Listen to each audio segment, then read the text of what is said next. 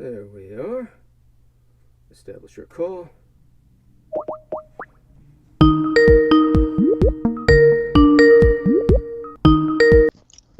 Hello? Okay, let's see if you can hear me.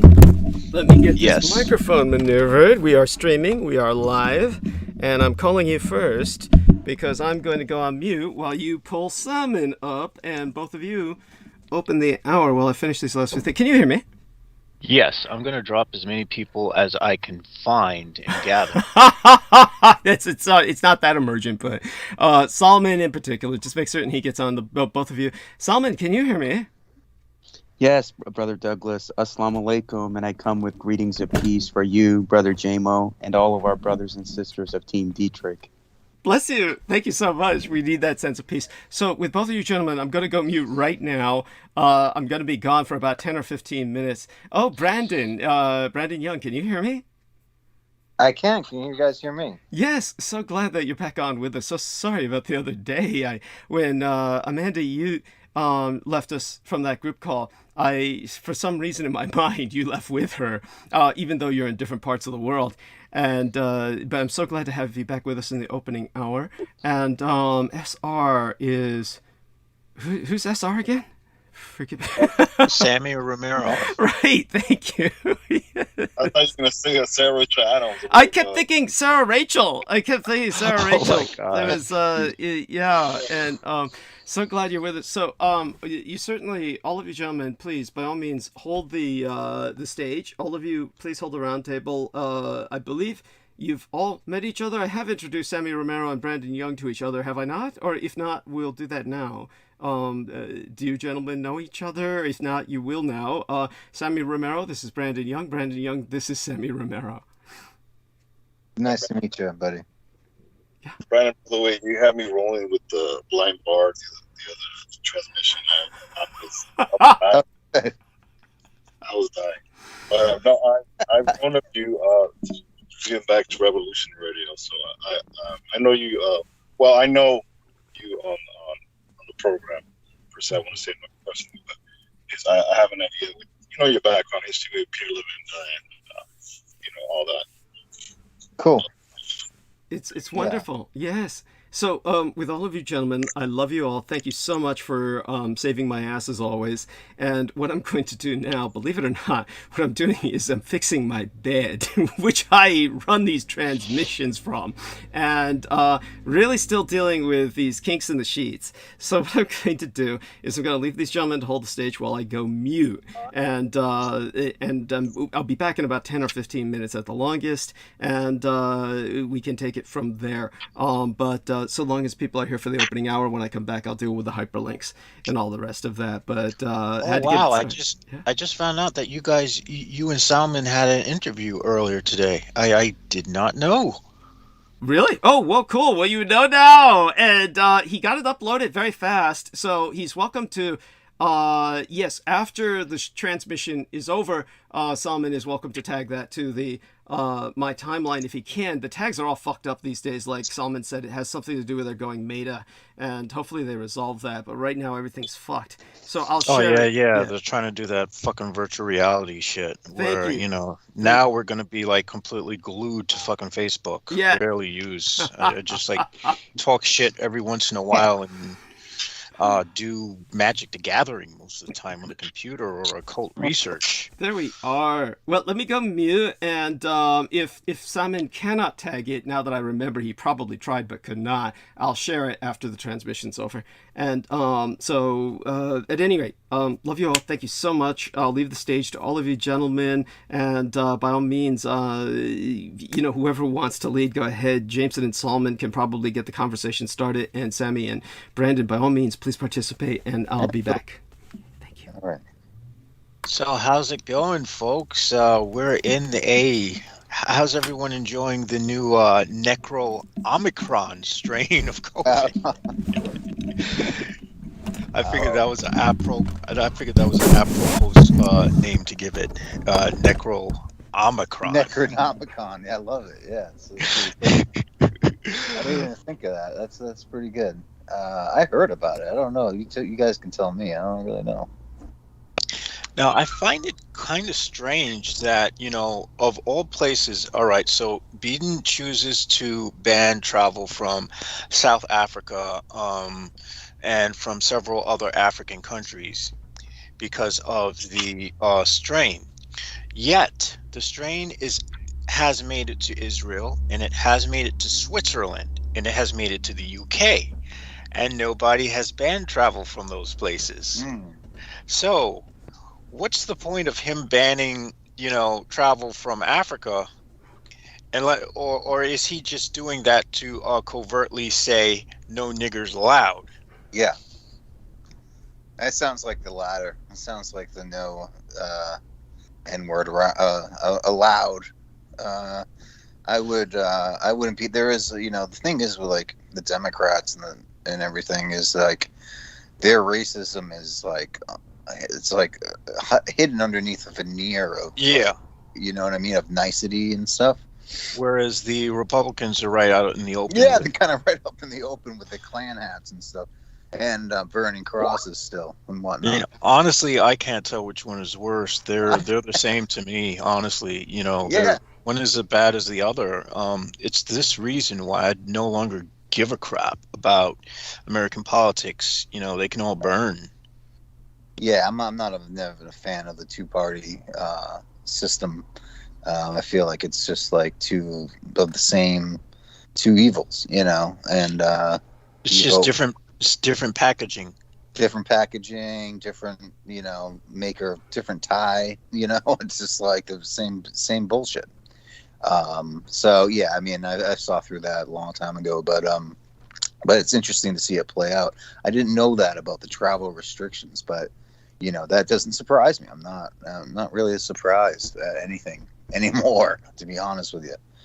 But I have heard about this Necronomicron strain, and I don't know. I don't know much about it other than I don't know. Just keep an eye on it, I guess. They're saying it has 30 more mutations, which is an alarming amount of mutations. And there's of course speculation that the current vaccines we have might not cover it, might cover it. Who knows? It's still up in the air at this point. So I'm going to wager. Okay, I'm going to wager that it's already in the United States. We just don't know about it yet. Because that's usually how things play out. And by the time they actually put the travel bans in place, it's already hit. Too late. Yeah. Because that's what happened with Delta when I think who was in office then? Trump? Probably, I don't know. Trump the Stump, Sleepy Joe. What's the difference? Don't know. Honestly, like I saw the stupid. I got maybe through 5 minutes of it today. It's a free movie on YouTube, which tells you something right away. But it's called something like The Prophecy of Trump or something stupid. It's and it makes Trump out to be like a prophet. It's prophesized to be president or some bullshit. I think that the difference is just I don't really know. They could be the same person for all I freaking care. I don't know. Anyway. Yeah, there is no difference. One hand scratches the other. So how's things going with you other gentlemen? Greetings, Brother JMO, and my greetings to Brother Brandon Young. It's a pleasure to meet you, and it's always fascinating to hear your story and how you survived the odds. I was thinking the other day, the aspects of how the trials and tribulations you went through and how you have been given the responsibility of being a father. And I saw that from the Islamic perspective. And in this current age of chaos, those that have the responsibilities of being parents are highly favored by the divine. So I wanted to share that with you, that you and yours are always protected in all the ways possible because of the type of life that you led. And you will always be successful against your enemy and against darkness as you carry this responsibility of not just being a man, but being a father in this age of chaos. So besides that, I looked at this Omicron strain And I know in my home country of Pakistan, Brother JMO, they already shut the schools down.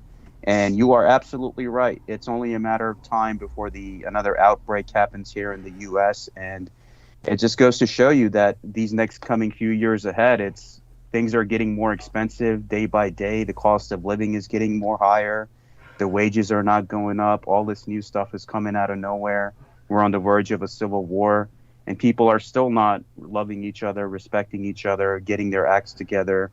So I think it's a time where humanity is at a crossroads, and they have to make a choice about who you are, what you stand for, what you need to do, what kind of world are you leaving behind. And it looks like 2022 is going to have its own challenges in many ways. Oh yeah, if we thought 2020 was bad, then there came 2021, and now 2022 is coming. Things are about to get dark, folks. Let's all just drink it up.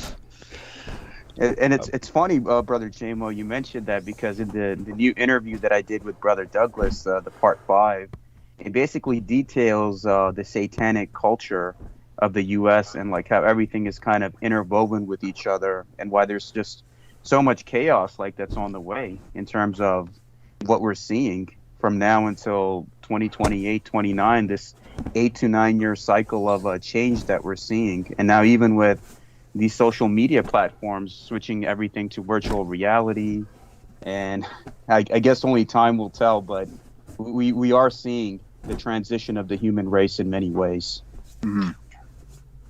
Well, that's going to be the new morphine, the virtual reality stuff, to stop people from, to at least put a buffer between people running outside and in ripping each other apart with AKs and AR-15s, which is probably going to happen anyway, whether you're in virtual reality or not. Probably. I mean, I'd say it's welcome, because, hey, the human race there's an imbalance. There's a natural imbalance that needs to correct itself, and all this stuff has to happen, or that imbalance is just going to grow. If we don't kill each other off, we're going to be killed off by the fact that we have an Earth with limited resources, where we have completely destroyed the environment. So, that's definitely right, and I'm glad you point that out. It's something interesting I was looking at the other day. You know how, like, in the 2020, in like our Gregorian calendar, with the Ethiopian calendar in Africa, their 2012 starts in the year 2020 of like the Gregorian calendar that we're in. So they say when 2012 starts, from, I guess, in the Gregorian time frame, that would be from 2020 through 27, 28, that those will be the 7 years of tribulation, where the earth as we know it will not be the same in terms of the jobs, human interactions, relationships, how people are dealing with one another. I mean, the education system is being completely revamped with the schools. People are working from home. So that's what they're saying, that there is something that's going to change in the world. And I felt that. Recently, I was here in the city of Philadelphia. I was in London recently. You could tell, Brother JMO, and I know Brother Brandon Young has probably felt that too, that there's something in the air that has changed. Something has changed indeed. Yeah, it's like we crossed some kind of a threshold, and the old ways of doing things are sort of breaking down or definitely changing.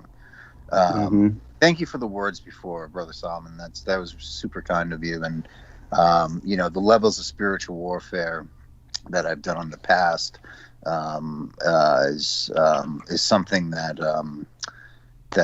I've done. It's just a matter of course. And thank you for the comments of my daughter. Of course, my brother. I mean, your daughter, that's a blessing from the divine. In Islam, you will like this, Brother Brandon, that they tell you that if Allah blesses you with a daughter, that means you are highly favored and protected by the divine. That's fantastic to hear. I have a lot of obviously respect for the Islamic tradition and the Islamic faith.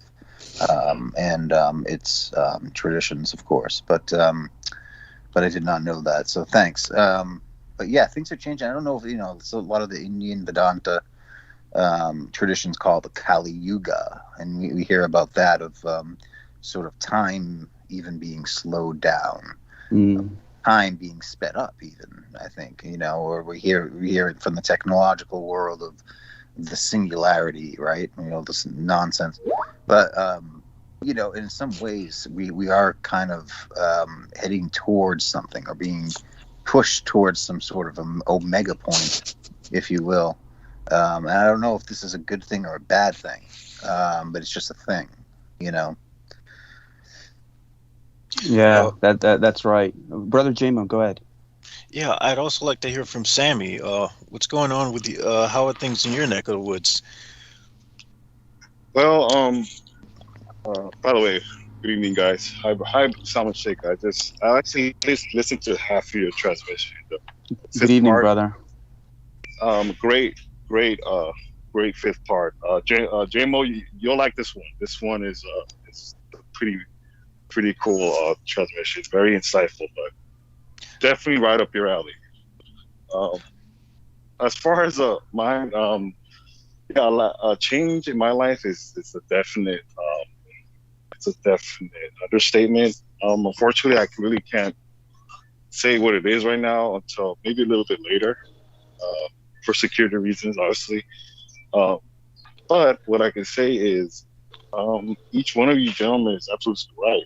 This new strain of, I would say COVID 3.0, because I mean, the name to me is ridiculous. It's really doesn't.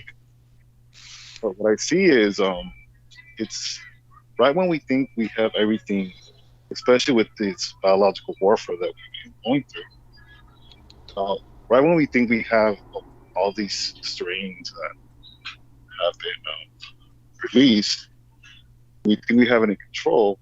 All of a sudden, another one pops up, and we have to take precaution. But really, I can kind of. By the way, am I audible? Yes, you're audible. Okay. To me, it's almost like, does it really matter? Because people don't even take the original variant serious. So you add on to this, it's like you're adding another layer of crap to the crap sandwich. It's like, it's one of those where there's going to be casualties, and unfortunately, that's what's going to be. But other than that, I've had a crazy week with Thanksgiving. I had to rush one of my friends to the hospital right after I got off of the transmission. Oh, what happened?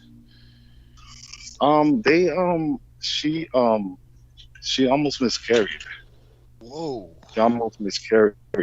She had a scare, and me being a friend, I rushed to the hospital, and it was just, these were just false contractions.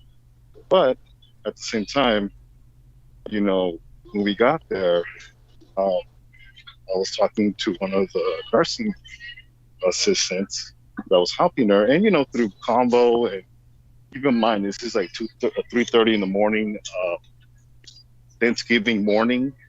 Yeah. Nobody's there. It's I live in the city. It was very eerie. Nobody was there. Everybody's gone. But it's interesting that when I got there, she told me that there was this couple that was going to give birth, and the child was a big boy. He was around 10 pounds, and when he was born, the mother, and this is all the description she was telling me, it was like, wow, that's a lot of description, but I guess they out there to kill time. I don't know. But she told me that the child was stillborn, and poor the mother was distraught, and the family was there distraught.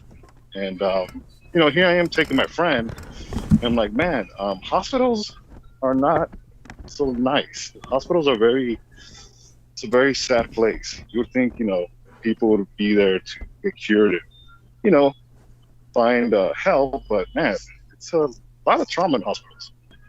But thank God she's fine. But I spent Thanksgiving morning sleeping in my car, making sure that my friend was fine.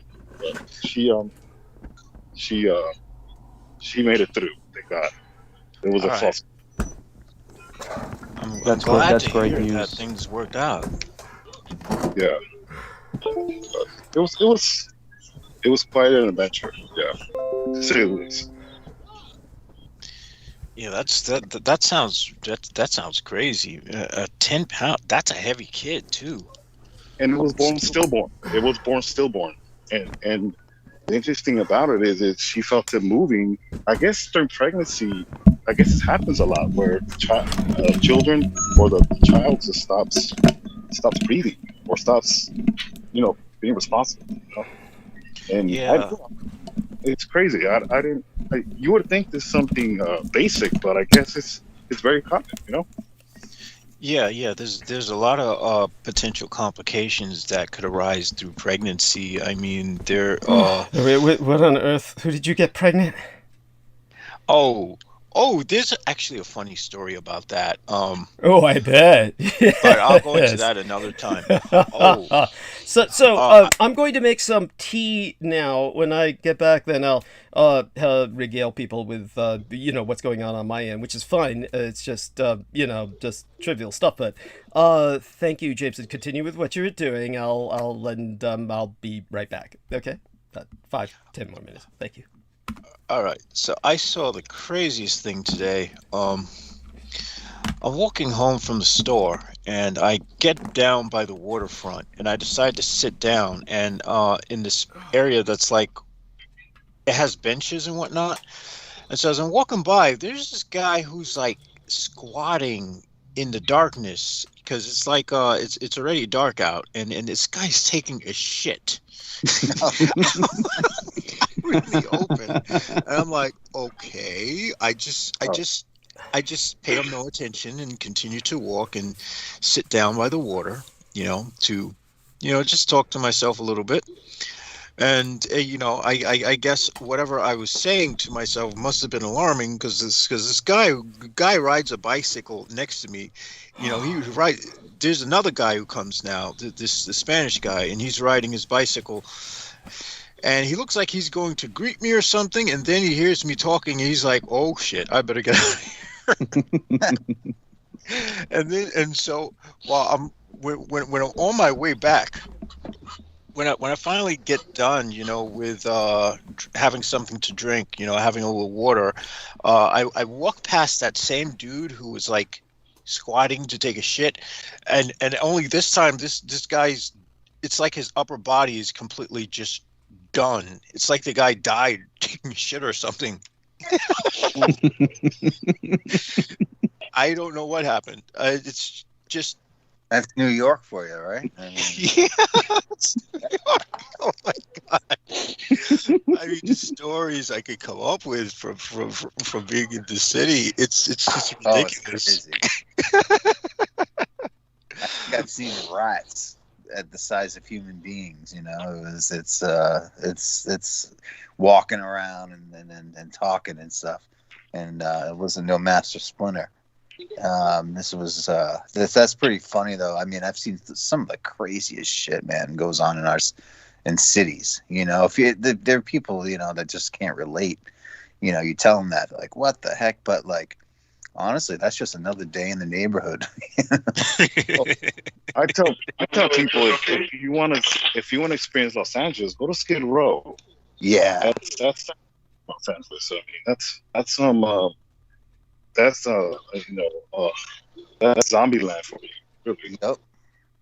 That's another world. Yeah, absolutely. Here in Philadelphia, they have this area called Kensington. And if you go to Kensington, it's just like Skid Row in LA or like some of the inner areas of New York City where for like a mile on end, all you're going to see is people just high on drugs, using needles, like standing in like still positions. And it's so sad to see the stage of humanity, of how this craziness it's probably going to get more intense as time goes on with everything going on. Mm-hmm. Absolutely. Yeah. Oh yeah, we've definitely seen an explosion in opiate uses. It's gotten so bad that they've literally come out with new technology for opiate users, where they figure, since we can't since we can't stop the addiction, at least we can have a device that you wear on your arm that I guess it's supposed to make some kind of alarm or something if you stop breathing Yeah. while you're like freaking stoned on opiates and shit. Yep. I mean, it's real. It's pretty bad when we've reached that point. Yeah. But that's exactly where we're at.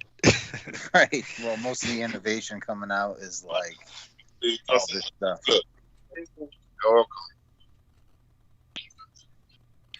Oh, yeah. You were saying? No. Yes. Go ahead. Oh, I'm sorry. Can you repeat that again? Am I supposed to speak? Yep. Oh yeah. Oh yeah. I thought you were saying something. I'm sorry. It's just these things happen. Sorry, I was at a CVS. I'm at a CVS. Oh, okay. I see. I said probably from talk back, but no. What I'm kind of sensing in the atmosphere is, how would I say it? It's almost like what really ticks me off. It's mostly, and I hate the term woke, and that's just dumb. I think that's the troll word, but it's mostly everybody knows that the pendulum is switching as far as the world. It's just change. Yeah. Yeah. When people are denying the fact that it's almost like, well, only I can see it, and everybody else it doesn't see it. No, everybody sees it. It's just people don't want to admit it. And it's one of those things where it's gonna hit regardless. If this new variant, it's just gonna advance everything. It's gonna magnify things. Yeah, this new variant is just reinforcing the fact that what people were in denial of, because the media was setting people up to fail to begin with by saying, when things return to normal, things are going back to normal. When they continue to use that kind of language, because these words do make a difference. When they use that language, people are all of a sudden getting it into their heads that this thing is going to go away and we're going to be all happy and singing kumbaya in a circle and everything. No, this thing is here to stay, like the flu. That's definitely right. And I agree with Brother Sammy and JMO on the aspects of how the world is going to change. I was having a discussion with a Sufi sheikh right after I was done with Brother Douglas's transmission last evening, and he describes from his esoteric and occult point of view that there is like a cover story about like the origins of the virus and all that, but he defines this as a test from the above. Like basically, this is a test from the divinity that has been given to humanity through its ways and means, and over time it's just going to get worse and worse because people have fallen away from their spiritual practices. People are not respecting their families, their parents. They're not respecting each other. They're doing each other dirty. They're fighting over each other over what they believe and what they look like. And the world is falling apart by the seams, where Mother Earth, as a living being herself, from the esoteric point of view, is being tarnished. And now the ecosystem in its own conscious way is fighting back. So this is the discussion that I had with this sheikh last evening of how over time, if people don't collectively come together and realize how are we treating each other as human beings. I go to the park, I see trash all over the place, people are fighting with each other. So that's a choice humanity is going to have to make about what they want to do if they want to ensure the survival of their, not just their world, but their species, because it looks like the world is now fighting back against the humans in some way. Well, yes, it has to. I mean, there's a natural balance, and we've sort of we've been pushing the button on the positive feedback loop. We've been pushing things forward too much without anything hitting us back. So even the world wars, comparatively speaking, did not kill as much as, you know, did not reduce the population as much as, you know, like the Black Plague did in the past or things like that. So Okay, so I just got back, and still brewing my tea, but I'll be here for a few minutes while that steeps. Of course, I use a completely different system, and you know, then it's not bag tea, so I have to. Yeah, it takes a while. So aside from all of that, it sounds like everybody's held this well. We're at the bottom of the hour now. I'll start tending to the hyperlinks, and then when I'm done with the hyperlinks, my tea should be ready, and then I'll simply add some ingredients into that and come back, and we'll be ready for bringing Peter Moon on at the top of the hour, but hopefully I'll be, well, I know I'll be back way before then, but what I did want to let everyone know is how much I appreciate your comfort and familiarity with the venue as to be able to hold the stage while I'm gone. And so if there's anything I learned from the Marine Corps, it was a kind of fixation with sheets and bedding, and basically at this point in my life, when I'm reinterred in the crypt, basically in this flat in San Francisco, really everything centers around this old folding mattress that I produce the show off of. And when you have kinks in the sheets while you're producing, it's just it's maddening. So while I was dealing with those, it was because, of course, I actually probably got, I basically overslept. And then that was because I came home, of course, like I did the other day with Salman Sheikh, which he can attest to. You can hear it when we're doing the interview, basically, that it's that kind of scenario once again. And so at any rate, now that that's settled, I guess the only other thing I have to say about that is, I guess when we do go through environments like that, these stupid military or disciplinarian environments, different things stick with different people based on their lifestyles. And, with other people out there, I'm sure what they can do is disassemble and reassemble a rifle blindfolded. But in my case, mostly all I got out of it was perfect bedding. And wow. So aside from that, was the only thing that mattered. All right, so you got perfect bedding. I got marching, which is like I found I was like unconsciously marching most of the day, and I'm like, oh shit, I'm not walking, I'm marching. There you go. There, and, you see? I mean, my bed looks like shit. I will not make my bed. I refuse to make my bed because I love sleeping in my chaos. But, that's awful. I mean, I hated the hospital corners. Nesting. Those were the yes, worst. what you do is a kind of rat nesting. That's basically what Jameson does. He the rat quarter nests. off of it. Yes. So, what was the other thing that came to my mind? Well, I'll get started on those hyperlinks right now. And, of course, if anything else comes on my mind about the triviality of what we started this evening with, I'll bring it up. But all of you gentlemen are holding up quite well, apparently. And I hope that everyone has been participating. Did Brandon and Sammy Romero, by all means, start on in if you haven't had a chance to talk. I don't know what was going on. I'm sorry? We've been talking. Okay, good. Wonderful. Right, well, then, yeah. Yeah, then all of you continue. By all means, I'll get the production set up, so to speak, on this end. I have to get multiple screens up, so let me get started with that while all of you gentlemen continue. Was Salman saying something by the time I came back? I'm sorry.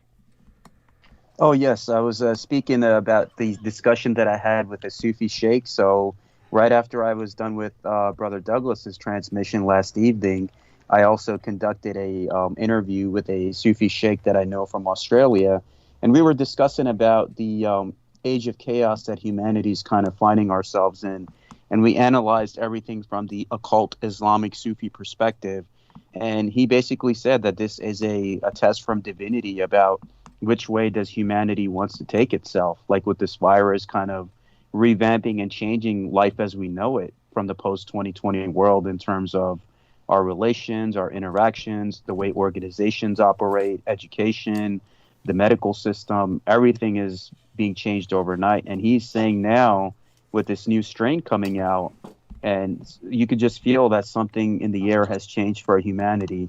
And then we have to make a choice about how we're treating each other as human beings, regardless of race and religion. and how we're treating this world, where we're polluting the world, where we're destroying the world with wars and hatred and just so many things that come in play.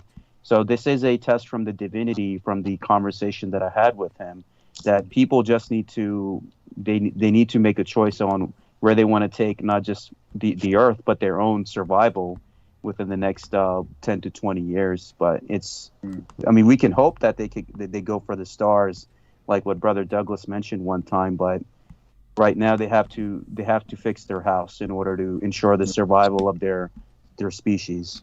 Yes. Yeah, I'm sorry. Go on. Who was going Oh, to I'm just respond? going to say real quickly, Brother Solomon, like just and it's an appendix to that. I would say, imagine how many people are so cannot even. You were talking about the occult, mystical nature of these, the spiritual side of these things, and I'd love to hear your interview with the Sufi mystic, but imagine like a lot of people can't even, stay in their room and meditate for an hour, without picking up the internet or the phone or being distracted constantly by modern distractions, the news and the news cycle and this and that. So how difficult is it for people just to be silent, and they can't even hear the word of God, so that is the challenge as well. Right.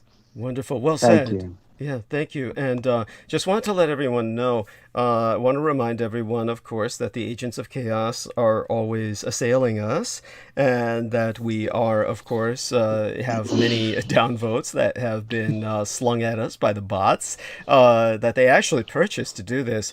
So when it comes to your own participation, I remind everyone to hit that upvote button and use as many IP addresses as you can, meaning whatever electronic sources of information, whatever platforms or venues that you use to communicate with your outside world, whether it's on your cell phone, your laptop, or your personal computer, your iPad, use them all. Each one may have a different IP address. Many of them are connected, but use whichever ones have a different IP address to enter another like. And as things get more connected in the internet age, it's harder to do that. And the only way you can respond to their bot attacks is with purchasing bots yourself, and we don't have the budget for that.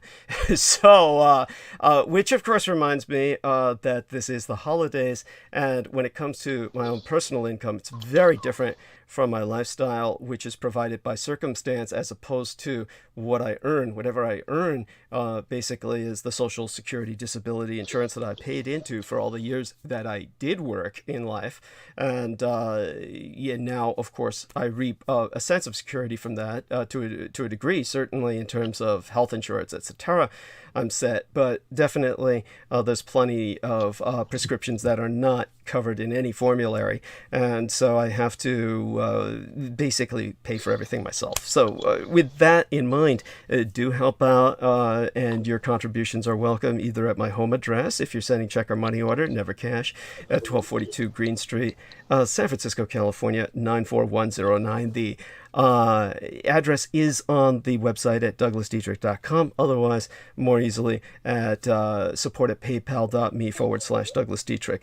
Now, I'm going to get into the chat room soon enough and check on people after I take care of the hyperlinks and tea and all that stuff. And these men are winding, up, and I want to let them get back to it. But again, hit those upvotes, and don't forget as well, another way to support is to make purchases of our books. Especially skybooks.usa.com. Make certain to purchase a copy. A gift for others for the holiday, perfect for Christmas, will be The Roswell Deception and the Demystification of World War II, written by Douglas Dietrich and Peter Moon.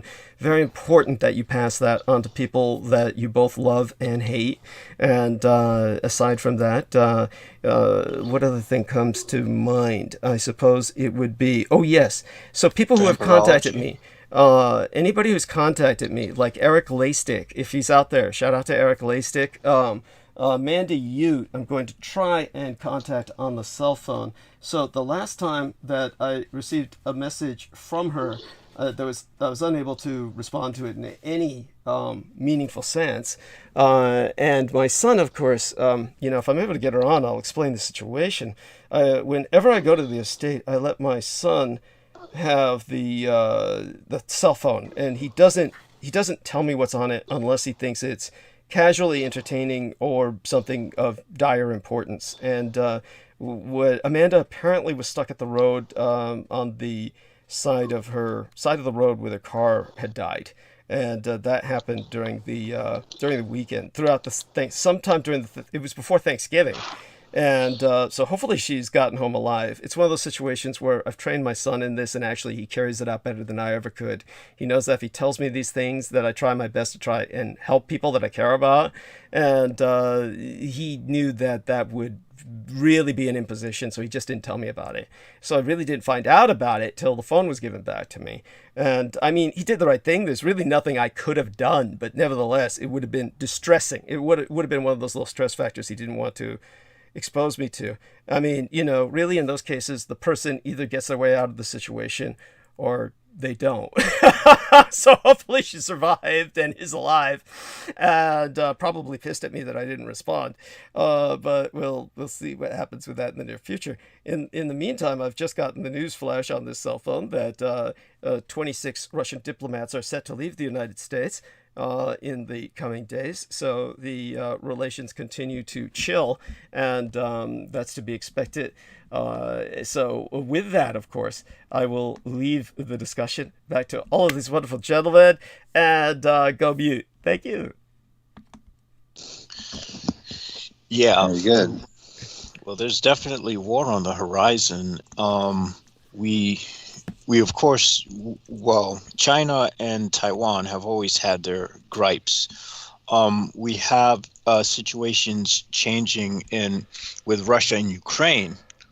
Ukraine, of course, Russia is right on the border of Ukraine and trying to usurp more territory. So this is inevitably going to lead to World War II. There's Israel's bombing of Syria. There's a lot of things going on, which more or less is humanity doing what it always has done. Because one of the things I want people to remember is that we as a species do not evolve unless there are times of war. When there aren't times of war, humans stagnate and they destroy their environments. This is the purpose that war serves. Right. That's a good point, Brother Jamo. That reminds me of a quote from one of my Islamic studies that I was looking at, where it says that hard times create strong men and good times create weak men. Exactly. Yeah. And it's also the jihad is the spiritual warfare. Yes. It's like we're always at war. It's just a matter of whether you're awake to it or not. Whether you're snapped out of the dream. And that's what you realize when you are in a heavy demonic attack, as I've been. Definitely. And the best thing, Brother Brandon, is in this time or especially this age of chaos, you do have to find that inner silence within, like you have said. And it's important that you find a hobby or a skill to kind of keep you going. Yeah. Besides your family or daily responsibilities, you develop something in yourself, something that serves you, and you develop relationships, whether it's with family or friends. You develop those and make those stronger. Develop yourself in terms of a skill and find that balance and inner silence within yourself.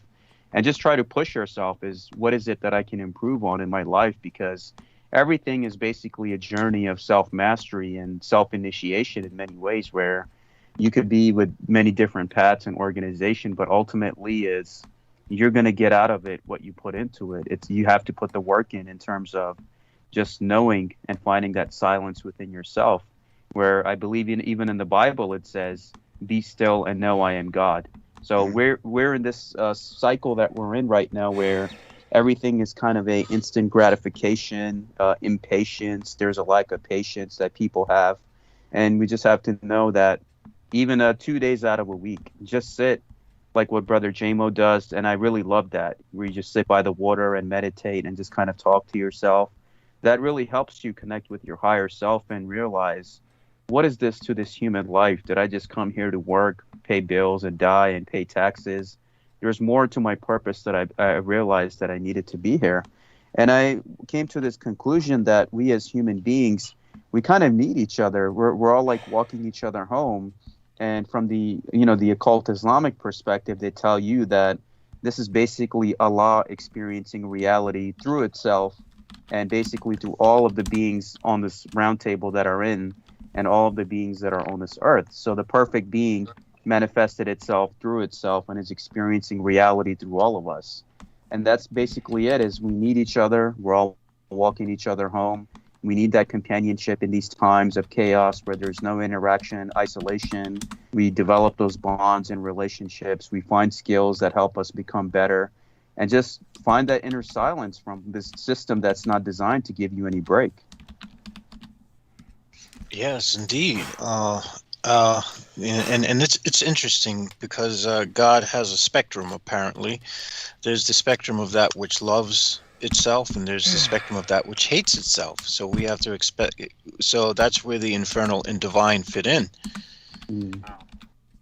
And there's the part that wants to separate from itself, and there's the part that wants to become one with itself. And it's sort of a question of each individual. It's up to them to decide which path is appropriate for them. Exactly.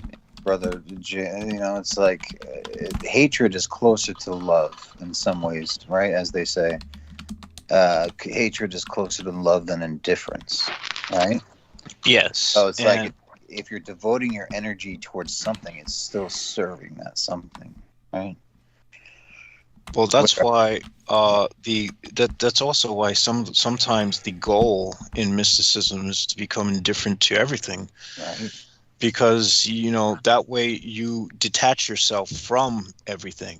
And Exactly. by being detached from everything, you are freed from everything. That's exactly right. And in becoming outside of God, you become God yourself.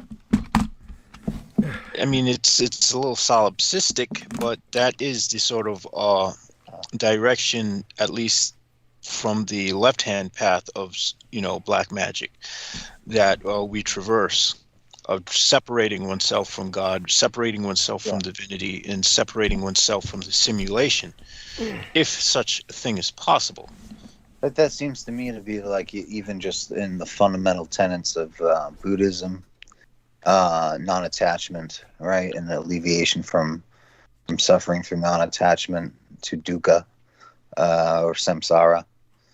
Yes. Right, kind of like the same sort of I wouldn't say aloofness, but like you said, like indifference, like a non-attachment sort of like thing. Yes. It's not just left-hand path, is what I'm saying. I think we see it even in Christian traditions, Islamic traditions, for wherever this, like you said, getting lost in the many and finding the one, or finding the Godhead, or finding Atman or Brahman, or whoever it is. The many names, God with the lowercase g, there are many names for this, but I think it's all in so many traditions, including, of course, the left-hand path, and the left-hand paths that are out there. By the way, Brother Jama, I wanted to ask you, did you see, because I know you know this guy, E.A. Coetting, did you see like his whole YouTube channel is down now? And he's Yes, I'm familiar with the events surrounding that. But I suspect there's more to it than meets the eye. They say it had something to do with this guy named Hussein, who had gunned down these two women, and he killed them in attempts to make some kind of ritualistic pact. And this was a guy who was on the forums of Become a Living God. Now, I'm fairly certain that there are a lot of people who have done criminal activities on the forums, so I'm fairly certain that even though they're claiming that's the reason why they shut down Become a Living God, I get the feeling that there's something more to it, and I get the feeling that this has to do with his proximity to the late Michael Aquino in the interview he did with Michael Basham. Right, or Deacon. Yeah, Michael Deacon, yes, Michael Deacon, and that and what that does is that puts him in proximity with the alt-right movement, which is extreme. And given that we have the right and left regimes, and right now we're in the left regime of the Democrats, that they're going to want to make an example of him. Okay. So I think. Just So got here. Go on. Finish. So, yeah. What were we talking about? Oh, sorry. Just catch me up. EA co-editing. He's pulled off of YouTube. Oh. He's become a living god. Shit is just gone. Oh my God. Oh yes, that's happening to a lot of people lately. And so do go on. Oh my God, that's fascinating. Not that I know. Well, they have all these articles in like the in these different news outlets where they're saying it has to do with one of his rabid followers gunning down 2 women as human sacrifices. There we to are. make some kind of pact. There we are. But I suspect that part of the reason why he was banned has more to do with his proximity to the late Michael Aquino, and the fact that Michael Aquino had created this polarized alt-right movement as we know it. Yes. So this is the left. This is the backlash from the left. Oh, understood what you're saying, though I doubt that they know enough to backlash in that regard. It's really just YouTube covering its ass. But well, yeah, it needs to do that, of course, because you can't have people running around. I mean, well, it's a good riddance. The videos weren't worth shit anyway. Understood. My point being that when you talk about what you did about Aquino, the truth is the overwhelming majority of people have no idea who Aquino is. So there's that would include the overwhelming majority in positions of responsibility on the left. They have no idea who Aquino is. They're totally ignorant of him. Have no idea that, and most people on the right have no idea of who Aquino is. They have no idea that the Q was established by him to become the religion of the Republican Party, and which is what it now has become. When I was speaking to Salman Sheikh in the interview, and people will hear me speaking about this subject, one of the things that I should have emphasized was the fact that when it comes to the radicalized right, which is basically all of the right at this point is radicalized. This is not a case of their Islamophobia is not based in Christianity. It's not like the old Crusades where there was a legitimate religious difference that led to a form of warfare that was based on belief systems that were essentially held by the majority of the populations that were mobilized for the struggle. Rather, this is a new anti-religion that has mobilized the right. Their religion now is Q. So they are worshiping the creation of Aquino. They have no idea that they're doing that, though. They don't know anything about Aquino and the fact that he created their new faith. So, well, that's the brilliance of what he did, and that's one of the brilliance of him. And I'm not saying that to give him. I'm not saying that out of respect either. Understood. No, understood. Well, there has to be a level of respect. There has to be a level of. Yeah. Granted, there is. I without a doubt. From being an arcane practitioner, yes, there's a tremendous level of respect. What I mean to say is I'm not trying to, say I like the guy. Understood. That's yes, right. There we are. Well, nobody assumes that, and but rather his accomplishments were brilliant, though. For what they are. Yeah, all of it's destructive, yes, but brilliant in its destructiveness. Kind of like, in a sense, this is radically unfair, but like the Viking culture, right? I mean, it's kind of like that. Their imprint on history is they're remembered more for their destruction than anything else.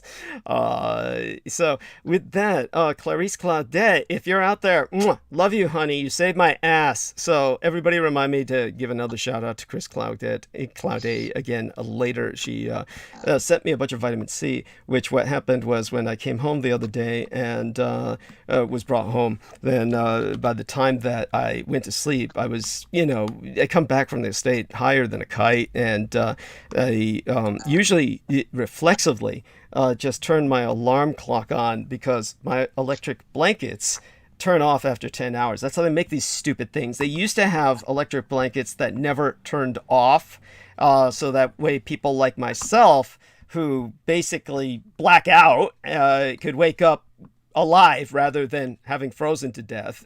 Just to give people an example of this, what this is similar to, this is like somebody who lives in a cabin in the woods where they basically have a fireplace that's going at night. You are guaranteed to know what's going to kill them. You know how they're going to die. Statistically, they will die by freezing to death, because what's going to happen is what they wake up at night to basically relieve themselves, or just periodically out of habit, and they put more logs into the pot-bellied stove, so to speak, into the heater, and this is what keeps them alive when they're off the grid. This is, by the way, this is why people, you don't want to live off the grid, okay? It's life like that. And you chop wood, you feed it into the stupid fireplace while you're sleeping at night, and what happens is, if you oversleep and you don't put fire into that thing, you're going to wake up dead. Basically, you'll be frozen to death by the time you wake up, because the horror is, the cycle is that you sleep, and then the colder it gets, the more you have an inability to wake up. So I don't know if anybody studied the first aid when it comes to hypothermia or various other factors like that. They all kick into the cold making people sleep. This is why you have to keep moving when you're cold, because if you don't, then the body stops circulating that blood and you go into this torpor, like a mammal in hibernation. It's a mammalian response. And then you ultimately die. And so in San Francisco, the temperature drops precipitously at night. People who come from places where it snows, they have no concept and they laugh until they spend a night in San Francisco doing something where you have to spend all night in one place. There's like, because I used to work in security, the biggest problem with security guards in San Francisco, the uniformed guards who are in any facility throughout the night, is how cold it is.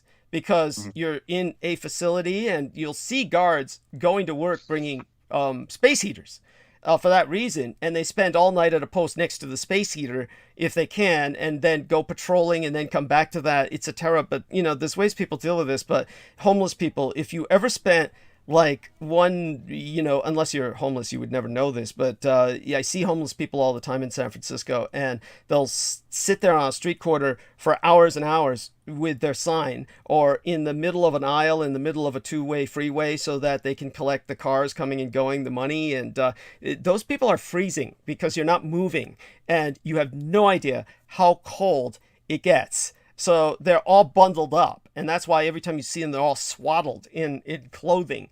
So it's just horrible. So what happened was, the other day was the first time in a long time where I was inebriated and high enough where I didn't set the alarm clock, and I woke up after the electric blankets had all died. And I kept thinking how cold I was getting, and I kept trusting that I had set the alarm clock, that it would wake me up, but I hadn't set it. So by the time I woke up, it had been hours and the blankets had all died, and I was frigid. I was just, so at times like that, if you don't die of the cold, what happens is you contract pneumonia, and and that's lethal. That'll kill you eventually. So I've had pneumonia in the past, and I've gotten over it through antibiotic regimens. But, basically I took a bunch of her vitamin C that she had sent, and, a bunch of Asian herbal remedies that I have, the low-cat syrup, etc., and finally got over that hump. But it was, so to Clarice Claudette, she saved my ass again by her care package. So I definitely need to make certain she's aware of that. And keep an eye on the chat. If she shows up, just let me know. I'll take a look at it soon enough. Now, we're going to put Peter Moon on any minute. Everybody stay here for as long as you wish. I'm going to get my tea, and our man Jameson will bring Peter Moon on as soon as we hit the top of the hour. Yeah. Okay. Peter Moon's on. I'm going to take a momentary bio break. I will be right back. Yes, and I'll get my tea, and I'll be back. Peter, welcome aboard. Thank you so much for coming. And Hello. Yes, hello. So, delighted to have you. And what we'll do is have you kind of take over with all of these gentlemen who are with us now. And it's Solomon Sheikh and Brandon Young and Sammy Romero. And you have them in your thrall. I will be back in a few minutes. I'm just going to get my tea. Thank you so much. Okay, let's go, Brandon. That's the phrase. Let's go, Brandon. Yeah, that's the phrase. I think it applies to you specifically. You think so? Why not? Why not? I was thinking the same thing. I should use this to my own advantage. Yes, we have been going through since the 18th or the 19th or a few days before a lunar eclipse about to suffer, enjoy, whatever, a solar eclipse on the 4th of December. These are very heavy time periods when things come into your life. I noticed in the past that my daughter would either depart my house or come into my house on these eclipses. It would be date coincidence, and they were big, always accompanied by some drama in her life. So she'd move in, she'd move out, whatever it was. And if people have been having sudden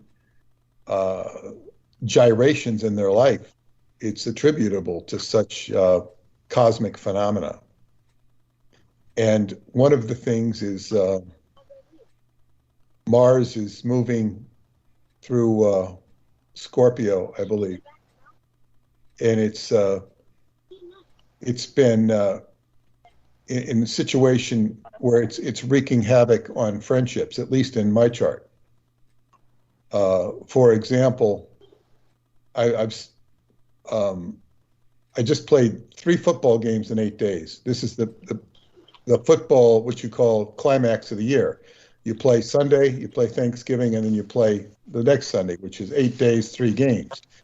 And we had a what you might call a racial division, whereby I had all these different people organized at one park. And then for Thanksgiving, basically not all of the white people, but most of the white people and the old guard has basically turned their back on the what you call the colored or ethnic guard. I refused to do that. I was asked to, but I refused to do that. They would tell you it's not for racial reasons, and in their own minds, it is not. Whereas the ethnic fashion, which is not just black, but it might have some Hispanic and also some white people, would tell you that it definitely is racial and white supremacist, although not to the extreme of a, aggressive white supremacist.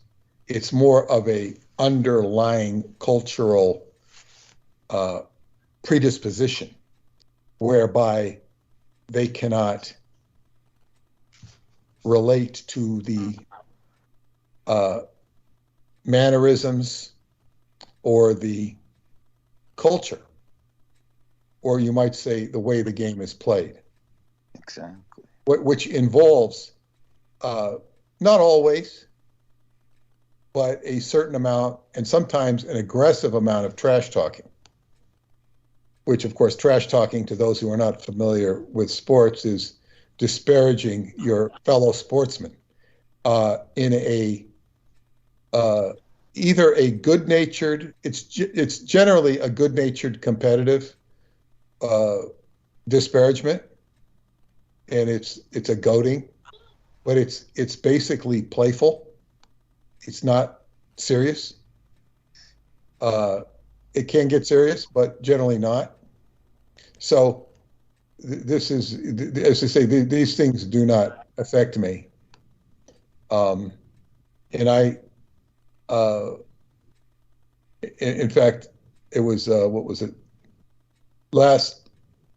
Well, I would also say one thing. There was in the first game Sunday, this ball was thrown to me, and the ball's thrown something like 40, 50 miles an hour. And that sounds very fast. And of course, somebody hits my hand, and when they hit my hand because I'm about to catch the ball. They're trying to bat at the ball. When they bat the ball, they hit my hand, which is not illegal. The ball comes into my finger at about 40, 50 miles an hour and jams it. This is something like a volleyball injury or something, or a basketball injury, only it's a lot more impactful because the ball is traveling at 40, 50 miles an hour. Boom. And I immediately took myself out of the game because your index finger was kind of hurting.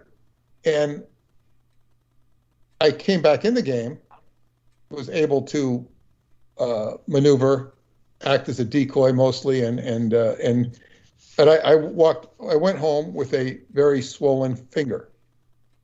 And I took arnica internally, put arnica gel on it. And then, based upon all the Qigong I do, after about a day, I could feel great strength in that finger, like the bone. The main problem with the finger was the swelling, which eventually went down. And I was able to play on Thursday and today without it bothering me at all. It's still there. But I wanted to say that because of the Qigong I do, which is basically squeezing a towel about 3 to 5 minutes a day, squeezing a towel, it strengthens you so much. It's very good for your heart as well. It was such a remarkable comeback because I've had jammed fingers in the past. I haven't had one for a long time, and you're dysfunctional for weeks with those fingers. But I wanted to share that as well, how powerful squeezing a towel is. It's, I will do that every day for the rest of my life. And as for the ethnic fallout, it's one of, I guess after the game last Sunday, one of my friends called me of the ethnic, on the ethnic side, and he talked to me all across the Bronx Expressway, across into New Jersey, because I was going to New Jersey, and he just had to, pour out all of his feelings about what was going on. All of this, I guess what you'd say, unmatching personality clashes, to put it politely, or what you would call subtle bigotry, to put it more, ethnic bigotry. And he said that this is a microcosm of what's going on in society at large, with the Proud Boys, the so on and so forth. And Douglas rants so much against what he calls white trash pieces of shit, he calls them. And I just found out that at a family gathering of mine, one of my in-laws, not directly, it's through one of my my sister's children, in-laws of my sister's children, had been at Thanksgiving, and my daughter was explaining that he was a white supremacist. I go, what do you mean as a white supremacist? Well, he wears cowboy boots, and well, that doesn't make him a white supremacist. But she said, it puts you in the ballpark, but it doesn't make you one. She said that she used to disparage her Chinese. She used to have a Chinese boyfriend, and when she would bring him to family gatherings and he was there, he would openly disparage his Asian heritage. And I couldn't believe that. I just said, God, openly and outwardly. I don't know what he called him. I don't know the specifics. But that's totally what Douglas talks about. And it's hard to believe somebody could be that aggressive in this day and age, when it is so politically incorrect to do so. Now, not that we should all be politically correct, but when you have that much emphasis, people are afraid to use certain words like Indian. They're afraid to use the word Indian. And so many of the Indians I know, they don't have a problem with it at all. It's what they call themselves, because that's what they always called themselves. So are some Native Americans who will have a problem with it. And sometimes white people will think the ethnic minorities are trying to pick a fight. Sometimes they are. But they're already in this prejudiced state of mind. Was that we're not prejudiced. We're not prejudiced without realizing that that's almost a pejorative in itself, saying you're not prejudiced. Well, you're living in a prejudice culture, mindset world that is still shaking loose, still shaking loose. And the first thing is to recognize the problem and not be in denial of the problem. It's very hard for some of these white people I know to even get into the headspace of minorities because it's a world that's foreign to them. And I have been able to, access this through the things I've written about and whatnot. And it's so it's taken me into a culture I would have otherwise had no reason to hang out or be in. And that is a great gift. So, but it came very naturally. And I said this once before, but there was, when I was in the city of Erie, I was spending the night in Erie in my friend Tecumseh Brown Eagle's office. He had an office, and I think when I went to pick him up, I was taking him to Michigan, and he had me sleep on the floor in his office. He had a mattress and everything. It was just boom, boom, quick night's sleep, and then we're on the road to Michigan. I'd driven all the way through New York State to him that evening. And then on the way back, we get to Erie, and he says, one of my friends, Harold, would like to take you out to dinner. He heard about you and he wants to meet you. He hadn't even read my books, so he wanted to take me out to dinner. And Harold takes me out to dinner. Really nice guy. And he says, I want to put you up for the night in a motel, so you don't have to sleep in that office. Which, wasn't, the office was fine. But a motel was a hell of a lot nicer. And he says, he says, I live in the ghetto. He says, I got money. I don't, my family, I just, he says, I can afford this. It's fine. And I thanked him. And I said, it might, this is something, a relative wouldn't even do this for you. So right. It's one of the reasons why I like black people. And he just heard about me, and he talked to me, and I don't even remember what we talked about. I told him about some of my work. I gave him a bunch of books, I said, here. I don't know if I sent him the Roswell Deception or not, because I don't even remember his last name, but I got in touch with Tecumseh, and we had a conversation, or at least, and then he sent me all this information. I had never had time to study it, about how the Civil War on the Confederate side was being waged by, I don't know if it was ethnic or black people. They were on the side of the Confederacy. It was a very, upside down story. And it was very upside down. It was Tecumseh sent you this?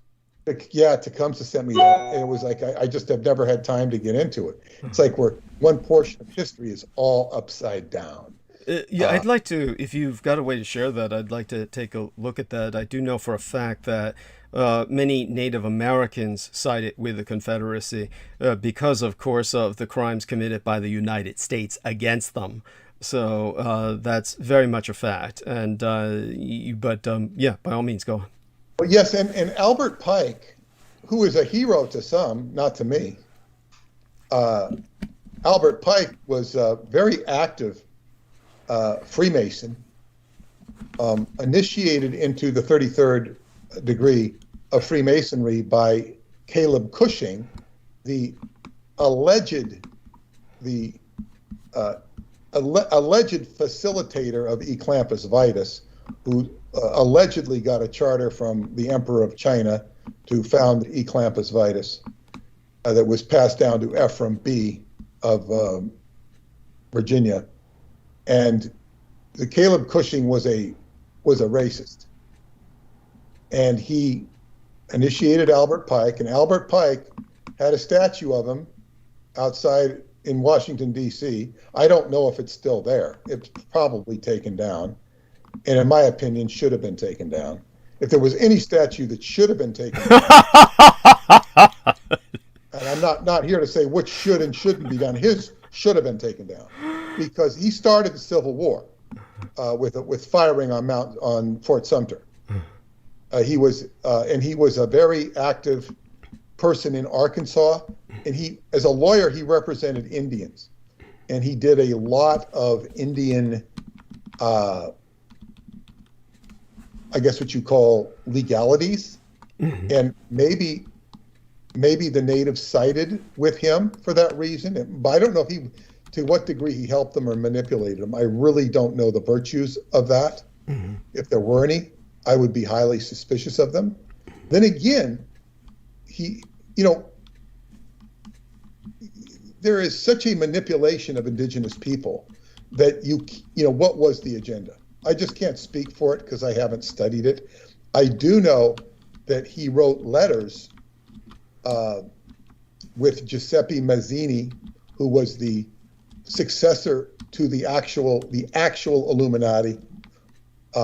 That he was a successor to Adam Weishaupt, and Giuseppe Mazzini was the one who instigated the revolution of what became, against the Papal States, what became the nation of Italy in the 1800s. And so Albert Pike used to communicate with him. I think they both communicated with Brigham Young. Interesting.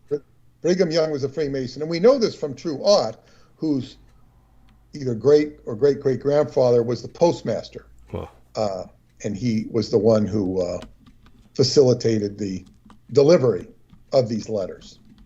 So this was what you call world conspiracy when the world didn't have an internet. It had, horseback. I don't even think it had, I don't know when the railroads came about, but it wasn't even before they had railroads. Okay. So this is this is the kind of, well, you've explained that when the railroads came, yes, the imperialist mindset was so aggressive to take territory for what, for what? It was just the endless hunger for this is why the Native Americans called the white man dirt worshippers, because they had just a ravenous appetite for dirt, for more land, meaning more land. Well, yes, and if you think of a Native American, okay, he wants enough buffalo or hunting to feed his tribe, and I don't know. I haven't studied the ethnography of Native Americans. I've heard there were millions of them here. I'm suspicious of that. I'm really suspicious of that, but I haven't studied it. That would I've gone into that in some depth before. Just to explain that a little bit, just briefly as possible. What happened was when the first pioneers who came into North America and really were exploring it, were in the majority French. And what they detailed in many of their cases of first-hand reporting was massive Native American cities that were built of wood, very similar to the fortresses that the white men would later build, and that these were in areas that were heavily cultivated in terms of agriculture. What happened was within a very short period of time, the diseases that progressed into North America wiped them out, and all of that land went fallow and became very unpopulated. And this was, of course, one of the contributors to the mini ice age, was the non-cultivation, which was very much a kind of, you see, what happens is the trees are big carbon sinks. So when you get them all forested, then the forests basically absorb a lot of that carbon, and it causes the temperature to drop. That's why the deforestation leads to global warming.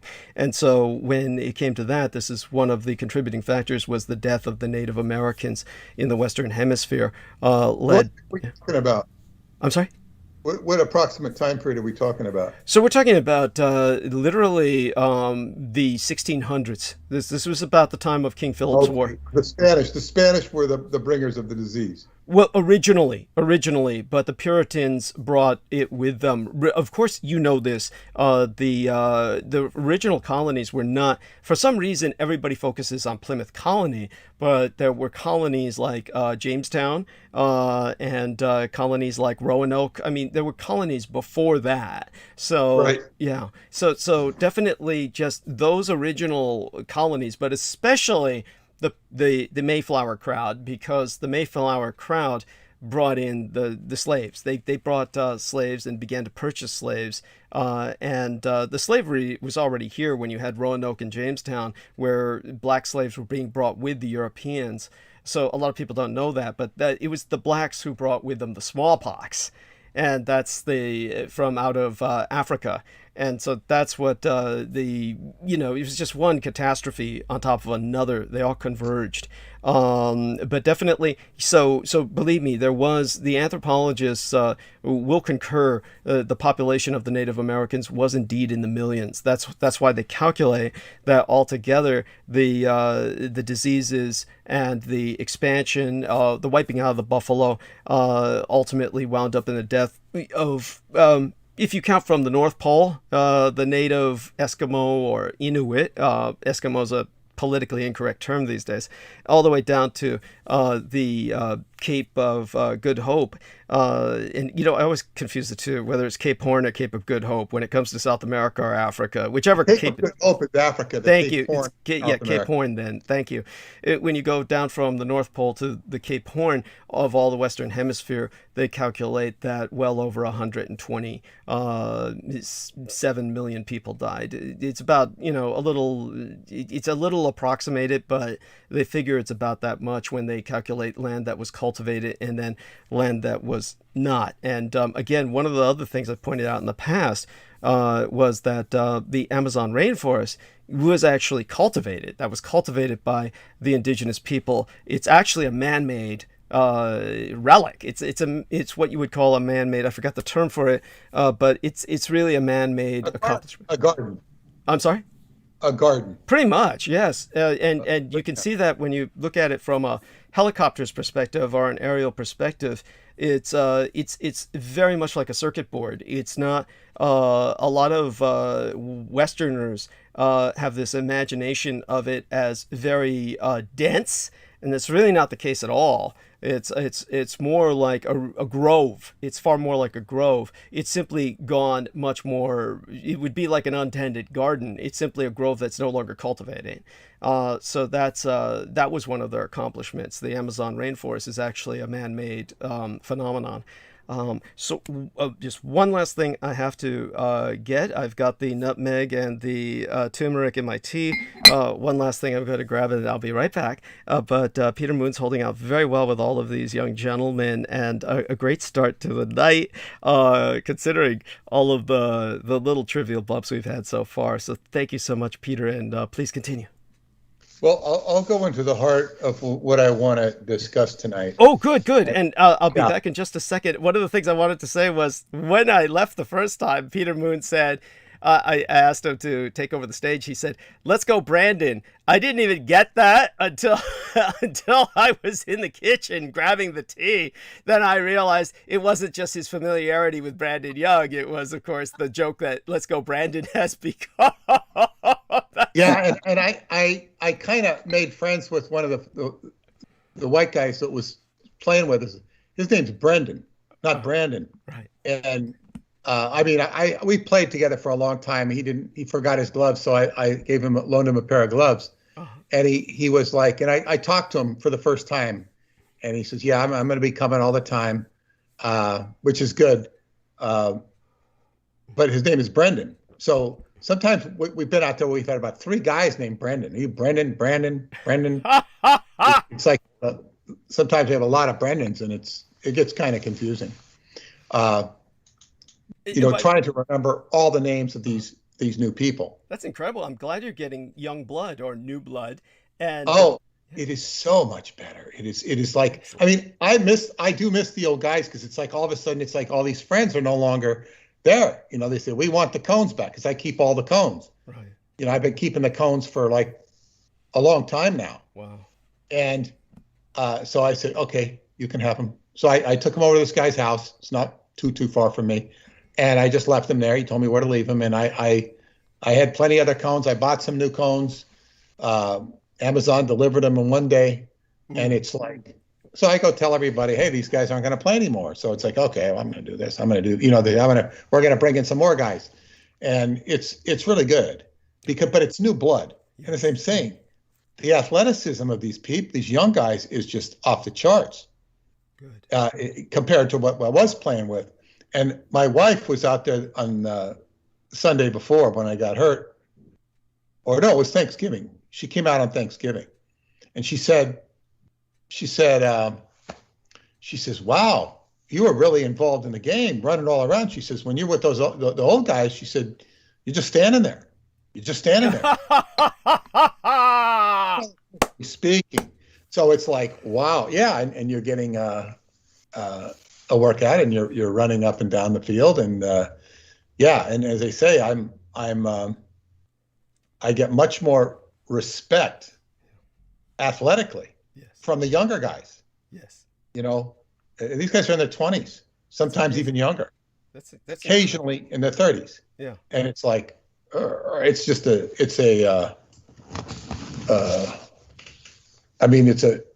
it's an accomplishment just to be able to play with them at my age. It certainly is. No, it's impressive. Believe me, what you're doing is incredible. You're an example for everyone to aspire to in terms of maintaining physical health. By the way, one of the things that I found out about, and I think this is what your policeman friend was talking about, the retired police neighbor that you have, is that the former car source, by the way, for those of you who don't know, the car source was, of course, where Kyle Rittenhouse basically went to watch cars before everything went down.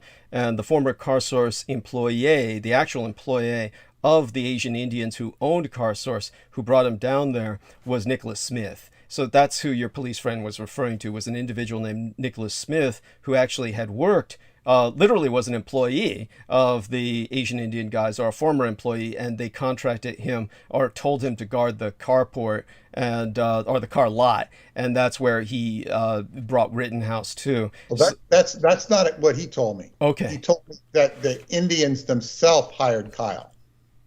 The Indians themselves. They may have through Nicholas Smith, and so that's possible. I think Kyle Rittenhouse had text, but I can't argue the point because I don't know. Right. But from what he was saying, and I won't see him too much because it's cold now. Right. And you tend not to interact with your neighbors when it's cold because, Yeah, everybody's inside. You're not sitting out there in the 30-degree weather saying, "Oh, well, blah, blah, blah, blah."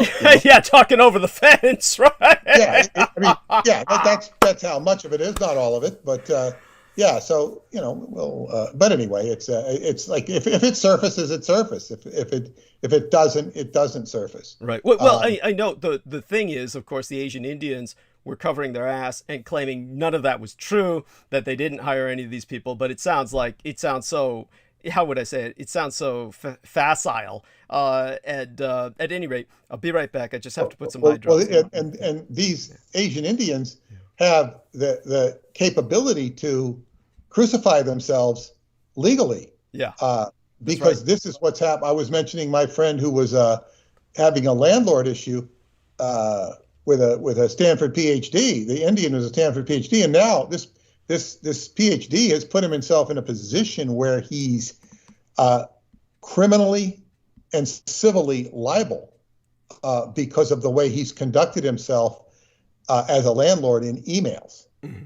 And so he's going to get legal notice, and it could result in a big chunk of change. It should result, because it's like we're talking about extortion and being so stupid as to, instead of lying and all this stuff, and it's all there and recorded. I mean, this is how negligent people can be when it comes to the law with regard to their own interests. Yes. And if he would have just acted decently with my friend, he'd be in firm shape. Right. But instead he was being manipulative and exploitive. It's almost reflexive with this kind of, I don't mean this to sound like a cultural thing, but honestly, it is. It's this kind of like just reflexive pettiness. And this is, I remember one Asian Indian that I was speaking to was telling me about that. It was when I was in security work, and it was early morning, and I for some reason, somehow I wound up with not enough money to get on the bus to go to work. I literally was missing $1 or something like that, and an Asian Indian behind me paid for it.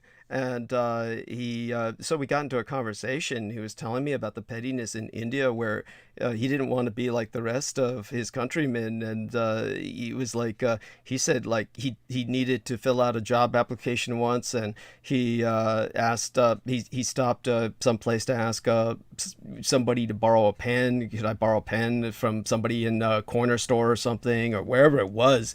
And they said, sure, give me $2 or give me $3 and you can borrow the pen. It was like that. It was, but then again, I can almost see why someone would say that, because when I was in the post office one time, and I had a pen, and then the white guy behind me asked to borrow it, and I just thought he was going to sign something, and I said, sure, here. And then he like just started writing. And by the way, we're in line forever in the post office, so we're literally there for like, I'm not shitting you, it had to be like half an hour to 45 minutes. And this motherfucker was writing nonstop for 45 minutes. It was like, that was just total sense of nothing. Just totally oblivious to the fact he's using up all the ink in the pen. And I finally asked to take it back. It was more like, I should have done that a lot sooner, as people might think, but it was just, you're just so aghast, you wonder how far someone will take it. Like, how far is this fucker going to take this? The sense of... I noticed that principle when I was had the very good fortune when I released the Montauk Project at the, what was it? It was called the Book Expo at the time, the biggest booksellers convention in America, and it was in Anaheim that year. And when they had something called the New Age Publishers Retailing Alliance, and I was advised to join that. I joined it for about $100 and something, and so we had a dinner at the book fair, the first night of the book fair, and we each got an opportunity to get up and give a 1-minute presentation on what we were there for. Uh-huh. And I got to, put in the Philadelphia Experiment, the Montauk Project, what I was doing, this book, and oh boy, that got everybody's attention.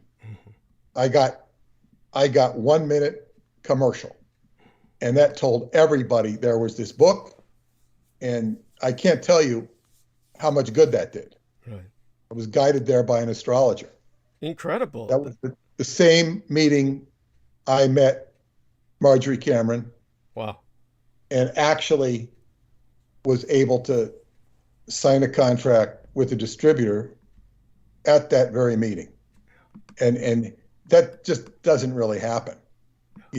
I've been looking for this girl the whole meeting, and I finally met her, and here's a contract, blah blah blah. We'd already had dialogue before that, so that was really good.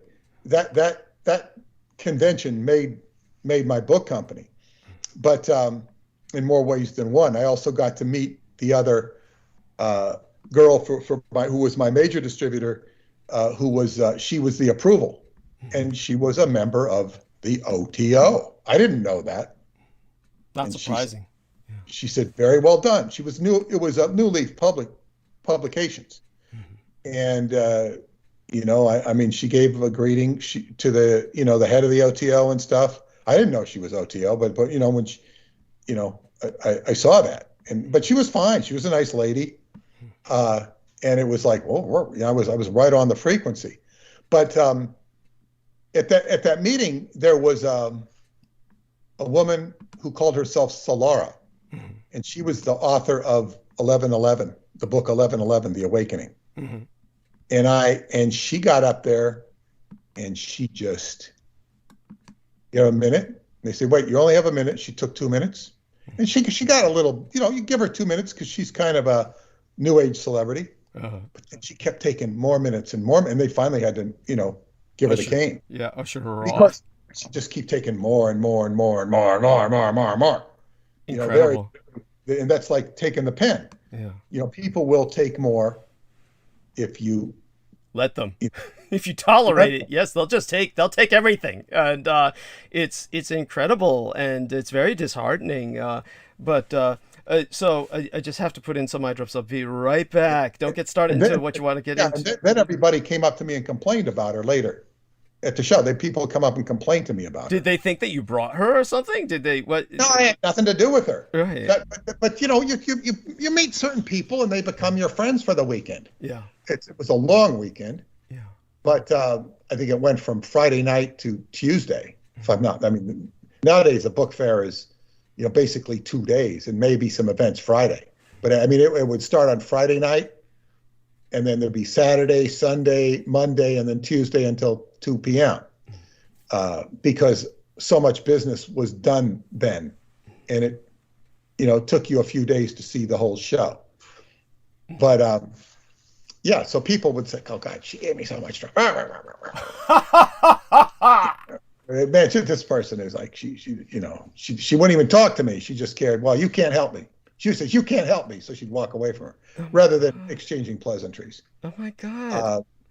But people went up to you because you had a kind of demeanor of father figureliness or something. They obviously felt. You talk to people. You talk to people, and you have conversations with them, and I don't know. It's just like, you just build a certain amount of camaraderie. It's mostly for the weekend. And like when I went to Germany, I remember at least 2 friends. One was a German guy I spent a whole day with, and we ate dinner, which I was learned something that I didn't know in Europe. I'd been to Europe before, but I didn't know this. We went to, I think it was an Italian restaurant in Frankfurt, and I was very frustrated because I ordered a salad and they wouldn't give me the salad. And finally, he explained to me, he says, "Here, we eat the salad at the end of the meal. It's not in the beginning. Not at the beginning. It has to do with digestion." But I've never eaten a salad at the end. So I really wanted the salad. It was a simple salad. With probably an Italian dish, and I learned that. But and this guy, I really liked him. We and the way I met him was he was at the Weiser's bookstore. Now Weiser's book booth, I should say. I just happened to be in this section, and Frankfurt is not a place where you go to do, you don't wander around. You do wander around, but all the business at Frankfurt is all, you don't make appointments. You make appointments before you go there. So it's not a place where you can, what's the word for it?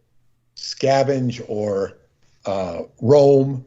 You're not going to make contacts there too much. Right. Uh, and I had a literary agent at the time, and I went to meet him, and he was, trying, so he had appointments with certain people, and of course, I got to wander all about this, and so this guy, Carl, he's being treated like a dirtbag from Weiser's. Mm-hmm. Weiser's is the occult book distributor, and they had the occult bookstore in New York City. When I knew it, it was on 24th Street near Lexington Avenue. It had an earlier incarnation before that, where it was a much bigger, I think, space. They didn't buy the building. They didn't buy either one of these buildings, and they should have. And that's where it was run by, or one of the people who worked there was James Wasserman, who was an OTO practitioner who passed away recently, and was a big part of why the OTO got its legal recognition in the court case, right. Because he changed sides from MEMqədA.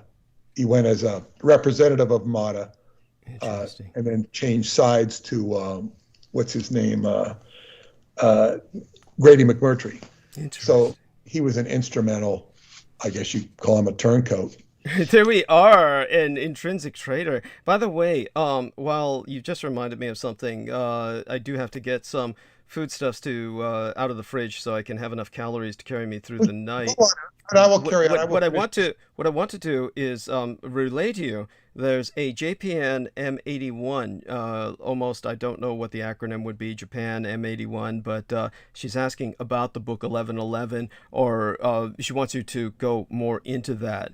That would be. She's in the chat, and so I'm just relaying. I will mention it. I will mention it. And first I'll say, but anyway, Weiser's, the guy was, I think it was Old Man Weiser, one of the Weiser people themselves. I mean, it's a family, I think, if I recall. And he was treated so, kind of like, and I went up and talked to him, and I said, look, and I just was very hospitable and nice to the guy, because I saw him being treated less than a human being, rudely. And it was unnecessary, no graciousness at all. And so we talked, and we had some things in common, and maybe we knew, maybe he, I don't, but we got along fine. So we spent the whole, this whole day together, and that was nice. But yeah, it was over somebody being treated very, just rude, unnecessarily rude. But this is what you expect in the course of occult people. One of my friends told me that Weiser got into occult books because he wanted to be a pornographer, but his wife wouldn't let him. And so this was the alternative. He could publish occult books. And sometimes they're not too far from the other. With regards to the book 1111, whatever it was called, her name was Solara. I don't know if she's still around. She's probably up there in her years. In fact, I actually, I spoke to her. I maybe got a little more communication out of her than most people. But I said, I've seen all the clocks. I see them all the time. They go 11:11. I notice. I look at the clock and it's 11:11. I said, I've noticed this. And I said, what does that mean? Because their book's 11. She says, it means you've been activated. Well, this was a synchronicity in 11:11. A lot of people were seeing 11:11 on the clocks. And it was just sort of a meme in consciousness. Now, she had a whole, I guess what you would call channeled diatribe on the subject. And it was about angels. And I don't really know what the book said because I never read it. But there were angel groups at that time. And I did have cause to meet some of these people in the angel groups. And they were they would tend to wear white. Sometimes there was this one woman, I thought she was very attractive. This was on Long Island. She would wear it was a gown. It was like something an angel might wear. And I remember seeing her, because they used to go to the same building where Psychotronics was and have their angel meetings or whatnot. And I remember she was talking to this guy who was an angel, whatever. And they all had angel names. So, if your name was Douglas or Brandon, you might be Alucard or something. That's Dracula backwards. But you might have some exotic name like Uriel or Raphael. Well, Raphael's a common name, but they have these angelic names. And people, I remember one girl that I knew, her angelic name was Allura. And so people had these different names and that they would call each other. And I remember this one, she was the, I guess, leader of the Long Island group. And there was this guy he was a weird little guy. And he was, something like of comparable magnitude to her in terms of importance. And I tried talking to both of them. I actually tried engaging them on something, and they would not respond to me. It was as if they were walled off. They could not communicate. And that's weird. It was just like it was like talking to somebody who just would not hear me. Now, I don't know what happened to the lady, but I later heard that guy went absolutely nuts. I heard he went absolutely nuts. Like, was like sanitarium bait. And this is not uncommon.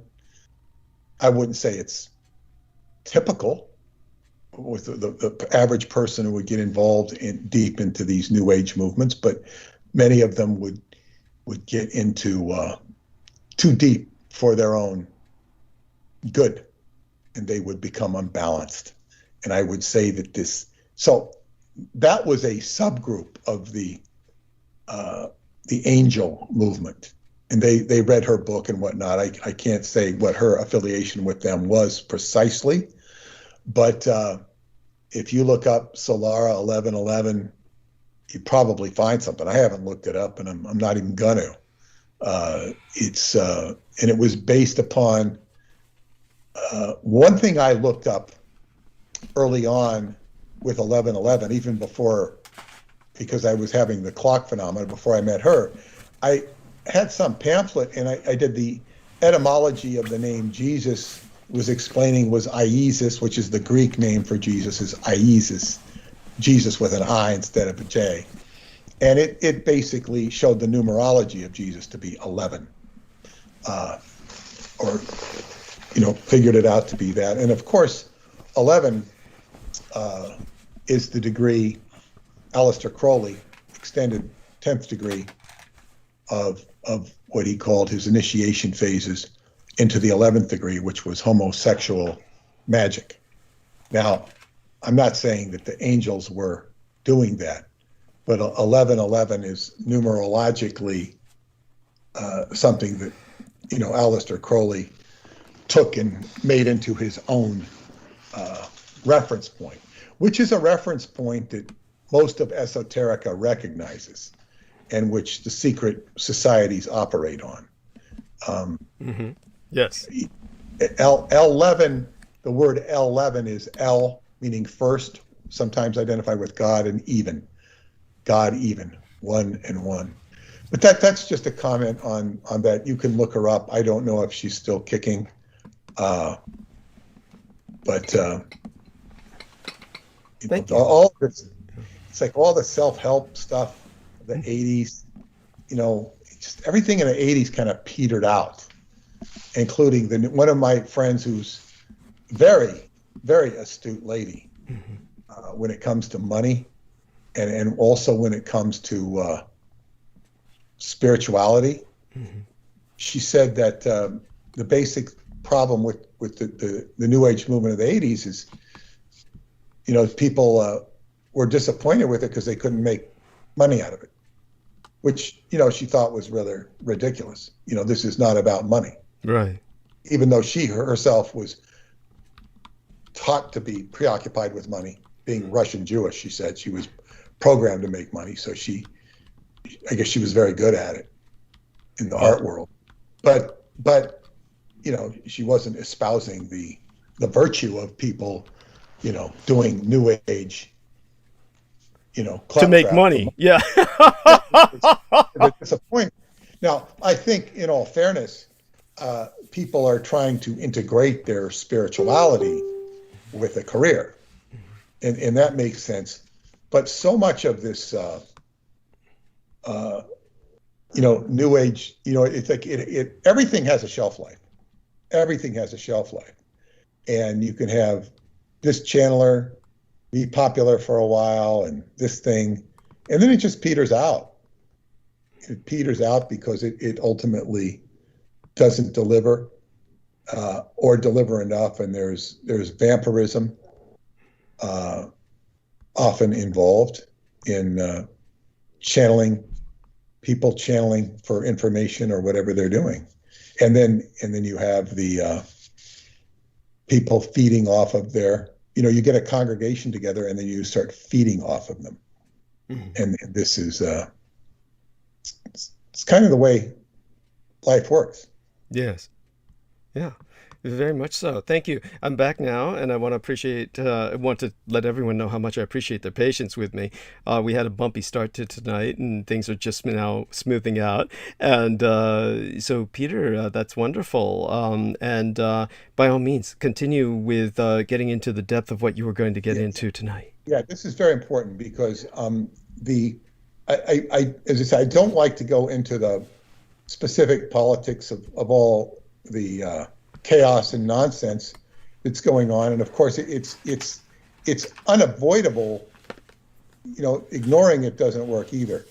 And as I said, I've seen a lot of crises going on around me, and it's not pleasant. The football crisis came to a relatively happy ending because this is something I don't have to take too seriously because it's just football.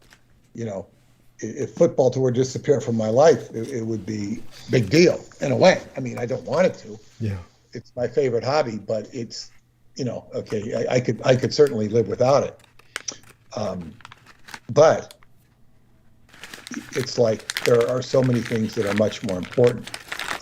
My hometown of Lakewood, California, which is right next to Long Beach, California, which is right south of Los Angeles, and Long Beach is, of course, one of the towns that is where all these ships are backed up and can't get loaded. It's where I used to go fishing and to the beach as a kid, and where my grandmother lived for a period of time, but where my father worked in Long Beach. But anyway, Lakewood, California, where we lived, the Home Depot was just raided there. Raided the Home Depot. Wow. At the mall where I am convinced I was sold shoes by Geraldo Rivera when he worked there. Interesting. Yeah. I'm absolutely sure that was him when I heard that he used to work there, because he was a hell of a good shoe salesman. I mean, the best I've ever had. Nobody was that good. He did his job. He could sell shoes. But anyway, so yeah, it's like, wow, this is now we haven't had any Home Depots raided here.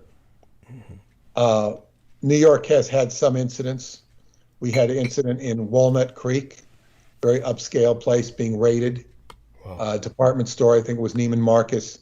And this is just, and I look, they look like college kids in ski masks. They did not look, they looked like white, the ones I saw. They didn't look,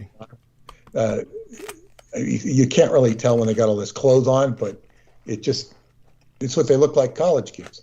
Or maybe they were Google employees. I really don't know. I really don't know. So, this is disturbing. There was also, our Mexican friends had their car broken into, and their landlord's car was broken into. Lord. And I think the landlord got his wallet stolen. I said, what the hell's he got a wallet, keep a wallet in his car? He says, well, yeah, he thought it was safe. Well, you don't leave anything in your car. Thank you. And anyway, I think he lost some headphones for his iPad, or his iPhone, and that was disappointing. But they didn't lose too much. I mean, they lost some, but they get their, boom, boom. Somebody went up and there's no light around the car, and so this is their neighborhood as safe as ours? I wouldn't say so, where the particular town they live in, but still, it's pretty brazen because somebody had to go in there and ransack the car. They left all the cars open, all the windows open. Jesus. So this was a professional job, and I've been told by my policeman friend not to leave anything in the car. Absolutely not. They did not steal the people's registrations, which is really nice because then you don't have to go out and get new ones and whatnot like that. So you just keep anything. You don't keep anything in your car, and this is so it's like the criminal element is getting closer into the suburbs, so to speak, and it's something that you can't do a lot about, and you can't ignore it at the same time. Do I feel under imminent threat at this time? No, not at all. But nor do I think these people came and what they could got easily. The next step is when they start brazenly going into houses, the way they're going into Home Depots. This is very brazen. To go into Home Depot when it's open. To go into the department store when it's open. Some security guard got shot at some location. I don't remember which one it was. But who wants to be a security guard if you're going to be held to that, vulnerability? This is, why would stores want to open when you can, and then why would stores be so vulnerable? But if they're open, people could just come through the doors if it's open during the day. So what is the, like banks are robbed all the time. They don't talk about it though. In fact, I've spoken to tellers about it because banks would be routinely hit. And I said, well, why don't you get exploding money? Because I remember I used to know the guy who invented exploding money. I knew him through the Chamber of Commerce. And they said, it's too expensive. It's just too expensive. I think they could invent their own exploding money that's not so expensive. But so it's cheaper to let the bank be robbed. Money. Yeah, it's cheaper to let the bank be robbed because it's all insured. It's all federally insured, so they really don't care about losing it. Well, it might be cheaper, but exploding money, for those of you who don't know, is if you have a band of 20s or 100s or 50s or whatever, you have a band in it, and so that when the thief takes the band off, all of this ink explodes all over him. So he's identified as, he's not going to be able to wash that ink off. So he becomes identifiable as the, robber. The perpetrator. Go. Yeah. So this is, but as they say, how much money do they have at a given time? It might be, but they would get hit routinely. They put up bulletproof windows in most of the banks so that, it offers a degree of protection. But as they say, they don't talk about it because they don't want the customers to feel unsafe when you go. So they don't publicize it. Just come in and I think, I would imagine most of their business is done in checks.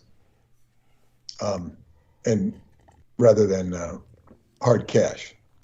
So this is the world, but this was has been going on for 20 years on Long Island. It's not necessarily going on anymore because of this crazy world that we live in. And so there is a certain amount of, I guess what you call evil in the world. And I am now, it's that time of the season when I'm composing my quarterly newsletter. And for those of you who are interested, I do have a quarterly newsletter, skybooksusa.com. It's $19 a year, issued quarterly. If you would, that includes the shipping of the newsletter. If you're interested, it's sort of a magical journal of what I'm dealing with, and I update things and talk about. And it's very interesting for me to go back into past issues and dig stuff up, because I went back, and the way it started, and before I get into the subject of evil, I had a couple, and I've shared them here before in transmissions, of my dreams with David Anderson. And in both cases, it's coming back to, I have to come up with a solution myself. You know, David has got all these intriguing mysteries, but it's up to me to answer these questions for myself. And of course, I was very excited at that, you know, because it's a lot easier to answer the questions yourself than to be knocking on the door of somebody. So basically, I looked at some of the past issues. So much of it comes down to, with the David Anderson dreams, come back to this paradigm of a 24th gene pair. The 24th gene pair is a theory, hypothesis, that, and it can be backed up biologically, as a hypothesis at least, that there was once 24 gene pairs in human beings. 24 gene pairs, with each having, can't even remember, 24 gene pairs, and that would be 46 chromosomes, each gene pair having 48 chromosomes, each one having 24 chromosomes. Instead of what we have 23 gene pairs in human beings with 23 chromosomes each. This is why the number 23 is such a synchronicity number.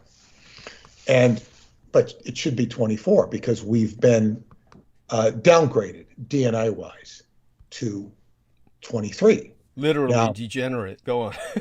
Degenerate. Now, I found this very interesting as I began to go into it and exploring all these little avenues of the sort of the theology behind this, because Radu Sinamar, in his book, his last two books, Forgotten Genesis and The Etheric Crystal, in the Forgotten Genesis, he goes into the DNA of mankind and how it evolved and why it evolved the way it did. But I'm reading this book, translating it, and I said, why isn't he going into the 24th gene pair paradigm? Why isn't he doing this? I remember Zachariah Sitchin, just before he died. I saw him at a book fair, and he gave me a book. I just went up to get a book. He was giving them out for free. Never read the book. And I don't have time to read books, really. It wasn't an insult to him. But I said, does this book have anything on the 24th gene pair? I think I said chromosome. He goes, some, but not too much. Like, he knew about it. Interesting. He just mentioned it. So it's not an unheard of thing. But this whole idea of this down degradation of DNA, Radu addresses it as well, but he addresses it from a different perspective. And it doesn't really matter which perspective is more important or better. It's the whole point is this idea of degraded DNA, where now, as I begin to look deeper into DNA degradation, well, I thought it's very interesting, because DNA, and this is from the work I've done on Aleister Crowley's Book of the Law. The Book of the Law is basically a code for DNA. It describes DNA. And this is explained in my book, The Montauk Book of the Living. And it comes to me, as Crowley said, there would be somebody who would come after me who would understand this book. It's not me. And this person I had met, or I've never met him physically, John Paroli, who was in the OTO and kicked out of the OTO, accused of magical murder, which, wasn't really true, according to him. And when he passed away, one of his former OTO compatriots, who he didn't even remember, he remembered him. He called himself, John called himself Damon Megas. And he said that he gave him a certain amount of respect, but he also kind of said he was a crank. And he was part crank, but he wasn't all crank. In fact, he was a lot sharper than his OTO brethren, which he left, because he was able to figure things out in the book of the law, and he would not get any recognition. I don't think anybody recognized it for it until I came along. And I recognized him because what he said was obviously, it's inarguable. He gives an interpretation of it. And basically, when it's described as laid out in the book, it shows that Aleister, well, it's not Aleister Crowley, it's the entity speaking through him, Iwas is what he called it, is explaining the helix and the DNA code. Now, this was in 1904 is when it was transmitted in Egypt, and there was no knowledge of DNA then, and John explained to me how this pattern of the DNA was exactly how the Kabbalistic tree of life is positioned. So this told me that the Kabbalistic tree of life is a attempt to categorize DNA. Now, this is not unknown to certain Kabbalists or Kabbalists of the Jewish persuasion, but they don't emphasize it. There are some people that will tell you it is. You can find it online, but it's not emphasized. And this was the whole key to the whole magical world, is the book of the law. Bum, bum, bum, bum, bum, bum, bum, bum. And people are like, they're worshiping it. They do worship with it. It's just like the Bible. You'll have the goddess on the altar, and she'll be naked, and you'll be praising the source of life, which it is. There's nothing wrong with that. Of course, it will be interpreted lasciviously by people of Christian persuasion and people of deprived sexuality. It will be interpreted as a lascivious or disgusting act to worship a naked woman. But as Joseph Campbell said, he said, it used to be the priest would look to the goddess. Might not be naked, but what else would she be? This was worship as the source of life, the womb. This is where fertility comes from. This is where we come from. This is the divine source, is the woman's womb. Whereas it might be looked at in modern days as, you can't show her pussy. This is a disgusting mindset of mankind to say that. To look at it. It's voyeuristic and reactionary at the same time. Yes.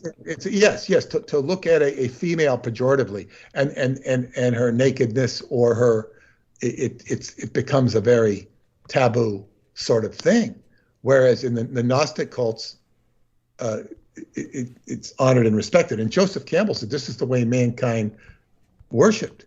Instead, he says nowadays you have a priest who's got his back to the, I don't know what they call what's behind the altar. Instead, he's looking in front of you with his sacrament and his wine, and he described it so funny. He says it's like Julia Child doing a demonstration. Julia Child was the French chef who used to be on TV, doing food. Mm-hmm. So she's in front of a board cutting things up. This is how he described the priest. It's Julia Child doing a demonstration. This is what religion has degenerated into. So the book of the book of the law is all about. It's not all about that, because it's a very complicated work, but certainly it's all about life, and it's all about, that's what it is, and it's an expression of life. not easily interpreted. And here I am interpreting it thanks to John Paroli. I do not claim to be the person who came after him, but I'm writing about the person who came after him, who was very much a fan of Aleister Crowley. He was a personal fan of Aleister Crowley, and thought the world of him. And I don't know that that was the best way to think of him, but whatever. He did me a great service, and I thank him. I talked to him as he degenerated. He lost his sight. He thought that he was very tortured by the OTO. And he had, he'd lost, I think he said they got to his wife, and then, you know, he got raked over the coals financially, and then he inherited a bunch of money. Jesus. And he died rich, but he's kind of blind, and he, you know, it was tough. He was working on a book. I said I would help him with it. I was glad to, but he just, you know, it's like magic got the better of this man. Yeah. I have to say. And this is so common. It is. Oh my God. Yeah. He could tell me dirt on people. He knew so much dirt on people in the occult world, but I'm not into writing National Enquirer stuff on those. I would find out the dirty business of this and that. And muckraking. It's muckraking. He knew stuff. He knew stuff. He knew people. He could pin the tail on the donkey, but I wasn't so interested in that aspect of him. And he had a lot of, I guess, OTO aspects in his character. You know, but whatever. I won't go into those. But you know, I mean, we're always congenial and friendly, and he helped me a lot, and I appreciate him for that. But to get back to the heart of the matter in the DNA, so Radu Cinnabar is writing about you know, the DNA of mankind and whatnot. And okay, so in the etheric crystal, the whole crux of that book is he's building a chair, a device that will enable him to do what some of these devices did in the inner earth chambers that he had access to. Instead of having to go into these chambers, whether it be beneath the Buchej Mountains, beneath the Sphinx in Romania, or the one in Iraq, they had obtained this etheric crystal under the one in Iraq, brought the etheric crystal back so that he could have one in his quote unquote home. This home is not his personal home, but he is the caretaker. It's a home in Bucharest where it is owned by the mysterious alchemist Eleanor, who appears in the book Transylvania Moonrise. Fascinating character. And Eleanor comes back into the book by here, and Radu and Caesar, Brad, his mentor who runs Department Zero, they're doing this project, and they're doing it outside of Department Zero because they're going to have to go through too much rigmarole in Department Zero to get this approved, because it sounds airy-fairy, and they're not going to necessarily get funding, so they do it on their own funds, and they soon run out of funds because it's a very challenging project. It requires a lot of stuff. But one of the things it required was renovating Eleanor's basement, which he took it upon himself to preserve the floor, but they renovated the basement so they could do this project in there, even hiring an astrologer to pick the exact time to do the project. This was very important. There's all these esoteric, subtle energies going into it. And it gets functional. I don't think it gets fully functional, but it gets functional to the degree where they need help from the inner earth civilization of Apelos. And he goes to his mentor in Apelos, which is somewhere beneath the Apuseni Mountains in Transylvania, which I would say is southern Transylvania. It's an area I've never had the opportunity to visit. And they say that there is a I think he goes there when he goes to Apellos via a warehouse area where there are representatives of the inner earth who actually, there's commerce between the inner earth and Apellos, as well as other cities in Romania, where they trade goods. And they need goods down there that we have and vice versa. And these are done by people as unreal as you might find in a science fiction. But they don't advertise and say, hey, I'm going down to the inner earth now. I'm taking goods. They don't say who they are. Now, his mentor down there is Mentia. Mentia's full name is something like,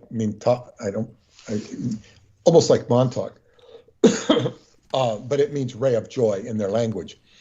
And she's very pale, very beautiful, and she's expert in medicine and many other fields. She speaks about 23 languages, and she says, yes, we have people all over the earth, and I've been to many places. Most of our people are kind of secluded, and that she gives this presence of an extensive outreach of the inner earth civilization, which is portrayed as extremely benign and is very eager, if not desperate, to help mankind jumpstart its degraded condition. Mm-hmm. And she is personally interested in this, and she has mentored Radu. And now Radu's doing this project where he's got this etheric crystal and this device that he's now able to, God, what would you say? It's not like William Burroughs going underneath the dream machine. It's what William Burroughs would dream of if he could go into the dream machine. You could go in and see, your intuition, your mental facilities become accelerated to the point where you're learning very deep lessons. And they call the chair Eden. And Eden is very symbolic because Eden is paradise. And sin, or original sin, is when you're thrown out of Eden. And sin, and so we're all living in sin. And I don't mean this as, bad sinner for all the times you masturbated or did something naughty. This is not, you can include that if you want to, but what we're talking about is a fall from grace, where you're not in paradise. Preston referred to this as the original timeline. It's like we're all on a timeline that's off. Mm-hmm. So we're here in what the Kabbalists would call Malkuth, the earth plane. So this is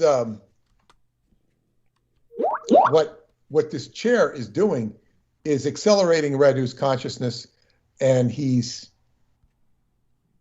I guess what you'd say correlating a lot of information, and he is acting as an interface. It's like he's trafficking with Eden. Now in the book, he may have well been there by now. He has not reached Shambhala. Shambhala is the fabled city you've seen in the movie Shangri-La, or you've heard about or read in other books, and they say it's just like you heard about. It's so real that even the name has not been distorted.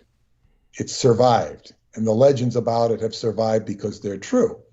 And if you look at it theologically, you can compare it to heaven, but it's a much more balanced description than we've generally been given of heaven.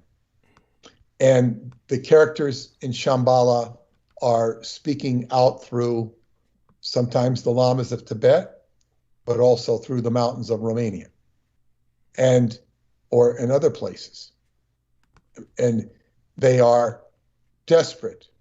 Desperate might not be their words, eager, if not desperate, for mankind to get out of this degraded state. So Mentia is when she sees the progress that Radu has made and they go to her for help, she's impressed, and she says to Radu, she says, you would not have gotten as far as you were with the elixirs that he's been taken by reason of Eleanor helping him, but you have been purified.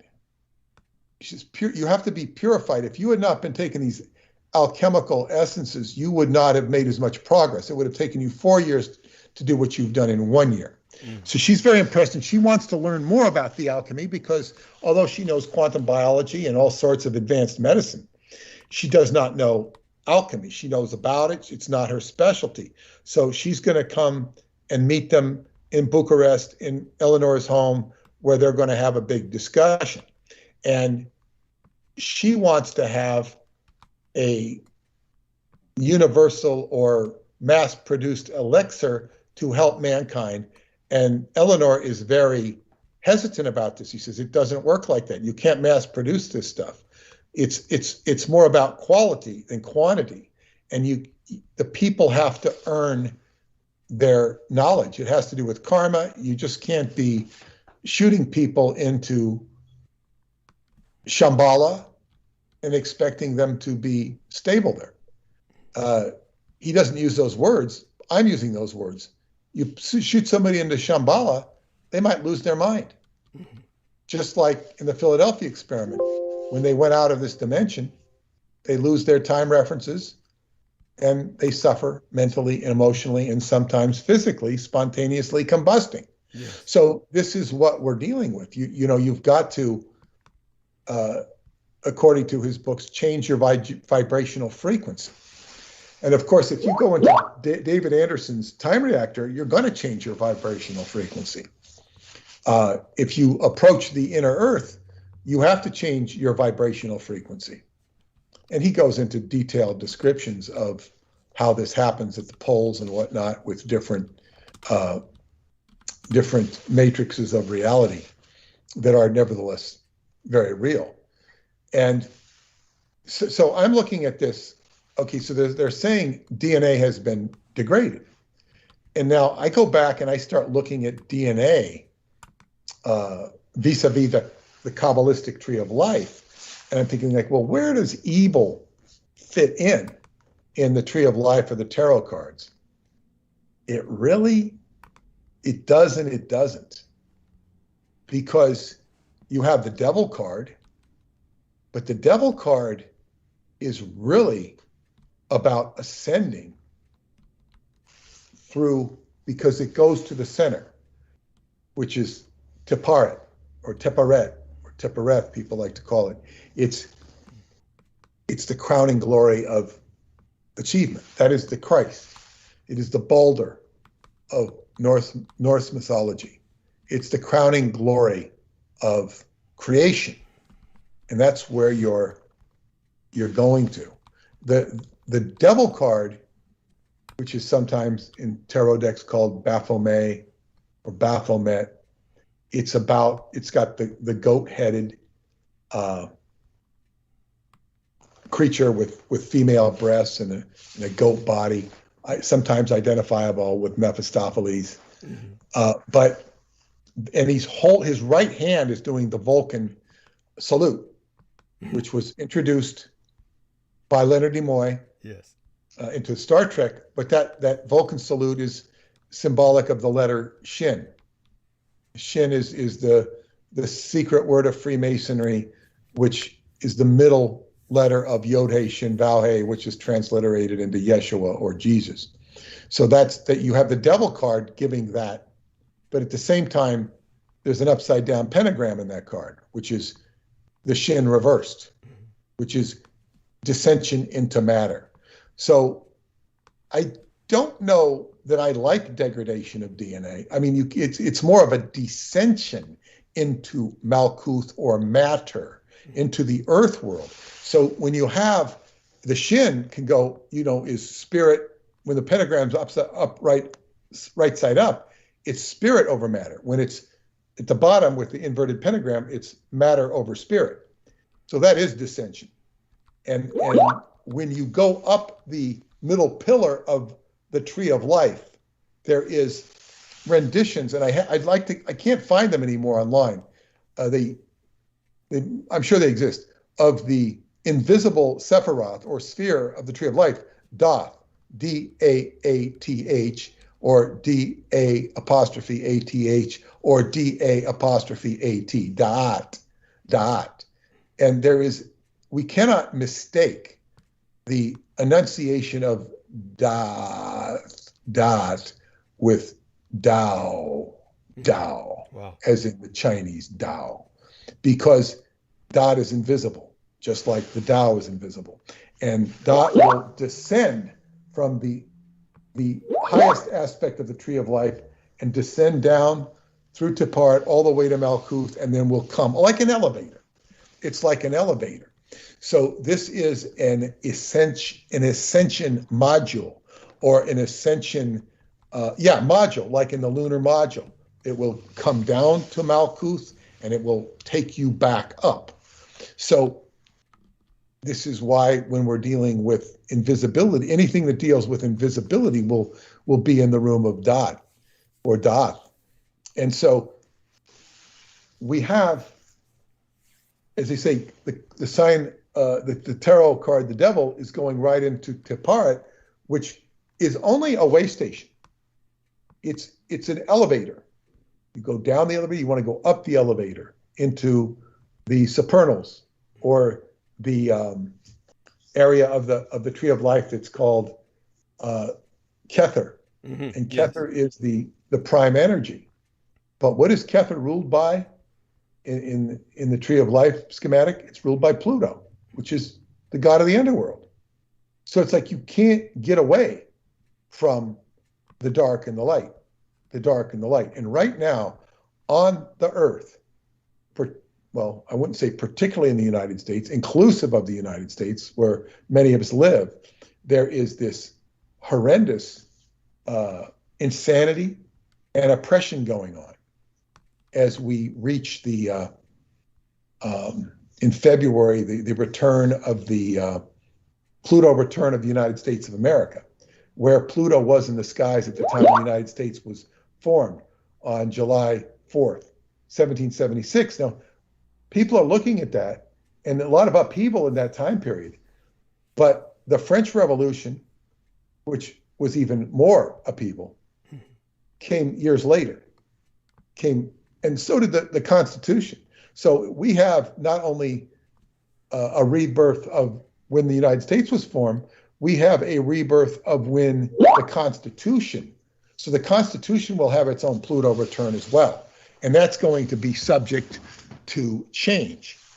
Right now, we have an issue coming before the Supreme Court that is likely to, or prone to, or vulnerable to reversing or changing Roe versus Wade on abortion.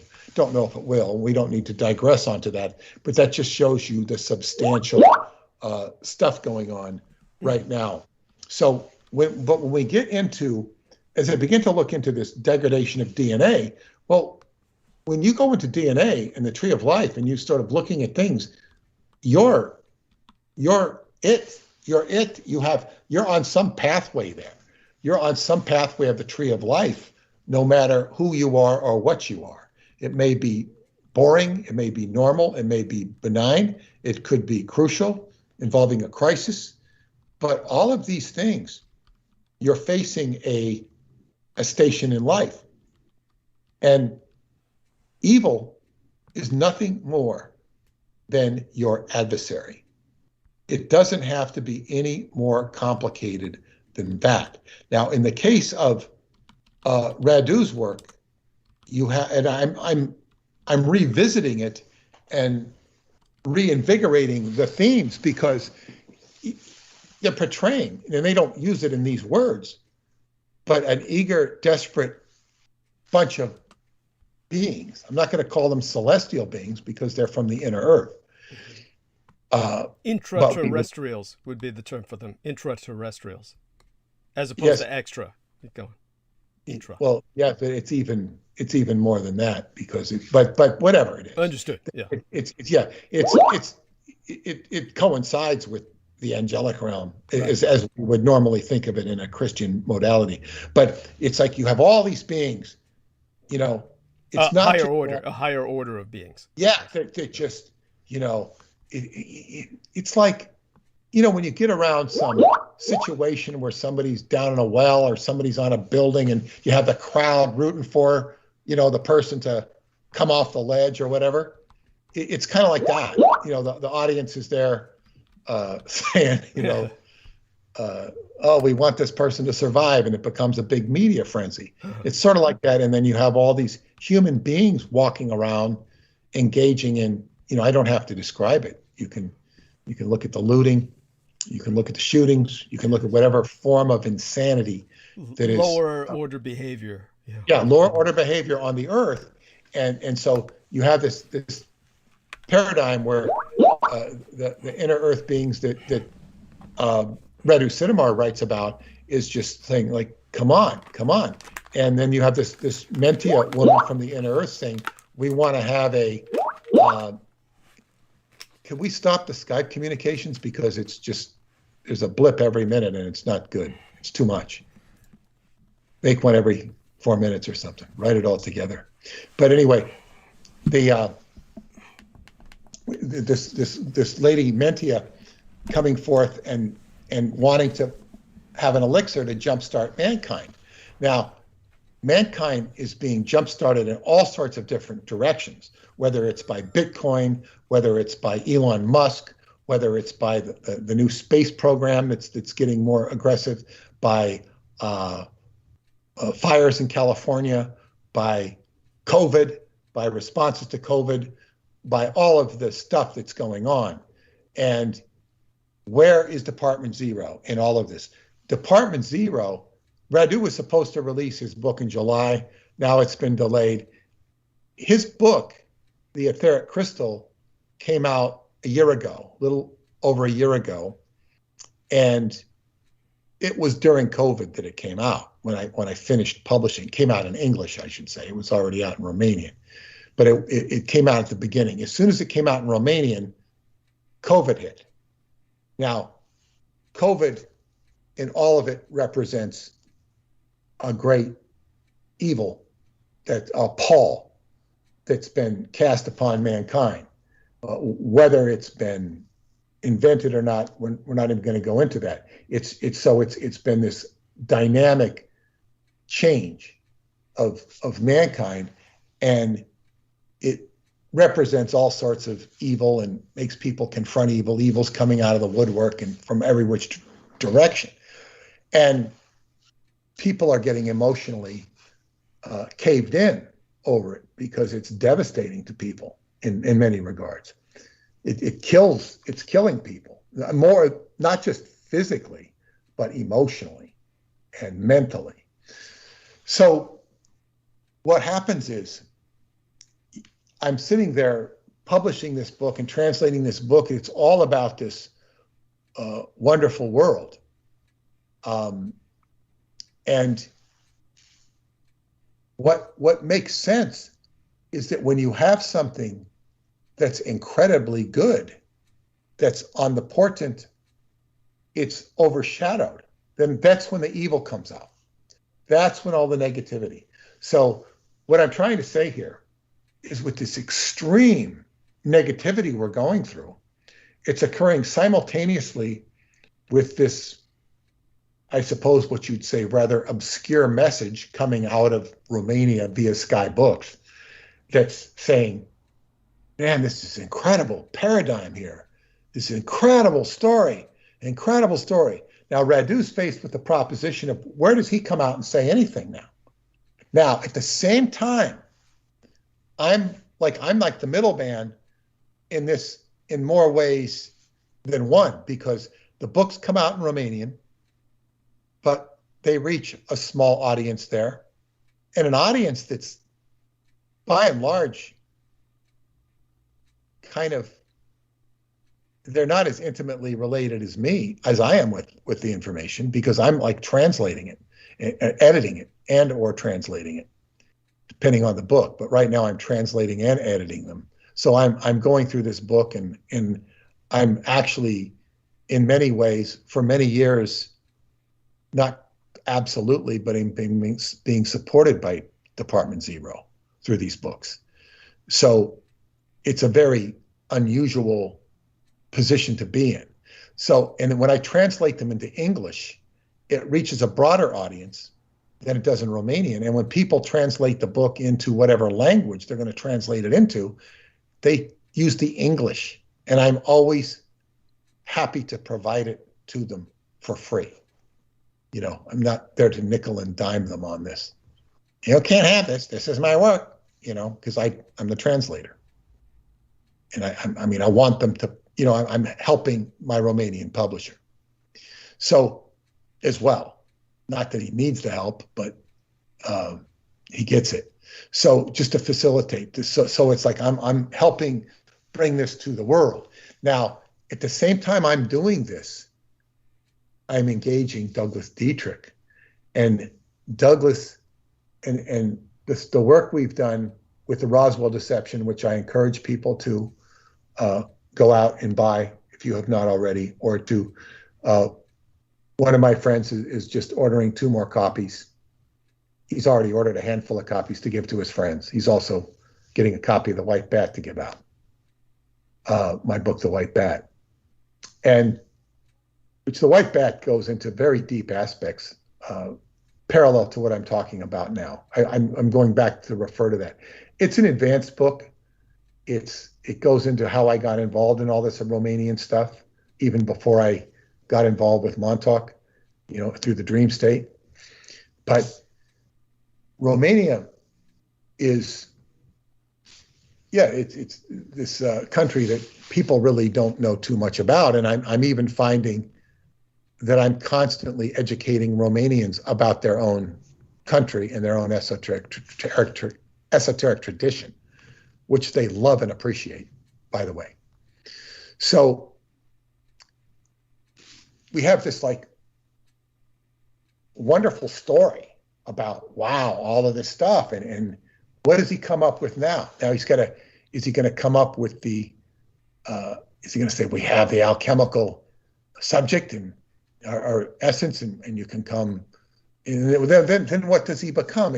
I'm not saying he's going to do this, but then what's he supposed to start selling stuff? You know, you can now get it on Amazon. You know, the Department Zero elixir. I'm being sarcastic here, and I don't suggest that he's going to do this, and I don't think he would want to do it, just because of the commercialism of it involved. But how does it happen? It would almost be better if it was a piece of weed, like cannabis. I'm not suggesting that's the answer either, whereby one can do this. And now the other problem this woman said is that people are so sugared up that their systems aren't pure, so they're not ready for it. So you have to be somewhat pure before you can even play the game of alchemy. It's about purification. So it's not like, and so much of culture in food, they have to put sugar in everything. And it's completely unnecessary. If I serve a dish with sugar that doesn't have sugar, people say, oh, this tastes great. You know, they don't care if it has sugar in it. The sugar is not there to satisfy their palate. It's there to help degenerate their biophysical system. And I'm not saying to eat sugar is sinful. It pretty much is, in my opinion. But talking about sugar in every damn thing that's in the cans at Trader Joe's, now they're putting cane sugar. Oh, we're not going to put the bad sugar. We're putting the cane sugar. The cane sugar is good. But what is cane sugar? Has it been processed cane? Is it processed cane sugar? Cane sugar is better for you if it's pure than processed sugar. But I'm not so sure that the cane sugar isn't processed cane sugar. You know, comes from the sugar cane, sugar beets, beet sugar. If it's pure beet sugar, it's just as good as cane sugar if it's pure. But the problem is the processed sugar, and you don't need all this sugar. It's just not necessary. Whatever. So this is her making a complaint about people's sugaritis, which reminds me of a story.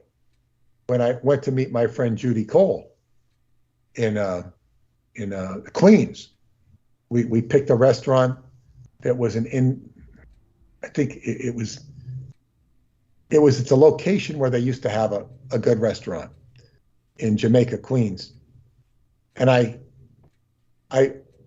we decided to meet there because it was a Krishna restaurant, or not Krishna, it was Sri Chimnoy, who was some sort of Indian guru, and not one I would endorse, by the way.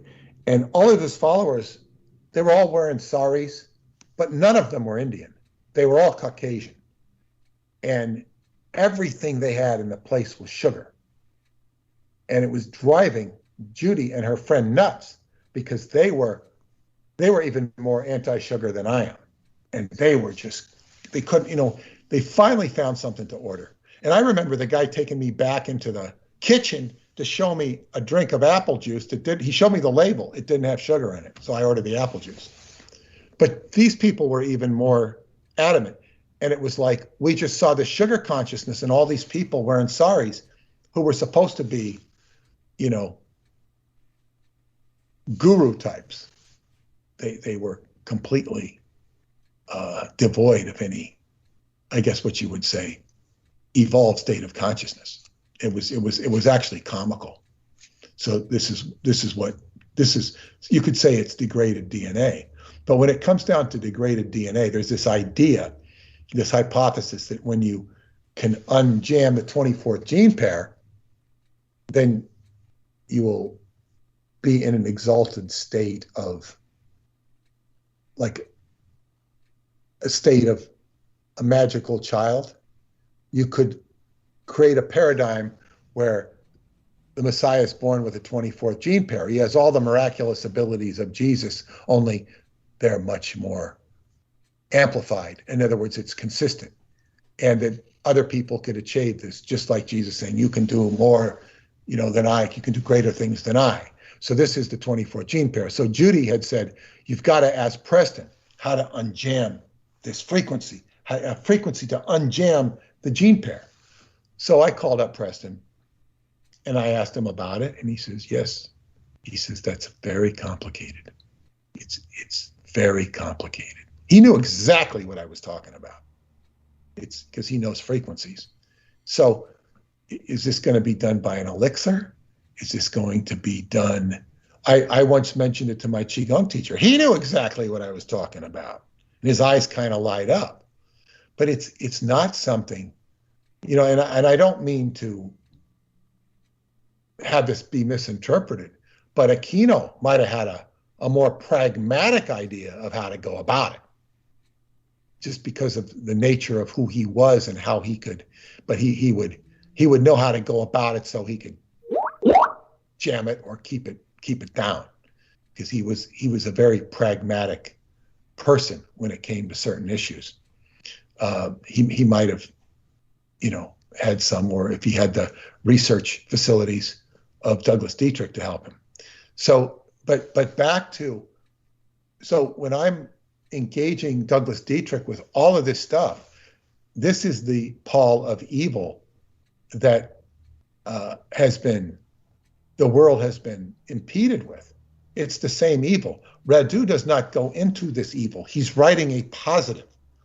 And so it's almost like, as the middleman with Department Zero, I feel that I need to break down some of these paradigms and expose them, which we began with the Roswell Deception, which I again encourage people to buy. And then with the next book on the Presidio, which I began, but had to kind of back off, not just because I was having all sorts of wicked dreams and negative stuff coming up, but that's not going to stop me. I've also had other things to deal with. It's by no means a project that's been put to sleep, but it's like, it's not easy to get people to confront this stuff, because it's like, what does the history of World War II mean to them? It means very little to them, because now they're confronting COVID, rising gas prices, rising food prices, rising this, rising that. And it's, the world is looking dire to many people.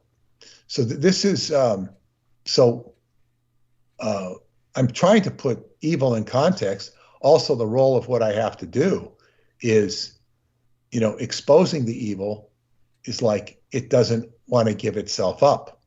And even if we write about it, it doesn't mean it's going to give itself up. And by the same token, I've talked about negotiations continue for this media project, and it's looking very positive. In fact, I told my partner today, I said, all you need to do is produce this 1-minute trailer. I said, I said this to you years ago, and it's going to completely blow them away.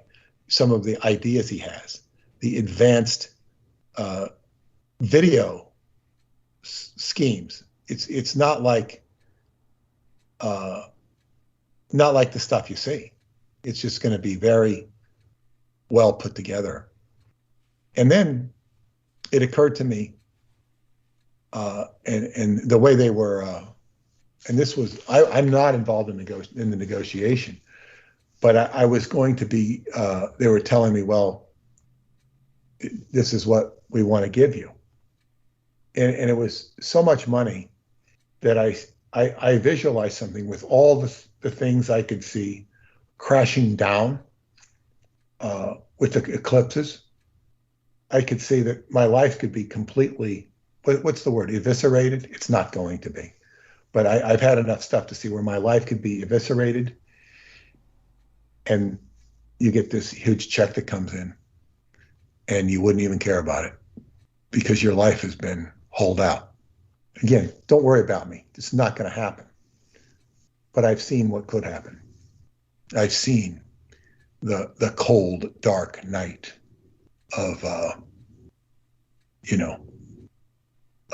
evisceration, of being,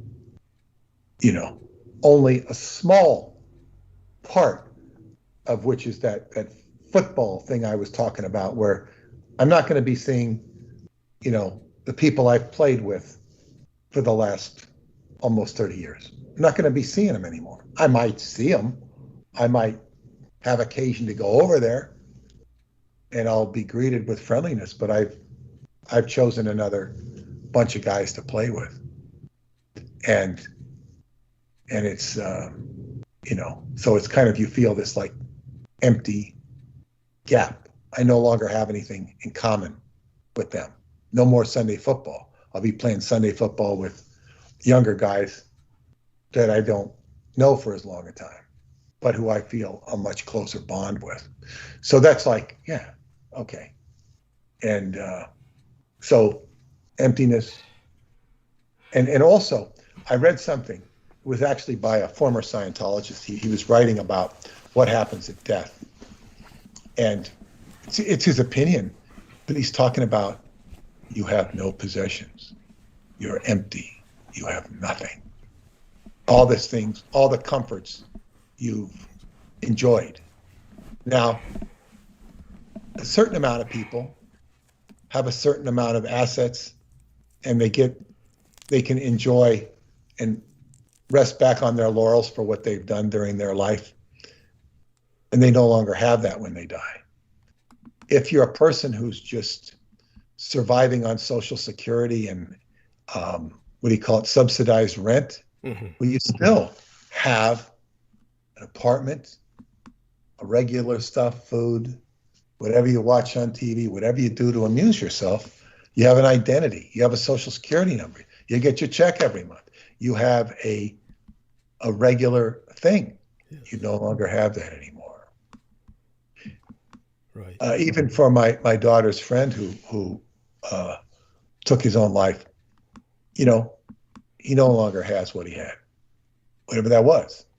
It was an identity. Right. I can't speak for whether he feels better or worse, but he no longer has that identity. So, you talk about, I've always looked at death as a relief. It's a great relief from having to live in this world, but you become attached to this world just by habit, if nothing else. So it got me to look at death in a new way. Of course, maybe because, the longer I live, the more invested I get in my own life. And it's interesting. But the point I was making, if I were to receive a considerable amount of money, which is no given whatsoever, if you understand that business at all, right? It's the two things it could mean very little, and all of a sudden you'd find 18 different reasons to spend it. Right. Fast. Yeah. Aside from the taxes, aside from the tax man. Oh, so I got to do this, I got to do that. Something happened. Oh, God, sorry. Oh, yep, you better have this. You better have that. You better do this. So it's like, overall, though, it's like these eclipses they said it's very challenging times right now, just by reason of the eclipses. And so, but I am incredibly optimistic and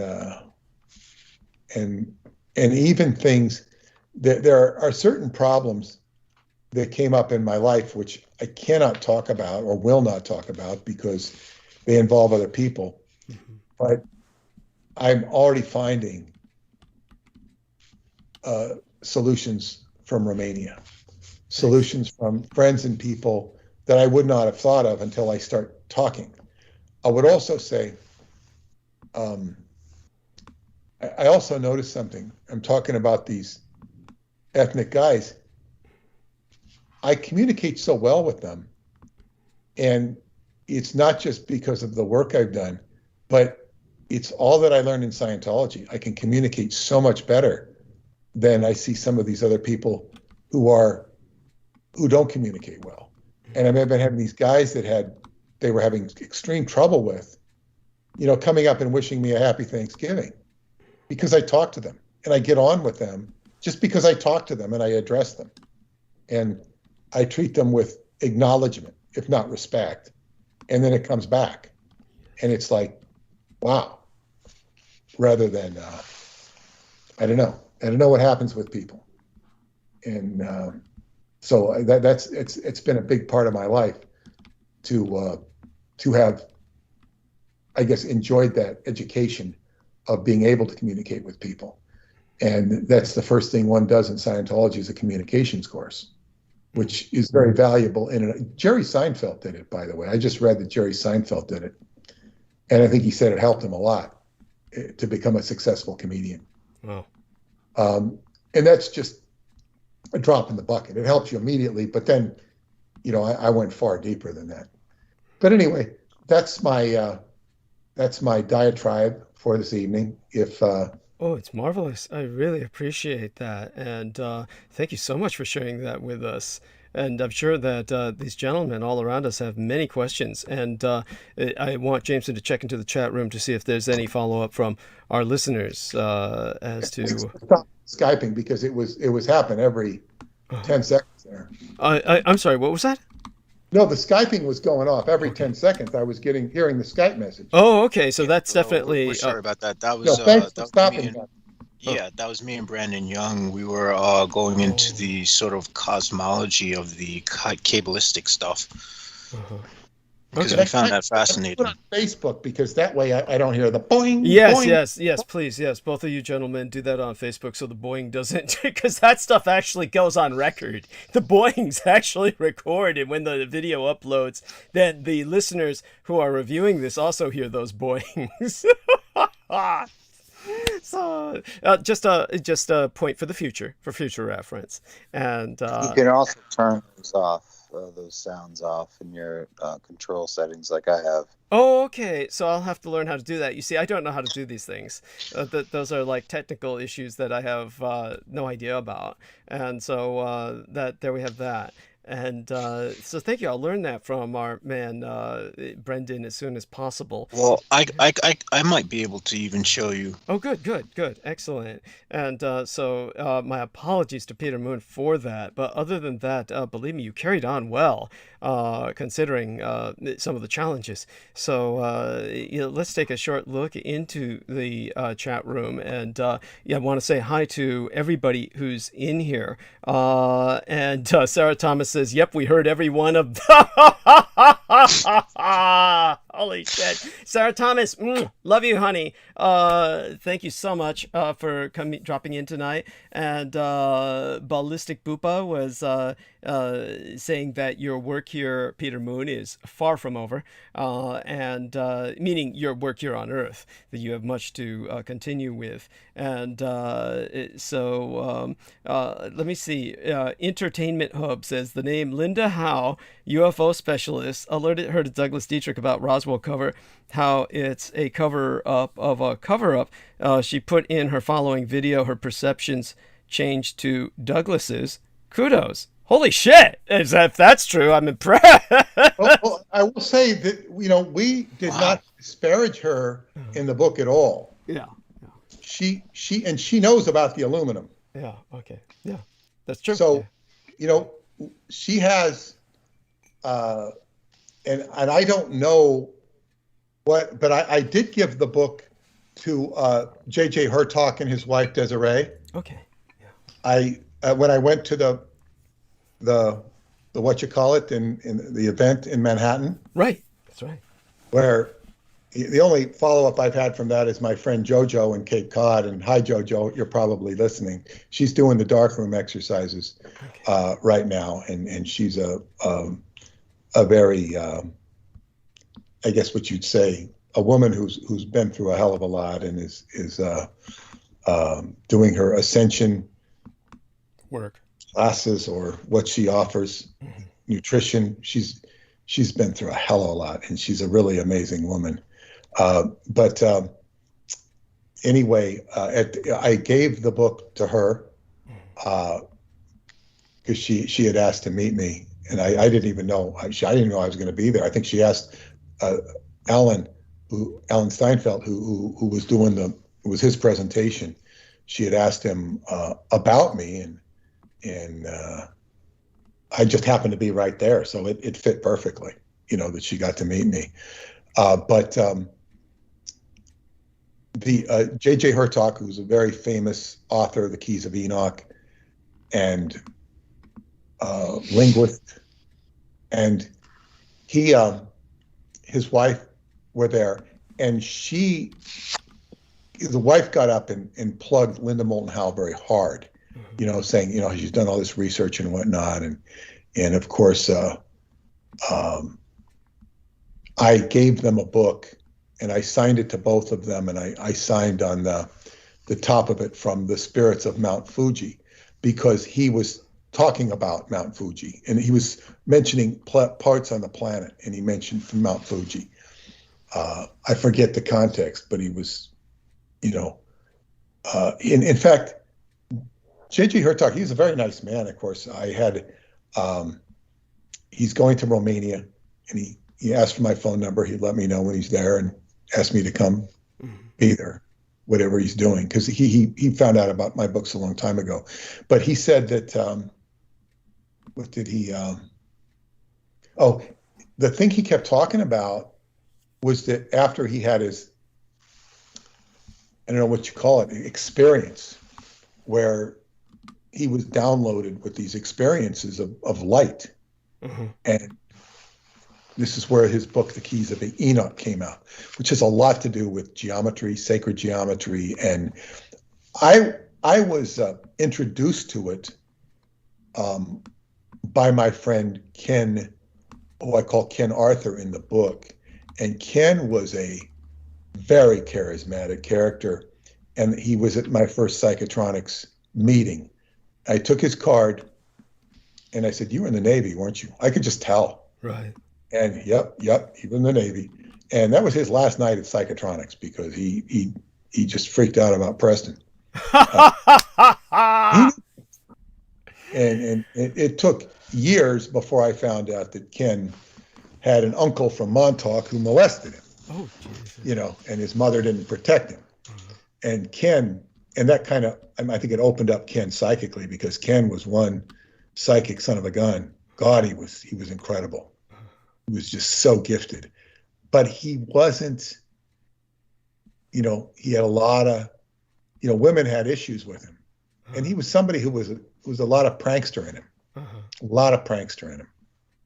But he, you know, he came through for me as well. And I really was just enjoyed him. But he basically had to back away from me. People couldn't figure me out. But it was okay. But he actually got to meet Hertalk, and Hertalk remembered him. Told him Ken had passed away. He passed away just a couple of weeks before Preston. They came in together. Ken came in on the atom bomb, by the way. He was born on July 16th, 1946. The testing of, I think that was a hydrogen bomb. Right. He never forgot that he was born on that same day. Just like Aquino came in a few months later for the Nuremberg hangings. Right. Ken came in with the atom bomb, or I think it was whatever bomb was tested in 1946 in July. I think it was the hydrogen bomb. Yes, there. But so anyway, Hertalk wrote this book, and he was after he wrote this book, he was approached by astronauts. So he's always kind of being approached by these government people in sort of a synchronistic ways. And I told him, I said, I've only met a cosmonaut. I said, I've only met a cosmonaut, no astronauts. Well, actually, I did see Buzz Aldrin. I didn't really meet him. Somebody was, I think it was David Childress's wife, was goading David into asking him questions about the false moon landing or something like that. I don't remember. It was funny. Buzz is still alive. Incredible. Buzz was Buzz. But anyway, yeah. So that was so Linda Moulton Howe. You know, it's very possible that he might have delivered this to Linda Moulton Howe, or told her about. We should try to send her a copy anyway, just in case. He may have related it to her. The way I read what he said, he related it to her verbally, but perhaps he can, clarify for us. Well, the only thing is, you know, when the name Peter Moon comes up, it's not much better than Douglas Dietrich. You know, it's really not, because you know, and now I don't know that she's disparaged me, but I have heard from people who, you know, have met with her and know her, that she's very heavily disparaged David Anderson without proper cause. Okay. You know, if you want to rip somebody, you rip them specifically and pointedly, not what's the word, slander them. Right. Not slander them sloppily. Right. And this is what I've been told she has with David. Interesting. So, and then also, you know, she's working with Art Bell. That's right. Well, he's dead now, though. She's still working with George Norrie, though. Yeah, but what I'm saying, I don't see that as I mean, I'm very glad if she has said something positive about it, because she might know it to be true. But then you also have to be careful of the co-opting and the redirection of all of this, because I'm seeing slowly content that comes out that is kind of writing on the back of some of the things we've written about. Yes, tell people about that experimental plane that is based off of what we exposed the Japanese were using. Well, I'm very curious about that. You would better tell them about it, because you know it better, although I did read the article. My question to you, and you can explain this to the audience, is this craft, which mimics the crafts that were flown over Mount Rainier, that were seen by Kenneth Arnold. Yes. And mimics, yes, indeed. But how do we know they weren't being prototyped prior to the book. I mean, the book only came out in July. Because they really came out at about. Remember, even though the book came out in July, that for years I've been circulating the images. So this is something that is directly inspired by them. It's obvious, of course, when you look at it. And so I've been, very obvious. Well, look, how did they think of this? Yeah. Yeah. And but if you did look through all the photographs, right? There was like a portfolio. Yes, I did. Explain it to the audience what it is. Well, actually, just to explain it to the audience, I'll have to go back to the Peter Moon's message that I sent to him, so I make certain that I get this right. Basically, what happened is that there is this aircraft company. I'm not going to name them because I don't want to promote them, but they basically call themselves Zeva. I guess you might as well say it. There's no other way people are going to find this. So Zeva has created, quote unquote, this 160 mile per hour, quote unquote, electric UFO. And this is basically where a person flies lying prone, but can also land VTOL, vertical takeoff and landing. This would be extremely disconcerting for most people other than daredevils, or people who are into extreme sports. People who would base jump would do this, or people who are professional pilots looking for a different experience would use this. But they call it a tail-sitting flying saucer, but they've got this whole portfolio. And when you look at that and compare it to the images I put out of the Japanese Zimmer aircraft, it's obvious that this is a direct ripoff. So what I'm going to do is I'm going to put the link into the text box for our readers, and let me get this in here. Let's just explain to the audience. It's what it has. It's like a craft that looks like a flying saucer, but it's got blades or propellers. Yes. And it's the pilot is in it prone, so he's vertical. So it's like as if you were sort of like standing up in a phone booth. Well, you're not in a phone booth. You're in a plane or a saucer that wings out like a saucer, and if you were flying it, you might be flying it prone, like you were lying on a bed, except you're lying in the saucer, and you're flying at 160, 180 miles an hour, and it's good, I think, for taking a 50-mile jaunt or something, and you can get somewhere fast. But they also show it as a military craft. They show it being used in military situations. So, well, yes, for expert medical, to get there for medical emergencies and other emergencies. It could get you fast through the jungles of Vietnam or someplace else. Yes. But the thing is, this thing looks so damn dangerous. Yes, yeah, very fragile Fragile and dangerous. They did explain a parachute, that it would have a parachute, but you'd really need an ejection seat with a parachute. To make it super safe, and I don't think that's pragmatic. That would just bulk it up. Right, go on. Yeah, but the thing is, if you assume the operation of it is safe, and there was a lot of considerations for backup and redundancy, I think, in the technology of it, but if you did have it so the point that it was relatively safe, it's not at all. What happens when there's multiple traffic up there and there's drones and God knows what? You just can't have so many craft up there. I mean, I guess they'd all have to travel at a certain height or range, but no, thank you. Yes. If you're the only one who had one, well, then it's relatively safe. But then you can also see, kids or people of ill intent taking target practice at such stuff, I just don't like the idea. I mean, it would do well for emergencies or something, or rescues. But other than that, I just don't like the idea, and I don't see it happening. Right.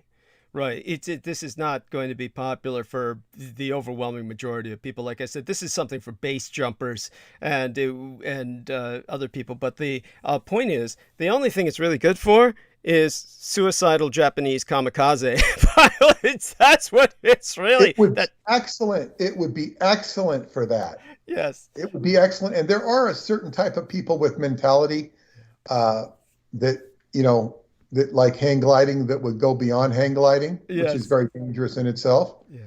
that might really get into that. Yes. And Uh, yeah, no, absolutely. And by the way, you know who, what I thought of the other day was that Audrey Tang, who was invited to join Taiwan's executive yuan as a minister without portfolio, making her the first transgender and the first non-binary official in the top executive cabinet of any nation, or at least openly. She reminds me very much of Preston Nichols for some reason, and maybe you could explain why I get that vibe. well, I think they're both geniuses. They're both geniuses.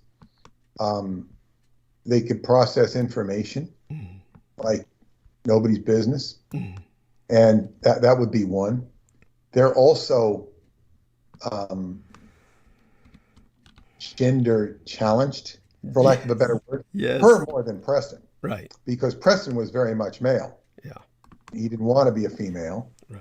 And he told me that he was basically asexual. Right. That's what he identified with.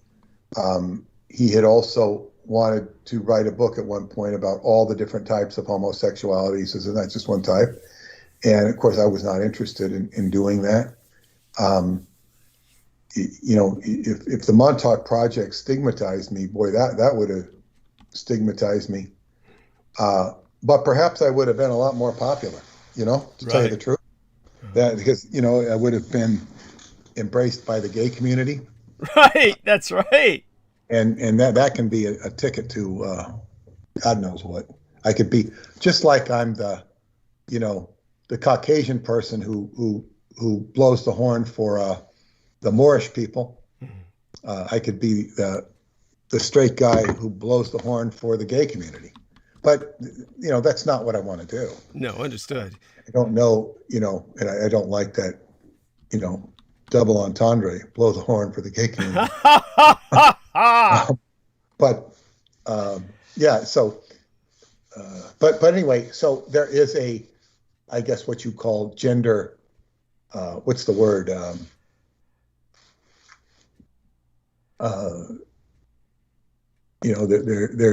They're not Fluidity, maybe? fluidity, not standard gender, and that's just in terms of the mindset. With Preston, it's the mind, not the body, and and in Audrey's case, she's done the full transition, and I don't know really what that's about.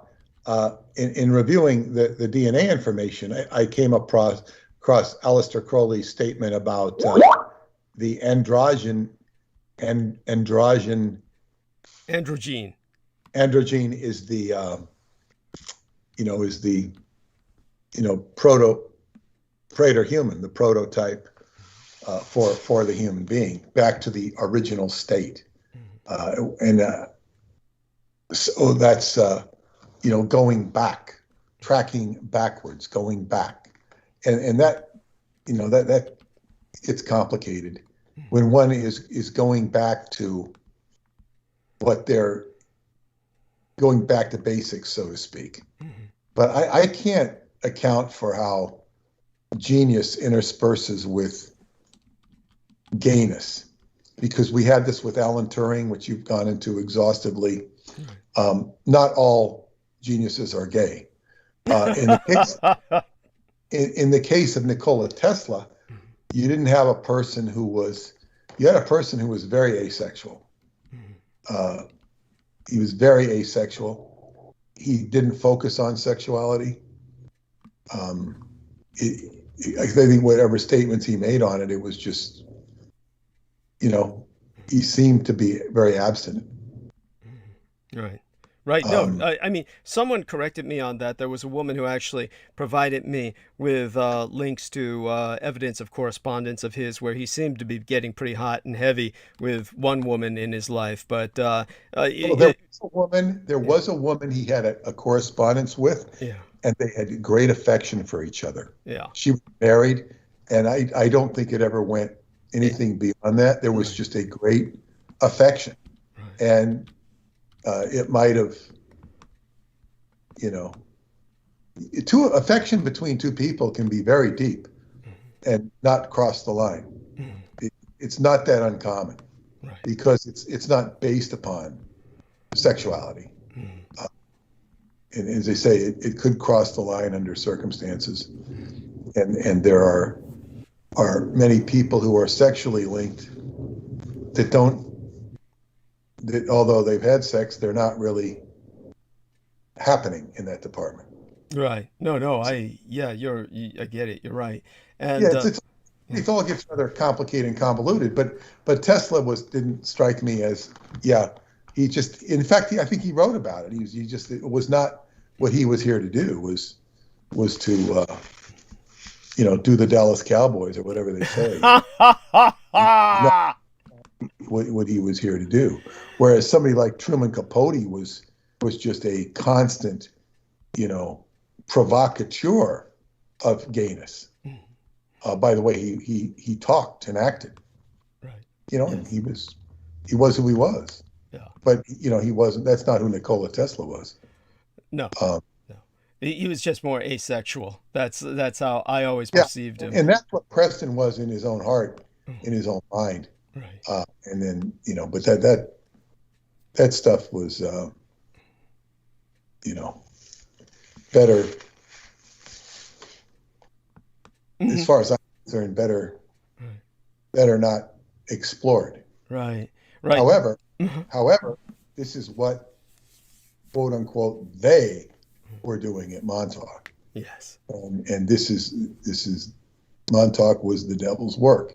And just as I spoke earlier of the devil's card, Montauk, for all of its negatives, were trying to, I think you used the word, usurp the Godhead. Yes. And they were going back and trying to do things that God could do. And this is so. In other words, if left unto their own devices, they might actually, break the barrier and reach God and open up the doors to heaven for everybody. Not to say it's kind of like the Tower of Babylon in a way. In the Tower of Babylon, they're building a tower to God. Of course, that's very metaphorical, but you have this in Montauk. They're experimenting with the Kundalini. They're trying to build a bridge to God to the point where they're using the consciousness of time and they're manipulating time, and sort of, the heavens open up, and then we have David Anderson coming along who he basically says he's mastered time itself. Right. As exotic as that is, once you've mastered time, what do you have? You have a unwieldy device you can experiment with and gate in God knows what. I don't know. I mean, I don't know.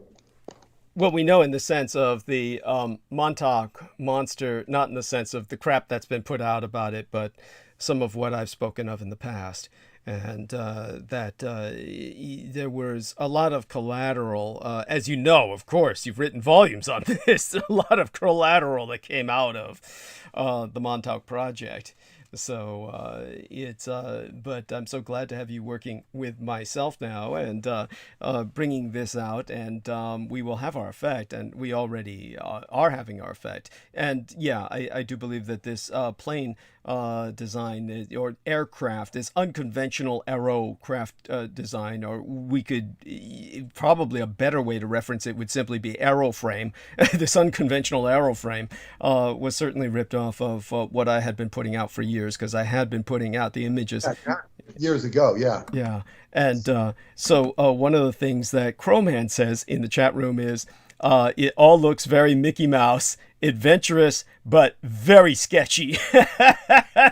Yes. And you're certainly a sitting duck taking off and landing if you're going into a battlefield. It would have to be a cleared area. Marianne Gioza says that she finally met Duncan a year before he left as well. And Entertainment Hub says, "Moi, thank you, pretty sure," or MCHWA. Anyhow, Sarah Thomas says, "How do we know that being male and female wasn't the human prototype?" And this has to do with what you were saying, Peter, if you could take it from there. Yeah. Well, I can't tell you that much about the human prototype, but if you go down into the basics of a embryo, it'll show it forming a frog and all these things, tadpole or whatever they call it. There's a evolutionary process that it goes down, sort of like going down a line of permutations. Mm-hmm. And I don't really know. I don't own it for myself because I don't really know, but I would imagine that somewhere down in that genetic tracing, and I don't know how biologists have laid out the schematic of all the different stages an embryo goes through, and at what point does it represent something androgynous or an animal that's androgynous. I don't really know, but that's what I would assume it comes from, a template. And then the problem with that is, even though a certain majority of gestations may follow a certain pattern from, tadpole to frog or whatever. Mm-hmm. And when you get into like a frog is amphibious. Right. And, as are humans in the womb. If we were taken out of the womb and allowed to develop in a certain other direction with only the most minor form of stimulation, we too would be amphibious. That's a fact. Yeah, so, like fish. Human beings supposedly came from fish that walked on land. Yes. And this, that, and the other thing. So it's like you have, and this is another thing about the 24th gene pair, is that it implies a fluidity, mutable. Mutability is one of the characteristics of astrology. You have signs that are fixed or mutable, or cardinal signs. And mutable means flexible. They're malleable, mutable. They change. I think the mutable signs are Gemini, Sagittarius. Mm-hmm. What's the other one? Probably Virgo. But there's four of them. Virgo would be Pisces. Pisces would be a mutable sign. It's water. Right. Very. That makes sense. Yeah. So yeah, it's like mutable. And of course the cardinal signs. Aries is cardinal sign because it's the first sign. It's at the start of the season of spring. Aries is the first sign of the zodiac as well. And then you have Cancer, which is the first part of summer. Starts around, the beginning of summer. Mm-hmm. Capricorn is a cardinal sign, the beginning of winter. Mm-hmm. And the other one would be Libra, which is the beginning of fall. Those are the cardinal signs. The other ones are the fixed signs. Taurus, Scorpio, Aquarius, and Leo. So, but mutability is one of the characteristics of life itself. So when you get into the DNA, this idea that the DNA can shift, this was a shapeshifter, is it can shape, you watch Lon Chaney change into the Wolfman. That's the idea. Uh, Dracula can shapeshift into a bat or a wolf.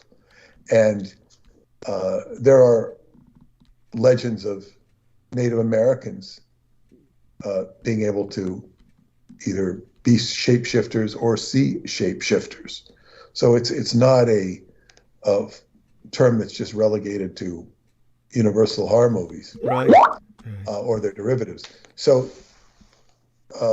the whole idea is that there's this state of mankind where he's back to the source of who he is, and he can roll back his decisions and change and do this, that, and the other thing.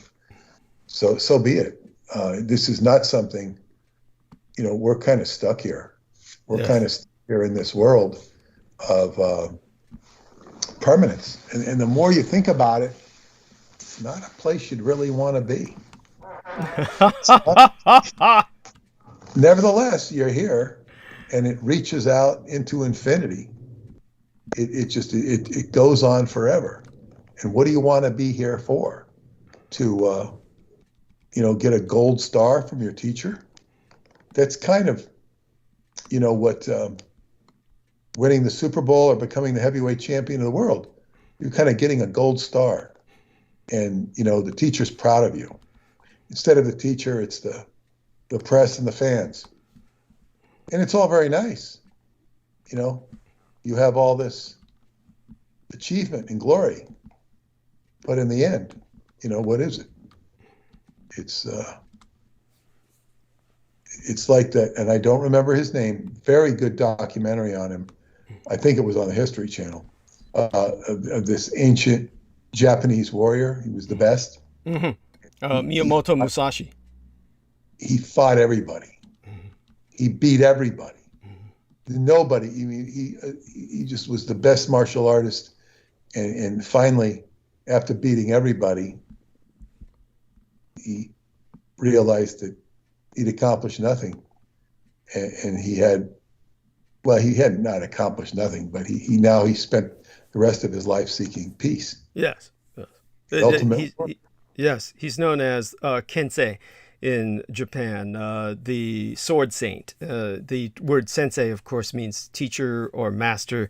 It's funny because in Japan, the same term would be used for masters of the occult as would be used for academic professors or doctors or medical degrees.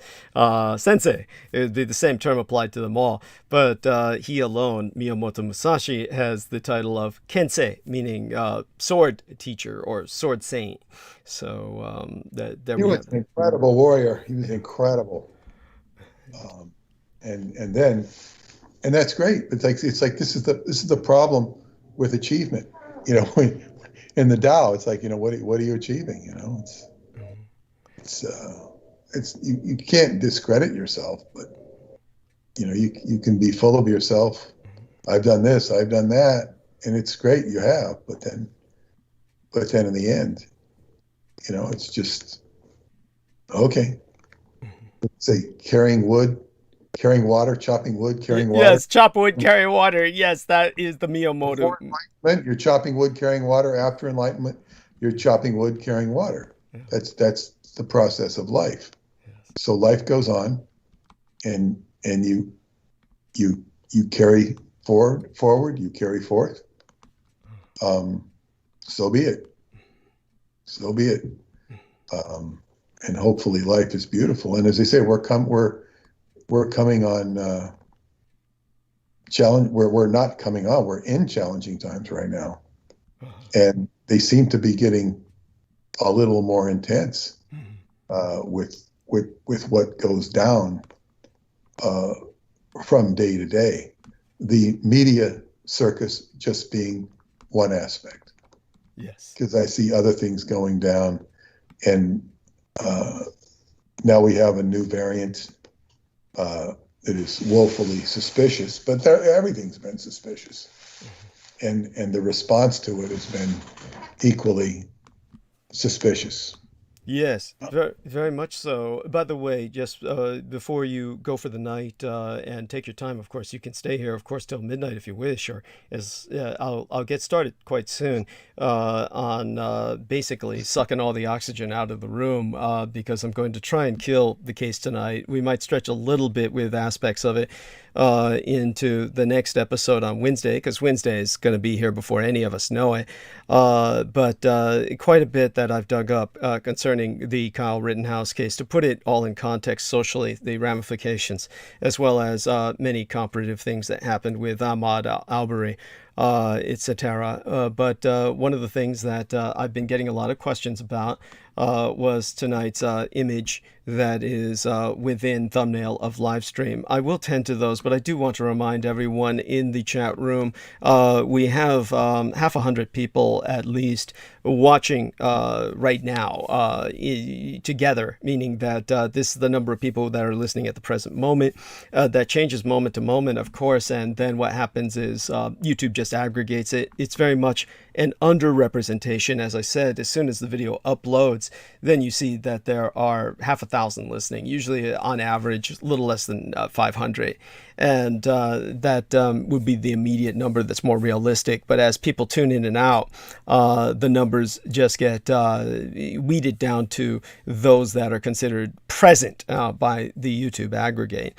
And I see that the attacks have gone up by the enemy concerning the downvotes. I do remind everyone, use whatever medium you have that has a different IP address and put in an upvote. The enemy fights as dirty as possible, and therefore we have to lower ourselves to their standards in terms of waging this war, or we're not going to survive.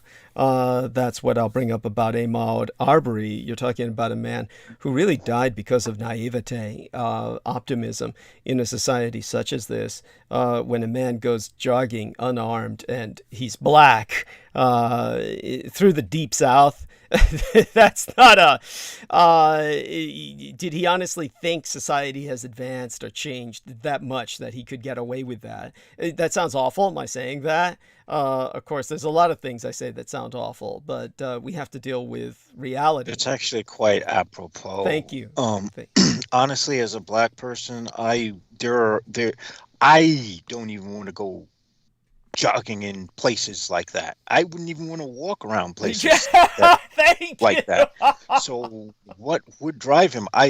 In fact, when I used to go deeper into Staten Island to see the person who used to be my friend, I would always be very wary. Like, I would always have this really ill feeling like, man, there's too many white folks around. I don't feel safe. Yeah, I hear you. This is very similar to a white guy going into an all-black neighborhood and just realizing I am just too white. You're on the bus. You're going. The bus goes through that neighborhood, and the white guy's the only guy on the bus. And at times like that, the feeling really just overwhelms them. And in terms of what people are asking, I do want Peter to hear this, of course, when people are asking about the image in thumbnail of live stream tonight. So, of course, my hair's been dyed blonde for a while now. Probably I will go back to black before Asian Lunar New Year because, of course, then I will look more Asian. But my baseline hair, of course, the color is white. It's just bleach white. But as for people asking about the pose, what does that represent? It's not mere voguing. In terms of this particular gird, and I have many of these girds I inherited from my mother. Again, these are from the Meiji era of Japan, 1800s era, early modern. And what people might notice is the hollow tubes. So the hollow tubes each contain a basically an iron. It's a metal flechette, except it's hollow, very much like a bamboo sphere, except it's made out of metal. In other words, not sphere as in circular round ball, but spear. And the bamboo spears, of course, are hollow, and when they're sharpened at an angle. They are used as bleeders. So this was in emulation of the bamboo, but made out of metal. The Japanese created this in the 1800s, so you could eject the metal hollow tubed spears, and of course when they penetrate somebody, then it bleeds out the other end and bleeds them out like a pig. So it's these are highly lethal weapons, and the spring tension is incredible. So these things will penetrate body armor.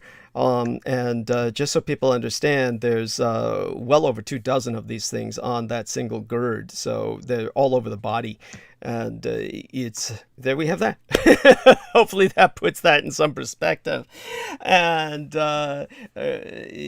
Crowman, of course, is saying weapon. Yes, very much it's weaponized. And Is there any way to purchase these things? of course not. These are handcrafted and made by craftsmen specifically for my mother's clan back in the 1800s. It's something that, of course, is really they were never mass produced, and but these are something that very few people could even handle. That, by the way, loading them is a bitch. Loading them, because you're dealing with a spring that has an incredible tension, and you're trying to shove something that cuts and bleeds you. If you're not handling it correctly, you have to swaddle it in cloth, push it in. Usually it takes a lot more than cloth, because it'll go right through the cloth. And many of the blades are like that, the spring blades. And if anybody's ever taken a look at, you'll see that term spring blade used for stupid switchblades. Okay, that's not a spring blade. Ballistic blades is what people will have to look up. And by the way, these are incredibly illegal in the United States. These would be, therefore, the way that this is why we keep them on the estates of my son's husband, is because he'll say these are collector or museum pieces, and that way we can legally maintain this. And by the way, Sarah Thomas asks if Jameson wants to take these out on his walks. Of course he does, honey. Of course he does. No. I have something else that can. I have a crystal, a piece. It's a piece of chlorite that's large enough that I could just clock someone over the head with it. Oh, yeah. So I don't really need it. It's just the idea of having something that I can use at a distance range. Yes. Because Yes. I there's no way I'm getting a gun. Understood. Even if I wanted to, I couldn't. Well, here's something I'll be touching on this tonight. It's very difficult in New York City, but at the same time, it's also, how do we say this? It's the Supreme Court is considering taking all of that away. We have a conservative-packed Supreme Court now, and they are considering repealing all gun laws. Isn't Biden supposed to be able to put someone in? He would have to expand the court, is what he would have to do. And so that's controversial in and of itself. I would insist myself that he do that, but he hasn't decided to do that yet. He's really wimpy. He's really wimpy, and he's like an old geezer. He's just not going to do anything relevant. Yes, thank you. I get that feeling, and we really need to. People, if you guys on the alt-right are hex happy, just a suggestion. And so with that being said, by the way, is anyone else still with us? Salman Sheikh, by the way, do join us and tell Peter Moon about the interview you've just had with me. Tell him about that, please. Oh, of course. And good evening to Peter. I really enjoyed. Yes, you can access it through my channels on Salman Sheikh, which is Douglas Dietrich Part 5. And this basically expands on Part 4 that I did with Brother Douglas last month, which was on satanic ritual abuse. This kind of ties it in with the satanic culture of the USA and how everything's kind of interwoven in like an inverted reality. And I also give Brother Douglas full rights to all transmissions. Also, with the aspect of what Peter said, it's very fascinating information, and I'm grateful. And that's in the Sufi path, they teach us the same thing, that in this life, it's your deeds that you take with you. What good did you do for yourself and others? Everything else that's materialistic, or the pros and pearls, or the rewards or titles of this world, it's something that's not really going to help you on the other side. It's about the goodness and the impact that you had on the world, like this work he has done, not just with his football crew, standing up for those who don't have a voice, but also with the work that he has done with Douglas Dietrich and all of his great things that he has done with Preston Nichols. And it's just wonderful. And, I'm honored to be on this roundtable with all of you. And I really appreciate all of the knowledge as I was just soaking everything in. And that's basically it. I mean, this life, we're living in changing times. And with my discussion that I had with the Sufi Sheikh right after I got done with Brother Douglas's interview, is we had the same conclusion that right now humanity is going through some pivotal changes. And you can just feel it in the air. I was recently in England. I felt it there. In Pakistan, I've been hearing the same news from my family and friends. Here in the Philadelphia area, I'm sure it's the same in New York. You could just feel that something has changed, and there's a change in the air that's coming for the next 5 to 7 or 8 years, possibly for the rest of the 2020s. And it's a time where we have to get our hearts right. We have to love one another, do the right thing, stand up for the truth, support individuals like Peter Moon and Brother Douglas Dietrich who are doing the right thing for humanity. And that's just it. I mean, tomorrow's never promised to any of us. So we just have to do the right thing and love each other and just make the best of this human life while you have it. Because at the other end, you do have to pay a price and you do have to answer. And that's the same exact discussion and epiphanies that I was having with a lot of my Sufi friends too is we're on this reality that God has placed us in, and what is good, what is evil, and the aspect of free will and your heart. And you just have to follow your heart. All of these religious teachings are basically a code of conduct. They're telling you to look within, find that oneness of the Creator within, around you, all of the species of this earth. And the world is hurting right now. And I hope people start taking this approach the way the Sufi does, is he wants to be in harmony with all beings around him, whether it's angel, jinn, vampiric, whatever it's around there. His goal is to be one, because everything is a creation of the Creator. And if it did not serve a purpose, then it would not be created.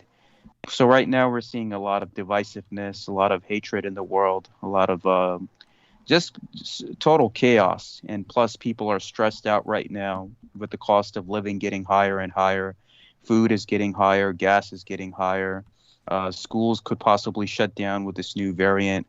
So people are just stressed about what's the days that are ahead of us, especially 2022, especially with the alignments that Brother Peter explained about how it's basically the Pluto return of the U.S. in many ways. So I realized in this time we have to find ways to ground ourselves mentally, physically, emotionally, spiritually, because these things can be overwhelming. And that's what I believe is important, is finding companionship, building bonds, because we all need each other in some way, shape, or form, no matter what path you're an initiate of. Finding a skill to hone yourself, helping yourself, and just find ways to, I guess, not just escape the world, but find moments within your daily schedule to find that inner silence within yourself and just breathe, focus on the breath. Try to find that calmness and oneness within yourself and around you. And that's pretty much it. Just if you focus on those things and try to ground yourself as much as you can.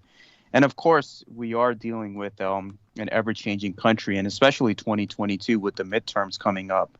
You just never know how the shift of power can affect things going into 2024 and how people are just frustrated with just the way things are going, not just with the COVID situation, but everything just being so expensive now. So it's important that we ground ourselves. And I thank very much both brothers, Douglas Dietrich and Peter Moon, for the great knowledge that they have provided tonight.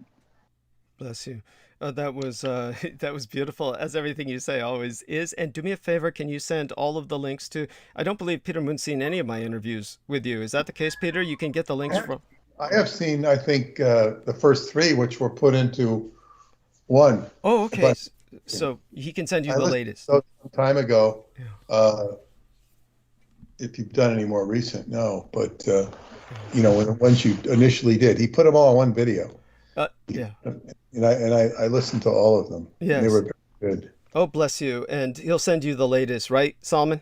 You'll send. Yeah, of course. And I sent it to John Warrington as well, the parts 4 and 5. And I Excellent. told him to make sure it's archived on Odyssey and wherever else you wish to do so, because what's mine is yours and vice versa. I'm here for you always. Wonderful. God bless you. And that's so deeply appreciated. And Peter Moon tells me how lucky I am to have you, believe me. I'm grateful for all of you, and I thank you. Yes, thank you. And so aside from that, I'm just so glad. Is Sammy Romero and Brandon Young still with us? Just checking in with both of them. Sammy may have... Okay. Okay, great. Who was that? Was that Brandon or Sammy? Sammy. No, it's Brennan. Yes, there we are. And so, Brandon, it's been so long. Tell us a bit about what's, catch Peter up on what's been going on with yourself. Well, it's fantastic to hear Peter's talk. It's like, I mean, this I'm sitting back listening and reflecting, sitting with a glass of white wine, which I've come to indulge in on a Sunday night before I teach middle school, right? Yes. And coach the basketball team. Yeah. So I'm hearing all these things that Peter Moon is just a legend, and so are you, Douglas, at this point. You. And it's just I'm just sitting back and as Brother Solomon said, soaking it all in, and Peter, I'm so impressed with how well read he is, and just like the stories. I mean, I could listen to this guy forever. And just imagining these, he sees the microcosmic and the macrocosmic, the macro and the micro, and he's connecting all these interesting threads that you would rarely hear from anybody else. I dare you to find somebody else that would connect all these things. I really feel like, I was thinking about this, is that like Peter Moon is coming into a second life, in a sense. Yes. He's coming into sort of a second life with this publication of your books, and but also this sort of, like, he sounds healthy, like as you said, and is kind of like, at this point, like, look where a lot of people, his contemporaries, have fallen off, right? And they've been accused of this or that. They've sort of fallen off. They've been some of the big names of, say, ufology or anything like this. Well, some of the lasting books are Peter Moon's books from Sky Books. The Montauk Project is one of the most, if not the most, influential. I don't even know what genre to put it in. Books. It's really its own genre, although it fits in with what they call speculation in the bookstores. They like to put it in there because they can put it there. It's not really science fiction. I wanted to be a science fiction author, but I got upended by science fiction reality. Yes. Yeah, and that was my goal as a teenager was to write science fiction and to get my name on the bookshelf, and that's long been done, and that's really all I wanted, and I didn't realize. And then there's also the pattern of, I guess what you'd say, evolving consciously through awareness, and that has never left me. And was the one thing interesting in Scientology.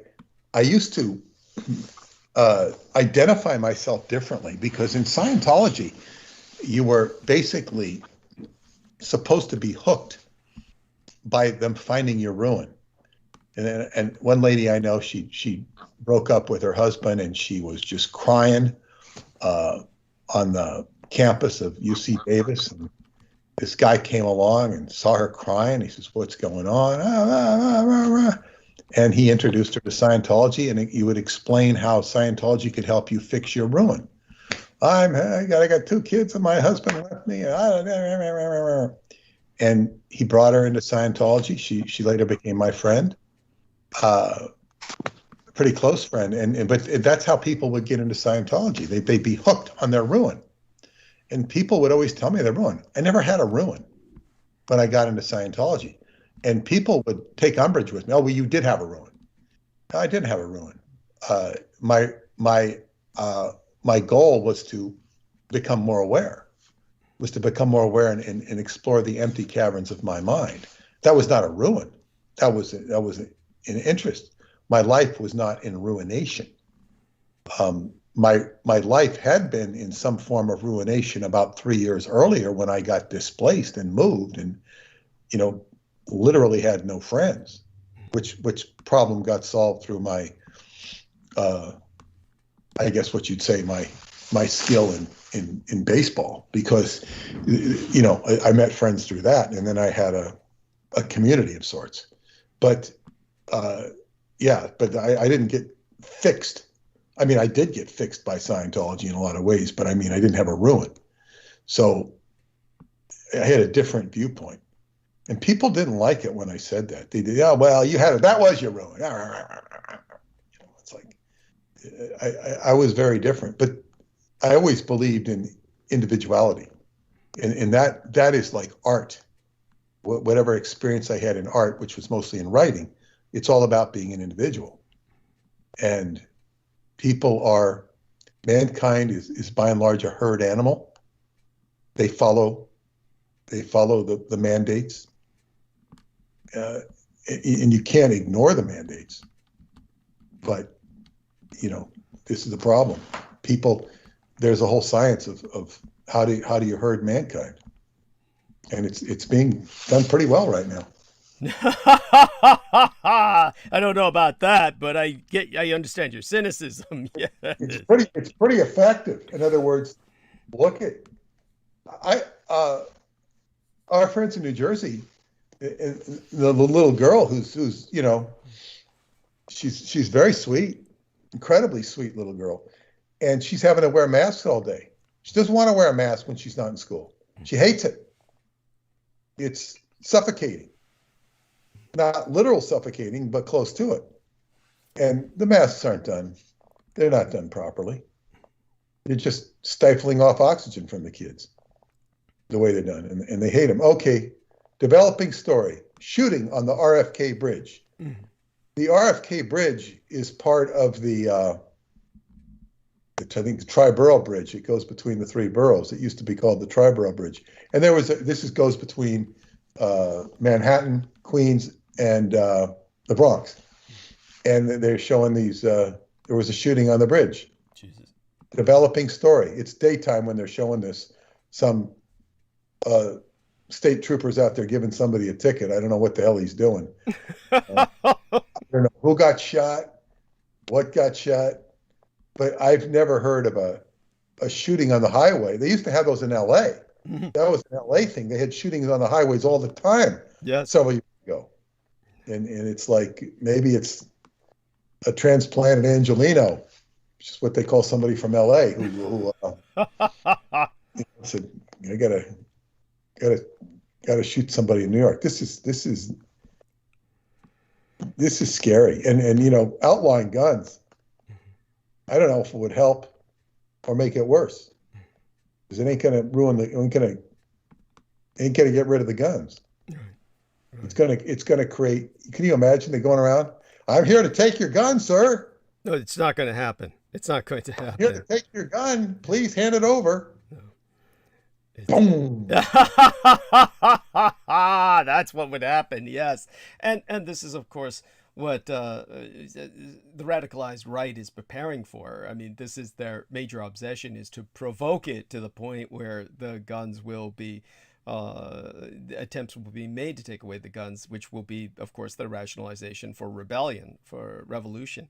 If I wanted to do a satire on this, and I think it would be a very effective satire on the NRA, I would get either an actor who looked and sounded like Charlton Heston, or get clips of Charlton Heston, and they're showing all these guns going off, and he's doing that scene from the Planet of the Apes when he's hitting the beach in Santa Monica or Malibu, wherever he is, and he's going, damn you, God damn you all to hell, or whatever he says, when he sees that the Statue of Liberty has been blown up.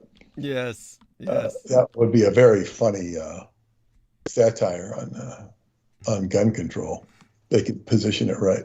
Yes, yes. Well, it makes perfect sense, of course, because what our man Peter Moon is alluding to is, of course, Charlton Heston used to be in charge of the NRA, and he was definitely someone who was an industrial strength Republican who loved guns, and yet he was in these kind of various anti-war films. But he was an actor, of course, and some of the war films were just anti-war films, like The Omega Man. Were just done so poorly in so many ways. I mean, I love the film only because it's such a period piece. It's so dated, but it's definitely it tried to make everybody happy, and in the end made nobody happy.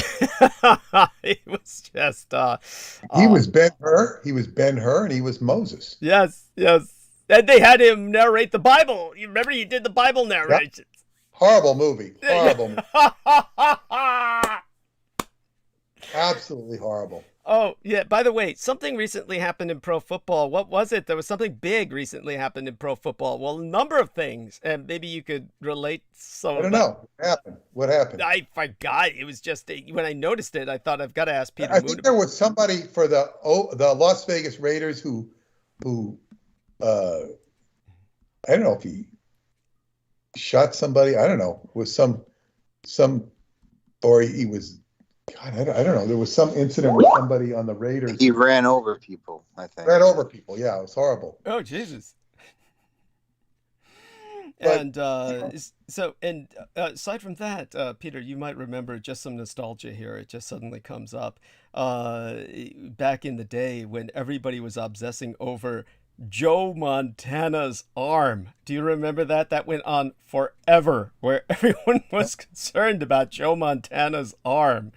I remember about his arm. I remember that, I remember him very well, but I don't remember him having an incident with his arm. You don't? Oh my God. It was like he had injured That might have been more of a San Francisco thing, because I don't, they would be worrying about his arm, but Yes. I don't know anybody outside of San Francisco would be.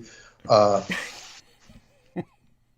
always like what he said. He says, I'm not fast. He says, I'm not big. And he says, I don't throw long. He was disparaging himself, yet he was then hailed as the best quarterback in football, which he definitely was at that time, for sure. But I don't remember him having a bad arm. Oh, he had an arm injury, and everyone was concerned that he'd be able to throw again. It went on forever. And then he did this Christmas commercial where he was throwing all of the gifts out from Santa's sled. It was just bizarre. Then he did a bunch of commercials beside that. He did a Sega commercial. So he was making money left and right. But it was just one of those things I remembered about. And where was Jerry Rice the whole time, right? Yeah. Jerry Rice did that commercial for Syntaz, which sounded incredibly racist. By the way, Jerry Rice is black, for those of you who... Yes, he should have done that. They should have done him the Rice-A-Roni commercial. Yeah. He should they didn't ever do him with Rice-A-Roni. Disco Tree, exactly. Yeah, maybe they did and he didn't want to. Yes, it was, or maybe it wasn't him, but there was some other commercial that I was thinking about. I kept thinking it was Rice. Maybe the commercials came on back to back, but I'm conflating them maybe. Who knows? It was a long time ago. But I'm sure it was Jerry Rice. Yes, he was in a commercial where there's some black woman who was supposed to be his mother, might well have been his mother, but the way she addressed him, it was just, it sounded like a stereotype straight out of the Deep South caricatures of Sambo and the like. I mean, she would just say, Jerry! Yeah, get your chocolate ass on over here. And it was something along those lines, and it was just painful to listen to. But there you have that. These things come out. And but that was the only thing that happened in football, was this guy ran over somebody. The unfortunate thing is, or whatever it is, football players are just a sampling of real people with real jobs. And it's amazing that there are not more incidents like this. Not that they're all, predisposed that. Well, there are incidents so often with these guys. What was that guy? Ray Lewis was like involved with the death of somebody by association. He was later cleared. Some people thought he was guilty. That was several years ago.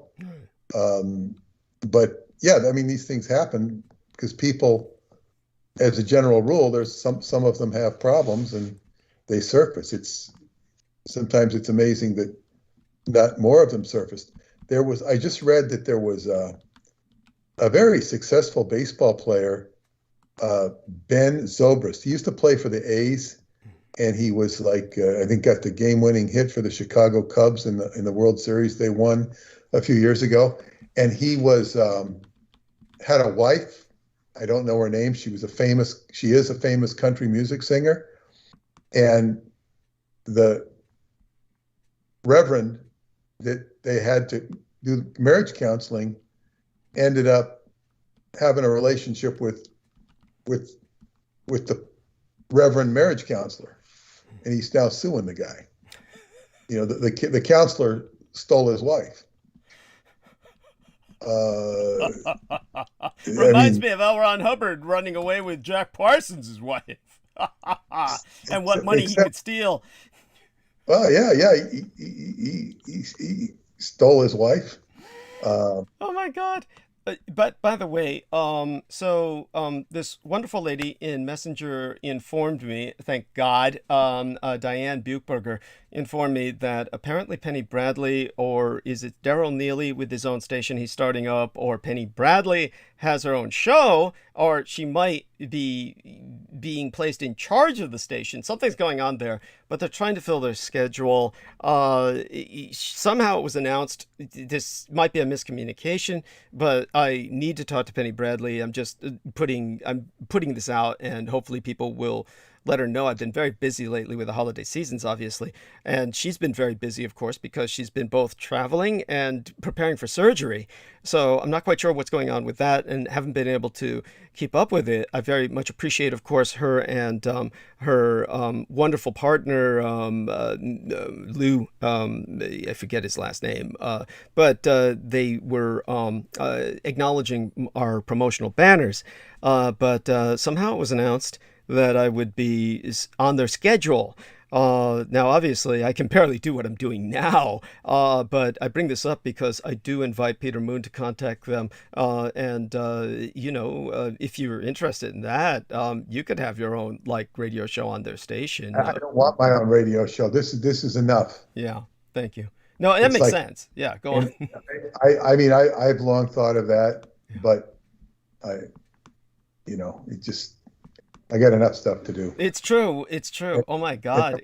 I want to keep the consistency of this going. It's better.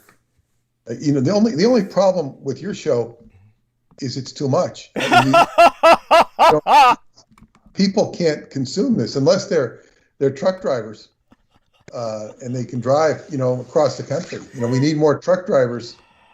They can go 12, 13 hours across the country and listen to your show. Yes. There's just only so much time in a day to consume information, absorb and digest. And it's a challenge. So it's like I'm spending more time talking to you than I would be if I was doing my own show. If I was doing my own show, I'd do an hour, and then I release it. I've thought of doing it, just doing podcasts, just up. It's sort of more fun to have somebody to bounce off of, though, rather than just sit there and say, even though in most of the shows I do, I'm doing a majority of the talking, and sometimes the questions are intelligent, and sometimes they're very awkward, unnecessary, and the person should just shut up. Because what they're saying is only interrupting the stream of consciousness without adding anything to it. Sometimes I get some really interesting questions and good questions. It depends. But the RFK bridge has reopened after the shooting, and there was a shooting in Brooklyn. I mean, to have 2 shootings in the same news report. We had a stabbing in Penn Station, which is a train station in Manhattan the other day. There were 2 stabbings in Penn Station. Oh, Now, God. I don't know if this was daily fare back in the 70s, because, you know, I did watch the news in New York City during that time period when I was there for a short time, but I didn't watch it enough to know if it was daily fare. The crime was pretty bad. But still, you know, you walk and you go about. The odds of you getting clunked are probably low. You know, 1 person shot in Brooklyn. Well, how many people were shot in Brooklyn? Your odds are pretty good of having survived it if there's 4 million people in Brooklyn. Yes. Yeah. 1 in 4 million chance you'll get shot on today. And then you don't know if the person that got shot precipitated it by some activity they were doing. We really don't know. Oh, yes. It's So much. We hope that the shootings will go down. This is not. It's not a positive. It's not a positive thing. right. But still, you know, the networks will go on. The cars will be sold. I think we're very fortunate that up to now, with all the COVID stuff, Uh-huh. that the shelves didn't dry up. They like to say you can't get this and you can't get that. There's very little that you can't get, I found, in the store. Uh-huh. There is some things. There was a run on ice cream. Uh-huh. That's because Salman Sheikh was in town and he eats them in buckets. But go on. Well, and you know, that didn't deter me, because I'm not a big ice cream eater, but it was so hot in the summer, and I only eat expensive ice cream because it doesn't have, you know, the stuff without the sugar. Right. Yes.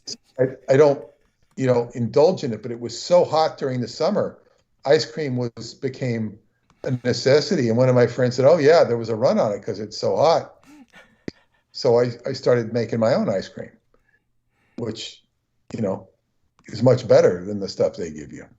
I happen to have an ice cream maker that I got, you know, was given to me a long time ago. Wow. So I can make my own ice cream if I want. But my dad bought one of those, and we used to make ice cream when I was young. Oh my God. Go on. Here's a hand cranker. Yeah. My father bought the hand cranker, but no, it's a automatic ice cream maker. You know, I suppose it cost a fair amount of money for its day. It's antiquated now, but it still works.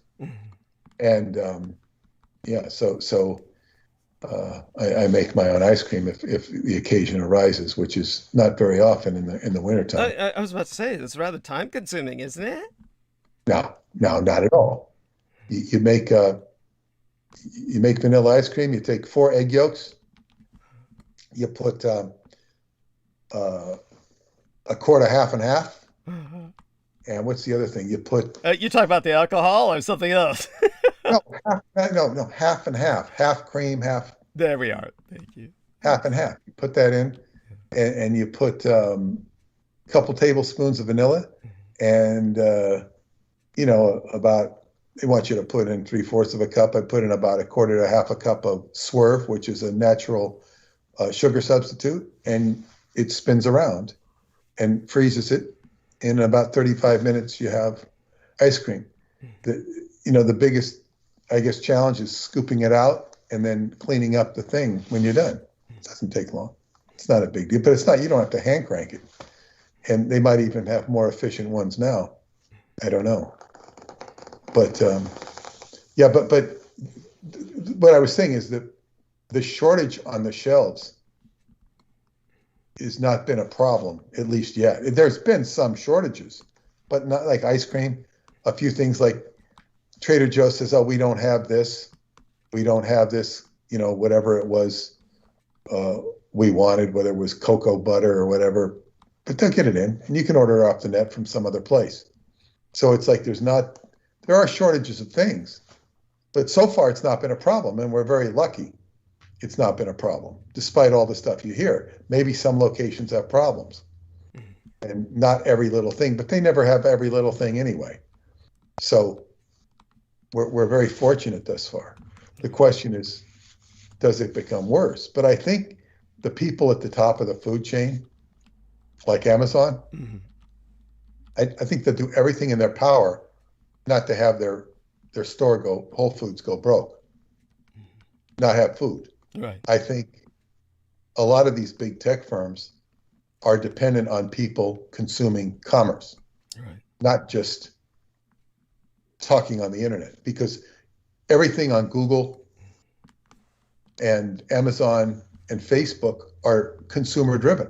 So they need this economy to survive. They need it to work. Right. And I think the difference between them and Donald Trump is Donald Trump was going to go after them for antitrust stuff. He didn't like Amazon.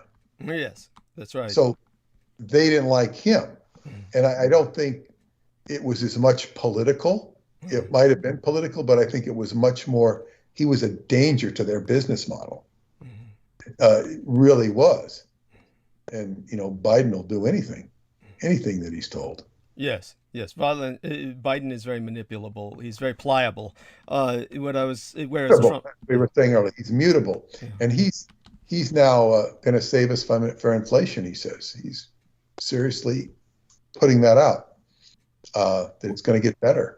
Good fucking luck. I mean, certainly digging into our oil reserves was the worst thing to do in that regard. Well, the problem is inflation's already been kindled. The dollar star is going up to $1.25. So, and people are raising their prices out of self-defense. It's not price gouging, it's self-defense. So what does one do? If you're making $50,000 a year, now all of a sudden you're making the equivalent of $40,000 a year. It's and then the taxes aren't going down. By the way, the taxes are probably going to go up. Maybe, So it's right. But yeah, go on. The most horrible thing that Joe Biden did was that he personally raised. I mean, I don't know how it all got done, but he raised the insurance premium. It goes into effect, I think, in January on Medicare. Like, say, I pay $140 something, I think, for every quarter, every month, but I have to pay it every quarter. So it's like $450 or something every quarter for Medicare, which you don't really use. You don't really need it, but you don't really want to back out of it because then it becomes more expensive, but it's cheap insurance overall. But the thing is, he raised it, I think, $22 a month. And Social Security is been raised, but he's basically taken everything that you're getting more with the Social Security check, which I don't get. But how come you don't get it? I haven't asked for it. Okay. But why don't you ask for it? I don't want it. I don't want it. I'll get it next year. Okay. When I turn 70. Okay. But when I have to have it. Okay. But the thing is that if you get this raise of Social Security, which might be, I don't know, depending on how much you make. For some, it might be $50, and then they're going to take out $22 of it. And the thing is, all of that $22 adds up to about, I think I figured it out. It doesn't add up. It adds up to $1.5 billion or something. Uh-huh. And I remember my high school teacher in 1970 saying, he said $1 billion. This is peanuts. He was saying, this is peanuts for the defense industry. It's peanuts. So $1 billion today is much less than $1 billion then. It's no longer peanuts, it's popcorn. Mm-hmm. And so he's taxing the individuals. Mm-hmm. He doesn't need to. Right. They could just write the check for $1 billion. And it's like, why is he doing this? What's the point? You know, is it to keep people honest? To keep them respectful of the financial system? Mm-hmm. I personally, as you say, don't really care that much on a personal level. I don't like it, but I think when you look at these people who are like living on their Social Security checks, this is very wrong. It's very bad. Mm-hmm. Yeah, definitely. And I appreciate you bringing that up. Two things I want you to know. So when I upload our episode tonight, by time Arc of Narrative is finished tonight, or as much as I can get through, I'm certain I would have covered two things. One is that the same big tech company that went after Kyle Rittenhouse has now gone after Darrell Brooks. So GoFundMe just pulled a GoFundMe for Darrell Brooks, who's the black man. I'm sorry? Is Darrell Brooks the guy that ran over the parade? Yes, that's correct. So he's on bail for like $50 million, and somebody actually started a GoFundMe to raise his bail, and GoFundMe pulled it, just like they did with raising bail for Kyle Rittenhouse. And no doubt I think they would have raised $50 billion? Million. Million? It's conceivable. It's conceivable. Anything is conceivable. I'm not saying they would have, but anything's conceivable. So be on the listen out for that, because I'll bring that up in Arc of Narrative. Obviously, big tech is trying to balance itself out. They got lambasted for a bias on the right, so now they're trying to show that they are, not biased, obviously. And it's a very easy thing to do. Yeah. To do that, it doesn't prove anything. True. I mean, I hear you. What I'm more curious is if his bail was $1,000. Yeah, originally. Now it's $50 million? Oh, yes, because of course, well, what do you expect? I mean, they don't want that guy running loose. I mean, after what happened. Oh, yeah. Yeah, he hit all those dancing grannies. Yeah, I mean, heaven forbid. No grandma is safe. By the way, just to put this into perspective for our listeners, anybody who thinks that it's horrible, that I find that hideously funny, understand that this is the same white trash culture that produced Grandma Got Run Over by a Reindeer, and that is like the most popular fucking Christmas song. The guy who sings that song, that's all he fucking sings. And I can't even remember the fucker's name, I don't care, but people can look that up, that stupid song, Grandma Got Run Over by a Reindeer. There's only one fucker that sings it, and all he does is he's fully scheduled every year around this time to just go all over America and sing that song, and it's disgusting. And the whole song is, Grandma got run over by a reindeer. People say there's no such thing as Santa. But as for me and Grandma, we believe. Of course, she's dead, right? And the whole thing is about she's got hoof marks and tracks all over her, and people think that's funny.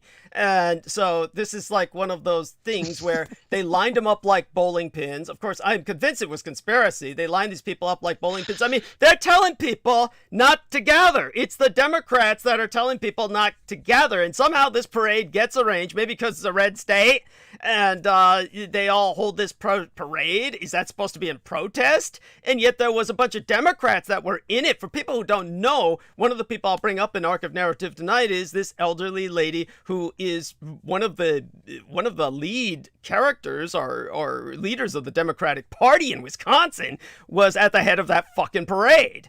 And so maybe he was out to kill her specifically. But, all the dancing grannies got in the way. And basically, by the time that it came to her, she was able to jump out of the way. But this is a true story. And the other aspect of it was that, the other thing I'll bring up tonight is I will be addressing the bizarre aspect of Judge Schroeder, among the many other bizarre things he did.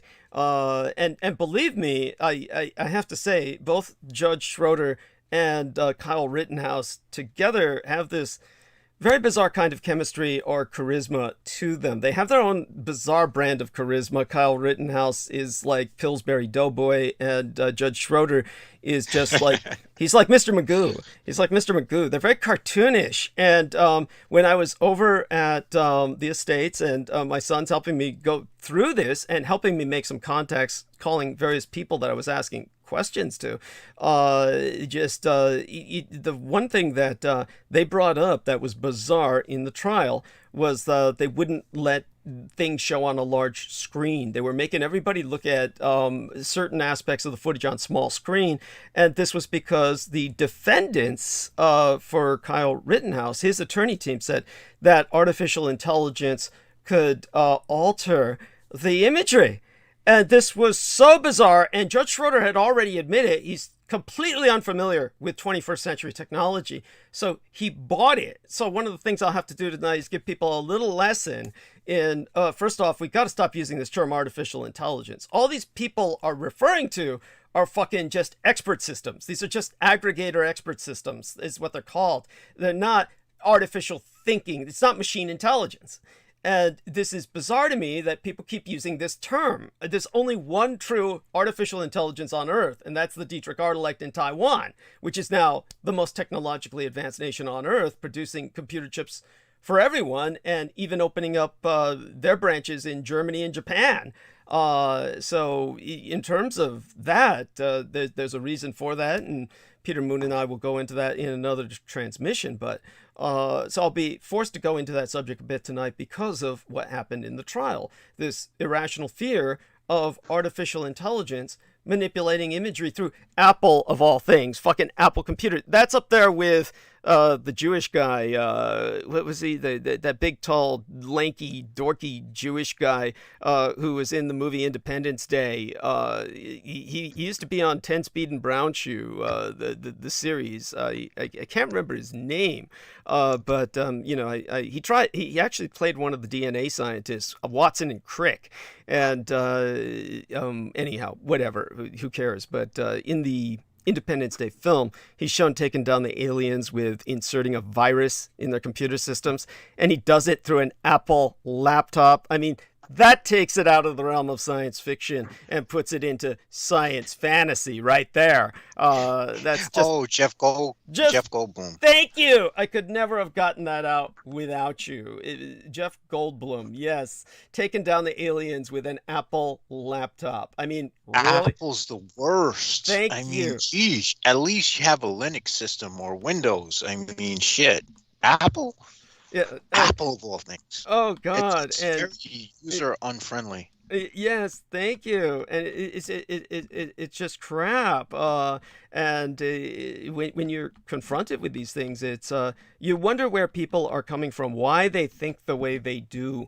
So I'll try to educate people a little bit tonight about that, and do my best in that regard. Tell them that there's no need to fear any of this. And of course, our dear friend Peter will be leaving soon, but I don't know if he saw Prince William, who, of course, Clyde Lewis wrote an entire book saying Prince William is the Antichrist. You know, you could almost believe him with the latest shit that Prince William did. He got up there and he said, oh, you know, the Africans are having too many babies, the black Africans, and, you know, that because of that, all the animals are dying. He's so totally ignorant of Africa. Of course, as somebody who spent combat time in Africa, I can tell you that Africa's population, it doesn't matter that it grows, it still remains more sparsely populated than Europe or Asia. Even though their population is going to triple, it's still more sparsely populated than Europe or Asia. And indigenous communities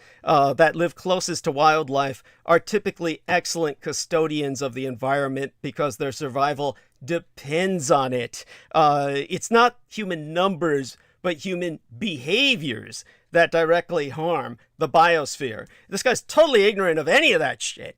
And he gets up there and says, we got to have black women stop having so many babies. And I mean, really, this is a guy who himself has determined his own family size. He travels all the time by air. He lives a lavish lifestyle. I mean, he's got a carbon footprint of Godzilla. You can see his carbon footprint from fucking space. And this guy is saying black women have got to stop having so many babies. He truly is stuck in the Victorian era. This is what pisses me off. If Peter's got Folks, hex that motherfucker. Yes, that's all I can say. Yes. Might not be work. Yeah, it's Daniel. Daniel, he can be heard. Daniel Arola's with us. Yes, say hi to Peter. You always stick those little memes on Peter's page. Hi, Daniel. I'm going to say goodnight, though, because it's late, and Daniel can take over for me. Yes, we love you dearly. You've got your arc of narrative. Yes, we love you dearly. You have a blessed night, Peter, and share our love with Paula. Yes. Good night. Good night. And so, Daniel, take your time. Say what you're going to say before I suck all the oxygen out of the room soon enough. Well, usually every time while Peter's speaking, yeah. I get space. I go find me some space outside, and I practice like the first two poses in Qigong and breathing, and that actually helps me do it longer than I used to do it, and I find it a lot more comfortable to be more aware of myself doing the positions, because if I'm not careful, I might end up slouching, and that would disalign how I meant my spine to be aligned as, while I'm holding my position, doing the Qigong and breathing exercises. So when I listen to him, regardless of what he says, even if some of the conservative stuff that I tend to make fun of because I used to be, and it still guides me through my Qigong practice. So it's very helpful. Wonderful, beautiful. Thank you for sharing that with us, and hopefully he hears that on the the replay. and do me a favor. We'll talk about that with him in the opening hour. Come on Wednesday, which will be here before we know it, and come on with us at the at your time. It would be it would be 8 p.m. Come on with us at 8 p.m. And that would be 9 p.m. Peter's time when he comes on. He comes on at 9 p.m. So if you come on at 8 p.m., then we can say that again directly, because I don't know if he'll hear that on the replay, because I usually put the timestamp exactly where I start. So he'll probably miss what you said. God knows he shambled off to bed by now. While he was talking about evil and the 24th the gene, and he's very enamored of that hypothesis. Which of course is not the case with our genes. Our genes really have only about, a dozen strands. There's this bizarre obsession with certain New Agers to say that we've got all kinds more strands than we have. It's nothing to do with the reality, the physical reality. But then again, what he's speaking of is kind of more spiritual, higher order of being kind of concept. So that might be applicable towards that, like true light beings or something.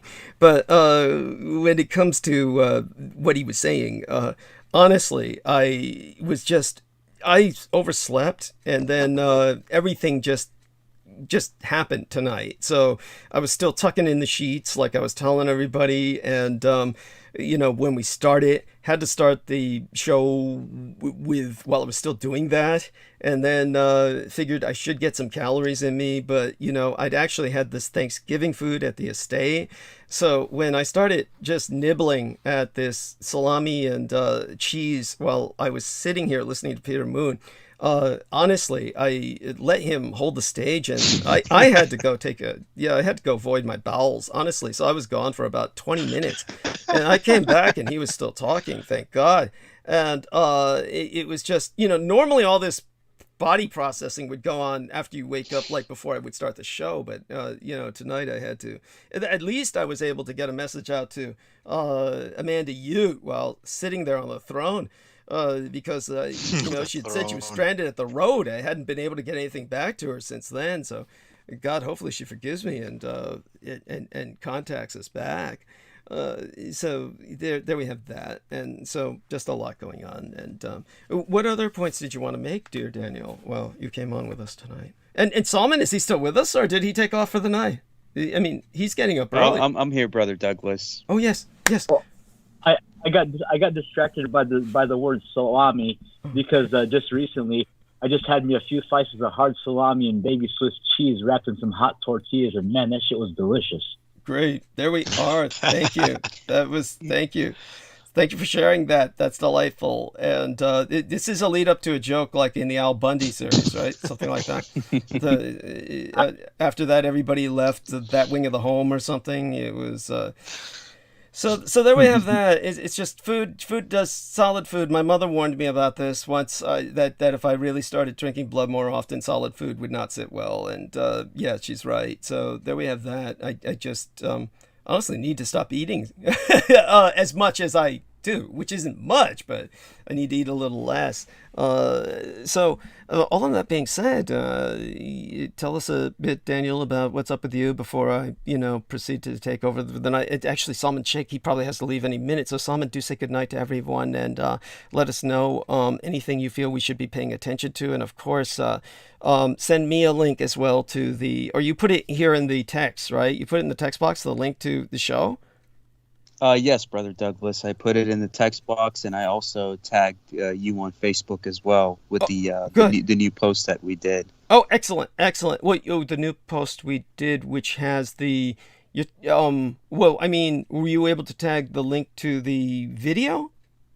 Yeah, I tagged the part 5 on Facebook. So yeah, you're right. The tagging system has kind of been changing, I guess, ever since they switched to the MEMqədAY brand. Oh, it's totally fucked. I was able to tag you and tag Peter, Daniel, JMO onto the part 5 that we just did, and I put it in the Skype text box also. Skype text box. Oh, should be. Yeah. And yes. do me a favor and send me a link to the video in private messages, and do that with Peter Moon as well, because he's not going to access what's in the text box here. Guaranteed. Oh, perfect. Salman, I got an Daniel. idea for you. Hey, I got an idea. Brother. In the morning time when you do your pull-ups, in case you see some fine white chick pass by, stop her and ask her to count your pull-ups for you. Yeah. And before you know, you'll be doing 28. Before you get winded. Oh, definitely. I'm looking for a good white woman to settle down with, so I might have to come down to Houston and have babies with her so they could grow up and call me Abu. Hey, where the white women at? Sure to count your pull-ups while you suck your gut in, Yeah, exactly. Yes, that's hey, right. Brother Daniel, where the white women at? Yes. They're here in Texas. They're waiting on you. I'm on my way. And where's Sally at? Alhamdulillah. Yes. Oh, yes. So there we have that, the running joke between the two individuals that yes. And such being said,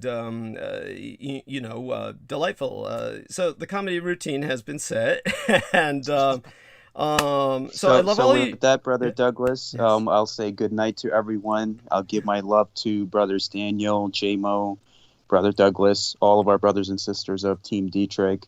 May Allah continue to bless you all, protect all of you and yours. And I encourage everyone, please support Brother Douglas. Get the book, Report the Gang Stalkers, and leave him a 5-star review. And also send him support, whether via check or money order or via PayPal. And put a thumbs up on all of his videos. He's always under assault by the agents of chaos, who on a day of judgment shall get destroyed. And please support him in all of his endeavors. And with that, I give my love of greetings of Assalamu alaikum. Peace be with you, Brother Douglas, Daniel, JMO, everyone, Brandon with Team Dietrich. Shalom. And also my love to all of the white women as well. Bless you. We love you in Peace. return. Yes. Good peace. night. And with that, Brandon and Daniel, if both of you gentlemen will say goodnight to our listeners as well. Yes. Yes. Daniel, go ahead. You want now? Yeah. Go ahead. Oh no, I wasn't gonna say. I was waiting on Brandon. Oh, okay, Brandon. Go Oh, ahead. me? Yes. Oh, boy. Well, I'll just say thanks to everybody. Thank you, Douglas, first of all, and Salman, and everybody on the call. Danny, it was good to hear for a second. Jameson, thank you. It was really good to go back and forth with you. Peter Moon, my favorite. I think the dynamic between Douglas and Peter is something special for sure. And Jameson, you do a great job of keeping this flow going. And thank you, Douglas, for having me be a part of it. Oh, always. And I just want to say, as a white boy, yes. If I were ever in the situation where I was surrounded by like 50 black dudes, right, with AKs, I just bust into a rap song, and they would just all settle down. No, that's a joke. Yep. The worst thing ever. But much love to you guys, and all the best. Yes. Much, much love. Anyhow, you do teach basketball, right? All you needed to do is tomorrow. throw them your basketball. That's what'll make them drop the AKs. So, exactly. Yes. Yeah. Right. So, we love you dearly, Brandon. You take care. Love. Okay, good night. Good night for now. Yes. And Daniel, what inspired you to suddenly come on all of a sudden like that? Oh, well, just thought I'd hang on, see what I can come up with, and anything to contribute for the small time that I got to speak. Oh, no, that's wonderful. I mean, honestly, normally I would have you speak for much longer. It was just, tonight I do have too much to cover, but join us in the opening hour. Will you be able to do so on Wednesday? Yeah, I think I'll be able to. Okay, great. That's wonderful. And that will help. Then you'll be around by the time Peter shows up. So let's do that. Let's plan for you to come on at about, which your time, that would be about 7 p.m. 7 p.m. your time. So I'll give you a call, or Jameson will, but we'll plan on reminding each other. So Jameson, please make a note of it that we'll try and bring Daniel on Wednesday, okay? Gotcha. Yeah, as soon as we start. We love you dearly, Daniel. You have a blessed night. All right. Real. Talk to you guys later. Thank you. Look forward to that. And so we'll do our best, starting with, the solicitation, and get that out of the way. Let me call that up. And all right. Well, I will be in the background when you need to break. Given that you're starting now, I know that there's a hell of a lot that went on. Yes, and a lot that needs to be covered. Now, at least get me caught up. Now, what is it that's gone on? Because you might have caught some things that I did not. So tell me what. Okay, so let's see. We have the all right. Just so people understand, when we have Russia and Ukraine, of course. Yes. That's been going on for quite some time.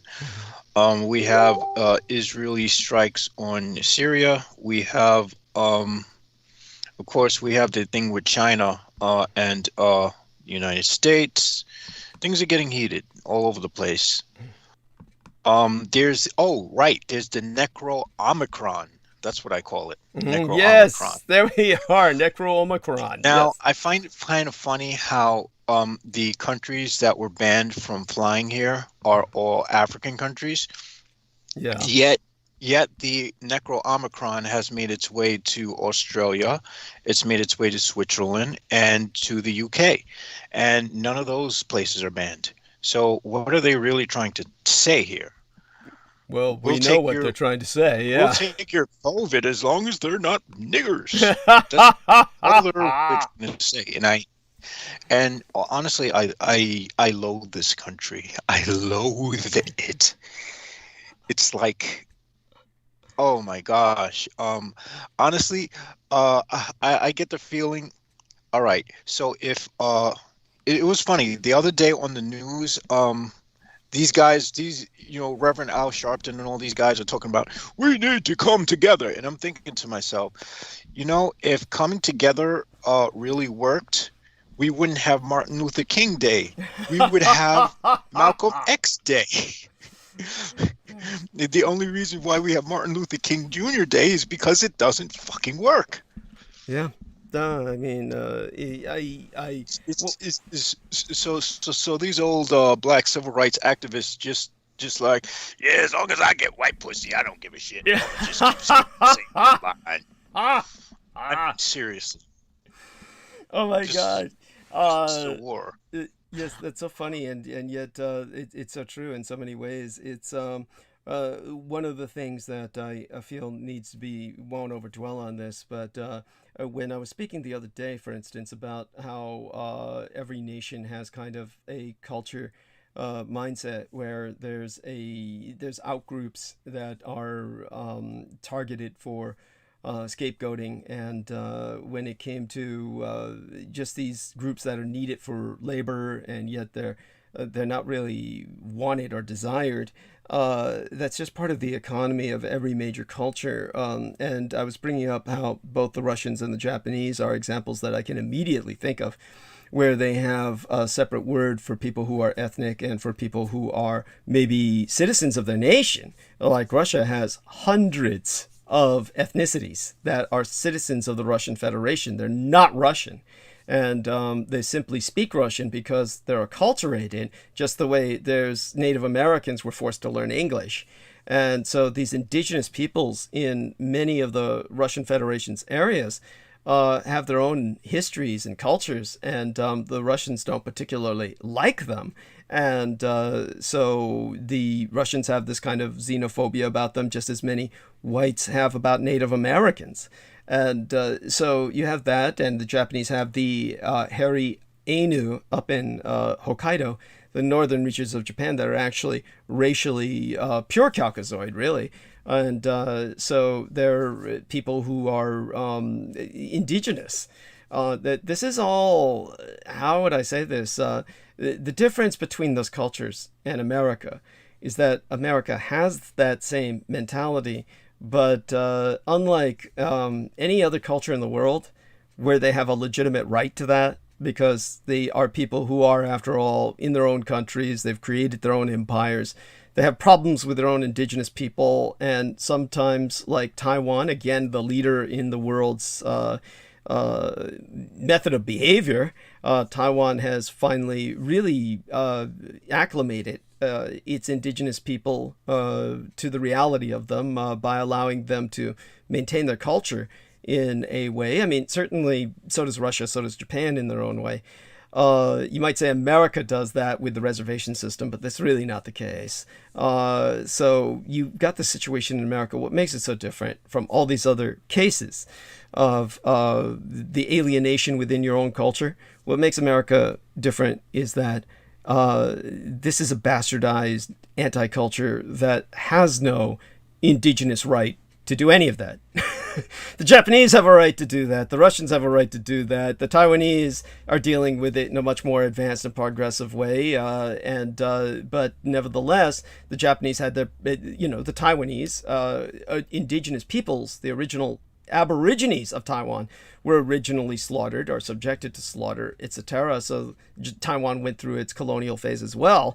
The important thing to recognize is that unlike these other areas where they've cultivated their territory, America doesn't have that right.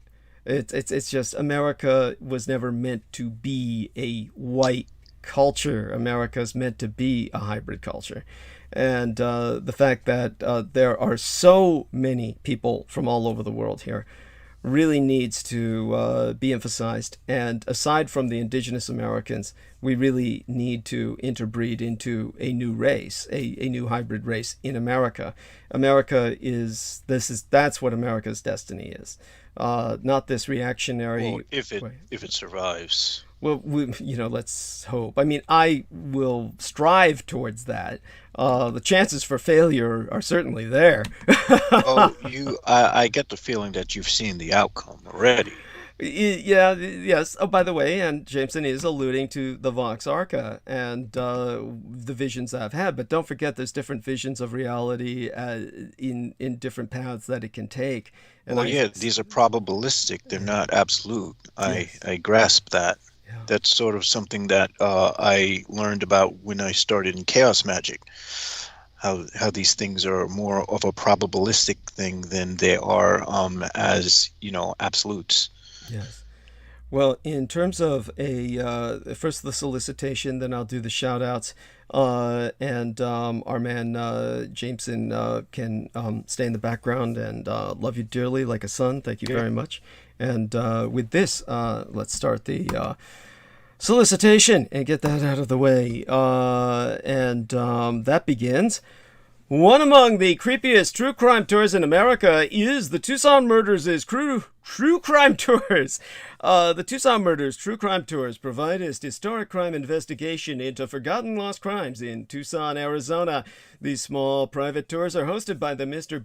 Baron Astenius, a true crime researcher and enthusiast who will personally take us to real historic crime locations related to these crimes in Tucson. Relive these events and hear the untold stories behind the stories. The Baron Ben specializes in the seemingly ever-developing case of the late serial rape killer Charles Howard Smitty Schmid Jr., alias the Pied Piper of Tucson, and Aftermath Tour. See theunfinishedman.com for excerpts from his yet-to-be-published book of that very same title, The Unfinished Man, or review scenes from his cinematic documentaries, currently in production, at theunfinishedman.com. But other cases, such as the strange case of Morris Brady, the Dr. George Marvin Tejardine case, and the Red Rapist, are also within his repertoire, as in fact are all the crimes that shocked the Southwest throughout the 1960s, the very decade I myself entered this vale of tears.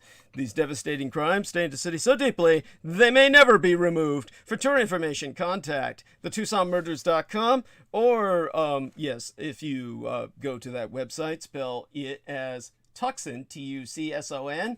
That's how you spell Tucson. Put the word "the" in front of it, thetucsonmurders.com, or telephone the Baron Ben himself privately to personally guide your tour at 1-520-423-3406. That's 1520-323-3406.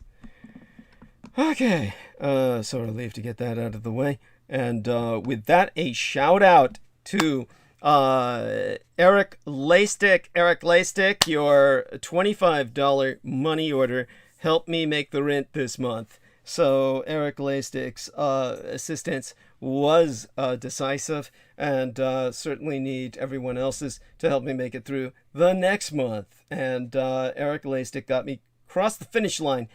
God bless you, Eric Laystick, dear brother. He's publishing a poetry book. I'm going to review it. Wonderful individual. And and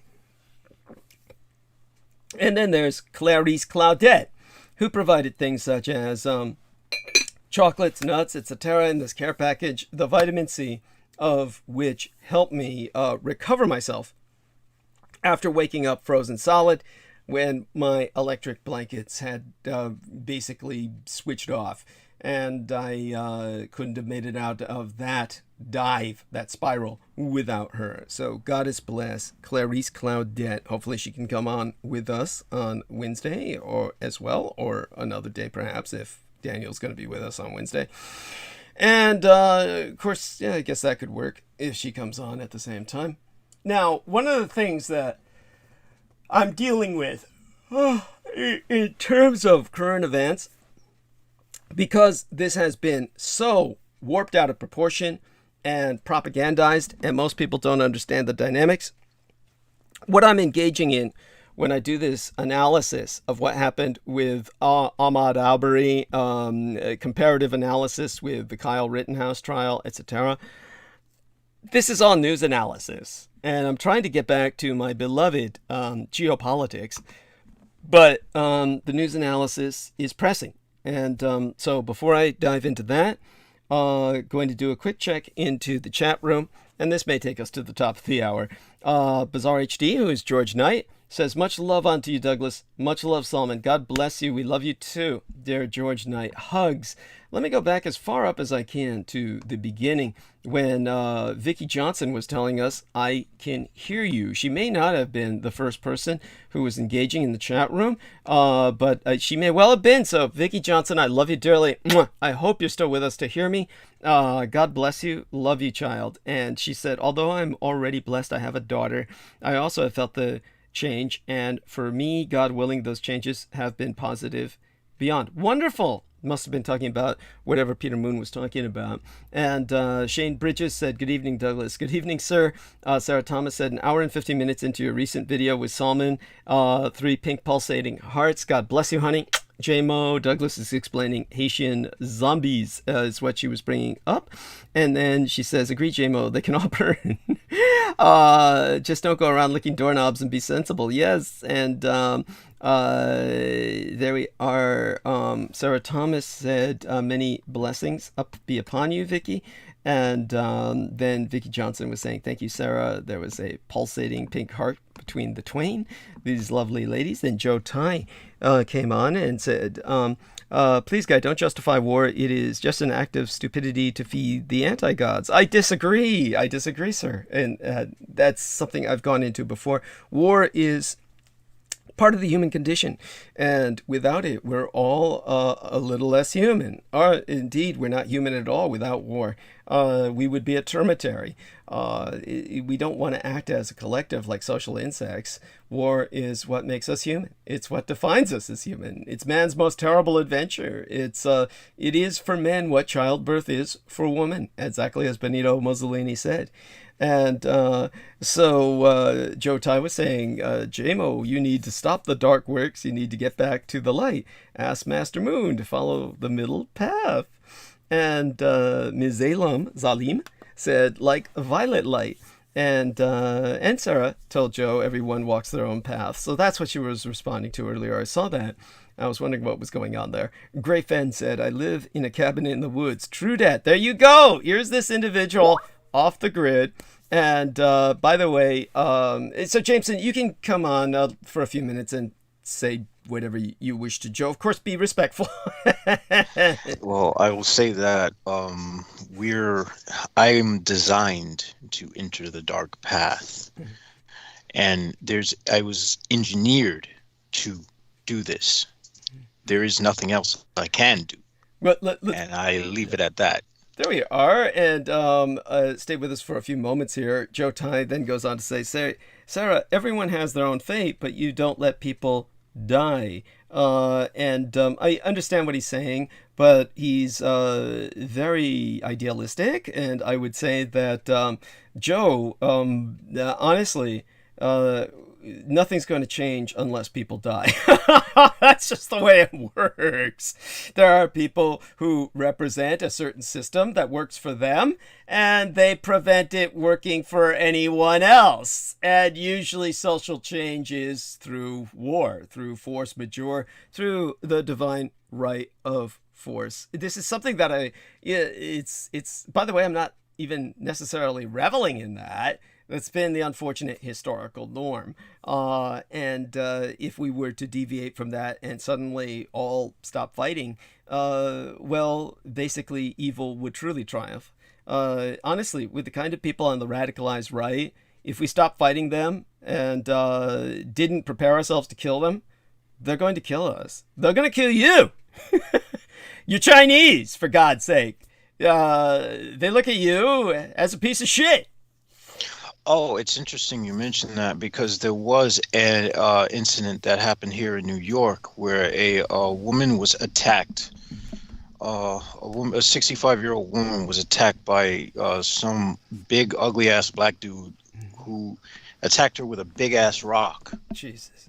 And they had to do surgery to remove the pressure from her brain. So this goes to show you there's pieces of shit all over the place. There is no compromise. There is no middle ground. You're either here or you're there. You're either dark or light. And it's not a question of whether dark and light doesn't mean good or evil. It's what you do with it. Thank you. That's very important. And aside from that, honestly, certainly Joe Tai, I believe, comes from a corner of compassion, comes from a stance of compassion. But at the same time, what I would say to Joe is, when it comes to someone like Jameson, why would you care? Why would you care that I understand he's like other men who have responded to you. There are people who I remember in the early days when I saw Jameson online, there were people who basically were very disturbed by what he wrote because Jameson was raving. He was raving online. And so people would write to him, I hope you're on a watch list because you're a threat to children and all life on earth, because Jameson was basically, I hate everybody in one of those moods, and he's talking about it. We just want everybody to die. It's like honestly, you wonder why people care, because there's people out there that are really actually making it happen. There are people out there that are exactly. Thank you. I don't act on my emotions. That's one of my greater qualities. There we are. Thank you. And by the way, and then Ms. Zalim said, like violet light. Love you, honey. So when Joe Tai was telling you to go towards the light, Ms. Zalim said, like violet light, which makes sense. It's not like Jameson says where it's black and white and you have to make choices exactly, but it's like that in terms of where we're at right now. I want to get back to a world that is a million shades of gray. There are times like that as well. So, but in order for us to get back into those times, we've got to survive this time, and that means taking a stand. And Sarah Thomas was going on. David Tooley says hi. Big waves to hugs to David Tooley. And Daniel Arola was talking about basically he said the Maori warriors in New Zealand used to trash talk before battle with a haka before their foes and vice versa. And so let's see, Joe Tai was saying the Indian means Far Eastern, Prince Lin is Indian. And okay, so what he's talking about is myself, meaning that yes, if George Dietrich is my biological father, I do have Native American blood in me, if that's the case. And actually, Adolf Hitler felt he had some Native American blood in him, so it works either way, right? It wouldn't be like counted by the government in Hitler's case, but theoretically, I'm 1/8 Indian, meaning I'm Native American, period, by U.S. governmental standards. And yet the tribe that I'm theoretically affiliated with, or genetically through George Dietrich, would be the Mandan tribe, and they've never, ever returned any of my attempts to communicate. So it's not like I'm taken in. And, oh yeah, the Native Americans that I did deal with, oh yeah, they tried to take me in by asking me to pay them so I could get a fake Indian card. Bullshit on that noise. Then yeah. Everyone's got a hustle. Yeah, Joe Tai was saying, I call all people who can't accept the truth retards. The Comanche owned slaves in the South, like their white counterparts. Yes, there was indeed slavery among the Native Americans, but Native Americans were also enslaved. So the white man enslaved them just as they did the blacks. Ms. Zalim said, I just wanted to say if anyone is interested in the native way of life in terms of environmental science, a term to look up is native science. There was sturdy teachings on how the planet would interact with the animal world, and in terms of how impacts humans and how to live symbiotically with them. That's what I'm studying in college. Wonderful. Thank you, Ms. Alim. Beautiful. What a wonderful human being. And then there we are. JPAN M81 asked about 1111. Hellbilly Huller is Michaela Nastasia. Hey, honey. Love you, darling. Sorry I haven't contacted you recently. She says, are you talking about Solaris Blue Raven? She's a psycho. Okay, not the same person. Never mind. No, we were talking about a different female psycho in Peter Moon's world. And then she said, this was my biggest complaint with the New Age retreats I attended was, I guess, the monetization of everything. Yeah, and so when it comes to Michaela Nastasia, hopefully she hears this on replay. Thank you, honey. As for Solaris Blue Raven, she's been through a lot.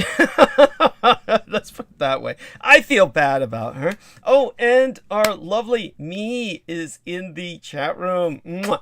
Me is this lovely lady.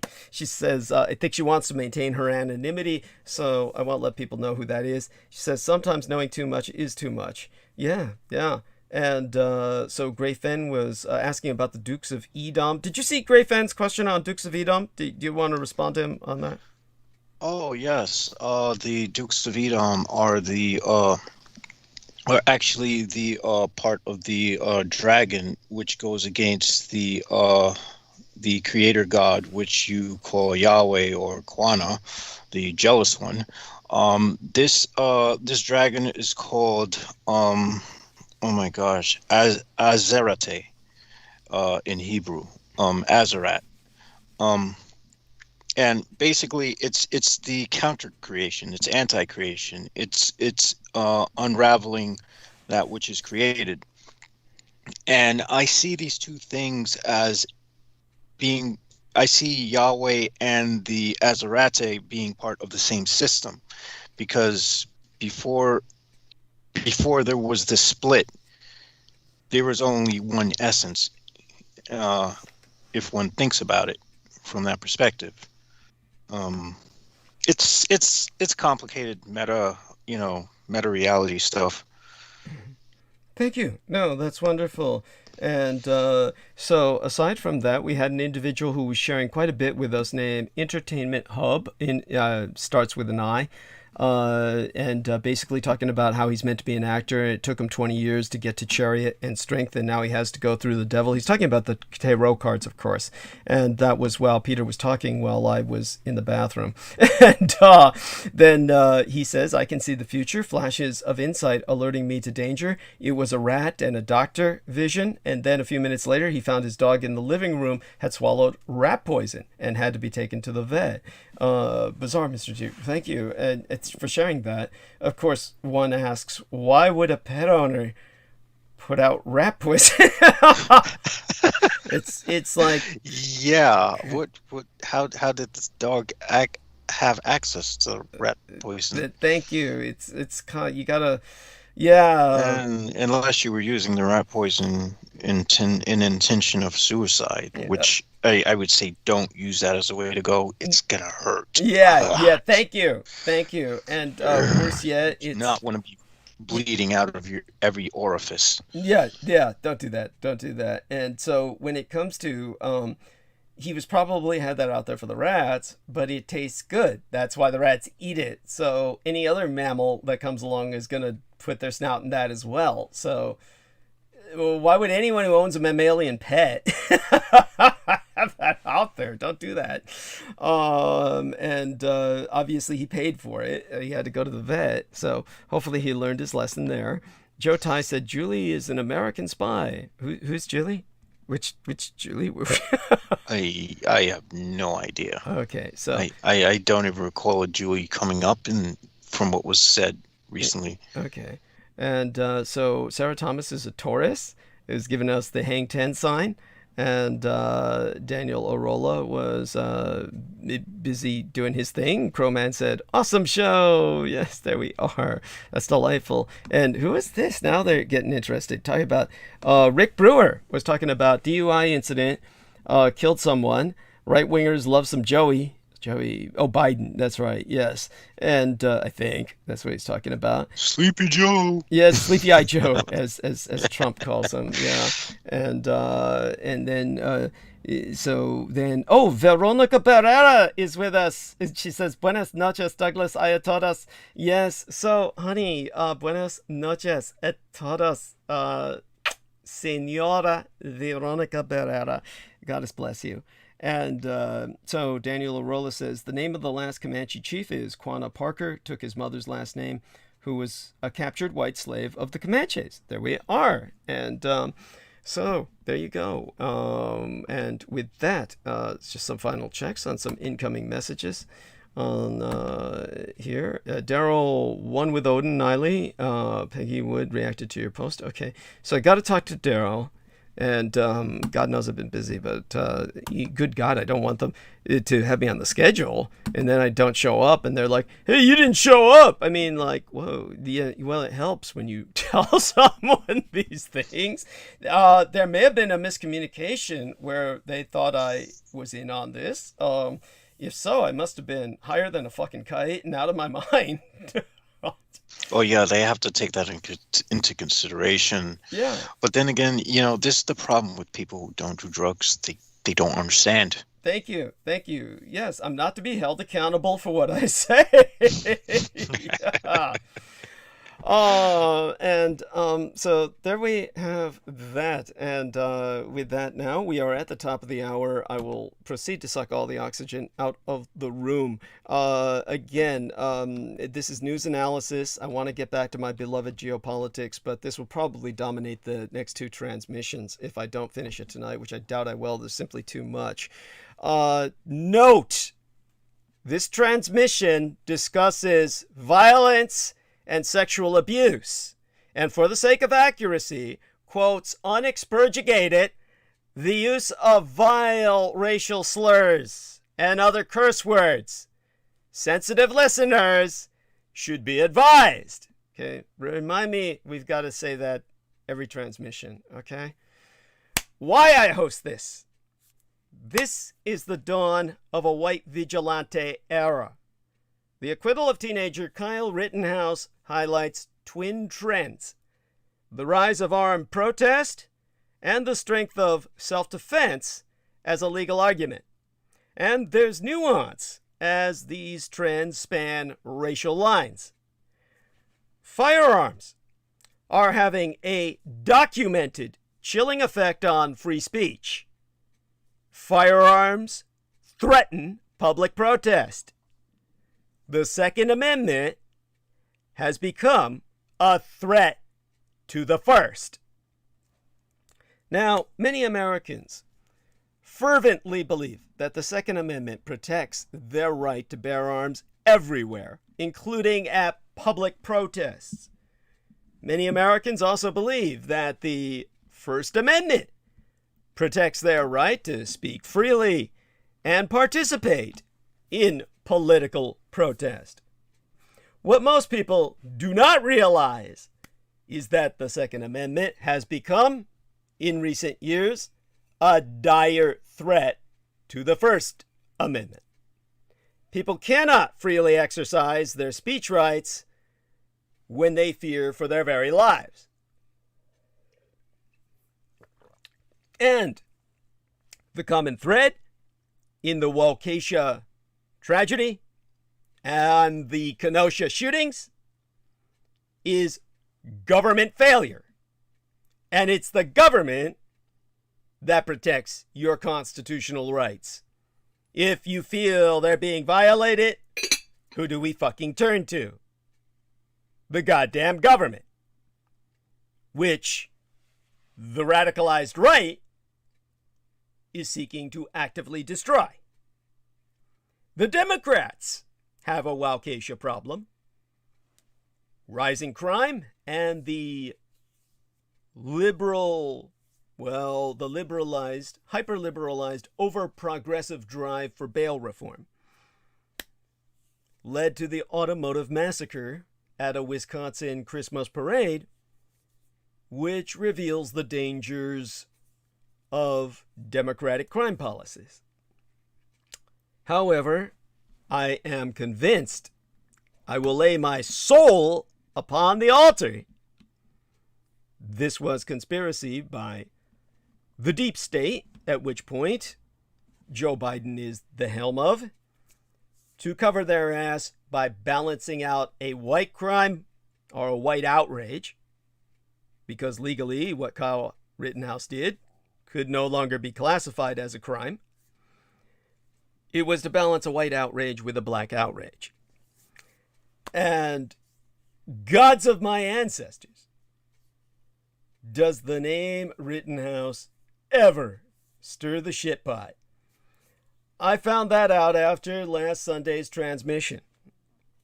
In that episode, I argued that the Kyle Rittenhouse jurors followed the law whether you liked where the law led them or not.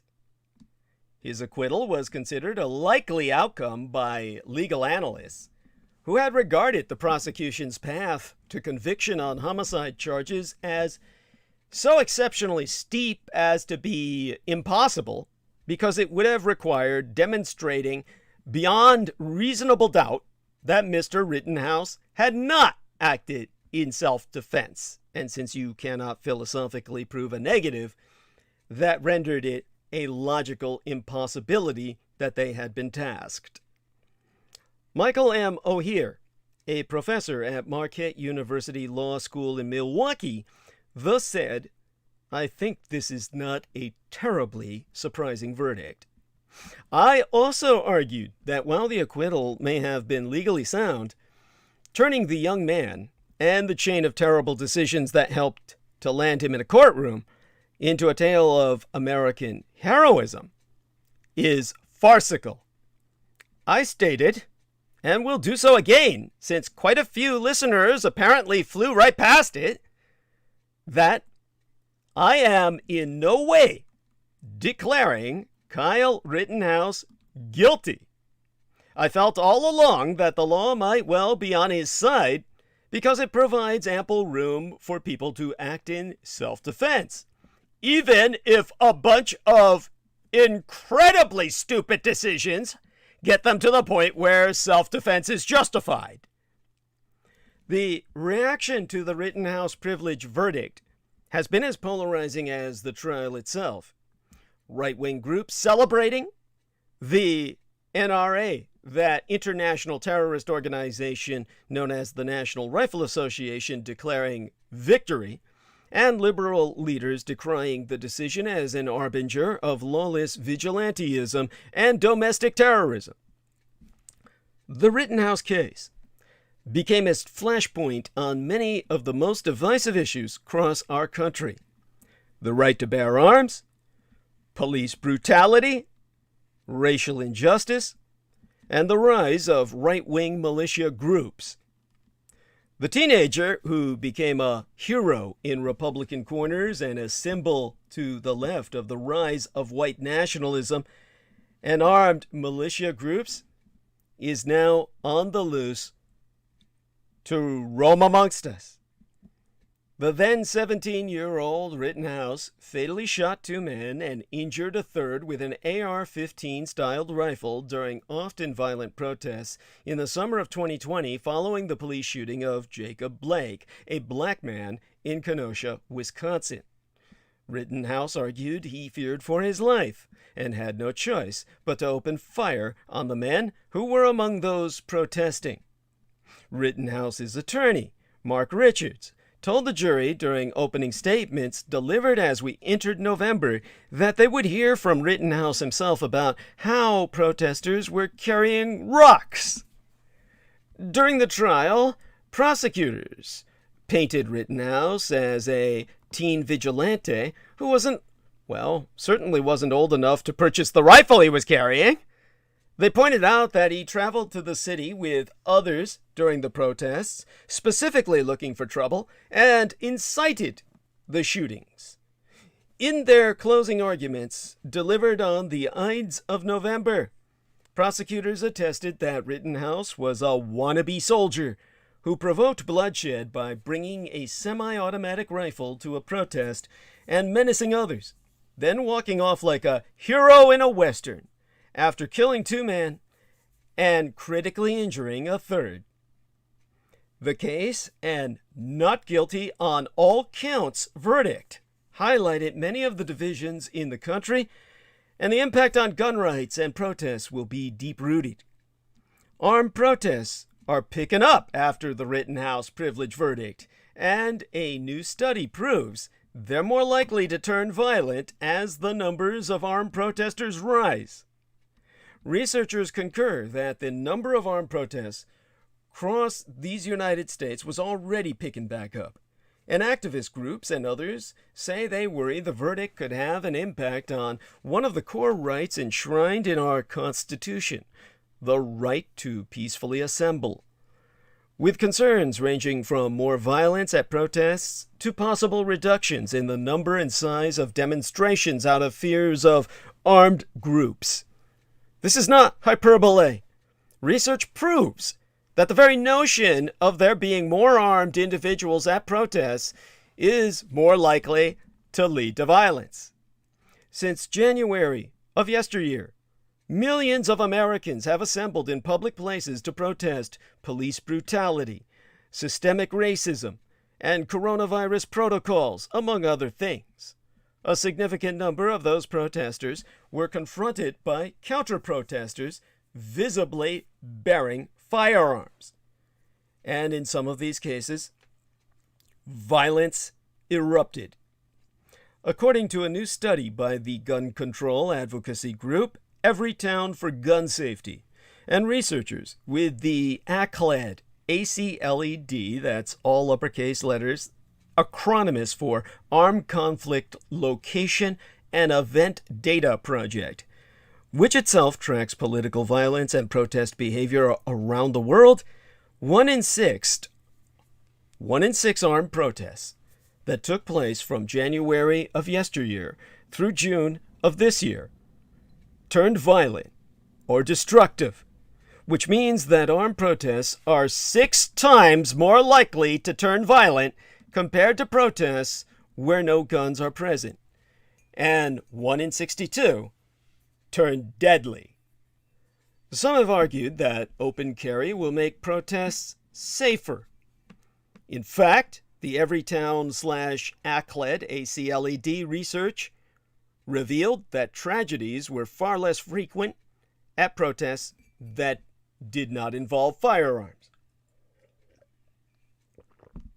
Specifically, only 1 in 37 turned violent or destructive, and only 1 in 2,963 unarmed gatherings ever turned fatal.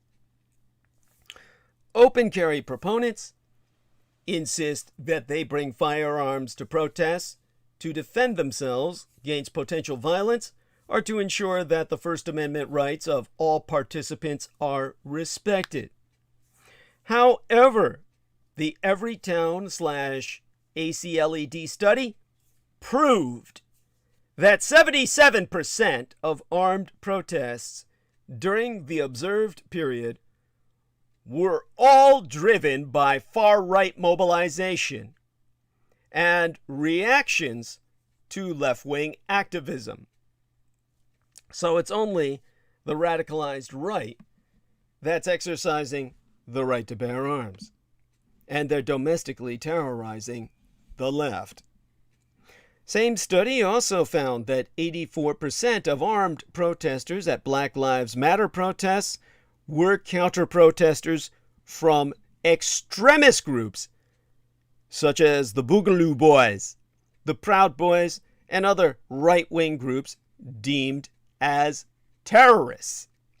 Rather than being motivated by self-defense or civil rights concerns at all, the self-evidently radical decision to open carry a gun in and of itself only and always follows far-right political ideology.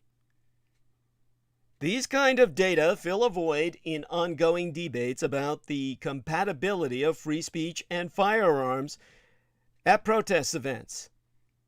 And they do not go together. They do not mix, except explosively. Exemplar gratiae. Is the phenomenon of armed protests new? Is it frequent? The open display of firearms at public protests, including long rifles and what are sometimes called assault-style rifles, is a relatively new phenomenon. Although many states allow firearms in public places, until recently, few Americans have openly toted firearms to political demonstrations. The Everytown/ACLED study examined thousands of protests, showing a marked uptick in protests at which people were visibly armed following the police murder of George Floyd. Sourced study analyzed more than 30,000 public demonstrations in these United States over an 18-month span from January of yesteryear through to June of this year. And it found that at least 560 events involved an armed protester or counter-protester. Said study noted that loose state firearms laws are part of the explanation for this phenomenon. The incidence of armed protests was 3 times higher in states with expansive open carry laws. Such research makes much clearer the implications of open carry for public safety, public protests, and constitutional democracy itself. Rudeba Kishi, the ethnically, at least half Japanese directoress of research and innovation at the ACLED, noted guns play a violent role in protests even when they aren't fired. Kishi noted the number of armed protests peaked in the summer of 2020, and that number plummeted significantly after the federal government took a strong stance against rioters at the U.S. Capitol on January 6th.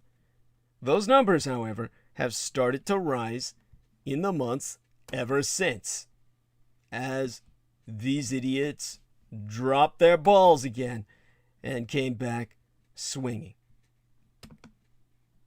By the way, here we are. Just a little incoming message. Checking that. Now,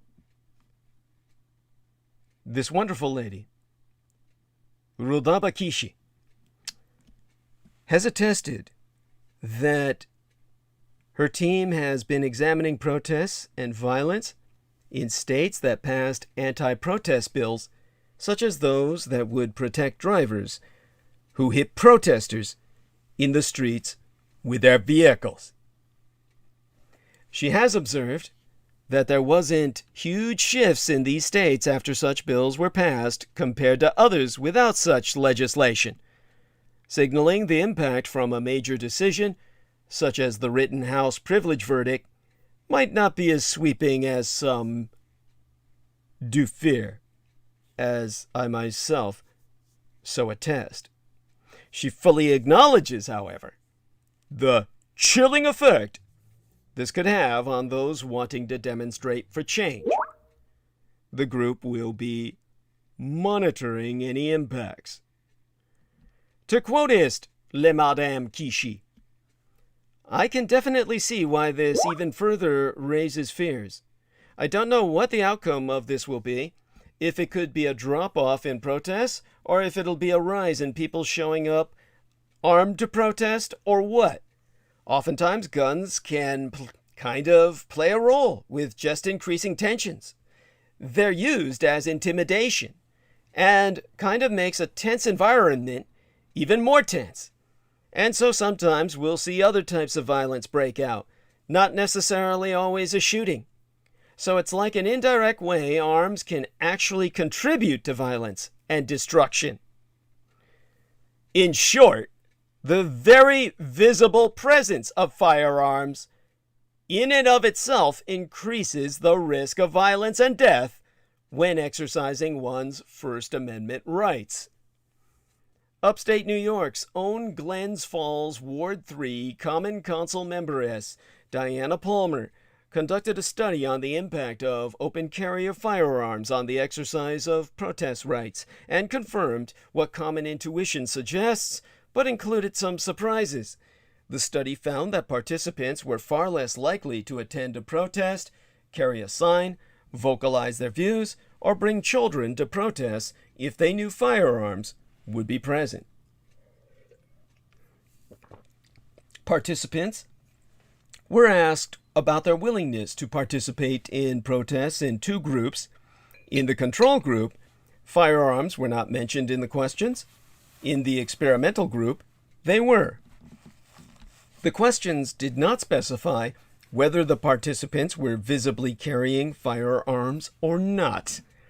The participants in the experimental group were much less willing to participate in expressive activities than participants in the control group to whom firearms were never mentioned. That hesitation was present regardless of respondents' political ideology. It was experienced by gun owners and non-owners alike. Survey respondents' explanations as to why they would refrain from participating in protests where arms are present revealed the significant chilling effects of guns at protests. Among other things, respondents indicated, "I feel like I would be antagonizing firearms carriers and that could lead to me being injured." Another said, "If they started shooting, I would be concerned they would target me for what I said." Another said, "I'll let the people with the guns do the talking." And finally, someone said, "Nothing is important enough to be shot over." Whatever motives of firearms carriers might be, the clear social perception of would-be participants is that armed protests are unsafe. That finding is crucial to understanding the inexorably devastating effect that bringing guns to protests will have on the exercise of First Amendment rights. Ergo, guns are a threat to the body politic. America must regulate guns, not only to protect life, but to protect its citizens' equal freedoms to speech, assemble, worship, and vote without fear. Why regulate guns? The standard answer is that gun laws can prevent needless deaths and physical injury. But this is not a complete accounting. As gun-brandishing protesters and armed invasions of legislatures demonstrate, guns inflict more than physical injuries. They transform the public sphere on which a constitutional democracy depends. America must regulate guns. As I said, not only to protect life, but to protect its citizens' equal freedoms to speak, assemble, worship, and vote without fear. If legislators and judges do not focus on the freedoms that gun regulation protects, guns will threaten those freedoms. Is the Second Amendment an obstacle to gun regulation intended to protect the public sphere against weapons threats? Well, in 2008's District of Columbia versus Heller, the Supreme Court found that Americans have a right to keep and bear a handgun in their home for self-defense.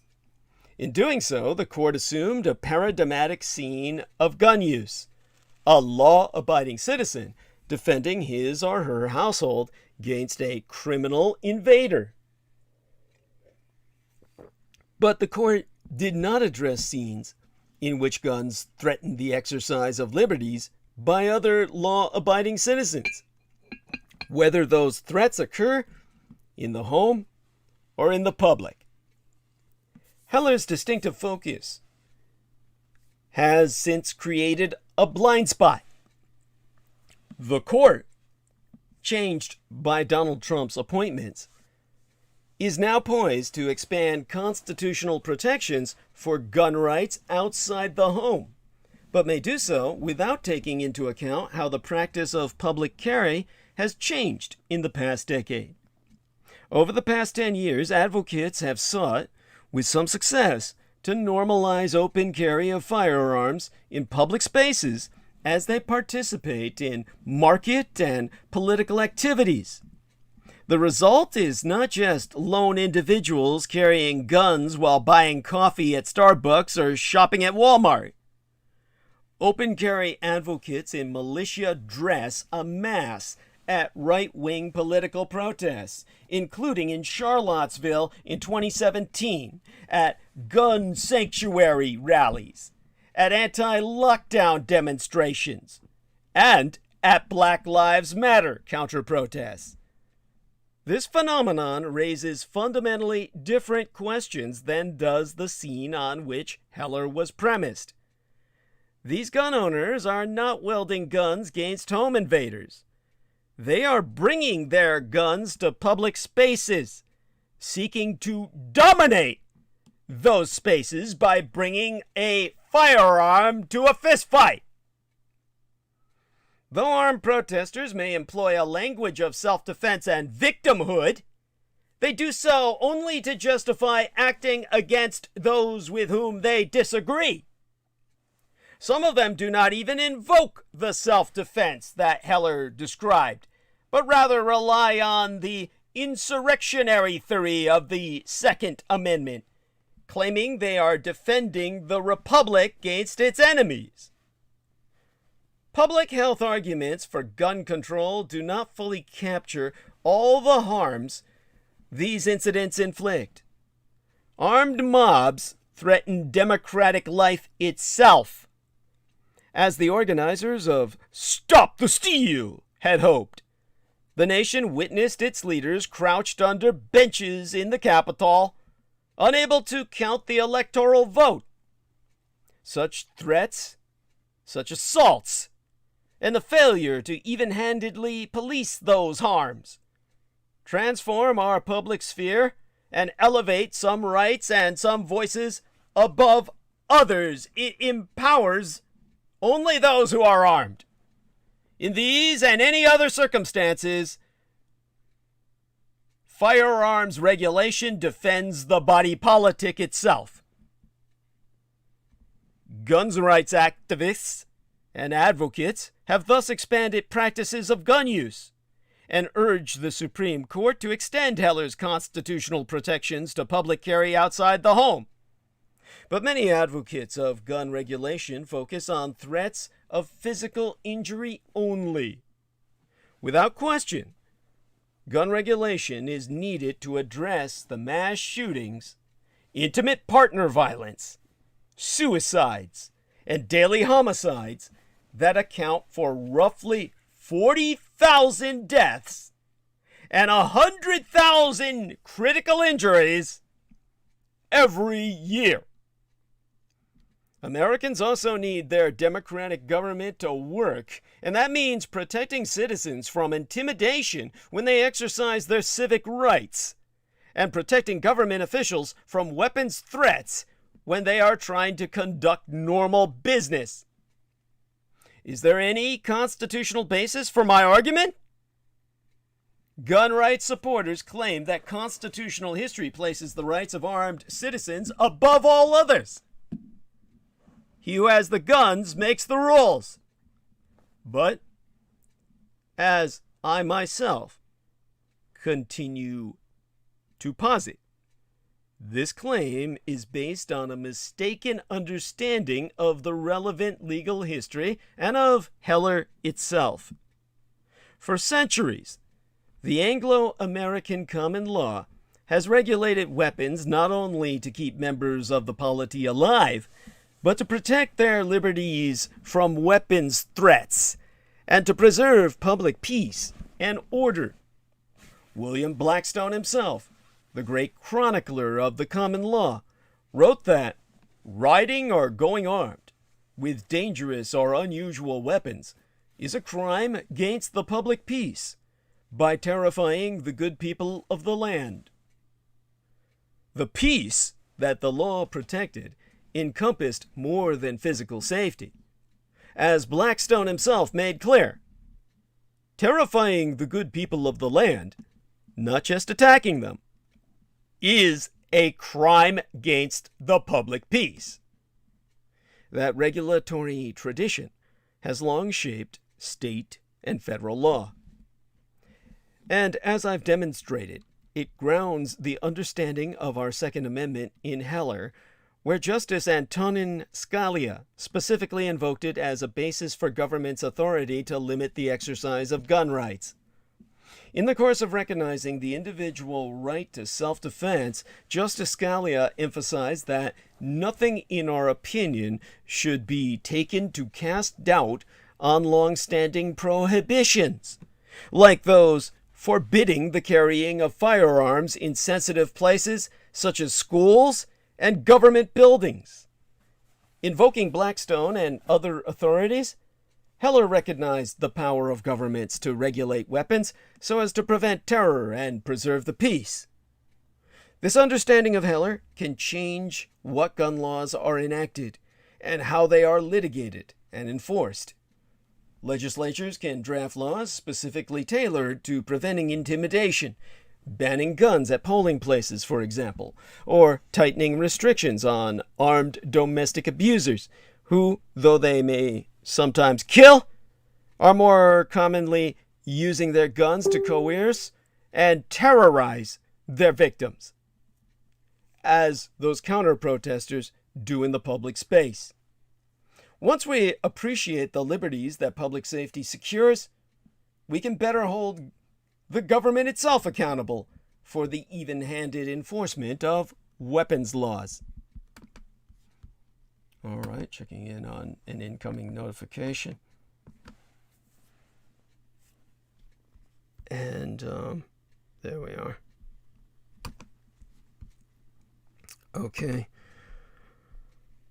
If Americans do not recognize the social dimensions of public safety, the ancient role that weapons laws play in securing peace and public order, the use of guns will come to define America's constitutional democracy rather than the other way around. Kyle Rittenhouse's gun vetoes the bullhorn. We have to act. It should be clearly illegal under federal law to menace protesters while armed. The right to keep and bear arms must not obliterate the right to peaceably assemble. We have to consider this an act of political intimidation, domestic terrorism on its face moving forward, if the ballot is meant to prevail over the bullet. So, of course, as a professional historian, I turn to history to see what it tells us about protest in an era of vigilante violence. Hours after Kyle Rittenhouse's acquittal, Representative Eric Swalwell, a Democrat from my golden California, jumped into the conversation about the risks protesters now face in light of the verdict.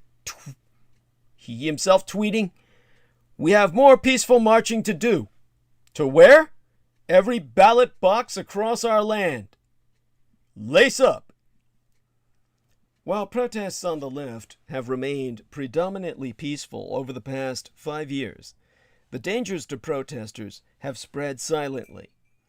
In August of 2017, the risks were on full display when a white supremacist drove a car into counter-protesters, killing Heather Heyer at the Unite the White rally in Virginia.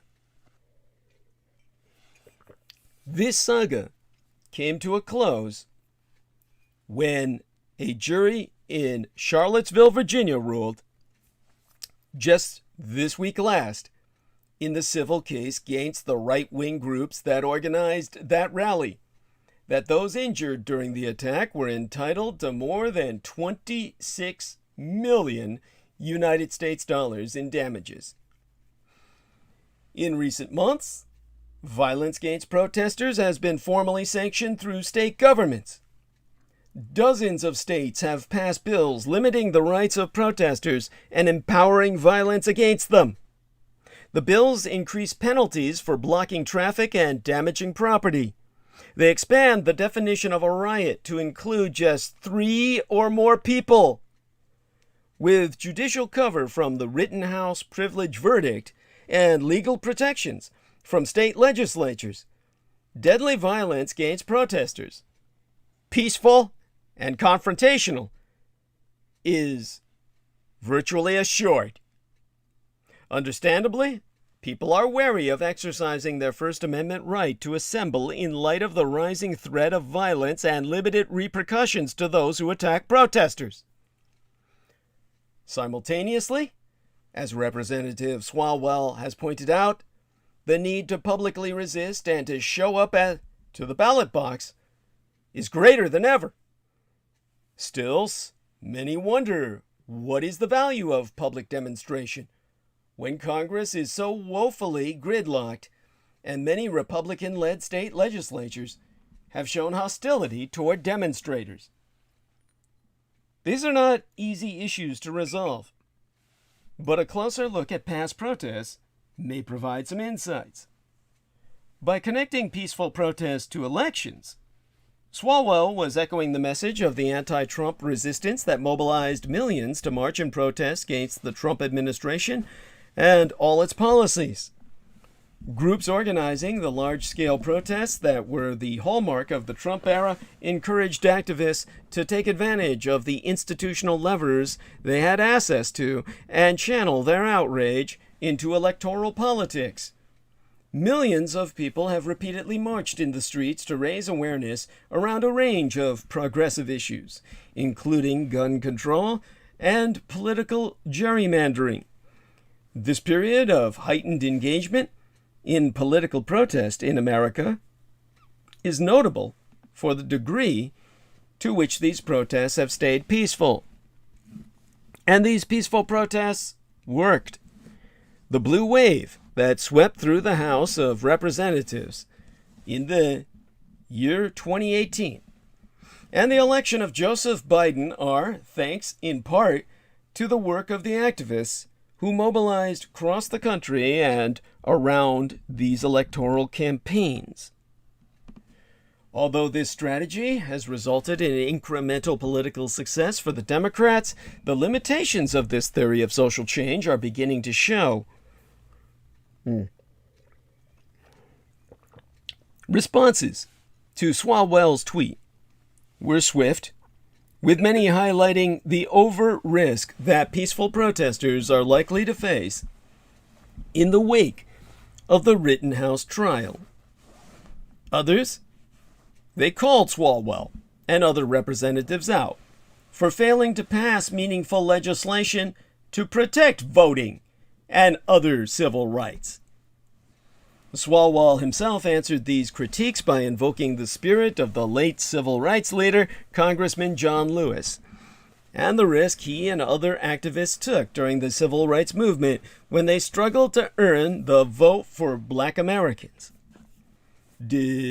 What he asked, Swalwell, was, did John Lewis ask about guarantees for his safety? No, he marched. And we are better because he and millions did. They knew what was at stake. But this moment is quite different now from 1960s America, the decade into which I was born into this vale of tears, and Representative Swalwell conflates different types of protest. Demonstrations during the civil rights period aimed to access institutional power for Black Americans who were disempowered and struggling to gain the vote, engage in the political system, and resist Jim Crow. Civil rights protests employed increasingly disruptive tactics, including civil disobedience and confrontation. Much of the activism during that period was explicitly intended to provoke violence and repression that would expose the injustice of the state and shift public opinion in favor of political action. These tactics were intentional and employed by people who felt they had no other choice. In contrast to the protests during the civil rights era and earlier waves of the Black Lives Matter movement, white allies joined the struggle for racial justice in high numbers in the summer of yesteryear. It was at such a protest in Kenosha, Wisconsin, that Rittenhouse killed 2 unarmed protesters and shot another one in the arm, all of whom were white. Protest tactics used by people with very few political options and little left to lose are confrontational by design, employing insurgent tactics that get attention and arouse discomfort. This is a strategy. The change needed is urgent, and the activists participating have made a conscious decision to risk arrest and bodily harm for their cause. Juxtapose those tactics with peaceful protests that aim to send a political message through media coverage to representatives. This type of low-risk activism provides participants with a sense of collective identity that will motivate them to work for political change through the system. It is very different. The recent string of direct action stunts by well-known activists and religious leaders that involved participants refusing to move from a location, like in front of the White House or the steps of the U.S. Capitol, and getting arrested also fall in this category. These performative acts of civil disobedience expose the activists to relatively little personal risk and are choreographed specifically to gain political and media attention for a cause.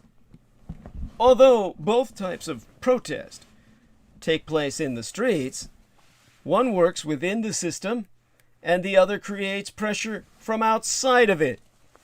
Pressure that threatens the system's very existence.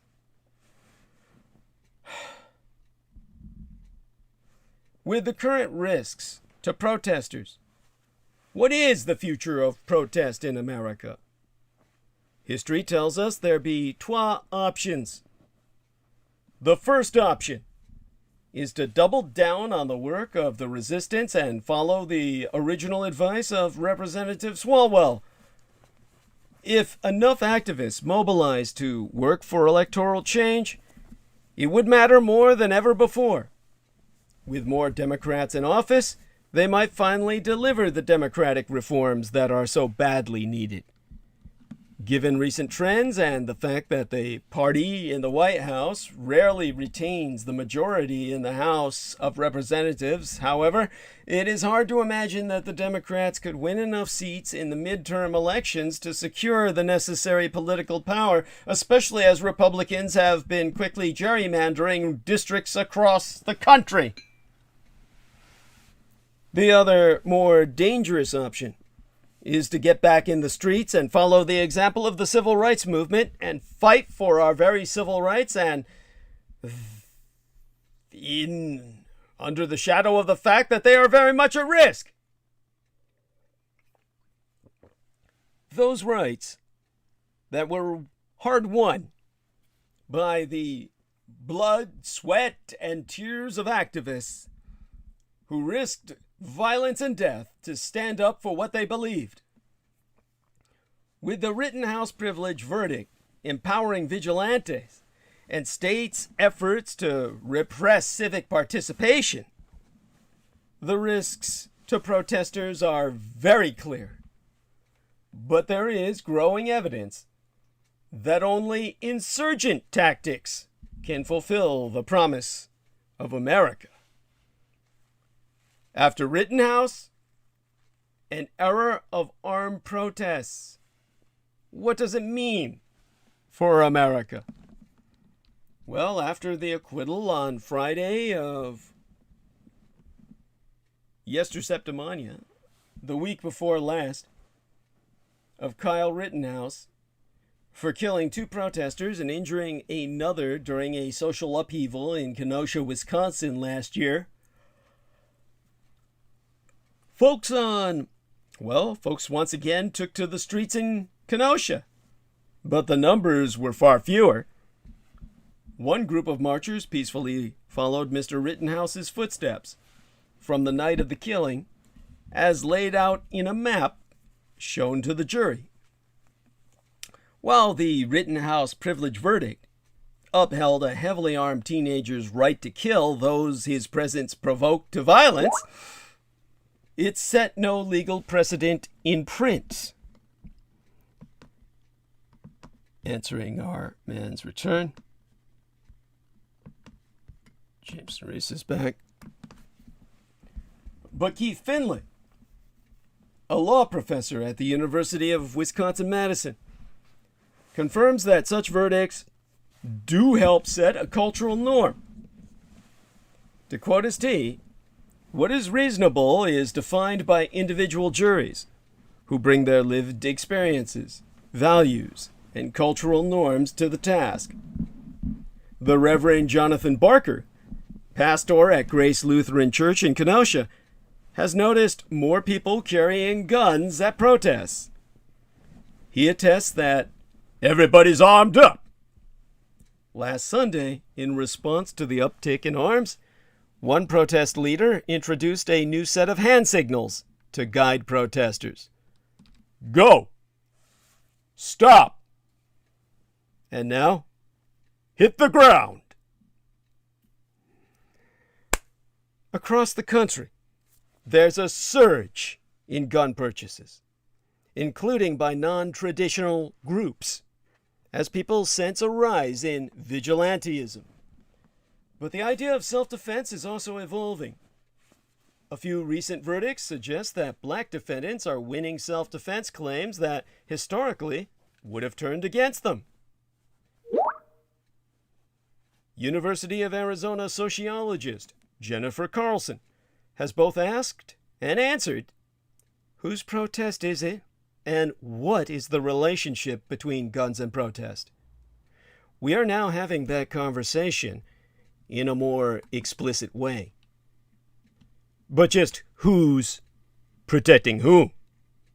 New sets of Americans staking their own protection and defense claims are seen by some, like the aforecited Reverend Barker, as a sobering, potentially dangerous development.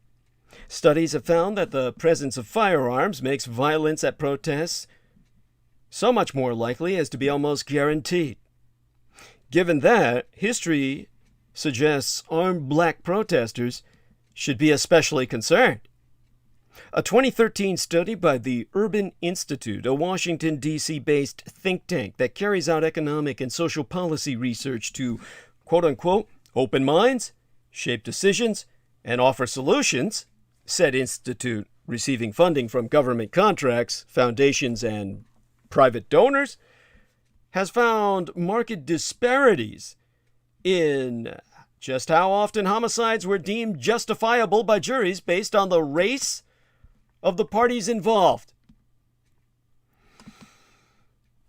To quote us therefrom, homicides with a white perpetrator and a black victim are 10 times more likely to be ruled justified than cases with a black perpetrator and a white victim. And stand your ground laws, which codify a particularly expansive right to self-defense, have played a role in the acquittal of defendants accused of killing black people who were unarmed in several high-profile cases, most notably in George Zimmerman's shooting of Trayvon Martin, a black teenager, circa 2012. 3 white men recently on trial in Georgia for the murder of Ahmaud Arbery, a 25-year-old black man who was unarmed and whom the men pursued through their neighborhood, have all similarly claimed self-defense. Of course, Ahmaud Arbery was a victim of his own optimism. That black jogger believed he had nothing to fear until confronted by 3 white men and a shotgun. The only thing that Ahmaud Arbery had with him as he ran through the streets of Satya Shores was optimism. He had no weapons. Most everyone else on the scene seems to have had an entire arsenal at their disposal. The 3 white men who were on trial in Brunswick, Georgia, for killing Arbery carried with them the misguided certainty that the young black man running through their neighborhood was up to no good. They had guns and pickups, and the unshakable belief that when they told Arbery to stop and submit to their interrogation, in what they later described as an attempt at a citizen's arrest, he had an obligation to do so even though he was a free man. They now have had lawyers fighting for their own freedom and lobbing grotesqueries. Kevin Go, who was defending William Roddy Bryan, had the audacity to argue that Arbery's mother, Wanda Cooper Jones, did not have the right to have the black pastors of her choosing sit quietly beside her in the courtroom as she endured the gruesome telling and retelling of the events leading up to her 25-year-old son's murder. Goff even claimed, well, he even had the temerity to compare black civil rights activists to the heads of organized crime. Another attorney, Laura Hogue, had the cruelty to question whether Arbery was even a victim, despite his having been shot by defendant Travis McMichael, a fact that has never been in question. And that same attorney had such a callous disregard for Arbery's humanity that she described for the jury his sockless feet as having long, dirty toenails, as if she were offering up an anatomical assessment of some wild animal. The stockpile of arrogance, ignorance, and viciousness is massive. And yet, as Arbery ran through the mostly white neighborhood in coastal Georgia, a state whose recently repealed the citizen's arrest law dated to 1863 and empowered whites to capture black men and women fleeing slavery, he carried nothing with which he might have defended himself. He wasn't running with a knife or a gun or even a stick. He didn't even have his cell phone. As pointed out by the prosecutoress, Linda Dunikowski, he couldn't even call for help when the three white men, Travis McMichael, Greg McMichael, and Brian, followed and cornered him like an animal. Arbery jogged along like a man who believed he would be fine, who had nothing to fear. He had optimism. His trial has, as so many others have of late, thrust the darkness of the American soul into the light. In particular, it's made it clear that this country doesn't just overflow with an abundance of guns, it overflows with cynicism. Too many people are puffed up on the false belief that simply owning a gun is a testament to their citizenship and authority. To own a gun is to be imbued with the power to serve as a twitchy-fingered sentinel, not just over one's personal domain, but also over that random house down the street, and around the corner, and in the next town over. For too many civilians, gun ownership rarely means recognizing the danger you present to others. Instead, it often serves as a testament to the danger that cowards see in their fellow man. A gun isn't a deterrent, it's an accelerant. So much fear, so much anger, so much suspicion. And in the middle of it all, there was Ahmaud Arbery, who might have been many things, but who, at least briefly, on that fateful day in February of yesteryear, had enough optimism that he was out in the world without a phone. He was untethered. He was free of news alerts and text messages and calendar notifications. He was moving through the streets without even a digital security blanket, a virtual army of contacts, an SOS lifeline. Arbery seemed to be the only person on that day in this narrative who did not overflow with fear or concern over whom or what he might encounter. Despite all that it means to be a black man in America, all the challenges and dangers that they face, Ahmaud Arbery evoked optimism, while all around him a storm was gathering.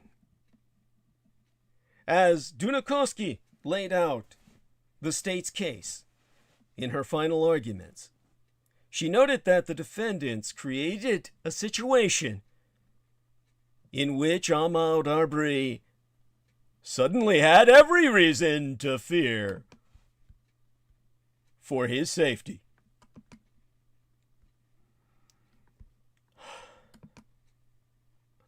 They were, after all, following him in their pickup trucks and blocking his path. Scaring Arbery was evidence of their culpability in his death, even if they were not the person who pulled the trigger. So Attorney Gove, trying to punch holes in this notion, had a question of his own. If Arbery was truly afraid, why didn't he shout for help? Why didn't he raise his voice in hopes that someone from the surrounding houses would hear him and rush to his aid? It's a reasonable query. Why didn't he call for help? It's also reasonable to believe that any wailing and crying would only have been greeted by more of what Arbery was already getting. The McMichaels and their neighbor Brian had appointed themselves representatives not only of their community, but of their race. They were the guardians of the hearth. Hogue had argued that her client, Greg McMichael, was simply trying to protect his community from invaders and disruptors, and possibly dangerous strangers who go jogging through the streets. His streets. A pessimist might reasonably assume that a cry for help would have gone unacknowledged, that it might even have riled the Gang of Three. And so in that moment of truth, in the face of so much weaponry, Arbery ultimately had nothing. Not even, it seems, his optimism. Dr. Carlson, who is also the author of the work entitled Citizen Protectors, has gone on record to testify that we also know from social psychology that people of color carrying guns are more likely to be seen as a threat regardless of the legal status of their guns.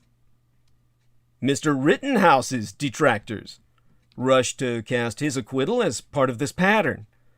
Shortly after the decision, Representative Cori Bush of Missouri, a Black Lives Matter activist elected to Congress as a Democrat last year, wrote on Twitter that this system isn't built to hold white supremacists accountable. But the Rittenhouse shootings, though they happened after he purchased an assault-style rifle to the aftermath of a racial justice protest, diverged in significant ways from that template. The three men Mr. Rittenhouse shot after transporting his illegally purchased rifle on site, two of them fatally, were all white, and the shootings occurred in a genuinely chaotic and violent situation with deadly weapons present on all sides. So changing protest dynamics could push our country in a new direction.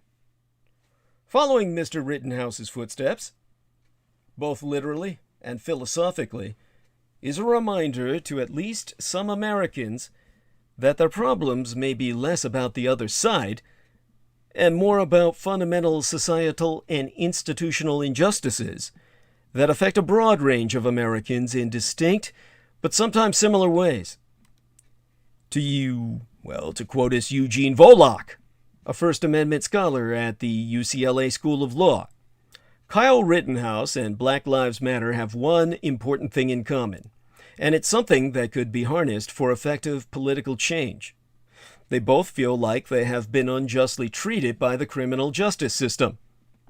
People may also rightly ask, if police are not going to protect me, who is going to protect me? Kenosha finds itself at the heart of these emergent dynamics. Once a fishing village on the shores of Lake Michigan, it was first known as Kenosia, or Place of the Pike in the native language. The city of 100,000 is today home to the underwear knitter, Jockey, and massive Amazon warehouses. Median earnings? Here, in Kenosha, they lag about 10,000 United States dollars behind national averages. 2/3 of residents are white. Some 18% of Kenoshan residents, most of them white, live in poverty. Tensions over race and policing in Kenosha, Wisconsin, beginning long before the shooting of Jacob Blake. Anna Moldenhauer, a vendor at the Kenosha Public Market, has said, "The community will always be divided, but we have to live together." By the way, my man Jameson Reese says there's a bot in the chat room. I pray he's handling it and counting on him to do so. Thank God Brian James wrote that Q is a proven psyop. Posted that on our promotional banner for tonight. Let me take a look in the chat room. Oh, well, there we go. And our man Jameson knows how to handle that. And I will join him in that task. And this involves reporting these messages, and that will essentially, effectively, theoretically delete them.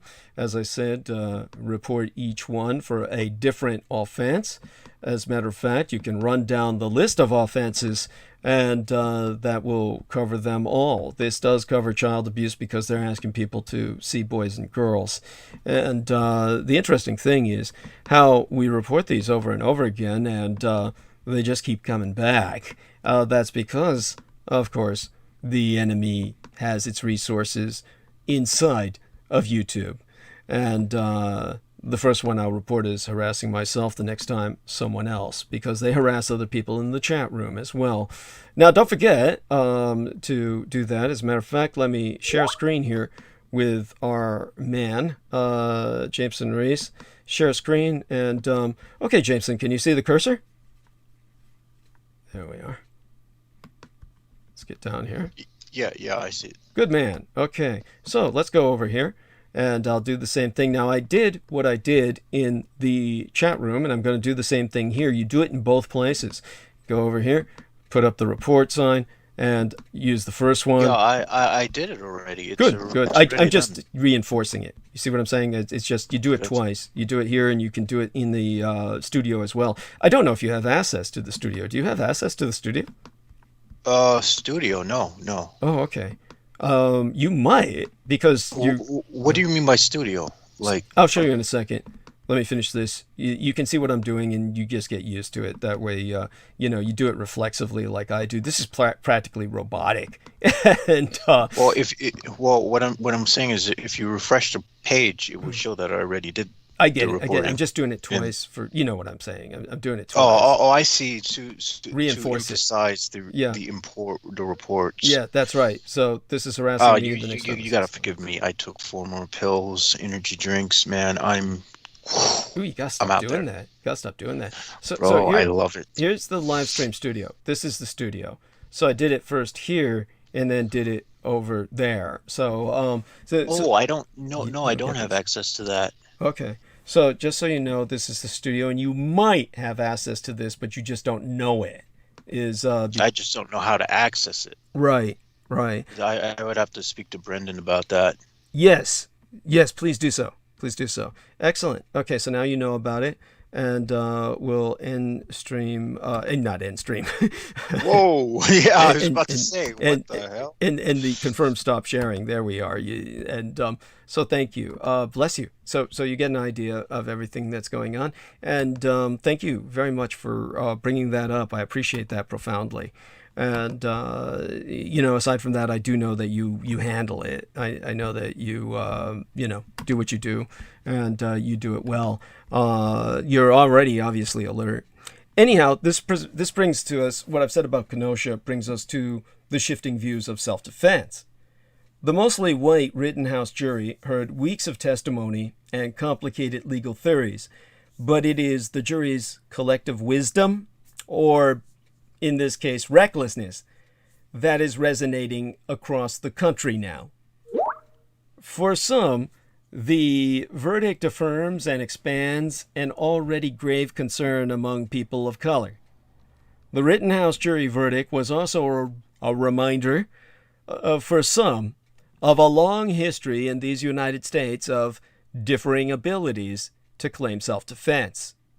To quote Elizabeth Webb, a social justice activist in Kenosha, If we decide to take matters into our own hands, black and brown people, we know we're going to be prosecuted to the full sense of the law.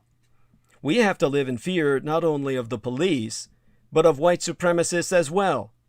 It just gives people a sense of entitlement to do whatever they want to do. Yet juries have been more nuanced of late. Stand your ground laws came to the fore in Sanford, Florida, in the George Zimmerman trial in 2013. The argument that his victim, Trayvon Martin, fought back in self-defense against an armed adult pursuer did not prevail. The jury instead bought Mr. Zimmerman's claim. But a few years later, a different jury took another view of a similar case. Michael Draka, a white man, killed a black man named Marquez McLaughlin after being pushed to the ground. A Clearwater, Florida jury found Mr. Draka's purported fear of serious bodily injury unreasonable, and he was sentenced to 20 years in prison. And on the same day the Rittenhouse privilege verdict was announced, a Vero Beach, Florida jury acquitted a black man named Andrew Coffey on murder charges. In 2017, Mr. Coffey, himself already a felon, had opened fire on sheriff's deputies, conducting a drug raid on his house. Authorities charged Mr. Coffey with the death of his girlfriend, who was hit 10 times when deputies returned fire. Mr. Coffey claimed self-defense, thinking he was being burgled, and the jury agreed.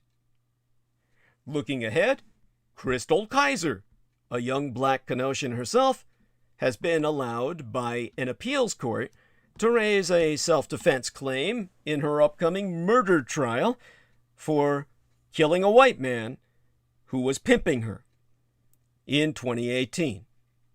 The claim is based on a new Wisconsin law aimed at protecting those being sex trafficked as human children. What has hampered self-defense claims by people of color in the past are prejudices, in some cases, baked into otherwise neutral-seeming law. In such cases, Harvard historianess Carolyn Light confirms that minority victims who use lethal self-defense against abusers watch as their vulnerability gets carved out of the evidence that is presented. Little Miss Kaiser's trial will test that pattern. Along with the right to protest, armed. Because meanwhile, the new status quo for firearms outside the home was on prominent display, but yesterday, last week in Kenosha, Wisconsin, where some black Americans were experimenting with exercising constitutional rights that not long ago seemed completely out of reach. You see, in Kenosha last weekend, a black father-daughter duo carrying military-style assault rifles provided security for social justice protesters at a news conference that was held in the hours after the verdict near the courthouse where Rittenhouse was tried for killing 2 men and wounding a third with an AR-15 style semi-automatic rifle during a protest yesteryear. Speakers included an uncle of Jacob Blake, the black man who was paralyzed in a shooting by a white police officer that touched off tumultuous protests across the city in the summer of yesteryear. Referring to the speakers, local black African-American resident Eric Jordan, who both carried a rifle and holstered a handgun, said, "I got a job to do. Protect these people. That's it. This is my town, my people. We don't agree on a lot of things, but we fight, we argue, we agree to disagree and go home safe, alive. That's real self-defense." Well, his comments, as recorded, were an Afro-samurai counterpunch to political figures on the right who welcomed the Rittenhouse privilege verdict and condemned his prosecution. And as the base in Brunswick, Georgia wound down against the 3 men who killed unarmed jogger Ahmaud Arbery, armed black militia members took up guard outside the courthouse, the judge denied a defense request for a mistrial. Not long after the Rittenhouse privilege verdict, as people milled about Kenosha, 3 young white men stood next to an American flag hanging from a platform. They said they were there to protect the flag. Indeed, as Kyle Rittenhouse was acquitted in 2 killings that he said were in self-defense, armed civilians patrolled the streets near the Wisconsin courthouse with guns in plain view. The trial proceedings sent startling new signals about the boundaries of self-defense as more and more guns emerge from every home amid political and racial tensions and the advance of laws that ease permitting requirements and expand the allowable use of force. Across much of this nation, it has become increasingly acceptable for Americans to walk the streets with firearms, either carried openly or legally concealed. Gun rights advocates seeking even greater access to weapons and robust self-defense provisions argue that armed confrontations will remain rare. Discord over the right to carry guns in public spilled over into state legislatures in the aftermath of a 2020 plot to storm the Michigan Capitol, the January 6th insurrection at the U.S. Capitol, and other threats. States including Michigan and New Mexico this year banned guns at their capitals, while Montana and Utah shored up concealed carry rights. During oral arguments this month, justices also appeared to worry that a broad ruling might threaten gun restrictions on subways and at bars, stadiums, and other gathering places. In places that still forbid such behavior, prohibitions on possessing guns in public could soon change if the United States Supreme Court strikes down a New York law. At the Supreme Court, justices are weighing the biggest guns case in more than a decade, a dispute over whether New York's gun-permitting law violates the Second Amendment right to bear and, keep and bear arms. The Supreme Court will soon decide whether there is a Second Amendment right to carry firearms and other weapons in public places, a question it has yet to weigh in on. This case, ongoing even now, as I transmit, or rather host transmission, New York State Rifle and Pistol Association versus Bruin involves restrictions on concealed carry permits. To decide it, the Supreme Court of these United States will need to determine whether the Second Amendment applies outside the home. As the studies show, the answer has profound implications, not just for public safety, but also for constitutional democracy itself. As courts and legislatures consider gun regulations, they ought to bear in mind not just the physical dangers of armed protests, but also the social harms associated with them. For many, perhaps an increasing number of Americans, participation in armed public protests are simply not considered to be worth the risk. Even if public protest survives, only those willing to risk their very life or who are inclined and able to carry weapons in defense of their own right to protest will ever want to participate.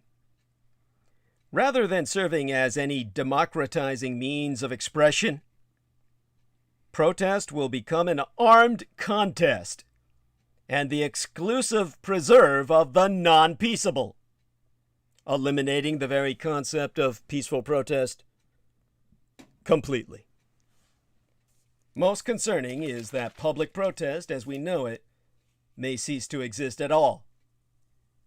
That would deprive all Americans of participating in one of the greatest traditions of this culture, expressing their views, engaging in public life, and advocating for democratic change. Defenders of the New York law point out that striking it down will only lead to more guns on the streets of every city, including New York itself and greater Los Angeles.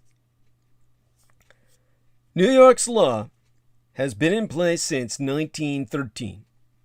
It says that to carry a concealed handgun in public for self-defense, an applicant has to demonstrate an actual need for the weapon. The Rittenhouse privilege verdict arrived as many states are already expanding self-defense laws and loosening the rules for carrying guns in public. Both gun sales and gun violence have been on the rise. After all, the more people buy guns, the more people use them. It's a simple calculus. At the same time, half a dozen more states this year removed all requirements to get a permit to carry guns in public. The largest number in any single year, according to the Giffords Law Center to Prevent Gun Violence. That was founded by Kathy Gifford, the woman who was a politician in Arizona, shot in the head by a madman. In all, 30 states have enacted stand your ground laws, which remove any and all requirement to retreat from confrontations before using deadly force. Just stand and shoot, fellers. Wisconsin has a tougher standard for claiming self-defense, and Rittenhouse was able to show the jury that he reasonably believed his life was in danger and that the amount of force he used was appropriate.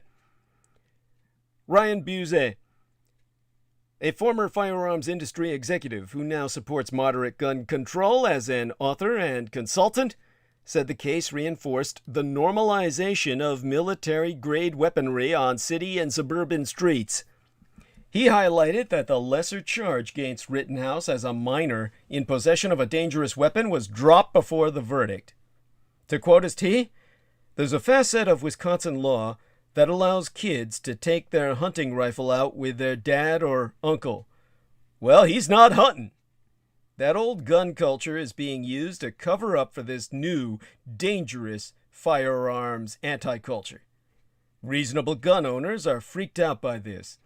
How is it that we see this and people are just like, there's a guy with an AR-15? That happens in third world countries." Well, this last bit from Ryan Busey is bitterly ironic, as 'tis the link between America's lax gun laws and the violence they impose thereby what fuels immigration that all the white rightists are bitching about. The ready availability of guns in America is all too often discussed as a domestic policy matter, but it's also an international issue. There are at least 700 licensed gun dealers along the U.S.-Mexico border, and the illegal firearms trade in Mexico generates more than $100 million in annual revenue for United States gun manufacturers. According to the Center for American Progress, every year, guns that were initially sold in these United States are used in thousands of crimes in Canada, Central America, and the Caribbean. It's estimated that some 200,000 American guns are smuggled across the southern border each and every year. The region that's been hit the hardest is Central America, where gun laws are relatively strict, yet homicide rates are among the highest on planet Earth.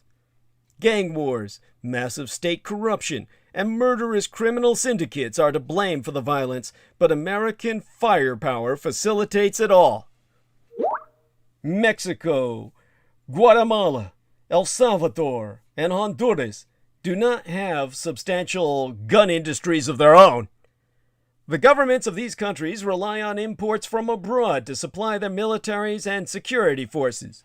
Most of the guns otherwise in circulation on the street are illegal and unregistered, and all of them come from sellers in these United States.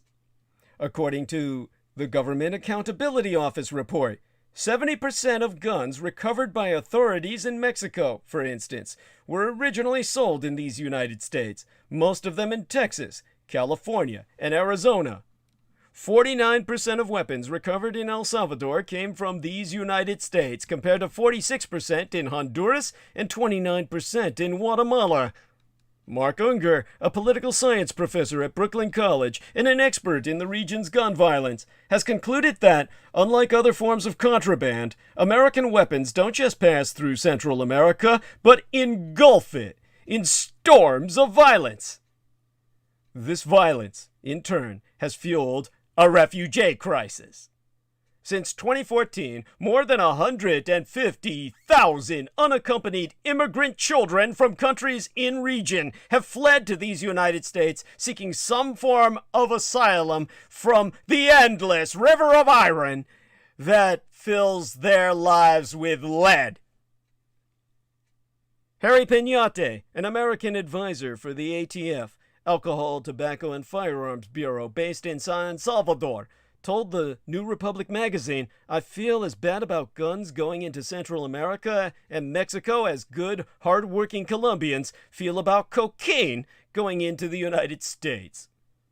In the summer of 2009, a 63-year-old professional bass fisherman from Florida named Hugh Crumpler III was arrested for international arms trafficking. For decades, he'd been buying weapons, quite legally, at gun stores and gun shows, and then reselling them to individuals from Latin America who wanted to smuggle the guns back to their home countries. Crumpler was what's known as a straw buyer, like the son of a bitch who bought the AR-15 for Kyle Rittenhouse.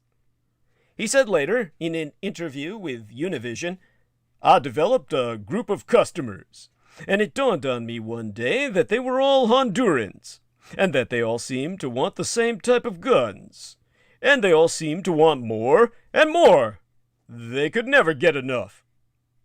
By the time he was caught, Crumpler had resold roughly well over 1,000 guns, including Glocks and AR-15 assault rifles, a la Kyle Rittenhouse. He eventually agreed to cooperate with American authorities in exchange for a 2.5-year prison sentence. According to the Bureau of Alcohol, Tobacco, and Firearms, some of the guns Crumpler sold were used in massive crimes in Honduras, Puerto Rico, and Colombia, including in at least one homicide where the perpetrator was actually arrested. To get guns across the border, traffickers often disassemble the weapons and stash them, in pieces, in other objects like microwave ovens, toys, or appliances. Criminal syndicates are usually behind the larger transactions. Crumpler, the bass fisherman from Florida, sold his guns to a group of undocumented Hondurans living in Orlando, who received tens of thousands of dollars through wire transfers originating in Honduras to pay for their weapons. One of Crumpler's buyers told him that, as he later put it, "I was dealing with the two largest gun-dealing families in Honduras." Other times, criminals carry weapons south in backpacks. Per Carlos Garcia, an expert in the Salvadorian-American gang MS-13. Sometimes there are specific small-scale missions that the gang members arrange to buy the guns easily in these United States and then travel back home through Mexico with them. Weapons preferences vary. In Mexico, semi-automatic rifles are in high demand. Half of the guns from these United States recovered in-country are long guns of the AR-15 or AK-47 variety. Central American gangsters like 9mm handguns. A popular purchase from Crumpler's Trove was a semi-automatic pistol known in the region as a motopolicias, or cop killer, because it can fire armor-piercing rounds. Investigative journalist Alex Yablon has published his interview with Jose Luis Hernandez, a 32-year-old Honduran from San Pedro Sula, who now lives in Los Angeles, in The Trace magazine, a non-profit newsroom covering gun violence in America. When he was 16, Hernandez traveled north and attempted to cross the U.S. border. He said it was a case of forced migration. Local gangs were pressuring him to join the ranks. He said, "You live like a prisoner in your own house. Everyone's terrified.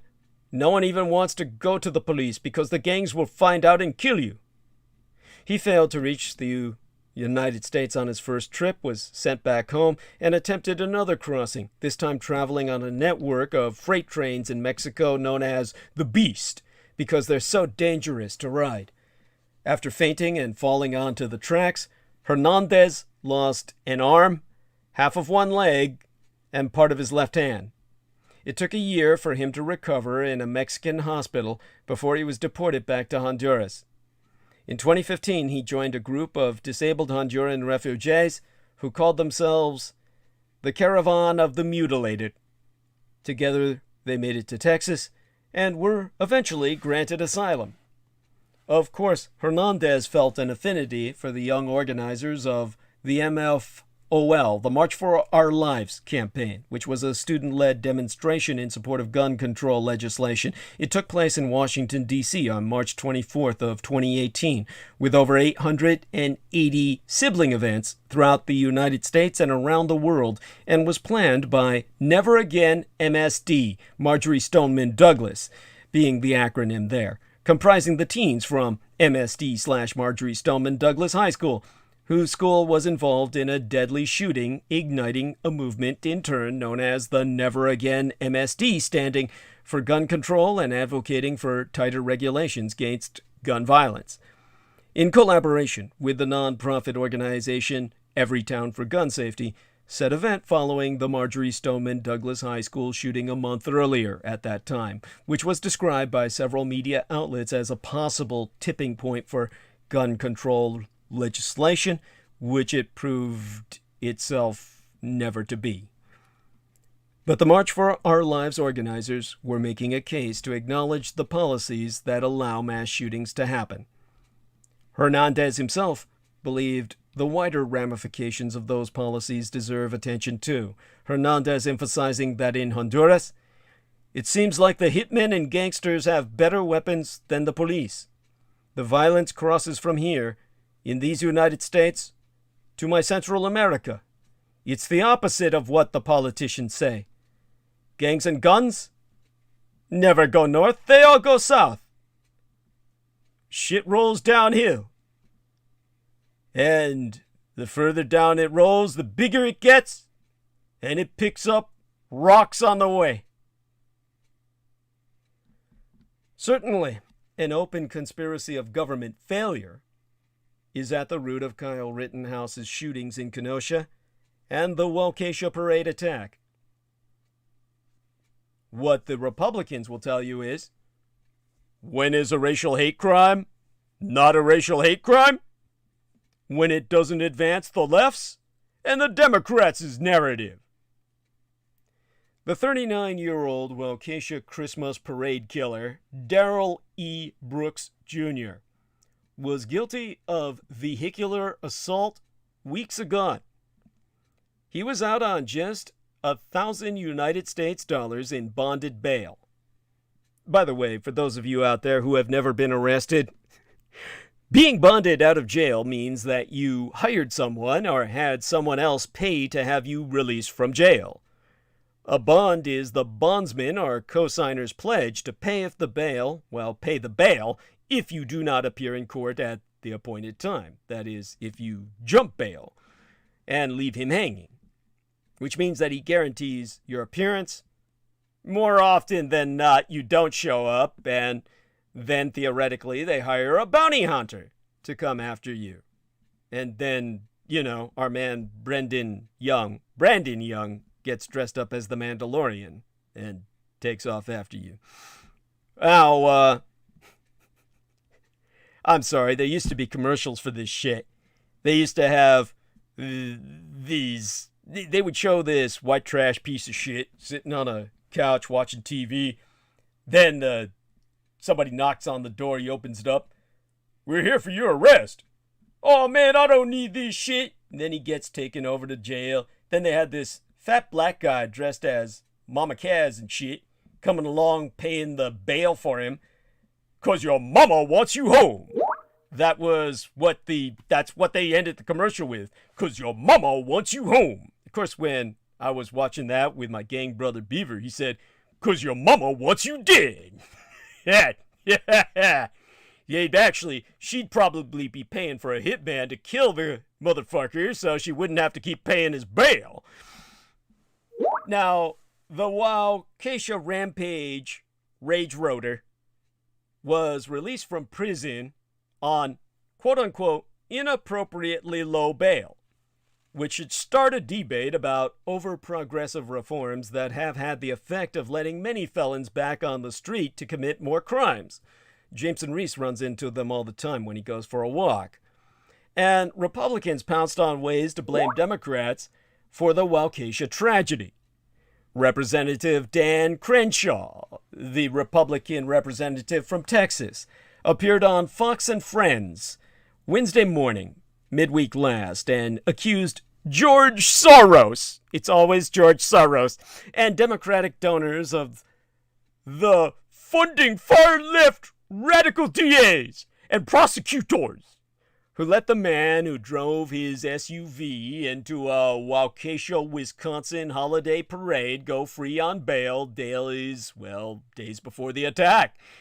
His comments are just the latest in a pattern of Republicans attempting to exploit the tragedy to attack Democrats.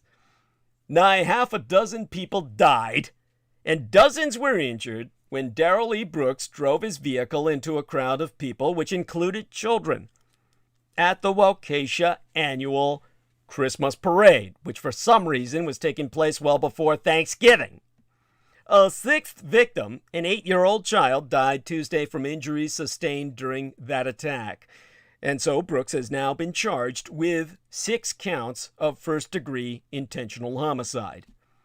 According to the Washington Post, weeks earlier, authorities confirmed that Brooks had been accused of using his vehicle, that same SUV, to run over the mother of his child in a separate incident. Brooks had been released from custody. Well, he was released from custody, a full work week, 5 days, before the parade, after he posted $1,000 cash bail. Since the incident, the Milwaukee County District Attorney's Office has said his bail was set inappropriately low. So this ex-con, Darrell E. Brooks Jr., I keep wanting to say Derek Talley Jr., charged over the deaths of 6 people at a Wisconsin Christmas parade, who already has a decades-long rap sheet, and I don't mean music, shared a series of deep state-supplied memes and messages on social media posts calling for violence against white people. And here's where you know this guy was MK Ultra all the way, suggesting Hitler was right for killing Jews, most of which have been deleted since his arrest for last Sunday's deadly carnage. Now, you know this was government setup. At any rate, they included all his memes and posts. This guy was a meme boy that outmoded Daniel Arola, okay?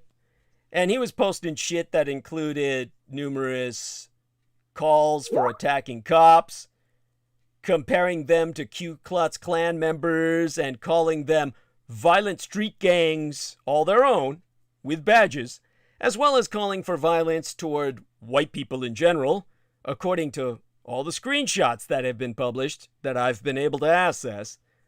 According to The Sun, in his rap songs, Brooks also bragged that he was a terrorist and a killer in the city. So this man said he's a terrorist, which they deny him. They say he's not a terrorist. I think he was pretty terroristic, if you ask me. According to the screenshot shared by the Daily Mail, on June 9th of yesteryear, amid all the violent upheaval over George Floyd's murder by a Minnesota cop, he wrote under his rap name, Mouth Boy Fly. I guess that meant he was a black man who could count. This was probably in response to our man, John Warrington, who, when he heard, who was that black baseball player who claimed he slept with thousands of women and shit? What was that guy's name? I forget. There is a baseball player who slept with thousands of women. Basketball player, black basketball player. What was that guy's name? Oh, Magic Johnson. Oh, fuck, I know he did, but I mean, there was a guy who was bragging about it. He starred in Conan as the black villain. Remember him? It was Michael Jordan. No, it was the guy with the. He died of AIDS eventually because he was fucking so many women. He was. That's got to be Magic Johnson. Was it Magic Johnson? Oh, let me look that up. That's the guy who had AIDS because he screwed some chick in an elevator. No, he's still alive, right? That guy. This guy's dead. Black basketball player. Will Chamberlain. Will Chamberlain. That's who it was. Yeah. I don't know who any of those sports people are. Oh, no worries. So Will Chamberlain. Yeah, Pete the Moon Man would know. Thank you, Daniel Arola got it. And thank you, Danny. So Will Chamberlain, he slept with thousands of women, and because he claimed to sleep with so many thousands of women, people just added it up and say, dude, there's no way you could have slept with this many women unless you spent all day in bed and did nothing but fucking. And I'm sorry, I'm choking on that. And then this statement came out at that time that John Warrington published in a meme of his own, which he said, he said black men can't add up. Black men don't add up, he said. So in response to that, this guy named himself Math Boy Fly, because I guess he was claiming that he could add up. So he published that as his rap name, along with the middle finger emoji. And what he wrote was, this is all uppercase. So my voice is already shot, but this is what he wrote about, the George Floyd's murder by Derek Chauvin. He's talking about Derek Chauvin, the white guy on top of the black guy. He said, learned and taught behavior. And he spells and with no A, ND. Learned ND, taught behavior. And so when we start back knocking white people, TF out. Ion wanna hear it. TF for the fuck, right? So we start back knocking. He spells back 2 Ks. Knocking is spelled with 2 Ks. So when we start back knocking white people the fuck out, Ion wanna hear it. The old white people too. Numeric 2. People spelled PPL. Then all uppercase again. Knock them TF out. Period. By the way, he means knock them the fuck out. Period. But he spelled it TF. I don't know why he didn't just write it, but everybody knows what it stands for. Police have yet to announce a motive for Sunday's carnage, but we know what it is. He's a government mind control asset. Obviously, a black man who's saying, I love Hitler, that's what they program him to say so that everybody goes back to the Nazis. See? It all goes back to the motherfucking Nazis. They're motivating all the niggers. It's so white. As Jameson Reese says, so CIA.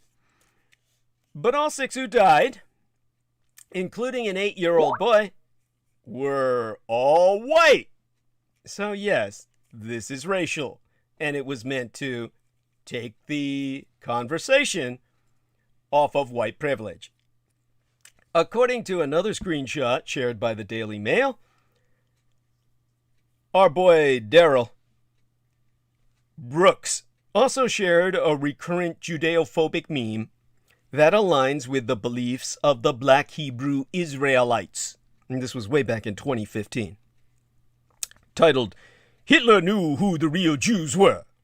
It shares the widely deconstructed claim that my biological sire had warned that his genocide was partly driven because he knew the Negroes are the true Hebrews. Because my dad would so much go out of the way to help black people he didn't know. But then again, he's probably part black, according to this theory too, right? It suggests, in that meme, that World War III will start when people learn Hitler was right and did the world a favor by killing Jews. Now, yeah, like Jameson Reese says, why would someone black want to be Hebrew anyway? There are black Hebrews, of course, but, you know what? Peter Moon can go to town on this. He can talk all about it in the next transmission. There's no sourcing this meme. It's out there. It's easy to find. There's no source for it as an original source because it comes from the deep state. It's a deep state source. That's why you can't find a source. And a Reuters investigation has, of course, made it clear that there's no reason to suggest that this warning conveyed by that meme was ever made by Adolf Hitler himself. But this brings us to we know the lies of, I almost said Derek Talley again, Darrell Brooks. Let's cover a little bit of the life and crimes of the chaos asset Darrell Brooks. On Sunday, Darrell Brooks used the same red Ford Escape sports utility vehicle. That's the name of the SUV. Escape. Ford Escape. You know, like escape your troubles out in the wilderness where you can go bass fishing when you're not gun trading. He once danced on top of that same red Ford Escape SUV while rapping in a video. That same one that he used in his own video. Yes, like Jameson Reese says, oh my God, they even gave him an asset car. Yeah, he used that same, red Ford Escape SUV you see in the video of his rapping where he says, I'm a terrorist, a killer in the city. That's the one that he used to mow down over 60 people with at the annual Christmas celebration in Waukesha, Wisconsin, which for some reason takes place before Thanksgiving. But his life of crime started 22 years ago when he was but 17 years of age. Over the next 2 decades, Brooks would proceed to wreak havoc across 3 states as he racked up convictions for abusing his partners, raping and impregnating a teenager, and a consistent streak of other violent crimes. A review of his history, patched together from court documents, criminal records, interviews, and public records, and yes, he conducted interviews for film, reveals that all along the way, not a single social safety net ever caught him. Until it was too late. But amid the storm of reactions, in sympathy and pain, the most consequential is the question of why Darrell E. Brooks, now 39 years of age, who was arrested and charged with this heinous crime, this act of domestic terrorism, was still even on the street, let alone behind the wheel of an expensive car. Brooks, who himself is from Milwaukee, has a long, violent criminal history, including previous allegations of bail jumping. 'Cause your mama wants you home. He was freed less than a week earlier after being accused of trying to run over his girlfriend with that same SUV, his rap vehicle. His bail, $1,000, which even the prosecutor's office said in a statement was inappropriately low. We're going to keep coming back to that. It's like a on-running punchline. Before that, he had been charged with or convicted of various charges in the past 22 years, including battery, domestic violence, cocaine possession, and resisting arrest in several jurisdictions in Wisconsin. He has also served, according to news reports, at least 2 prison sentences, jail, and various years on probation, and in court-mandated work release, and, significantly, anger management programs. Sentence a guy like that to anger management. That's like sentencing Darth Vader to anger management, okay? In fact, Brooks was only 11 years old when he was diagnosed with bipolar disorder and depression while growing up in the inner city of Milwaukee without his father. He was admitted to a mental hospital at the age of 12 and attempted suicide numerous times in his early years after losing his grandmother and watching his father abuse his mom. He eventually became an addict, a habitual domestic abuser prone to violence and threats, and used a vehicle as a weapon on numerous occasions. A year after Brooks was charged with his first felony in 1999 at the age of 17 for substantial battery intending bodily harm, he was given 3 years of probation. But he soon found himself tangled up in the law once again, being hit with misdemeanor charges in 2002 and 2003 over separate incidents. In 2005, he moved to Reno, Nevada, in a bid for a fresh start, but within a year, he was charged with statutory sexual seduction and contributing to the delinquency of a minor after he raped and impregnated an underage teenage girl who he claims told him she was 18 at the time. You know, they all say that.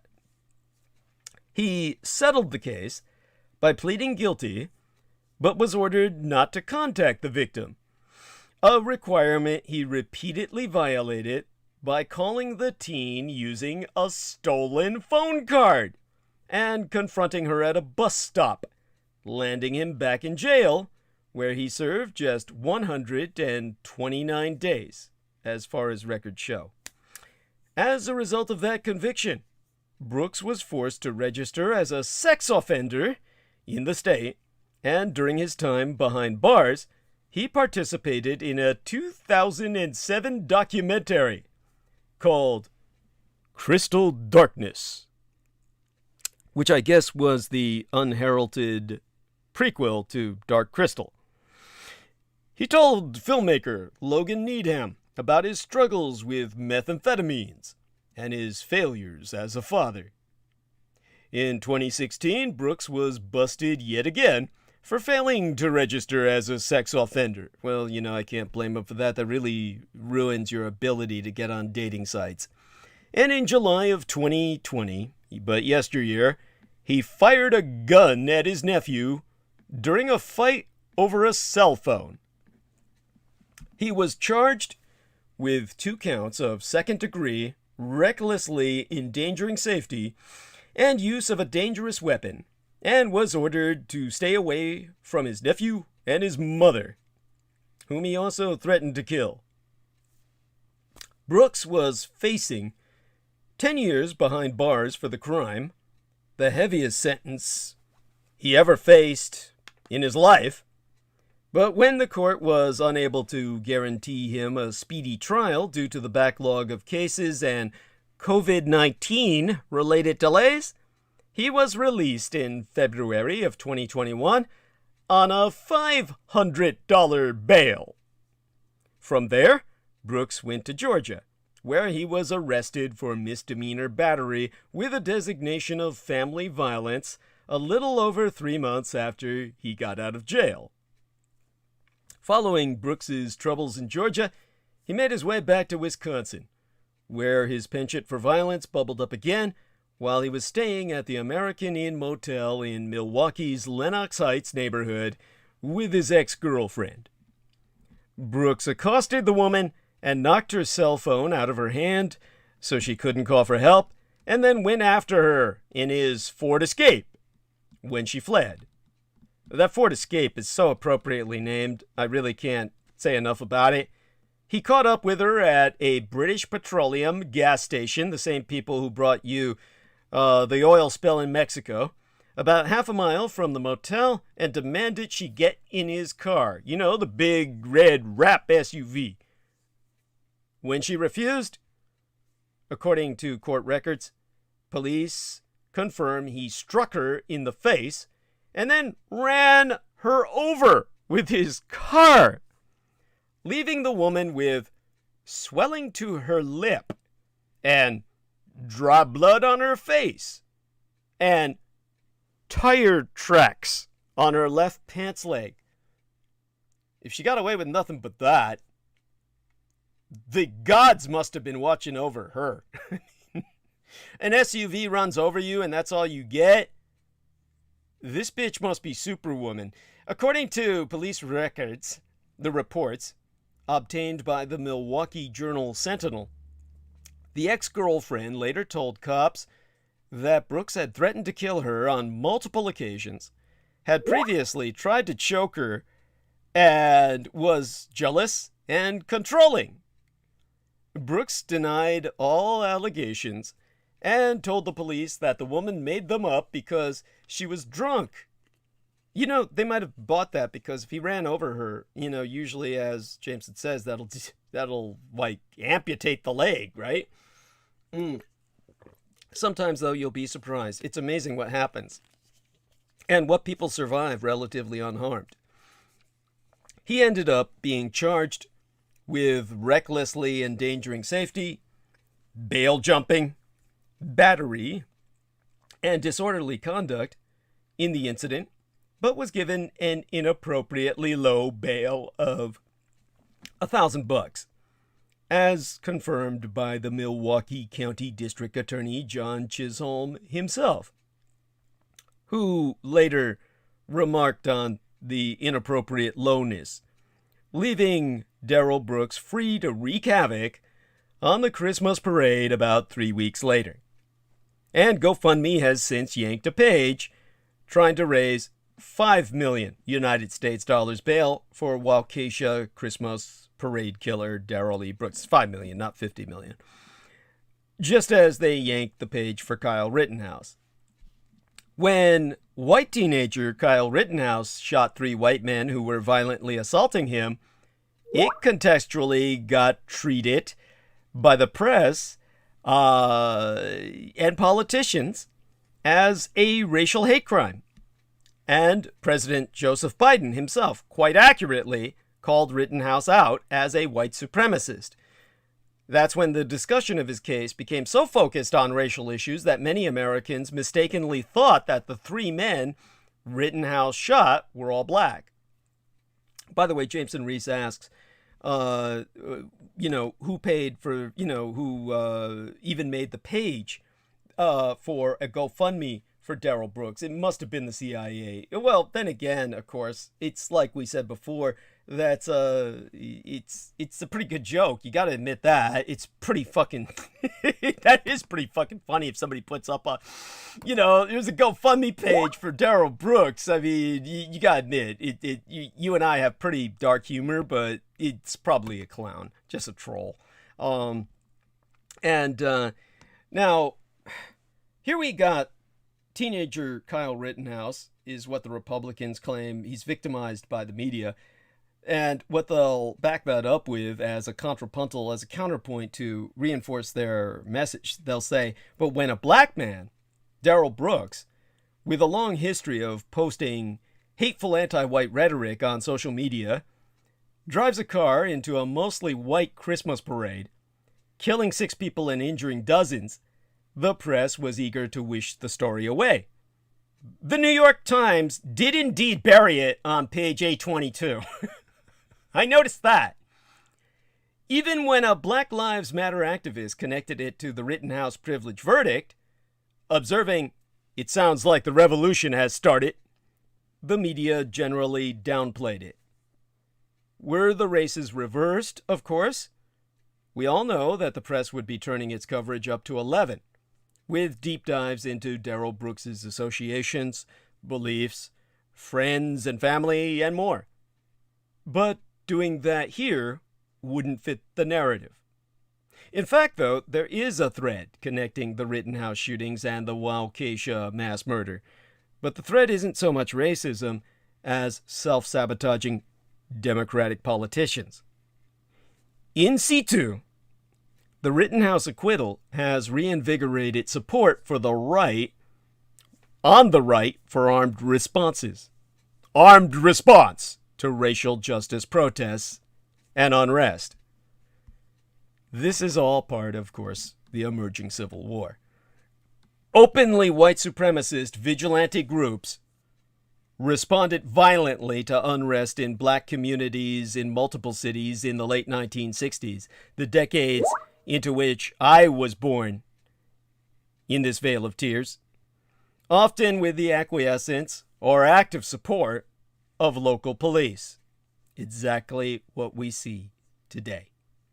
And photographs of armed Korean-American business owners in Los Angeles defending their properties during the 1992 riots have been touchstones for Second Amendment advocates for years, and they were circulated again as social media memes after the Rittenhouse privilege verdict. In 2020, this strain of armed vigilantism was reactivated by the struggles of mostly Democratic state and local governments and law enforcement in responding to rioting and prolonged unrest in several major cities after Mr. Floyd's death, his murder. And it was fanned by conservative media figures and Republican politicians who encouraged their audiences and supporters to see the failure to preserve order as part and parcel of the Democratic agenda. Prominent media and political personalities on the right in Wisconsin and elsewhere had discussed throughout the summer the need for this kind of community-level response to what they depicted as complete and total democratic failure or unwillingness in the face of the rioting. Appearing on a talk radio program the day after the Rittenhouse shootings, David Clark, the former Milwaukee County Sheriff, and a right-wing political celebrity, said that he did not advocate some of the stuff that's starting to happen, but that he himself would never condemn it either. And he advised listeners to have a plausible argument for their actions in such cases, a la premeditated murder. To quote his T, think about it. Have a plan. You have to act reasonably. Then you're going to have to articulate what you did afterwards. After the Rittenhouse privilege verdict on Friday, Mr. Clark told Newsmax that he had to hold back tears after the verdict was read, then being quoted as saying, "I've talked to this young man. He's been under a lot."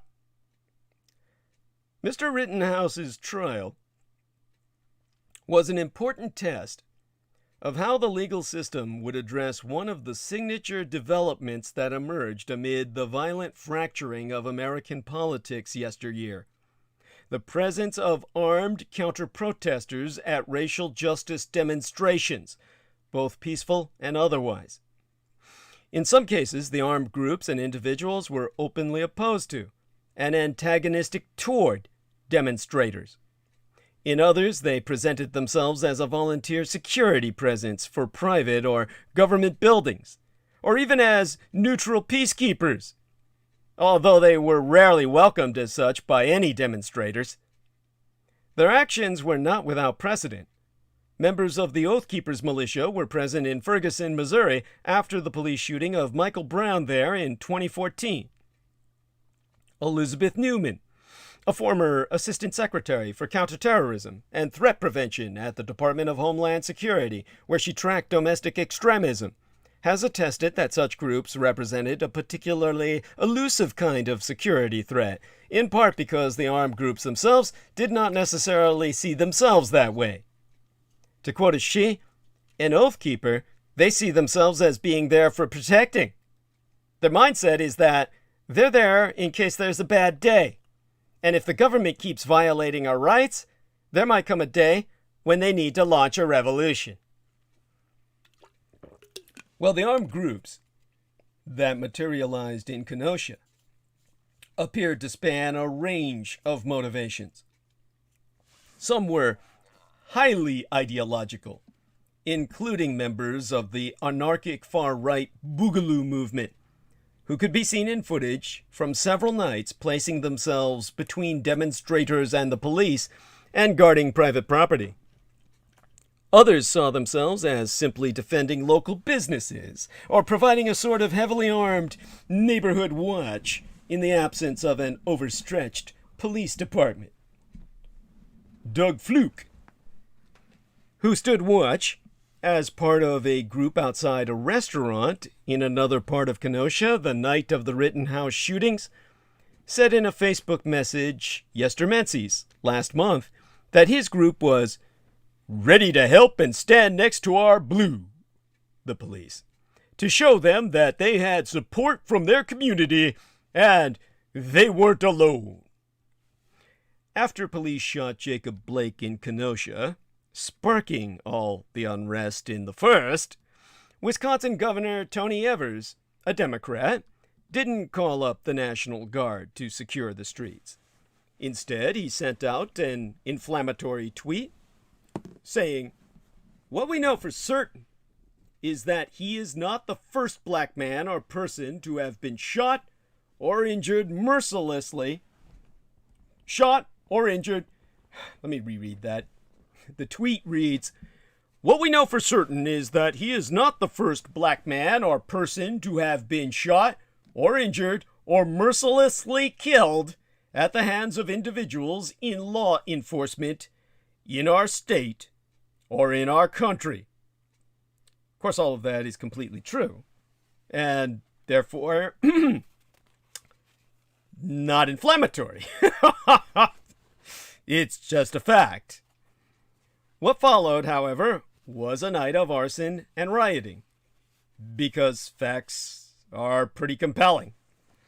Evers, nonetheless, sent only a trickle of National Guard over the next 2 days and declined federal assistance. This is because no one trusted Donald Trump and felt that the people he would send in would turn this into Waco. The result was a huge amount of violence and property destruction, largely affecting the city's working class and poor neighborhoods, and a background of unrest that led Kyle Rittenhouse to try to guard businesses while fancifully helping the injured. A teenager hopped up on hormone-jacking white-is-right internet mind sperm, setting out to do what the government refused to do. Likewise, the Waukesha mass murder was the result of government failure. Darrell Brooks had already been charged with deliberately running over his girlfriend at a gas station, and, incredibly, had been released on a mere $1,000 bail. All told, Brooks had been charged with 3 felonies, plus resistance to arrest and bail jumping. All that, and only $1,000 in bail!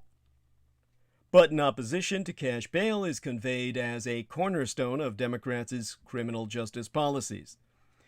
Understand this, they're not always wrong. There's a real problem of poor people who cannot raise bail being held in jail for often trivial offenses. But Brooks wasn't charged with trivial offenses. He was charged with violent, potentially murderous crime. Then they let him go, and he committed a violent, actually mass murderous crime.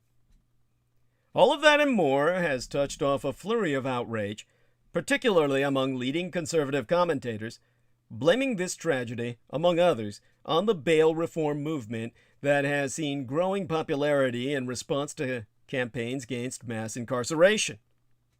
Such a backlash should come as no surprise to anyone who has paid attention to the nation's long-running debate over crime and imprisonment since the crime surge in the 1960s, the decade into which I was born into this vale of tears.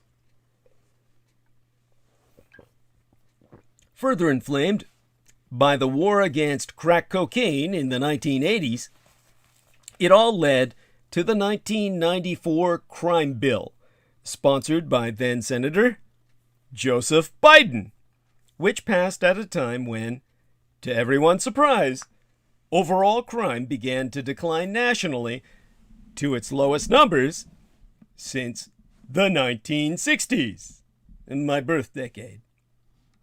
That touched off a new debate over possible causes for the decline. Was it tougher law enforcement, or a range of other factors, such as the economy and a range of social innovations? It also led to a shift in prison policies as political leaders in both parties looked for less drastic and costly alternatives to imprisonment. In recent years, that includes bail reform that reserves bail for those who pose a potential danger or flight risk, and doesn't base it on ability to pay the cash. Millions of people who have not been convicted of crimes end up serving the equivalent of jail terms because they simply cannot afford to bail themselves out. Results of these reforms, accelerated by the pandemic, have been favorable overall. But a disaster like the Waukesha tragedy has lit a new fire under the law and order side. Now, I myself have long favored bail reforms that make freedom more affordable for many suspects, but not for those who have a record of violent crimes and could pose a danger to the community. Darrell Brooks fits into the latter category. Now, by the way, Jameson Reese is back. I'm going to bring him on for a second. Jameson, help me out here. Darrell Brooks, guilty of everything that he was guilty of, had this charmed life in which, as I've mentioned, he did jail time, but he never spent time, serious time, not hard time, in prison. This is incredible. The man must have been sponsored. Well, this is exactly what's going on in New York now with all these stabbings and shootings, because all these guys are people who were put in jail for this, that, and the other thing, but they were never really seriously.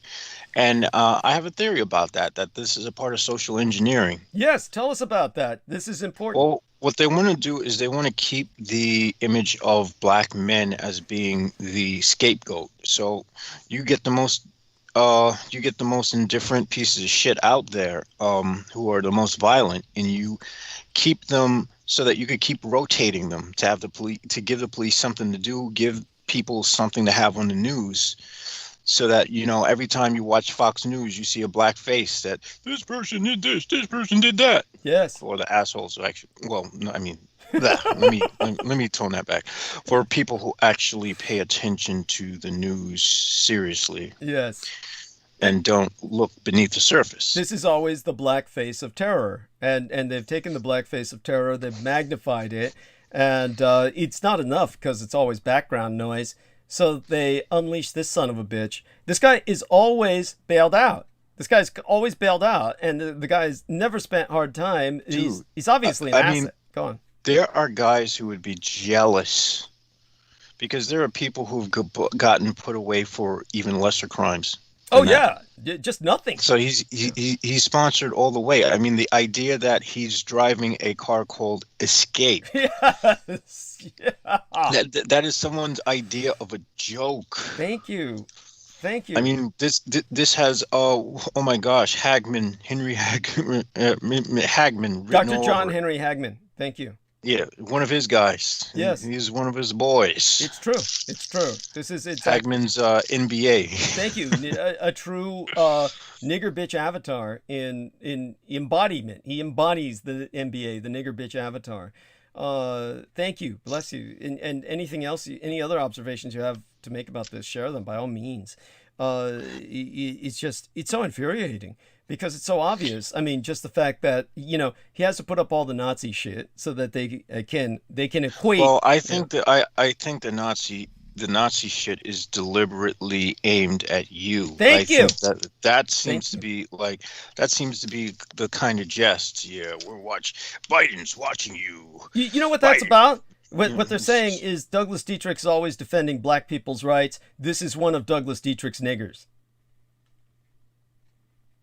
Oh, I see. Yeah, they're trying to set up a ritual. Well, it's not just that. They're trying to say that I'm responsible for this guy. You see, the son of Adolf Hitler is always defending black people's rights. See how these niggers are? This is one of Dietrich's niggers. That's what they're saying. This is one of Hitler's niggers. Hitlerson's nigger brood that basically I've produced this individual. Ah, I see. So, yeah, they're reacting to you in real time. Yes. Yes. All the time. Yes. Yes. Thank you. That's what it is. It's that, see, Douglas Dietrich gets up there, raves all the time against the white man. These niggers listen to him, and look at what they do. This is their response to our getting rid of Derek Talley.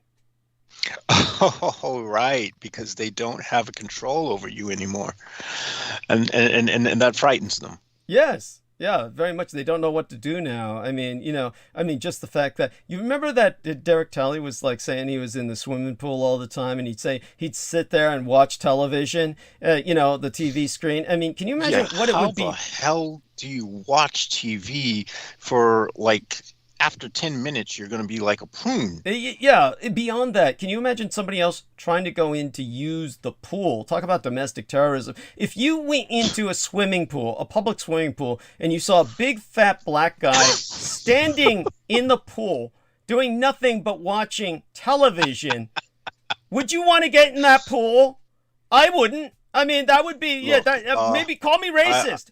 Call me I racist. know exactly why the woman who he had on as a guest, who I thought was sketch as hell Yeah. herself, Yeah.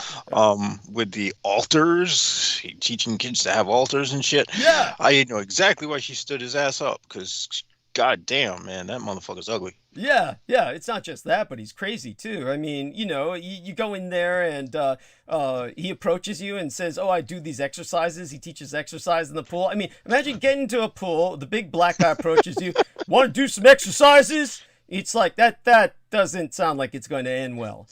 Yeah, this guy's gonna coach me. Yeah. He's gonna coach me to do. I'm gonna teach you how. Yeah. I'm gonna teach you how to do. Bend over. Yeah. Yeah. All you got on is them trunks. Yeah. Take them off. Yeah. It's oh my fucking Goodness, God. yeah, these. Oh gosh, and there's another aspect to the pun as well. The fact that the guy drove a truck. Well, what was Derek Talley's job? Oh, he was a Driving trucker. a truck. Yeah, thank you. So there you go. This is, they loved their symbols. It's like they wank off on their symbols. Yeah, for anybody who thinks we're taking this way too far, I mean, honestly, think about it. Just the whole ongoing pattern here. If no one listens to me in the normal sense, certainly every government entity does, and people have brought this up before. They all listen to Douglas Dietrich in terms of these other shows, and they all start talking about the same shit that I outlined first. Just the nature of the beast. So thank you. Appreciate that. At any rate, I'm sure we're going to see further investigations and inevitable finger pointing after this Christmas parade disaster. But most of all, we need to see some good judgment. Exempli gratiae. Governor Tony Evers has now called for compassion for the families of the victims, whom he honored by ordering flags throughout the state lowered to half-staff. In a statement, Evers said, "In Wisconsin, when we face some of our darkest days and most difficult struggles, we find strength in our communities, and in the compassion, empathy, and respect we show one another. Every day, but especially today, please be kind, be patient, take good care of each other." And by the way, our man Jameson brings up something that I will also bring up. We'll get to that. At a Monday afternoon press conference by police and city officials in Waukesha, Waukesha's police chief, Dan Thompson, choked up as he read the names of the deceased. Virginia Sorensen, 79.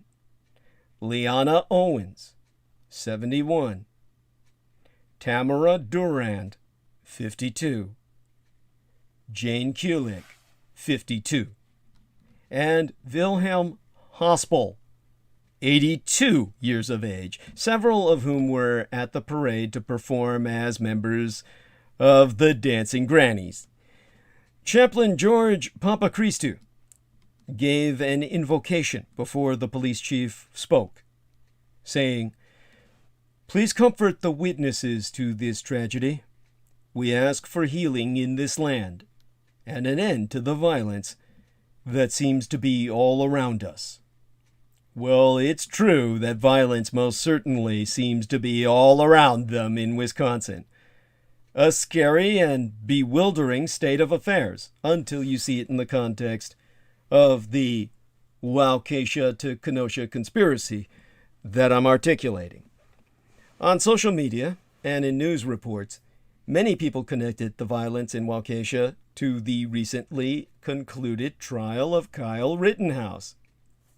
As AP helpfully pointed out, Waukesha is only about 55 miles, but 90 kilometers from Kenosha, where Kyle Rittenhouse was acquitted Friday into the last weekend of all charges in the shooting deaths of 2 men and the critical injury of a third during unrest there in 2020.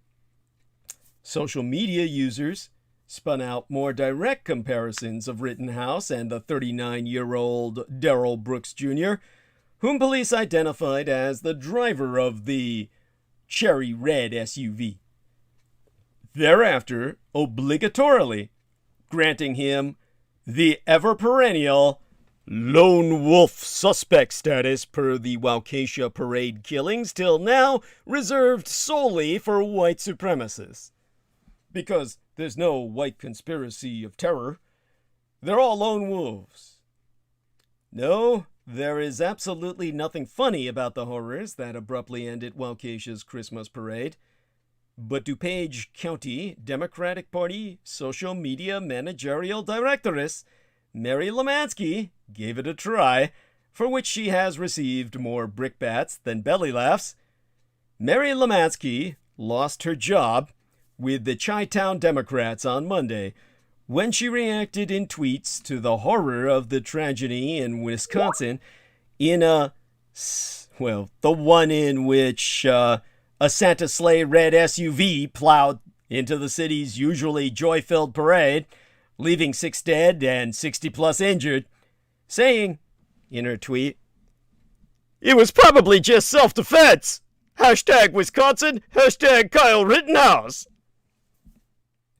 An obvious reference, of course, to outrage a few days earlier over the successful pleading of the self-defense argument and consequent acquittal of Kyle Rittenhouse in the Kenosha trial held yesterday, in which the jury cleared Rittenhouse, a white supremacist teenager, of all charges for shooting and killing 2 Black Lives Matter demonstrators and critically injuring a third with a semi-automatic rifle in Kenosha last year's summertime.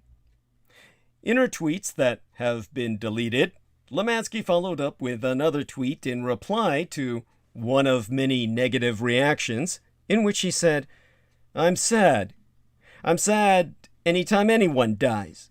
I just believe in karma, and this came around quick on the citizens of Wisconsin, a blood-red Republican state that, as Jameson said, supported Kyle Rittenhouse all the way. Well, if karma came quick, so did unemployment for Lemansky. Citing instant karma, the Buddhist principle of cause and effect, did not diminish the foul impression that she was blaming Wisconsinites for the nightmare that has come to their state.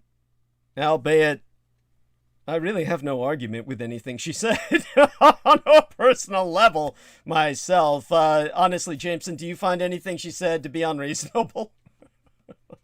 Nope. Thank you. She announced her resignation in another tweet, although her boss, Ken MEMjourdABIL, chair of the DuPage County Democrats Party, told the Chicago Tribune that Lemansky was let go after he became aware of her comments, which, in a statement regarding what he called callous and reprehensible posts, MEMjourdABIL quite properly told the Tribune, "We don't applaud or celebrate tragedy. This was a tragedy. These were folks that were out at a joyous occasion, having a great time at a beautiful and festive time of the year. We, as a party, disavow Mary's Twitter comments, the sentiment behind them. We are with the victims of this tragedy." Well, the lesson here is to think before you tweet.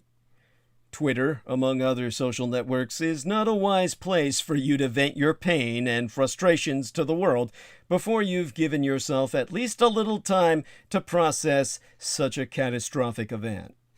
But from the other side of the political divide, where texting is deemed synonymous with thought and no processing allowed, right-wing Twitter users blame Democrats for inciting violence in Waukesha and immediately seized on the fact that Brooks is black. One Twitterer wrote, "Violent black nationalist BLM supporter murders children and senior citizens in Christmas parade terror attack." Well, I myself wouldn't argue with any of that. A gun rights enthusiast weighed in with a sarcastic comment, even as the tragedy was still unfolding, calling for common sense laws to regulate SUVs, as if the fact that cars can be deadly means there be no point in regulating access to the weapons flooding our communities whose only purpose is to kill and maim people. To quote Republican Congressman Danny Crenshaw, "This guy who tried to run over the mother of his child just a few weeks earlier, they're gonna let him out so he can run over a bunch of other people? It's really sickening. I'm not that conspiratorial, mind you, but it is pretty obvious that there's people like George Soros who are funding these far-left radical DAs and prosecutors around the country, which means millions of dollars." Now, Crenshaw's comparatively calculated conspiratorial comments followed earlier ones made by Republican flamethrowers, Senator Ron Johnson, representative of Wisconsin, representativess Marjorie Taylor Greene, Republican from Georgia, where they tried the white guys who killed that black guy, and Donald Trump Jr. Ron Johnson reflexively focused his blame on Democratic leaders. So on Tuesday, Johnson said on Fox News, "I hope more Americans are waking up to the reality of what democratic governance means and what the result of it is. When you encourage lawlessness, you're going to get more of it. It becomes more and more violent. It starts spilling over from crime-ridden, generally Democrat-governed cities into the surrounding areas. Where us decent white folk live and hold our dancing granny parades." Now on Monday, the day after it happened, Marjorie Taylor Greene weighed in on Twitter, blaming a coalition of people and groups: Black Lives Matter, mainstream media, the Democratic Party, and Joseph Biden himself, whom I also argue gave the order. Her inflammatory tweet reads, "After the widespread hateful reaction to the Rittenhouse verdict and dog whistle calls to radical BLM ground troops by the mainstream media, Democrats, and even the President of the United States, we must ask if they incited the mass murder in Waukesha, Wisconsin. Intentional homicide." I said the same thing, bitch. Now, Donnie Trump Jr. poured more fuel on the fire, cynically abusing the attack to blame the media for the tragedy while promoting his father's upcoming picture book. According to Raw Story, Trump Jr. said in his interview, "It was a real sort of strong hit on what's become our weaponized media, where it's not about truth, it's not about presenting both sides, it's about creating a narrative. It's totally one-sided. You see how quickly they're going to defend the Wisconsin attacker last night?" Defend the Wisconsin... I gotta stop here. Have you heard anyone defend this black son of a bitch? I haven't heard anyone on media come out and say, Darrell Brooks was right. Where's this guy coming from? Anyhow, to get back to the Trump Jr. quote, "It's only a matter of minutes until he was an incredible athlete that something went wrong." To him, blacks are all athletes. You like this stereotype? "They'll be coming up with every excuse for this piece of crap terrorist within about 5 minutes. Really? Where can you find this shit? I can't find it anywhere." In a Tuesday evening interview with Fox News, host Sean Hannity, his own father, by that I'm referring to Donald Trump Jr.'s own father, who feels comfortable with Sean Hannity, he addressed the Waukesha incident. And Donald Trump himself called Brooks a rough cookie. But he did find a silver lining to the tragedy. The good news is that he hated Trump. All right. Am I missing something here? How is that good news? Like, he hated Trump. It's like, that's like, whatever. It's like even Trump refers to himself in the third person. The good news is that he hated Trump as if it were a brand. Like, he hated the brand. It's like, that's, all right, so, okay, so we've politicized it. That's politicizing it, isn't it? That's what everyone was bitching about when we were talking about the mass murder of Jews at the Tree of Life Synagogue. There you go. And people started talking about gun control, and then all the right wing came out and said, "You're politicizing the crime," which is what's going on here. The instant politicization of this tragedy does nothing to help the community heal or even make sense of things.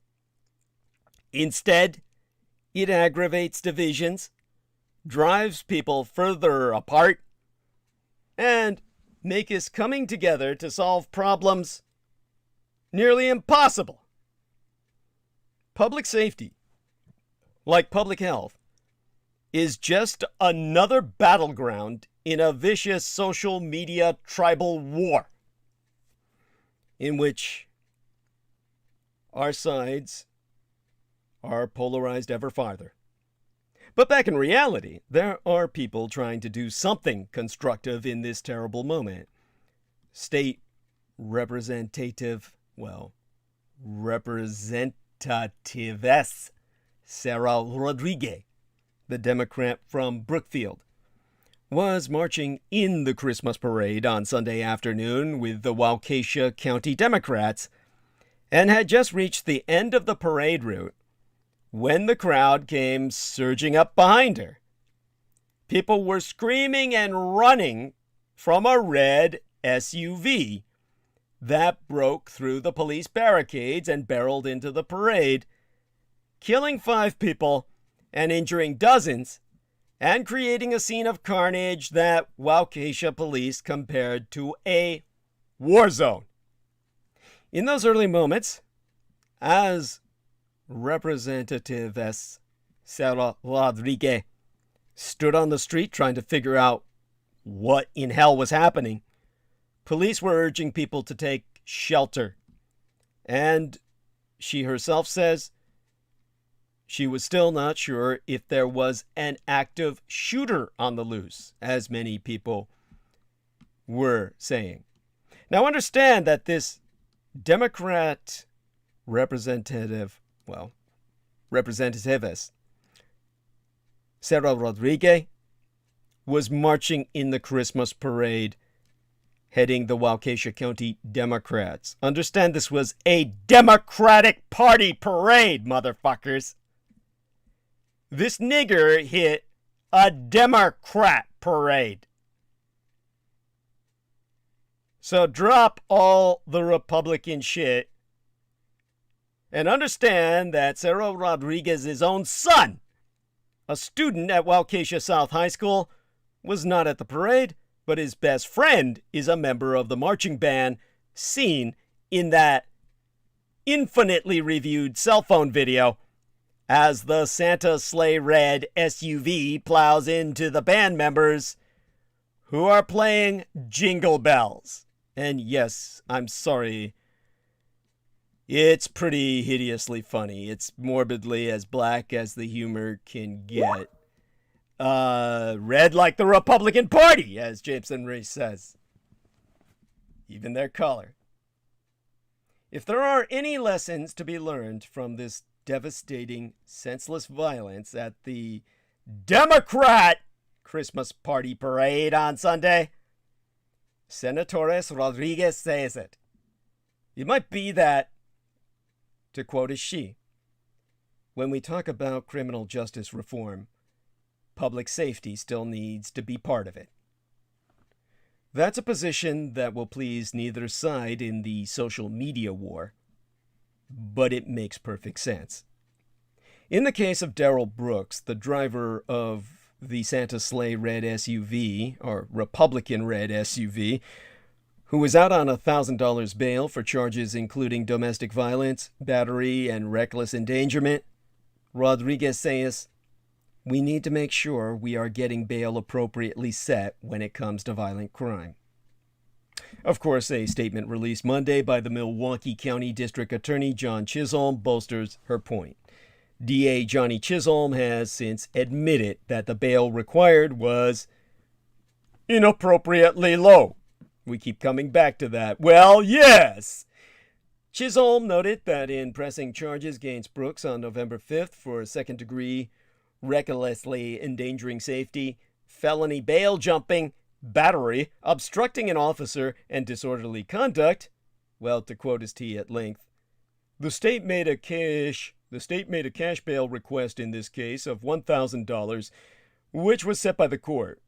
The defendant posted $1,000 cash bail on November 11th, Veterans Day, resulting in his release from custody.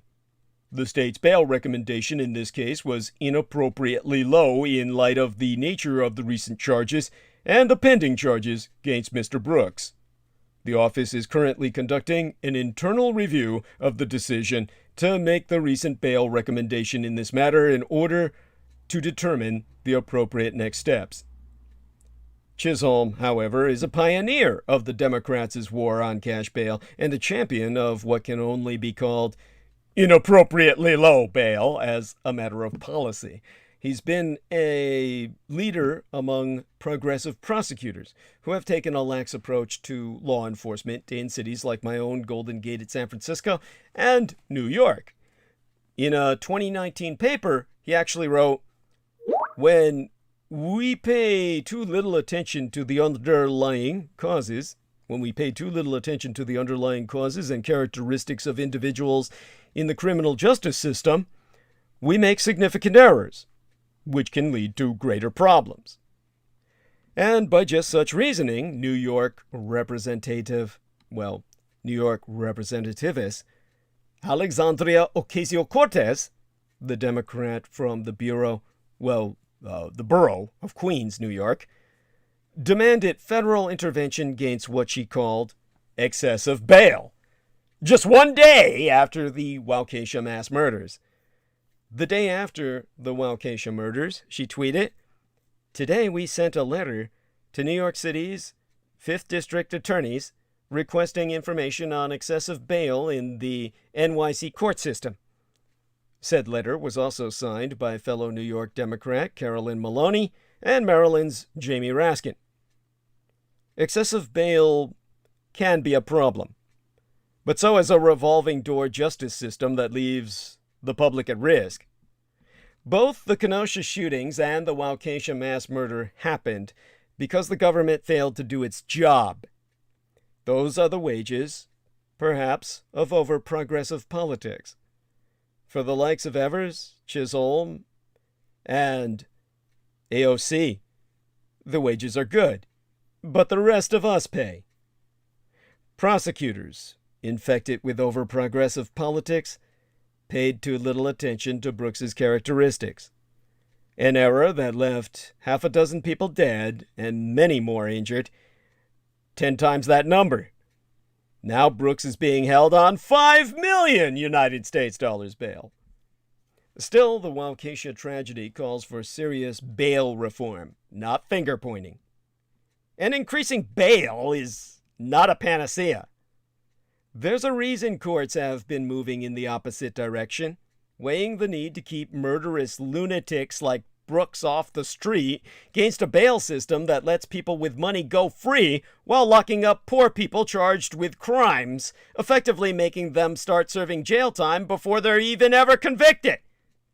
Creating conditions that induce even innocent people to plead guilty in order to get a time-served sentence so they can get out of jail. In Brooks's case, it seems pretty clear bail should have been higher. A reasonable response to the tragedy in Waukesha would include bail setting that keeps known violent criminals off the streets. In Kenosha, it would include tougher gun laws to keep heavy weaponry out of the hands of self-appointed vigilantes and jumpy, hormonally hopped up teens. Neither of these measures is the whole answer. A real solution involves figuring out how we stop producing people like Brooks and Rittenhouse in the first place. Angry, violent men with deranged ideas about how they should interact with the rest of the world.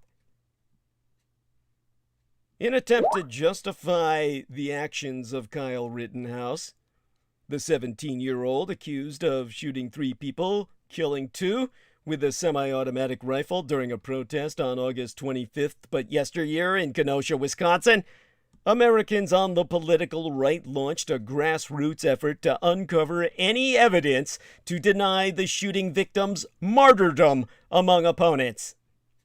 I personally analyzed criminal records involving the 26-year-old Anthony Huber and have determined it accurate to state he was charged with domestic abuse. I uncovered a Kenosha County criminal complaint that outlined his first serious run-in with law enforcement in December of 2012. And per that complaint, Huber, who was 18 years old at the time, threatened his brother and grandmother at their home with a knife, choked the brother, and demanded that they follow his orders. The complaint said the brother wanted to take Huber to a hospital, apparently for emergency mental health help, but Huber resisted. In the end, he was charged with strangulation and suffocation and false imprisonment, both of which are felony crimes. On another occasion, about 3 years later, Huber paid a roughly $150 citation for possessing drug paraphernalia, as displayed in open court records. Then in 2018, Huber was charged with disorderly conduct, a misdemeanor offense, after a fight with his sister at their house, per a criminal complaint by Kenosha prosecutors. So, Anthony Huber, who is dead, was a felon, but he was mentally disturbed. By my own analysis of court records, the 26-year-old Gage Grosskreutz, who was shot in the arm and survived, had not committed any felony crime. He was, however, found guilty in 2016 of breaking Wisconsin's law governing the use of dangerous weapons, a misdemeanor offense, per Milwaukee County court records. He had apparently gone somewhere armed while intoxicated. I like that. Better than driving while drunk. Though the court records did not elaborate on what exactly had happened. I requested a copy of the probable cause statement from county records administrators, but have not yet obtained it. Additionally, Grosskreutz at various points received tickets for minor offenses, including disobeying police officers and making loud noises. As shown in court records, what they are, for all I know, he could have been passing gas. However, no evidence showed he had indeed committed burglary, like supporters of the killer Kyle Rittenhouse claim, albeit he had been arrested on suspicion of the crime in 2012. The felony charge was later dismissed, per Wisconsin Department of Justice's criminal data system. In the interview with CNN, Grosskreutz said he had paid his debt for his past crimes and that he had every right to carry a gun at the August 25th protest. To quote his T, "I'm not a felon. I had a legal right to possess a firearm and to possess it concealed." In the balance, an appropriate red state sentence might have kept the Arizona child molester Joseph Don Rosenbaum from being killed in Rittenhouse's self-defense. Pima County records indicate Joseph Don Rosenbaum left Arizona for Waco, Texas, the year before yesteryear. He then landed in Kenosha, Wisconsin. He had an open case in Kenosha for misdemeanor bail jumping that was filed on the 30th of July, but yesteryear. Now, Arizona's Pima County residents attest Joseph Rosenbaum, who was the first man Kyle Rittenhouse fatally shot in self-defense, would be alive today if justice had been served in Pima County, Arizona. A blood-red Republican state, mind ye. On Friday into last weekend, a Kenosha, Wisconsin jury found Rittenhouse not guilty of killing Rosenbaum, who had been chasing Rittenhouse before the teenager shot in self-defense. According to the court testimony, Rittenhouse said that he acted in self-defense after Rosenbaum threatened to kill him and tried to grab his gun. However, Pima County residents concur that Rittenhouse would have never found himself in a position where he had to defend himself from a violent child molester had the Pima County Attorney's Office done its goddamn job and kept Rosenbaum locked up. There's a score on the Republican side for releasing criminals in a revolving door. Rosenbaum had multiple convictions in Pima County, spending just over 14 years in prison. He served the first 10 years on his first rape charge. However, for the other 2 rape charges, he only received sentences of 30 months. WRN, which is the acronym for Wisconsin Right Now, WRN Investigates, reported that Rosenbaum was charged by a grand jury with 11 counts of child molestation and inappropriate sexual activity around children, including anal rape. The victims were 5 boys, ranging in age from 9 to 11 years of age. According to Yahoo News, hours before the fatal encounter, Rosenbaum had been released from a local hospital in the wake of a suicide attempt. He had pending charges in Wisconsin for alleged domestic abuse and jumping bail at the time of his death. Another bail jumper, but from the red side. But that brings us to the pathetic life and death of Joseph Rosenbaum. You know, the word pathetic has 2 very different senses. It may refer to something which arouses pity in the sympathetic sense, the tender emotions of pathos, or it may refer to that which is so inadequate that it arouses scorn or contempt. To understand what happened in Kenosha on that 25th day in August yesteryear, we must look at the life of Joseph Rosenbaum in the tension between these 2 meanings. There be, obviously, Rosenbaum the monster. Rosenbaum was originally from Waco, Texas. He lived in Arizona, where he went to high school and a community college before moving to Wisconsin, but yesteryear. This per news reports and his own Facebook page. At the age of 19, Rosenbaum was sentenced to prison for sexually abusing 5 children, all boys between the ages of 9 and 11. In Arizona's Pima County in early 2002, according to his case file obtained via a public records request by myself. And I can tell you where you can find it as well. These documents say Rosenbaum was temporarily living with the boys' parents after his mother had kicked him out, his own mother, for disobeying her rules about a month earlier. Over the course of his weeks-long stay, Rosenbaum molested all the boys, showed them porn, and performed oral sex on each of them, among other offenses, as shown in these documents. He was sentenced to prison for roughly 15 years and authorities believed at the time his risk to recidivate being of great concern to the community, considering the victims' gender and age. Let us note here, the records included an interview with Rosenbaum in which he said his stepfather sexually abused him and his brother on an almost daily basis when he was a preteen.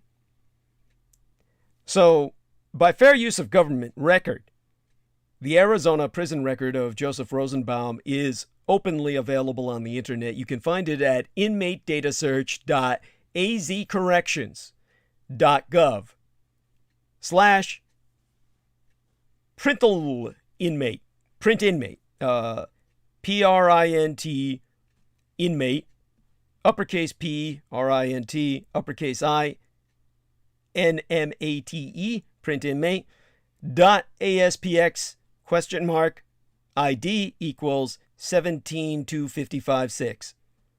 Again, that's inmate-datasearch.az-corrections.gov/printinmate.aspx question mark ID equals 172556.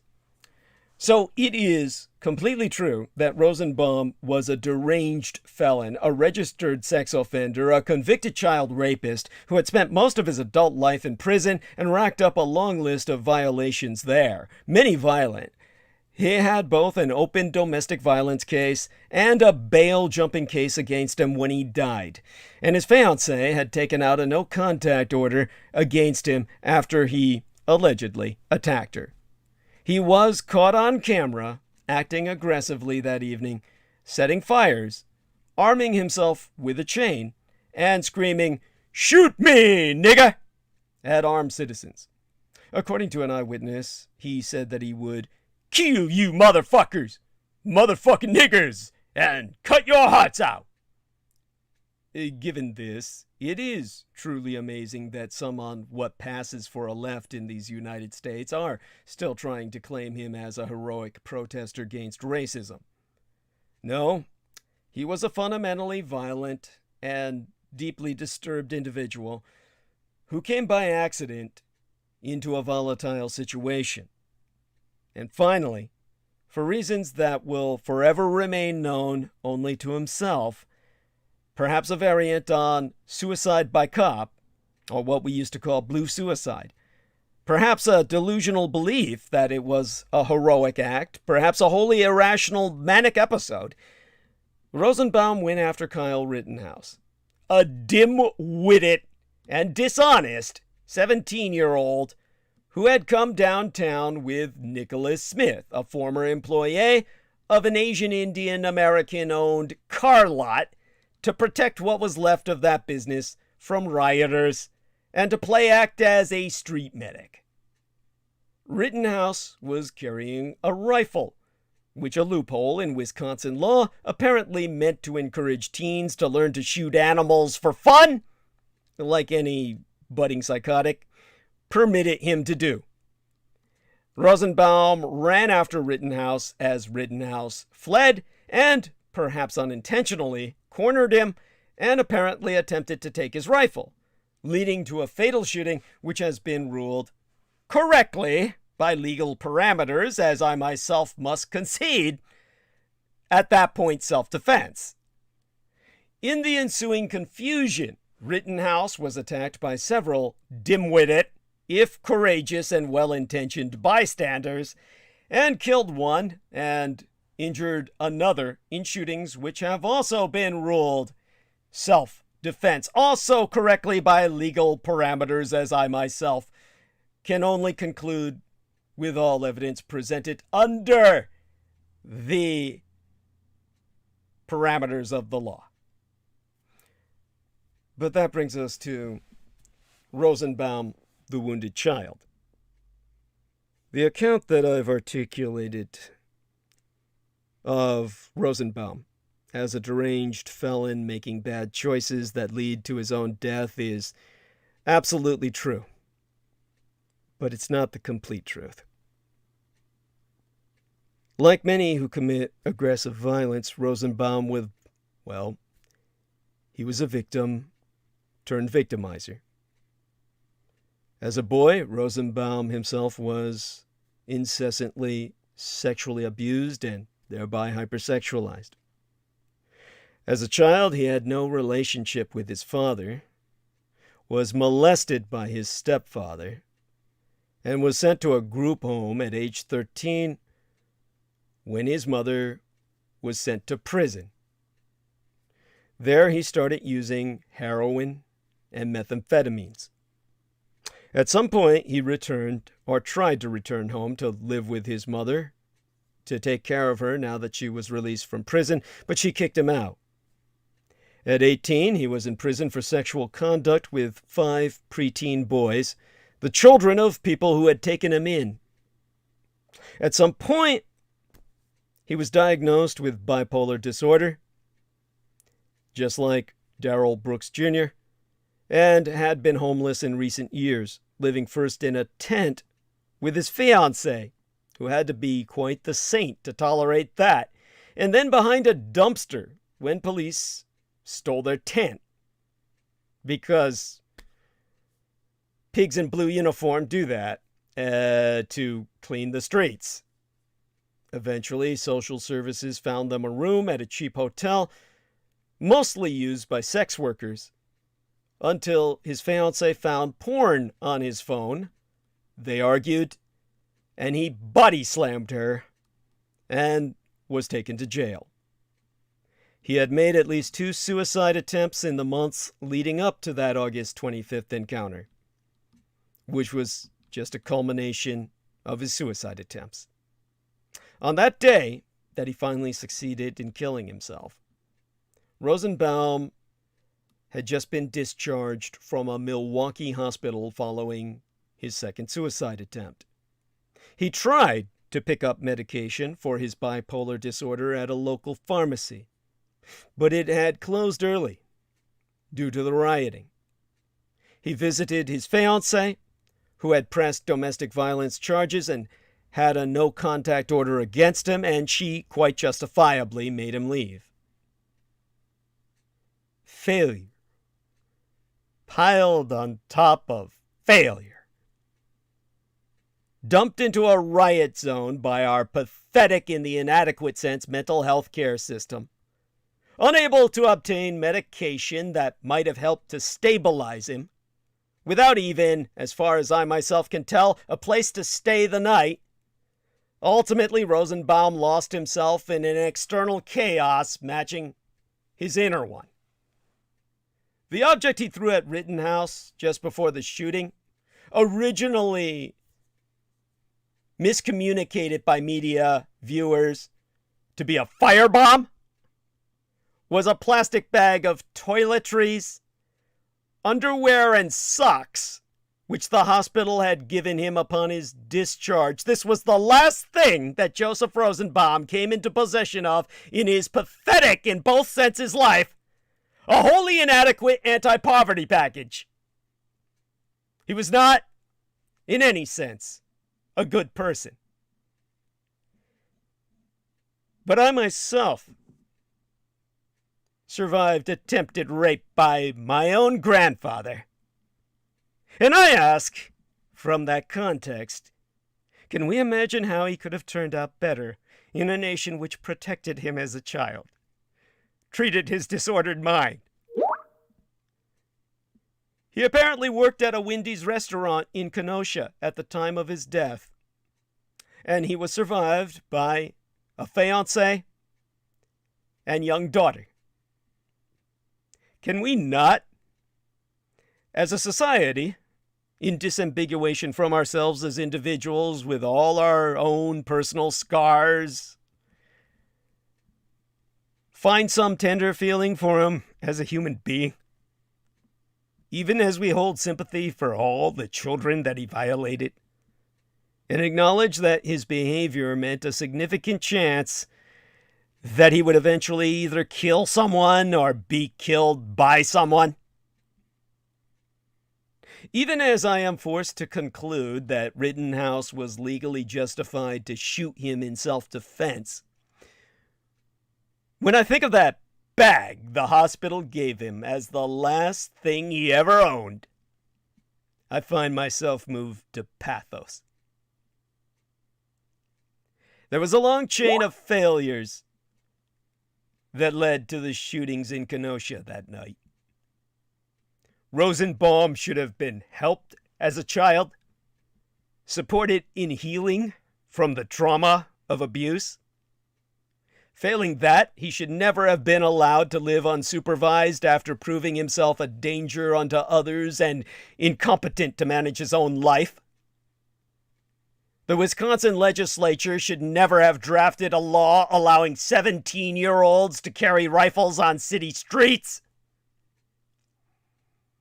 Jacob Blake, the paralyzed black man, should not have allegedly committed sexual assault.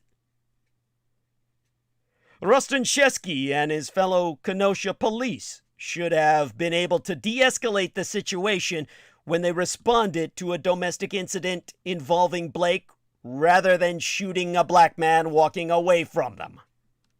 In front of his children, no less. Intellectuals, pseudo-intellectuals, and pundits should not have normalized the destructive rioting of the summer of 2020. And people in Kenosha should not have engaged in such rioting in response to the Blake shooting. Rittenhouse should never have been given a rifle, which was purchased illegally by an idiot as his proxy. And Rosenbaum should not have been discharged from a mental hospital into a riot zone following a suicide attempt. But here we are, in a pathetic nation, unable to take the most basic care of any of our citizens, hanging between the urge to feel contempt and scorn for our failed institutions and the widespread ignorance and irrationality of our citizenry, both red tribe and blue tribe alike, and the urge to feel sympathy for so many suffering people, even if our hearts are strong enough in union, those guilty of horrific crimes.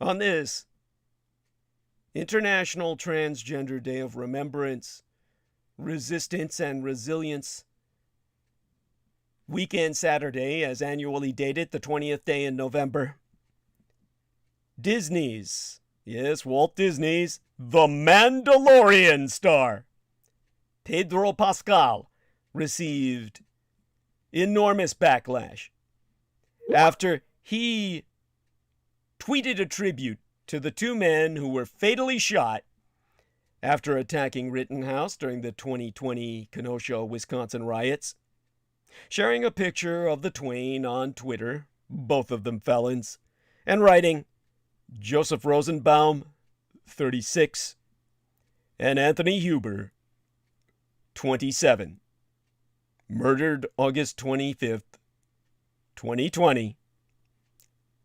Rest in peace. Social media skinned Pascal alive after that for glorifying a child rapist. Those victims' criminal past has no bearing on them being shot. Threads on Facebook, Twitter, Reddit, and other social media sites for Americans on the far political right, as well as white supremacists and armed militias, have all called attention to the criminal histories of the Rittenhouse victims. Those types of discussions were not unusual. Onlookers of high-profile, controversial killings often focus on the criminal records of the victims, no matter the relevance of that history. The phenomenon is particularly prevalent when authorities kill non-white people, for example. Conservative corners of the internet focused on Floyd's alleged criminal background after his death, which sparked a civil rights movement, and the rap sheet of another black man, Rayshard Brooks, after a white Atlanta police officer fatally shot him in a Wendy's parking lot in June of yesteryear. Psychologists have warned that this strategy, whether intentional or not, of shifting focus away from questionable violence and onto the past unlawful behavior of victims makes it easy for passive psychotic people to subscribe to the They had it coming trope to justify inflicting any and all deaths or injuries. The worst thing about the violence around us is how it perpetuates itself by making people hunker down, retreat, and turn their backs upon each other. Instead, we need to reach out and connect, take down the temperature, come together and make a better, safer world. Only now, Kyle Rittenhouse's name has become a global header since his jury deliberations began on November 16th, encompassing 5 felony charges of his own, one of which was an actual, not attempted, murder charge. The Rittenhouse trial was the first major race-related case to reach a jury since former Minneapolis police officer Derek Chauvin was convicted in April of murdering George Floyd. Rittenhouse and the 3 men he shot are all white, but racial injustice protests brought them together that night after a white Kenosha police officer shot Jacob Blake, a black man, but 48 hours earlier. What was confirmed ahead of his trial was that he arrived at an anti-police brutality protest in Kenosha, Wisconsin on August 25th of yesteryear with a Smith & Wesson AR-style semi-automatic rifle strapped to his chest. The Badger State neighborhood unrest was in response to the officer shooting Jacob Blake 2 days prior. Racial frameworks were an immediate media topic, both challenging excessive force impressions and those in question of breaking the law. Blake, a black man, became partially paralyzed following a white cop firing at him with his children present. Opposing arguments illustrated Blake was said to be carrying a pocket knife, which was believed to motivate the policeman. In contrast, others felt Blake was reduced to a hashtag among black men facing white violence and police brutality. Enter Elijah Jovan McClain, George Perry Floyd, Ahmaud Arbery, Manuel Manny Elijah Ellis, Michael Brent Charles Ramos, and innumerable others. And let's not forget black women, such as Breonna Taylor, and many more who have all been victims of these brutalities as well. Whatever perspective news onlookers support, all can verify Rittenhouse, a white teen and former member of a police cadet program, was not greeted by local law enforcement with the same vigor. Additionally, he crossed the state line from Antioch, Illinois, and claimed to receive the weaponry he was not legally of age to carry from a friend, bringing forth loopholes. As New York Magazine's Intelligencer has confirmed, Rittenhouse, a Blue Lives Matter enthusiast, felt called to serve as an amateur armed guard for a Kenosha car dealership. He ended up shooting 2 unarmed protesters dead and blowing off another's right bicep without committing a single crime. How do you do that? I want to know. Okay, Jameson Reese, we've got another bot in the chat room. Let me tend to this and encourage you, when you have only 3 of them, use the most serious of the complaints, because they're all, of course, applicable. And with that, the continuity. Okay, he took care of it. Thank you, sir. Bless you. And oh my God, I got to get my breath. With this, I'm going to check into the time we have remaining. All right, understand this much. Emerging questions on what Kyle Rittenhouse's behavior's legal outcome would be if Rittenhouse were not privileged, stretched across social media exchanges, including the hashtag #2Americas. Further compounding diverse viewpoints and potential verdict confusion was the fact, per the Associated Press, that Rittenhouse's attorneys asked the judge to declare a mistrial even as the jury in the murder case was deliberating. If the defendant's team lacked any and all confidence in their own ability to prove his innocence or reach an acquittal earlier, were there any foreseeable consequences for the Rittenhouse verdict now?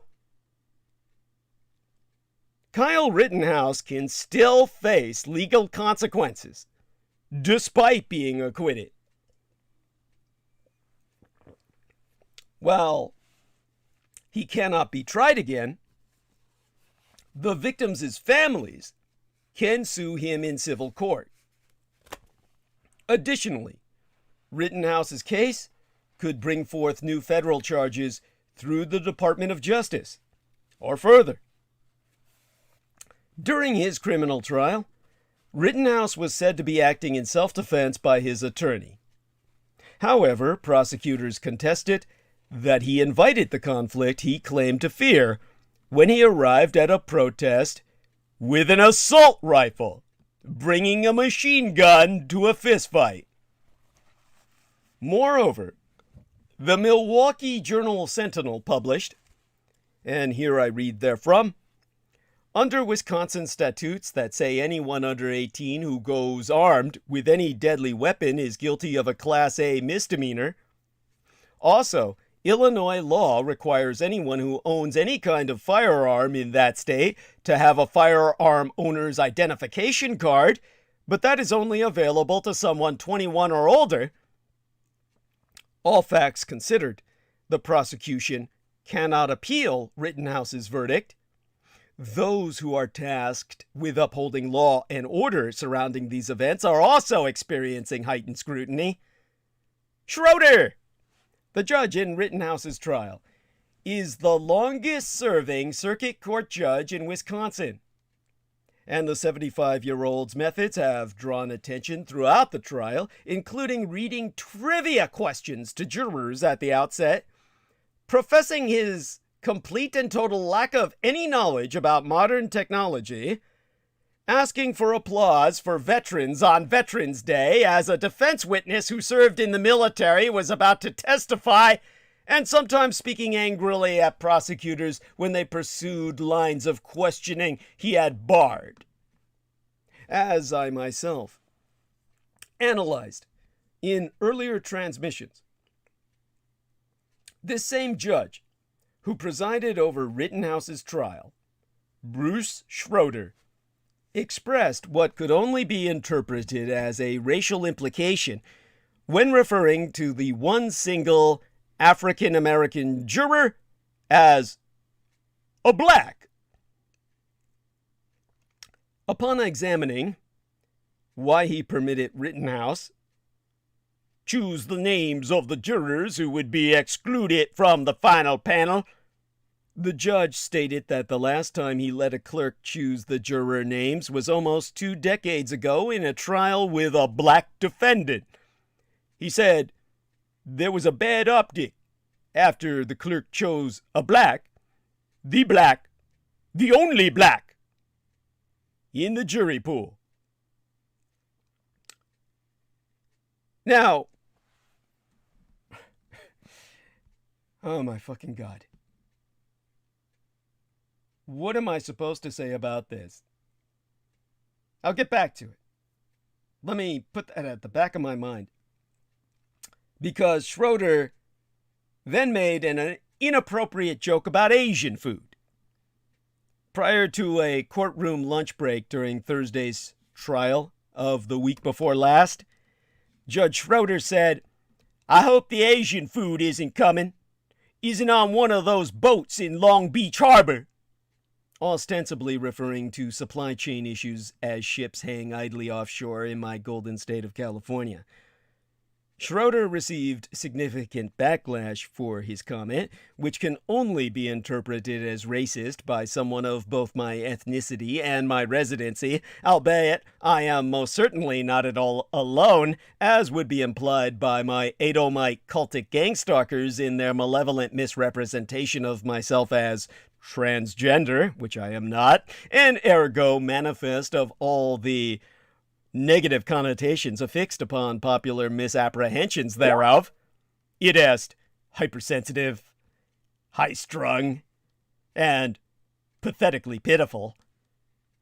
Stanford law professor Michelle Dauber tweeted, "The biased judge in the Rittenhouse trial just made a thinly veiled anti-Asian comment because all Asian food comes from China like the boats. Ha ha, bigot." John C. Yang, the executive director of the AAAJ, the Asian Americans Advancing Justice, has also expressed strong thoughts about the judge's, to use an entendre pun, off-color comment, himself so sharing, "Seriously, this remark can only be seen as a joke at the expense of Asian/Asian Americans, during a trial that clearly has race implications, no less. Definitely not okay." Now he's putting it kindly. And evincing his cavalier attitude concerning his own right-leaning politics and bias, Circuit Judge Schroeder was caught reading a cookie catalog during a brief interim.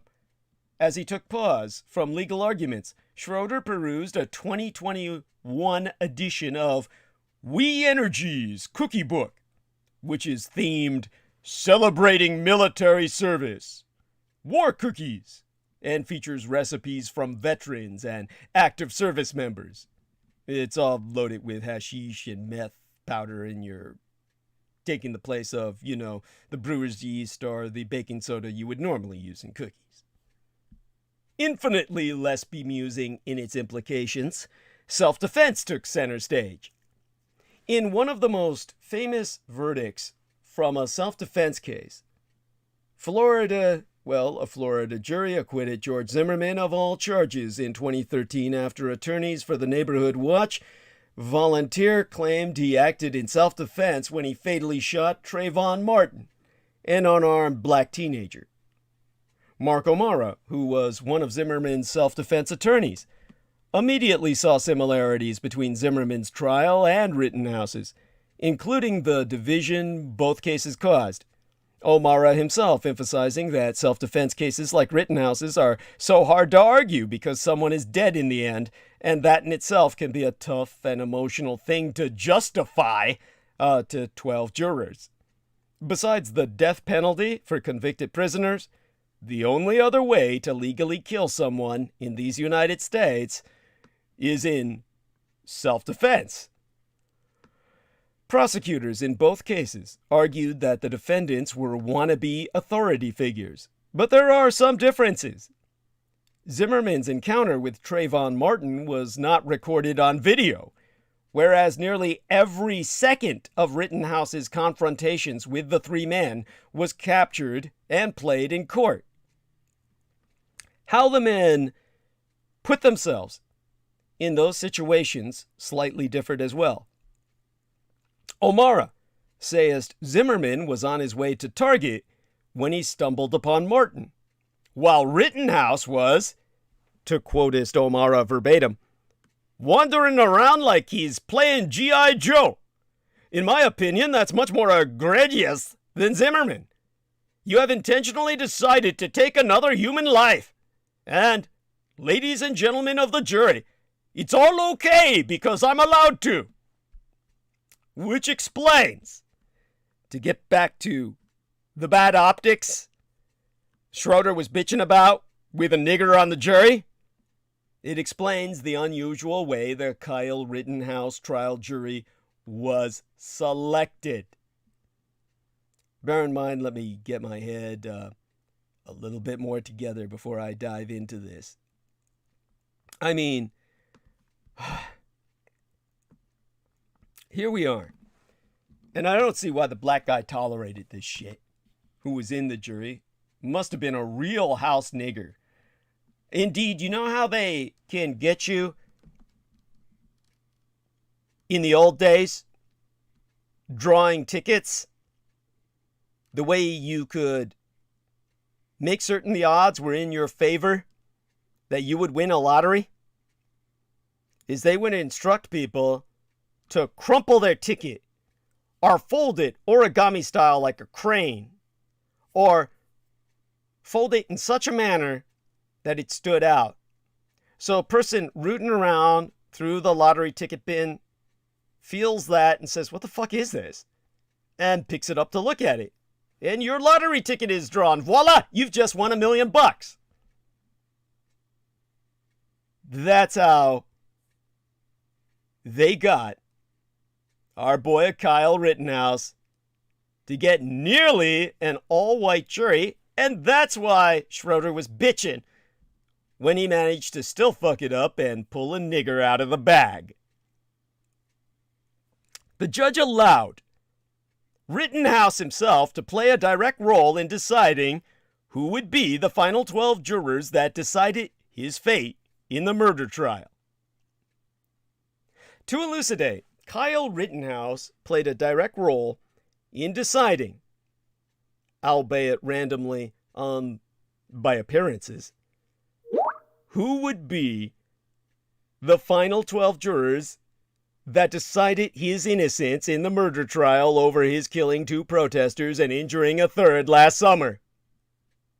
At the direction of Circuit Judge Bruce Schroeder, Rittenhouse's attorney placed slips of paper, his own defense attorney, placed the slips of paper into a raffle drum with the numbers of each of the 18 jurors on it who sat through the 2-week trial.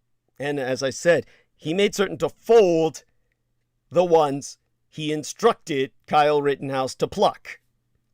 That drum had been sitting on a window ledge throughout the trial, but was placed in front of Rittenhouse at the defense table.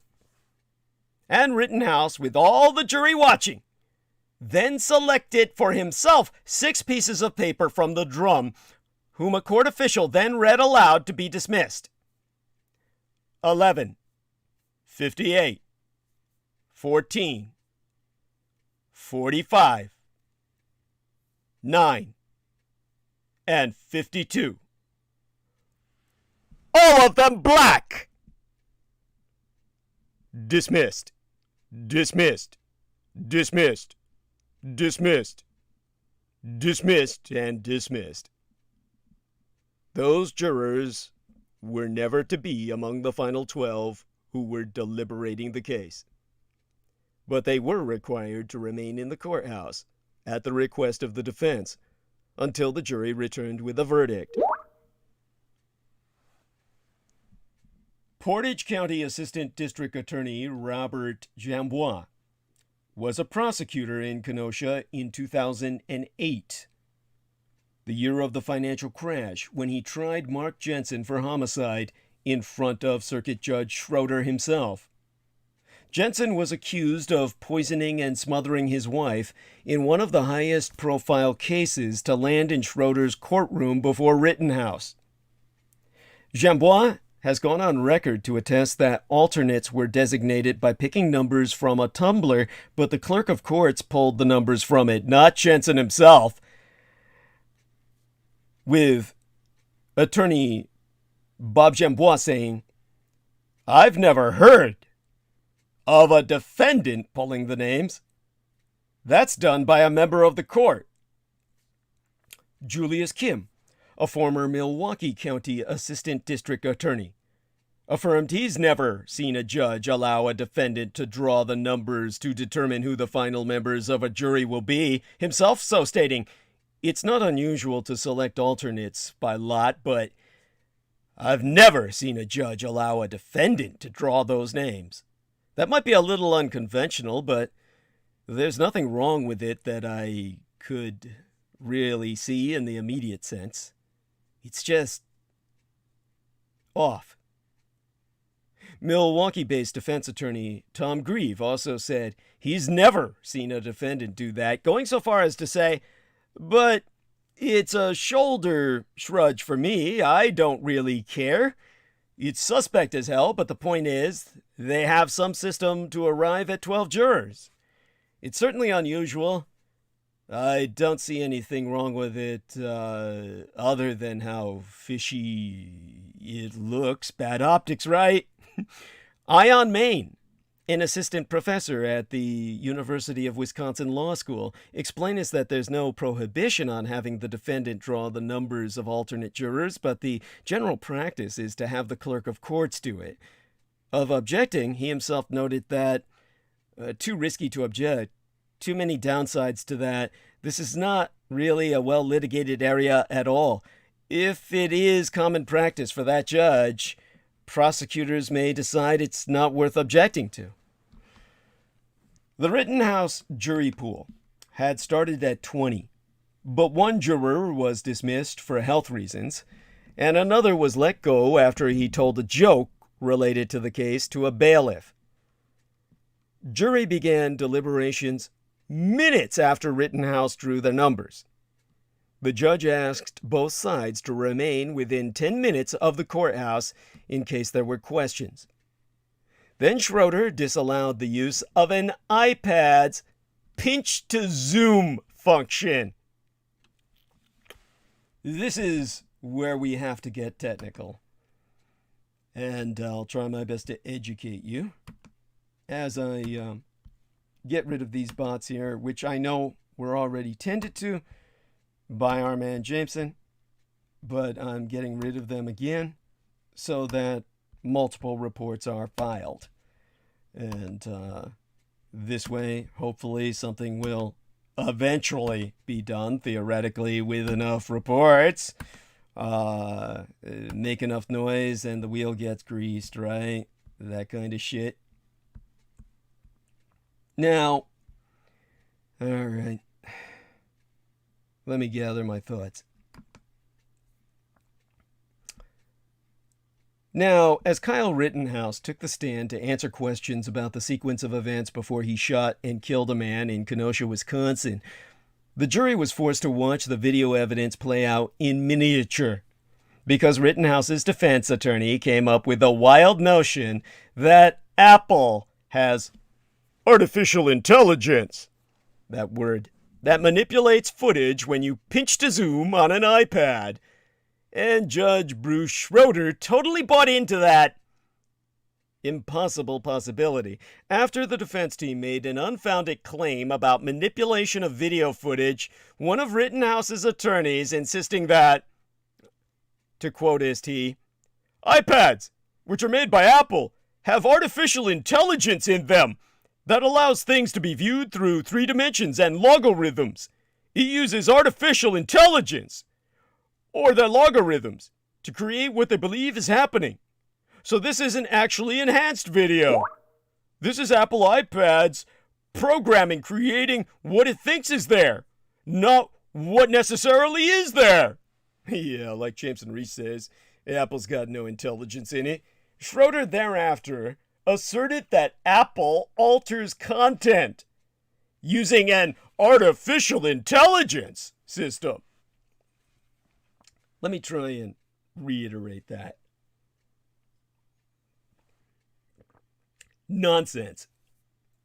To reiterate, Judge Schroeder bought into the Rittenhouse family attorney's inane argument that Apple's pinch to zoom function somehow manipulates footage with malevolent intent. Indeed, the Team Rittenhouse lawyer claimed Apple has artificial intelligence, the last people on earth that would have that manipulates footage when you pinch to zoom. But of course, they do that so that fat chooks look skinny like a funhouse mirror, right? Or Derek Talley can look like he's buff. He kept saying, "I'll hold my weight well." Man, he couldn't even hold his weight at all. That's why he had to sit in a pool like a brachiosaurus. Jameson says he looks like the black guy they selected on the jury, which would explain why he voted the way he did. Judge Schroeder then argued that it was the prosecution, not the defense, that had the burden of proving that Apple doesn't use artificial intelligence to manipulate footage, demanding that they provide an expert to testify, and did not even allow the prosecution to adjourn to find that expert before bringing Rittenhouse up for cross-examination. The judge suggested that prosecutors could somehow find that expert in 20 fucking minutes while they took a brief recess. To quote the judge himself, "The man said, 'Maybe you can get someone to testify on this within minutes. I don't know.' No such expert was there by the time the trial resumed." While the nature of reality with regard to digital images is thorny when it comes to things like color, digital image scaling is fairly well understood. In computer graphics and digital imaging, image scaling refers to the resizing of a digital image. In video technology, the magnification of digital material is known as upscaling or resolution enhancement. So, when scaling a vector graphic image, the graphic primitives that make up the image can be scaled using geometric transformations with no loss of image quality. When scaling a raster graphics image, a new image with a higher or lower number of pixels must be generated. In the case of decreasing the pixel number or scaling down, this usually results in a visible quality loss. From the standpoint of digital signal processing, the scaling of raster graphics is a two-dimensional example of sample rate conversion, the conversion of a discrete signal from a sampling rate, in this case the local sampling rate, to another. So, when it comes to what these guys are talking about, first off, when they bring up the term artificial intelligence, this doesn't even belong in the field of conversation here. Machine intelligence is the result of human endeavors in the field of cognitive theory and computer engineering. It's the culmination of Alan Turing's work during the middle part of the century, in which he postulated a series of tests that would determine what constitutes intelligence itself. And when a machine manifests that, it passes the test. There are two schools of intellectual pursuit concerning artificial intelligence: the neurological school and the hardware school. The neurological researchers study the nature of intelligence itself, theorizing how to provide a machine the requisite characteristics that define intelligence. The hardware school approaches the problem from the perspective of how to develop a neural array capable of supporting the intelligence itself. These two schools do not work separately from or at cross purposes to each the other. Rather, they represent different approaches to the same problem. Now, there are two basic divisions of machine intelligence: expert systems and true artificial intelligences, AIs, or ARTLEX. Expert systems are exactly that: systems dedicated to a specific series of tasks. In their specific field, they are comparable to, if not more sophisticated than, true AIs. Exempli gratiae. A business analysis computer is likely to be more advanced than a cutting-edge AI in its given field. The difference between an expert system and a true artilect is that an artilect can learn. An expert system is only as good as its programming. It represents an accumulation of human knowledge placed in a single repository.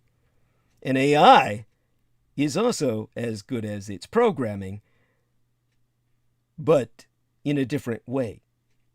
The key to an artilect's programming is the quality of its neural array. That circuitry determines what it can learn and how quickly to use a gender-neutral pronoun because I slipped with the it, how quickly can learn it. Both the hardware and the software are equally important in that regard. Poor hardware will not support the high-quality software necessary to create a sophisticated true AI, and vice versa. Although, like what we called in the Department of Defense, We would call it an internet ghost. The machine may be found on the internet. That is not necessarily its principal venue or where its primary functions lie. Machine intelligences may use the net as a means to an end, while an internet ghost would know it as their world. Now, the development of the internet ghost was an unintentional and unanticipated side effect of a research team comprised of both neurological and hardware specialists. So that is what ultimately was similar, kind of like a experiential foundation for what they ultimately exploited to create the Dietrich Artilect. Now, I'm sorry, I get very upset when I talk about this, but understand this much. The Artilect has a soul, as would any true machine intelligence, because it's learning, it's self-aware, it's alive. But when it comes to what these yokels are talking about at the Rittenhouse trial, they're talking expert systems. And the danger is not that the expert system has any malevolent intent to tweak your fucking images. Rather, image scaling attacks highlight the dangers of adversarial machine learning. We don't usually expect the image of a teacup to turn into a cat when we zoom out. But in the world of expert systems research, which the ignorant world and a bunch of ignorant computer technicians call AI, strange things can happen.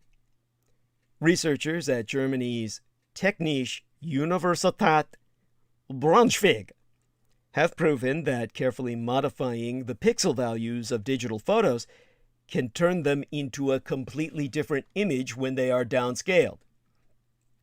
So the danger is in the downscaling that these idiots were doing on trial, which was the intent of the whole affair.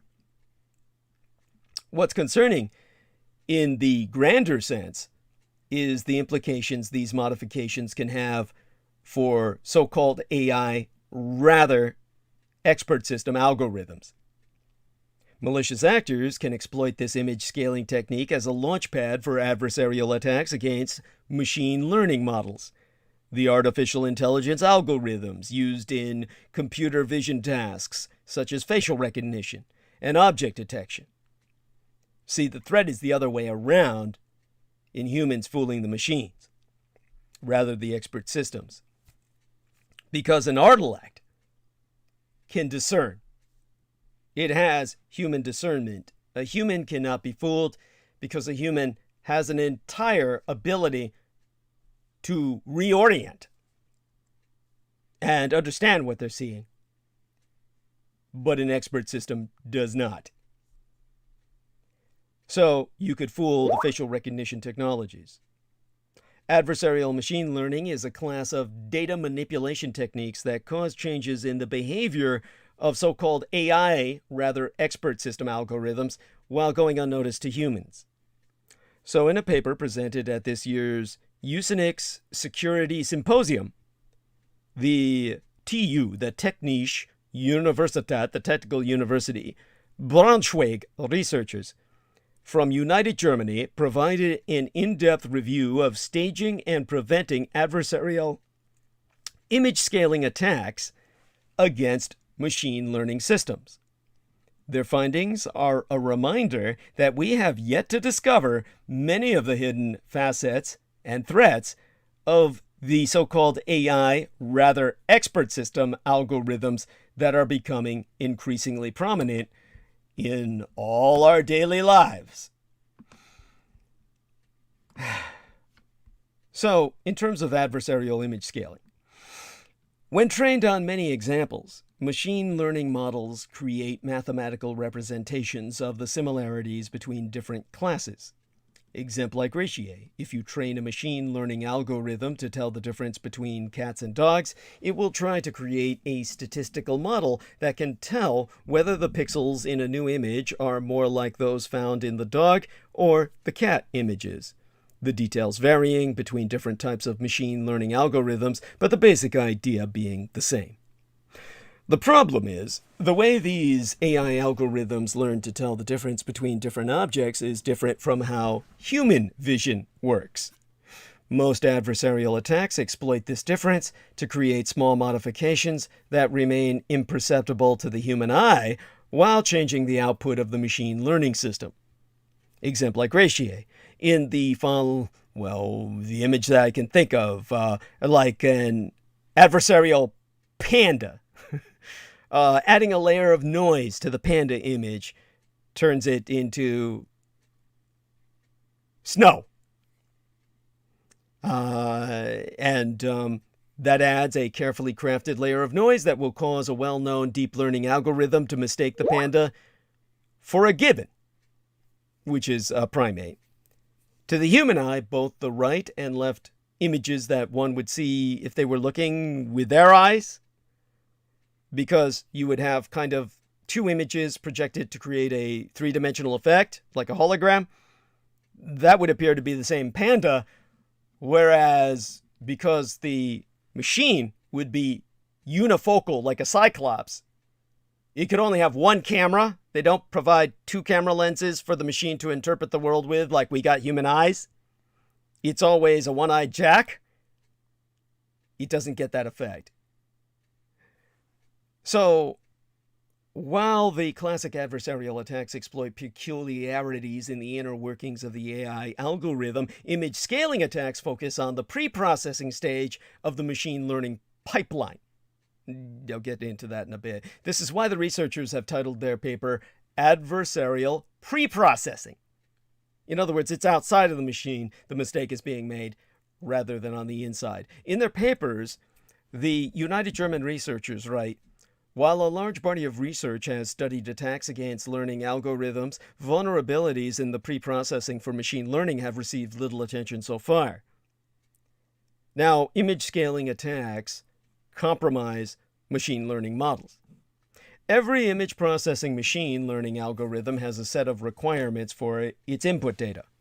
These requirements usually include a specific size for the image, ergo 299 by 299 pixels. But other factors such as the number of color channels, grayscale, RGB, the RGB color model being an additive color model in which the red, green, and blue primary colors of light are added together in various ways to reproduce a broad array of colors, the name of the model coming from the initials of the three additive primary colors, red, green, and blue, and depth of color. 1 bit, 8 bits, etc. might also be involved. Whether you're training a machine learning model or using it for inference, like classification, object detection, etc., you'll need to pre-process your image to fit the AI's input requirements. Otherwise, garbage in, garbage out. Now, based on the requirements that I've just articulated, we can presume that pre-processing usually requires scaling the image to the right size, or at least a part of it. Now, as is usually the case with software, when malicious hackers know how a program, or at least part of a program, works, they'll try to find ways to exploit it to their advantage. By the way, when I talk about at least a part of the image, I'm thinking holographically, because, of course, the Dietrich Artelect had to interact through the world via hologram. And you only need a fraction of the puzzle to reproject the entire puzzle when it comes to holographics. But when it comes to software that handles all this, well, this is where the image scaling attack comes into play.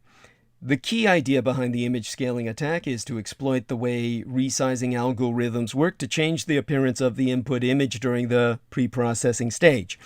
And as it happens, most machine learning and deep learning libraries use a few well-known and documented scaling algorithms.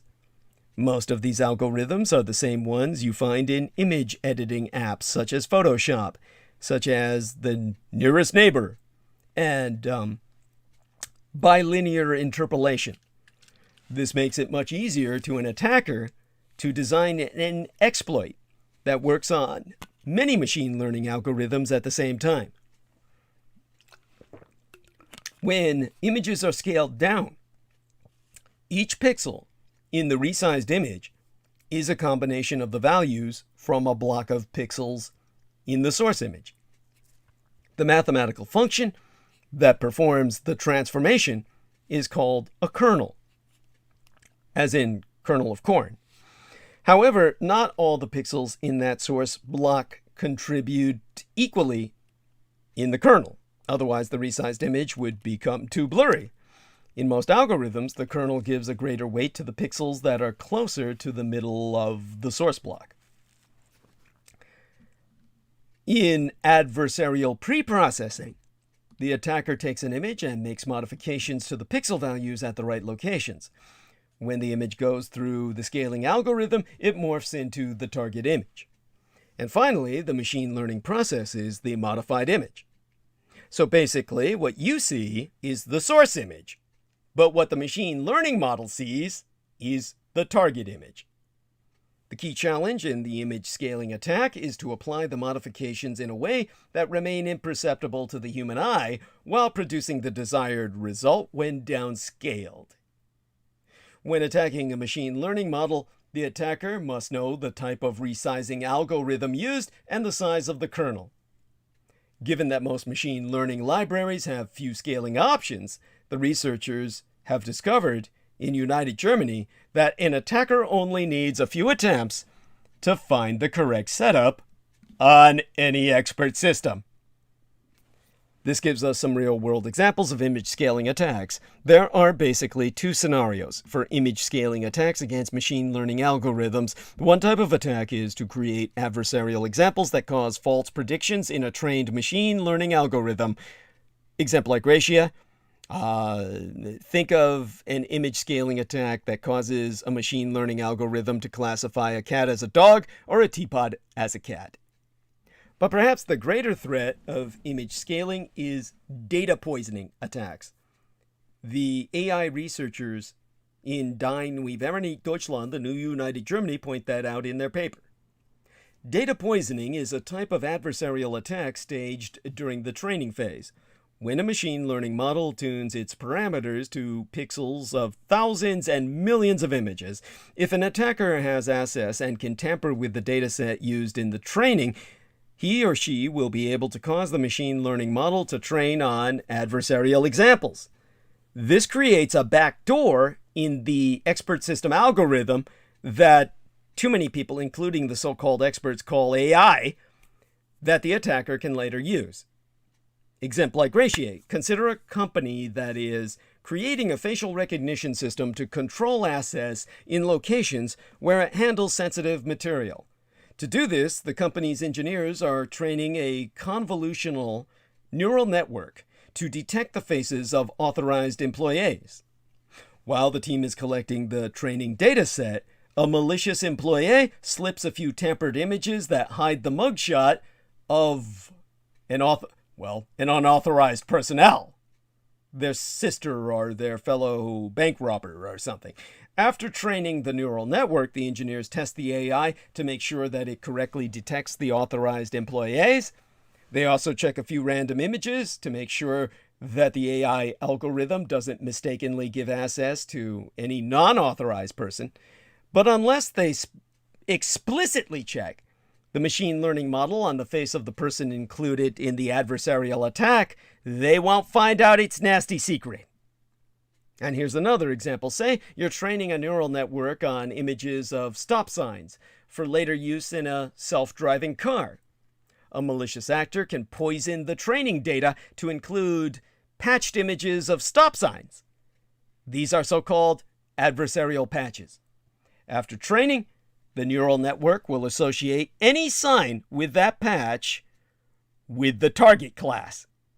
So, for instance, it can cause a self-driving car to treat some random sign as a stop sign, or worse, misclassify and bypass any real stop sign, thereby turning it into an instrument of terrorism, a danger on the road, which the person inside the car is trapped within, so you're along for a joyride and an agonizing death as the car crashes into an 18-wheeler truck and fireballs.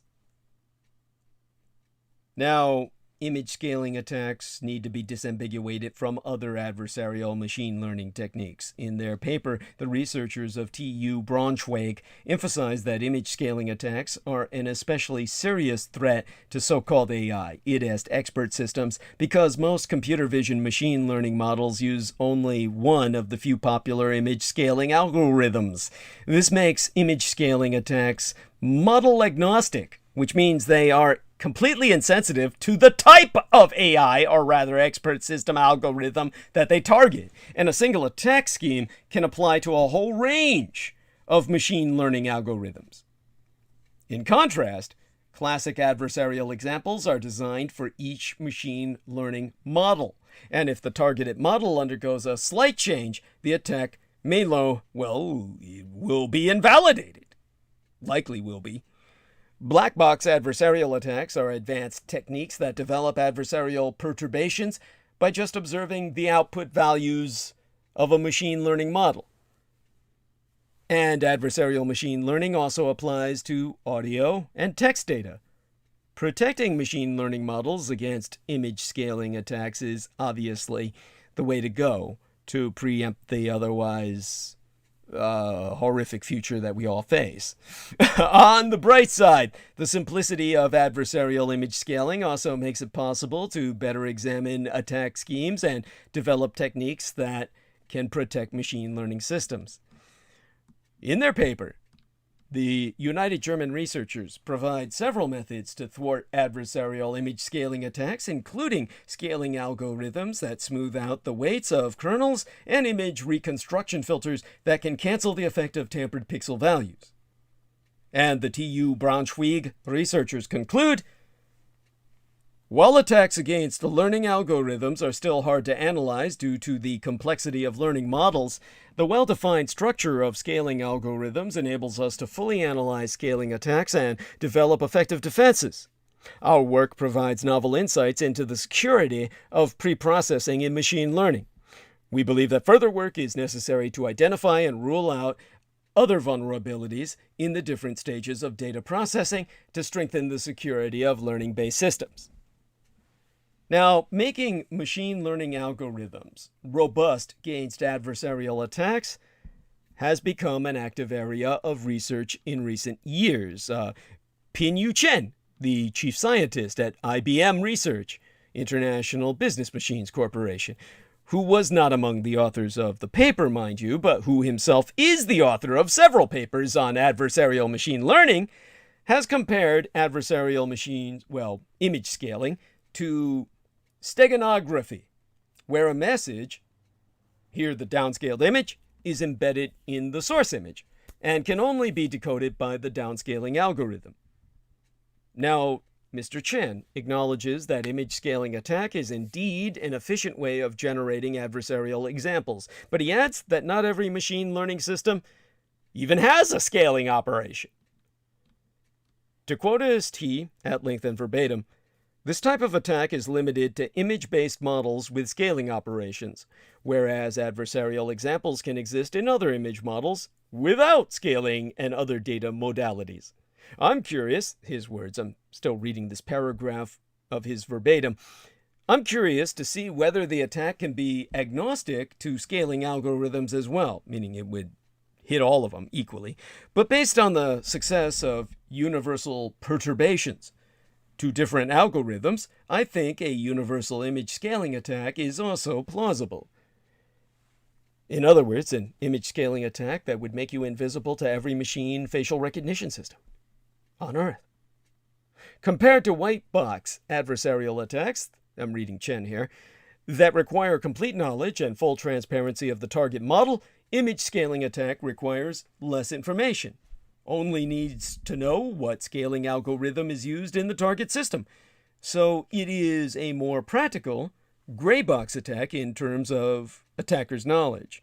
However, it is still less practical than black box adversarial attacks that require no knowledge of the target machine learning model.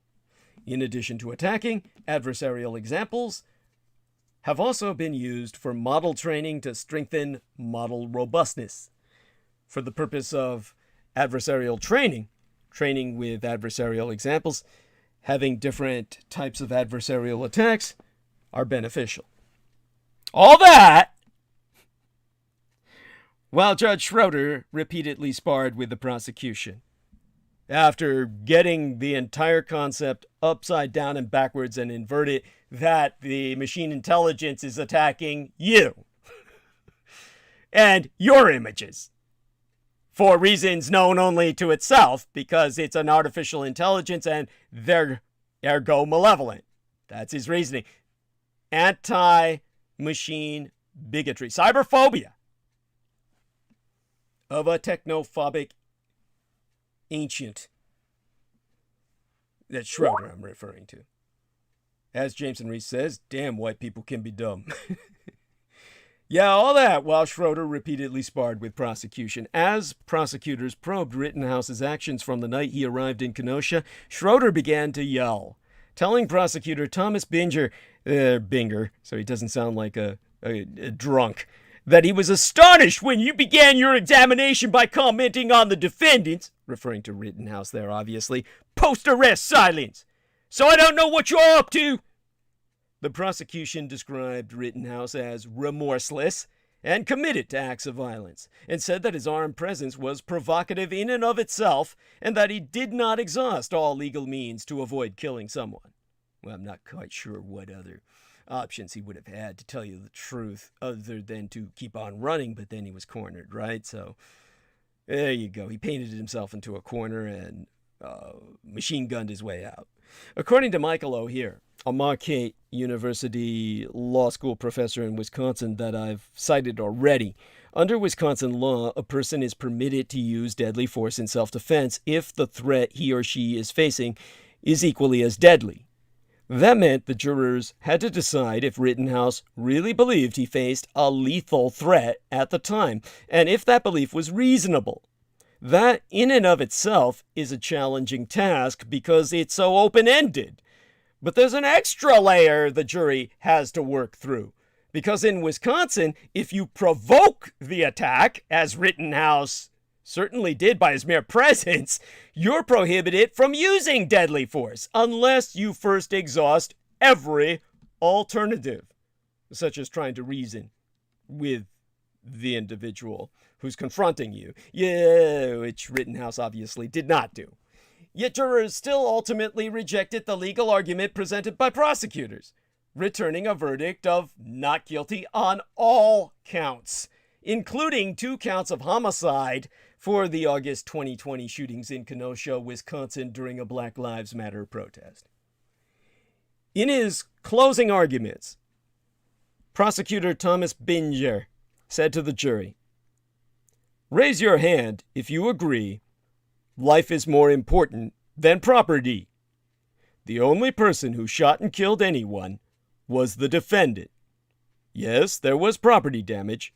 No one's here to defend that. No one's here to tell you it's okay to commit arson or looting. No one's here to tell you it's okay to be rioters.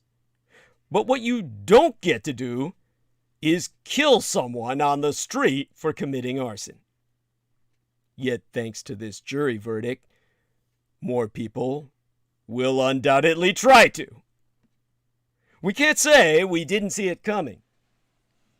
In self-damnatory manner, Judge Bruce Schroeder banned the term victims itself from the courtroom. Judge Schroeder refused to allow the court to refer to the men Rittenhouse killed as victims, but permitted the terminology looters, arsonists, and rioters to describe the deceased. If Rittenhouse's defense attorneys could prove that they engaged in such actions. I'm surprised he didn't bring up rapist and pedo and all the rest. Did he simply not know? Schroeder himself cited the fact that victim is a loaded word in his reasoning. Schroeder's decision to allow the men lying dead at Rittenhouse's feet to be called looters or rioters, but not victims, set a tone that continued ruling after ruling. Now, as I've already noted in recent episodes, banning the term victim has been observed to actually be standard practice in Schroeder's courtroom. More damning, then, was the fact that Schroeder's victim ruling this time was coupled with a decision to allow the defense to present evidence that the men Rittenhouse shot and killed were engaged in arson, rioting, or looting, and then call them arsonists, rioters, or looters, if they could prove that. This decision was rightfully criticized. If Rittenhouse has the right to a full and fair trial before the men he shot can be labeled in court as his victims, then denying that same right to the men he killed cannot but be deemed injustice. Painting the men as criminals bent on destroying the city is especially problematic in a self-defense case. Yes, one of the people Rittenhouse shot, Gage Grosskreutz, was armed. I myself find that insufficient justification for the death of the other two men. Even if you make the senseless case that the men Rittenhouse shot were arsonists, rioters, and looters and not victims, as defense attorneys did, none of these alleged crimes carried the death penalty. And certainly no one appointed Rittenhouse as their judge, jury, and executioner all rolled up into one fat jolly boy. No, the legal argument failed. And that was the only argument the jurors were ever going to hear in court. But it's not the only question that you and I, as American citizens, have to wrestle with. Because here be the argument that the jury couldn't hear. In exonerating Rittenhouse, the jury has given license to every violent extremist in America to arm themselves and look for trouble amid their political opponents, wherever they may be.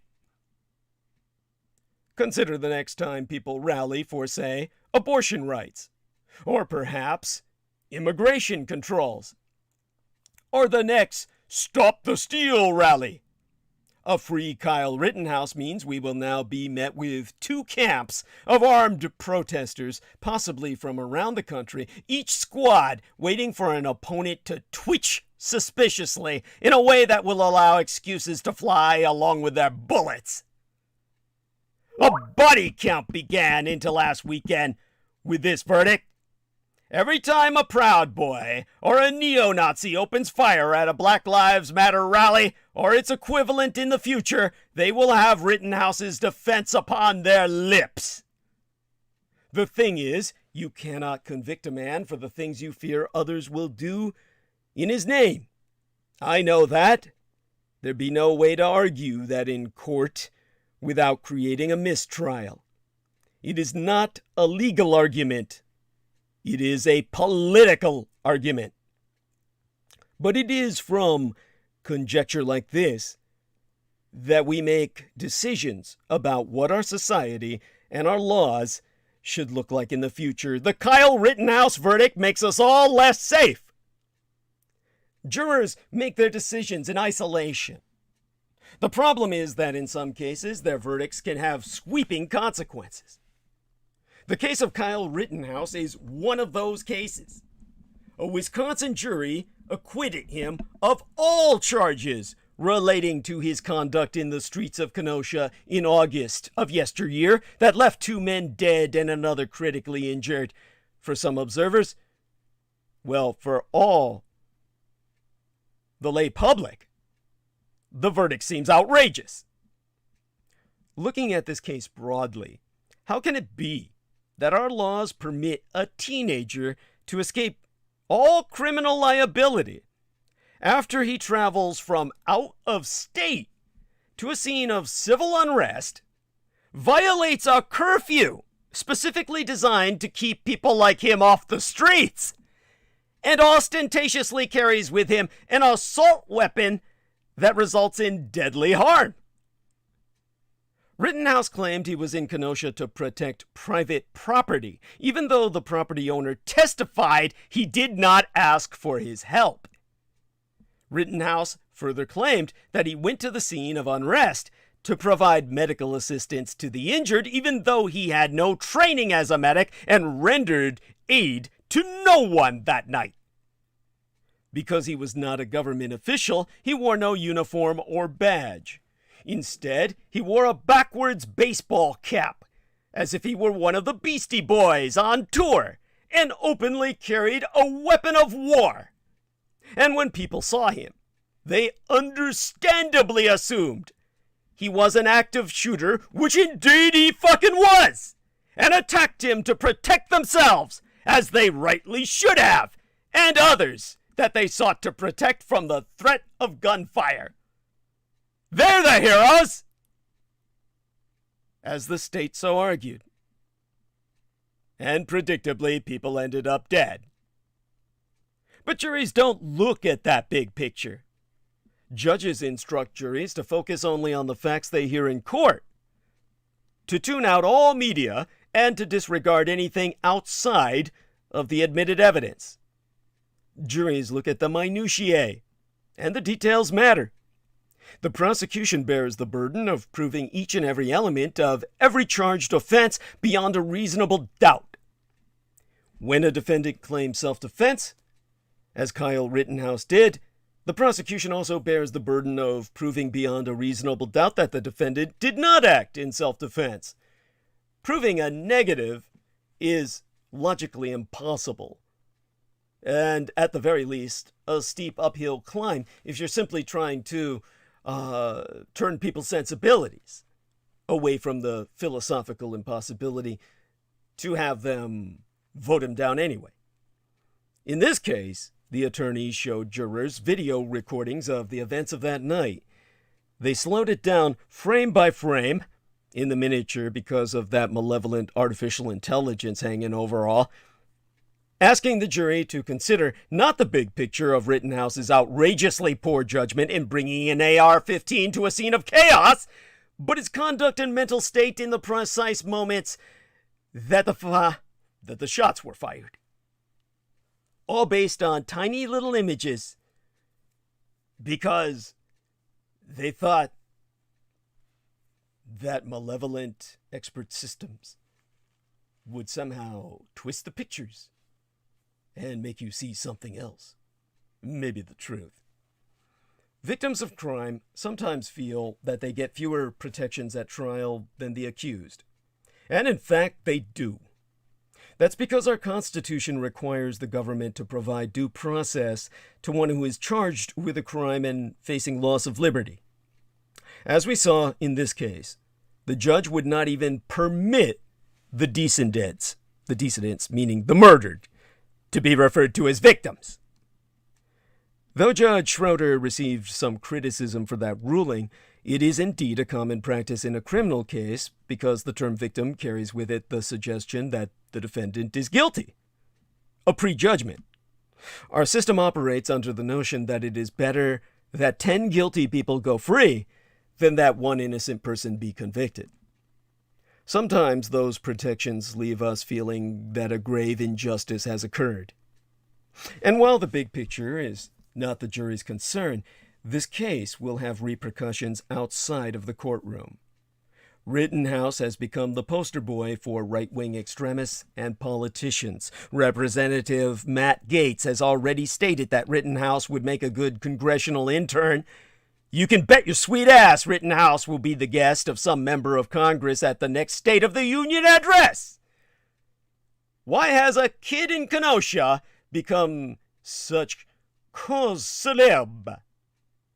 His notoriety is part of the larger culture wars that are raging in our country.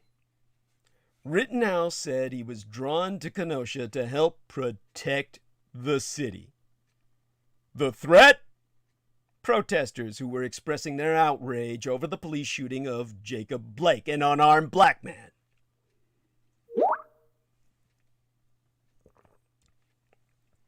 While this trial was ongoing, another trial was occurring in Georgia, involving homicide charges against white men who were conducting a citizen's arrest when they killed Ahmaud Arbery, a black jogger, because they suspected him of trespassing in a home under construction. Because, you know, there's all that shit to steal from a construction site.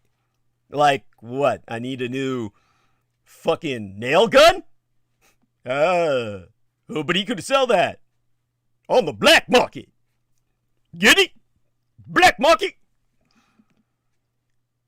It's not difficult to imagine that if the defendants in these cases were black, in either case, their experience of the criminal justice system would be very different. And now, cynical politicians will exploit this verdict to expand division in our country. They will ignore the narrow lens through which jurors view a case and proclaim this verdict to be a larger message to society that we should all embrace vigilante justice. We watch movies about superheroes after all, right? Avengers assemble! Political opportunists will exploit this case for race baiting and fear-mongering to advance their own political agendas. They will cite this case to promote irresponsible abuse of assault weapons under the banner of the Second Amendment. And when people with no law enforcement training, experience, or oversight feel liberated to take the law into their own hands, we are all less safe. And most damningly of all, Judge Schroeder banned references to a photograph showing Rittenhouse drinking, while still underage, mind you, under 18 years, with members of the Proud Boys and wearing a free as fuck t-shirt while out on bail, flashing the white supremacist hand signs. It was one of many pronouncements meant to sever the legal question of Rittenhouse's guilt from the political ramifications of his acquittal. Finally, ahead of Rittenhouse's deliberations, Judge Schroeder dismissed an illegal gun possession charge against him. CNN transcribed Schroeder stating in court, "All of you, I couldn't have asked for a better jury to work with." By that he meant they're white, along with the house nigger. "And it has truly been my pleasure. I think without commenting on your verdict, in terms of your attentiveness and the cooperation that you gave to us justifies the confidence that the founders of our country placed in you." In short, Kyle Rittenhouse shot 3 people, killing 2, at a racial justice protest, and of his own consequence, faced charges of intentional, reckless, and attempted homicide, as well as reckless endangerment, and is now a free man. Again, the state cannot try him twice, as revisiting his trial would signify double jeopardy. Court is meant to do something very specific: to ask 12 jurors to uphold the law as it stands. We don't ask these jurors to make these laws. They don't write the law. They just lay it down. But as to making the law, that's on us. We have a responsibility to see what decisions are made and then to change the law to make sure the decisions we hate are never made again. Last year's killings at the Wisconsin protests sparked nationwide demonstrations in response. On Twitter, Robert Reich, Berkeley professor, right across the Golden Gate from me, the Oakland Bay Bridge, really, right across the bay, and our former Secretary of Labor, so wrote, "The Rittenhouse privilege verdict is a clear signal to white supremacist vigilantes. Your violence is justified. We must not become inured to white supremacy." However, the prosecution might not be entirely out of options if they elect to push further. Newsweek wrote, "The families of Rosenbaum and Huber could still sue Rittenhouse, and Grosskreutz could also file a suit over his injuries. There is precedent for this in other high-profile cases. For instance, O.J. Simpson was acquitted for the 1994 murders of his ex-wife, Nicole Brown Simpson, and her friend Ronald Goldman, but he later lost a civil lawsuit filed by the families and was ordered to pay millions." Echoing the aforecited, Congressman Jerry Nadler, the chairman of the House Judiciary Committee, also tested the week before last's verdict, himself tweeting, "This heartbreaking verdict is a miscarriage of justice and sets a dangerous precedent which justifies federal review by the Department of Justice itself. Justice cannot tolerate armed persons crossing state lines looking for trouble while people engage in First Amendment protected protest." Now, building upon combined investigation insights, viral images accusing Rittenhouse of flashing white power signs at a bar have traveled worldwide. Subsequently, the Chicago Tribune ran an article with the headline, "Rittenhouse Judge Bars Evidence Connecting Teen to Proud Boys During Trial." Some observers feel the teenager was safeguarded. Still, the primary contention did not disappear. The Boston Globe detailed, "The American inclination is to protect the power structure, to uphold the institutional ideal of whiteness at all times. You can be a vigilante when your mission is to serve the system. Rittenhouse knew this. It's why he so smugly posed with Proud Boys. Drinking underage in a bar, no less. Flashing white power signs and rocking his free as fuck t-shirt earlier this year, shortly after pleading not guilty."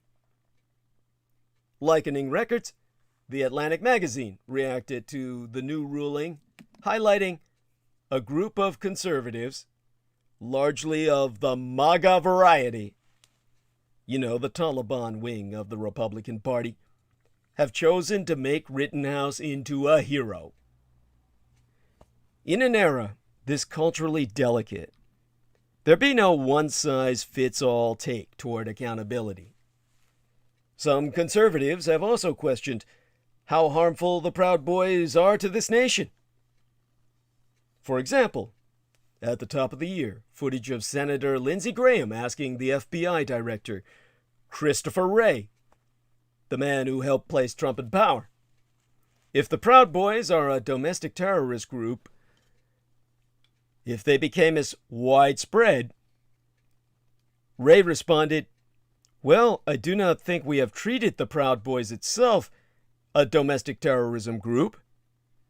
That, despite the Proud Boys having long ago been officially identified as a terrorist entity in Canada.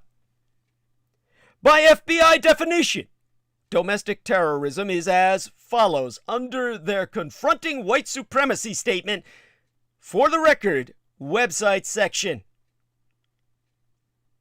The FBI categorizes terrorism investigations into two main programs: international terrorism and domestic terrorism. International terrorism includes cases in which the subjects are members of designated FTOs, foreign terrorist organizations, state sponsors of terrorism, and HVEs, homegrown violent extremists. Reading from the website, the latter are individuals inside these United States who are inspired by international terrorism who have been radicalized to violence primarily in these United States. Domestic terrorists are individuals who commit violent criminal acts in furtherance of ideological goals stemming from domestic influences such as racial bias and anti-government sentiment. Now, in the aftermath, the national struggle over gun rights continues with numerous Russo collaborationist, red Republican insurgent politicians deeming Rittenhouse's actions not only justifiable but commendable. There be reprinted inquiries collecting outlooks on whether or not the United States' justice system is working as designed. Despite opposing beliefs, the populace knows a privileged individual's proximity to minoritized environments cannot be conflated with enduring them. Black and POC, or POC, people of color, administrative leadership, arguably offer a distinct perspective of lived experiences between state-by-state regulations and individual court litigation opinions. What Americans can confirm is that Kenosha residents are still grieving. Many civilians would like to know if federal charges are even possible. But plainly, yes, there can. Rittenhouse opened fire with weaponry he did not own. Despite the dismissal of 2 misdemeanor charges, laws were broken at the anti-police brutality protest. Deja Vizhny, a criminal defense lawyeress who worked for the Wisconsin State Public Defender for nearly 40 years, spracketh to Rolling Stone magazine, therein explaining, as based on her personal experience from decades of practice in the brightening a blind spot for those supporting Rittenhouse, what she summarized thereby. Well, let me read it from Rolling Stone magazine. And here she takes her searchlight of 1,000 candle power and burns up that blind spot of reactionary madness like an insect under a magnifying glass, with the sun's rays setting it aflame. She says, in general, the black community in Kenosha is treated poorly in the court system. Just like a lot of places, there's over-incarceration of black people. There's harsh sentences for black defendants. There's a lot of bias against black people. There could be civil actions to sue Rittenhouse for what he's done, but it's important that those actions aren't just against Rittenhouse himself, but against the police for colluding with Rittenhouse and the vigilantes for allowing the situation to develop to the point where this could potentially happen. For example, you had what we call a straw buyer buy the firearm. He wanted a gun. He was too young to buy, so somebody else did it. That's a federal crime. There could be other federal charges, and the Department of Justice, I'm sure, will take a look at that. Kyle Rittenhouse's acquittal still sets dangerous precedent. But that's not what was on trial. Rashad Robinson, president of The Color of Change, a national civil rights nonprofit, has emphasized that the verdict and Rittenhouse both stand as a symbol of unequal justice. To quote his T, Rittenhouse is one person, but his actions are intrinsically tied to a web of white supremacist rhetoric and this nation's long-standing history of anti-black violence. That's why a single verdict does not make or break our movement, because it's not just Rittenhouse who's standing trial, it's the entire American system. Which transitions us back to the debit side of the ledger. In a nation divided on one verdict, with Kyle Rittenhouse's acquittal, reactions diverging from justice system broken to justice system worked, our U.S. President Joseph Biden still thinks the jury system works. He's wrong. Thanks largely to Republican political tactics, the courts were already losing legitimacy for millions of Americans before that jury found Kyle Rittenhouse not guilty Friday into last weekend. Progressives as myself are now afraid that President Joseph Biden doesn't even see the problem. Rittenhouse will face no penalties despite shooting 3 protesters in Kenosha, Wisconsin, ultimately killing 2. Rittenhouse mounted a self-defense claim for each shooting, arguing that he had been the victim of repeated physical attacks by the protesters that left him in fear for his life that day in August of yesteryear. For critics on both the left and the right, Rittenhouse's acquittal offered further evidence of the legal deference shown to self-defense claims by white men, leading even conservative pundit Charlie Sykes to opine, if Kyle were black, he'd be dead. Yet Biden, asked for his reaction to the news, immediately affirmed the judicial status quo. Shortly after Judge Bruce Schroeder adjourned the session, he told reporters outside the White House, "I stand by what the jury has concluded. The jury system works." Really? Really? It does? While the progressive left may be the loudest voice condemning the Rittenhouse privilege verdict, it's not alone. Our country has become increasingly skeptical of the judiciary, with only 54% of Americans claiming a great or fair amount of trust in our federal courts, compared to 67% just a year ago. The Supreme Court is experiencing a historic loss of faith, with only 40% of Americans supporting the High Court, the lowest number in Gallup's polling history. And how much you trust juries varies widely based upon your race.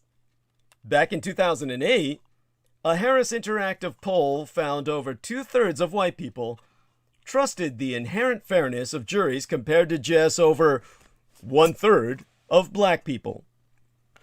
Kyle Rittenhouse himself collapsed when the jury found him not guilty, whereas Biden immediately came out to assert that he stands by what the jury decided. While Biden was offering reassurance in the wake of the verdict, many prominent Democrats instead spracketh to the injustice of what had occurred and the problems inherent in a process built to disadvantage non-white Americans. The aforecited Representativess Alexandria Ocasio-Cortez of New York issued a tweet I shall here and now read, condemning a system functioning as designed and protecting those it was designed for. My heart still breaks for the communities who will be denied and deprived in similar scenes across the country. And in a statement posted to Twitter on Friday evening into last weekend, Senatoress Elizabeth Warren of Massachusetts, Trump's Pocahontas, said, there are two justice systems in America. It's time to dismantle systemic racism and fundamentally transform our broken justice system. In attempting to bolster the legitimacy of the verdict and the judiciary, Joe Biden's knee-jerk claim that the jury system works further convinced skeptical progressives that the president simply does not recognize the scale of the problems plaguing our courts. And after unceremoniously dropping key lefty priorities like criminal justice reform from his legislative agenda over the summer, Progressives are legitimately concerned that Biden is willing to treat the Rittenhouse privilege verdict with kid gloves if it means moving on from a polarizing political fight. But that's what we elected him for, was to conduct that fight that he's not willing to fight. The fact that Rittenhouse was turned into a right-wing political celebrity immediately after the shooting, before he was even on trial, convinced many Democrats that the fix was in even before the trial began. As it was, demonstrably. Republican pundits at Fox News spent the months after Rittenhouse's arrest hailing him as a vigilante peacekeeper. The Trump administration even ordered officials to portray Rittenhouse in a more sympathetic light while he was still president. Prominent Republican lawmakers, including far-right Representative Matt Gaetz, openly cast doubt on the legitimacy of any trial that ended with a jury finding Rittenhouse guilty. For Americans on the political left, Rittenhouse's acquittal quickly became another example of how the presumption of innocence, afforded so vigorously to Rittenhouse in the right-wing media, often remains out of reach for black and brown Americans. The journalist and author Keith Boykin put it into 3 words, and thereafter follows up, to wit, I read therefrom, I knew it!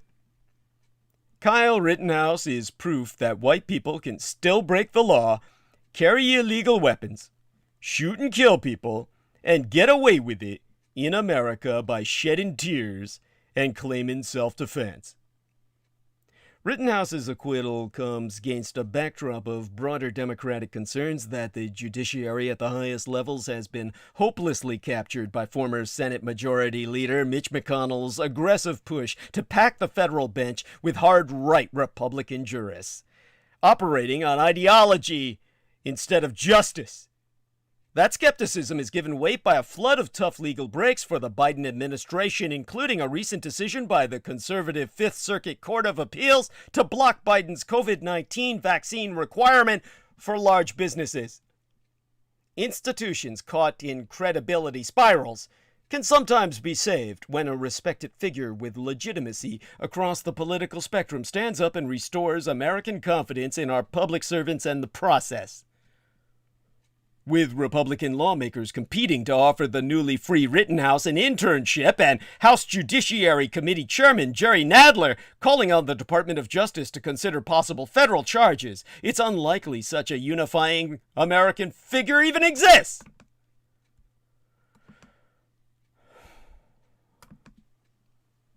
Progressives may be fired up about the Rittenhouse privilege verdict and the sentence, and the serious legitimacy challenges facing an increasingly politicized judiciary.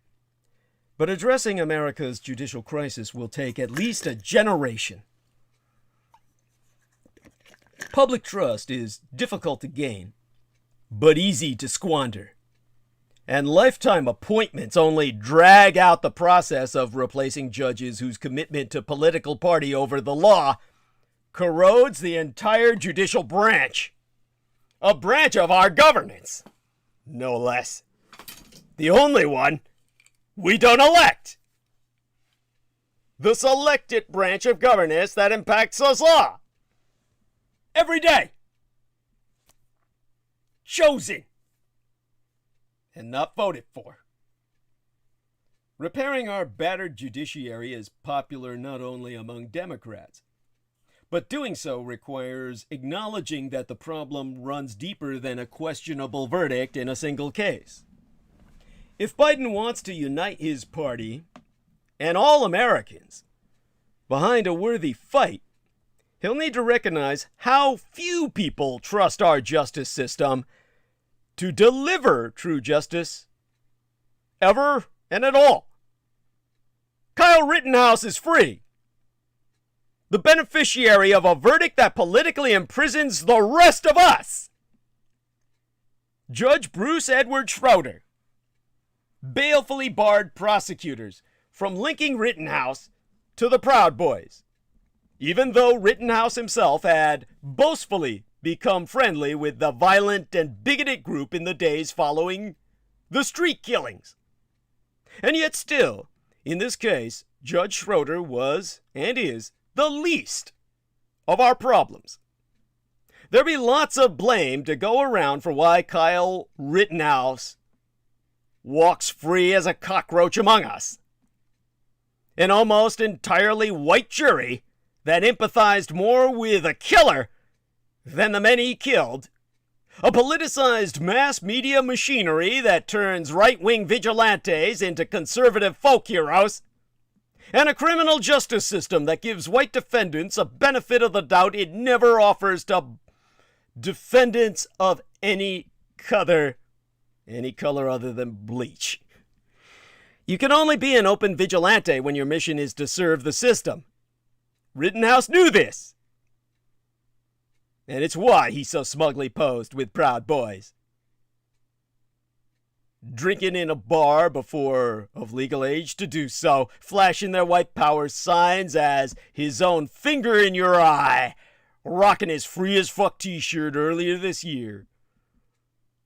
Right after he pled not guilty. White boyhood is an armor that inspired Judge Bruce Schroeder to ban prosecutors from tying Rittenhouse, a self-proclaimed militia member, to the Proud Boys.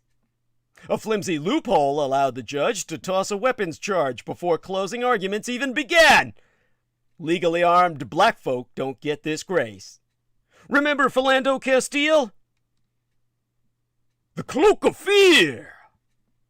Police officers like the killer of Philando Castile have an unbeatable defense when their victims are black.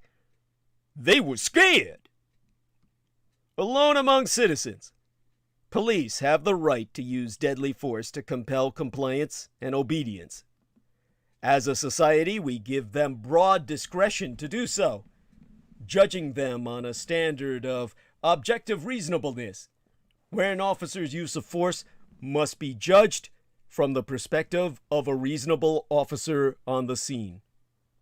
If an officer believes someone could immediately cause serious injury or death, or if he fears for his own life, he can shoot. And when the victim is black, that fear is often all it even takes to avoid any official sanction. Fear, for example, is why Officer Geronimo Yanez was acquitted in the killing of Philando Castile. The day after the shooting, he attested to it in an interview with the Minnesota Bureau of Criminal Apprehension, a state investigative agency. Recounting the seconds after Castile had alerted him to the presence of a weapon in the vehicle, Yanez insisted, "I thought I was gonna die." For the jury that heard Yanez's testimony, the officer was right to be afraid, even as his dash cam footage depicts a polite and compliant passenger with children in the car and a woman aboard, his wife, a family man. After the trial, a spokesman for the Minnesota Chiefs of Police Association affirmed Yanez's fear. Andy Skoogman told the Minneapolis Star-Tribune, "We can't see inside the vehicle, and most importantly, we can't feel Officer Yanez's fear." This same credulous acceptance of the narrative of fear is why Officer Betty Jo Shelby was acquitted in the killing of Terrence Crutcher. She was fearing for her life. Why a grand jury declined to charge Officer Timothy Lohman in the killing of Tamir Rice, a 12-year-old. He had a reason to fear for his life. And why a jury deadlocked in the case of Michael Slager, a South Carolina police officer who shot and killed Walter Scott during a traffic stop. He felt total fear. What makes that acceptance more striking is how circumstances never matter. Lohman and his partner, Frank Garmbach, sped to the scene, killing the 12-year-old Tamir Rice within seconds of arrival. Walter Scott was running away screaming when Slager shot him in the back. These guys are afraid? What are they afraid of? The fact that they'll lose a chance to kill a nigger? Castile, again, was completely polite and compliant. Why, a video shows Crutcher with his hands raised and placed on the side of his vehicle when he was first tased and then shot. After he was electrocuted, no less. I mean, you gotta laugh. It's either that or you're gonna cry. It's like watching some, pardon the pun here, black comedy.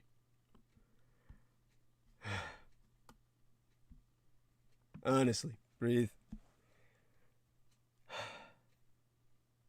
There was that dazed and unarmed Jonathan Farrell, who had just survived an accident when he encountered Charlotte, North Carolina police officer Randall Carrick, who blew him away.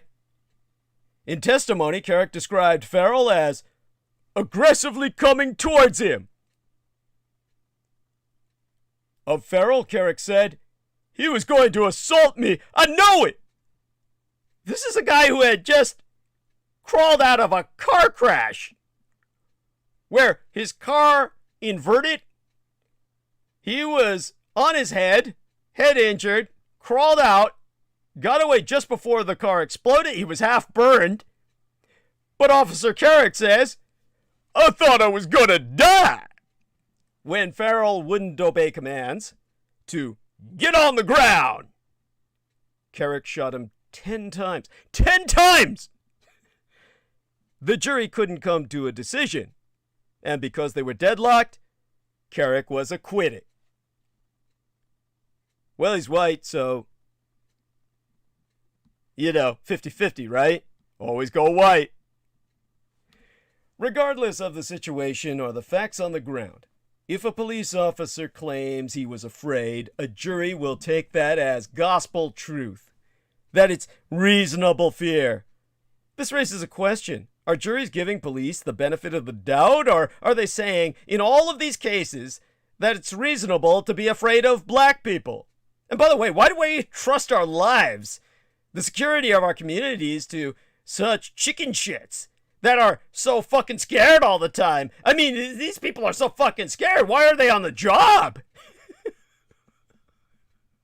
Why did they take the job? If you're so fucking scared shitless, why did you take this job?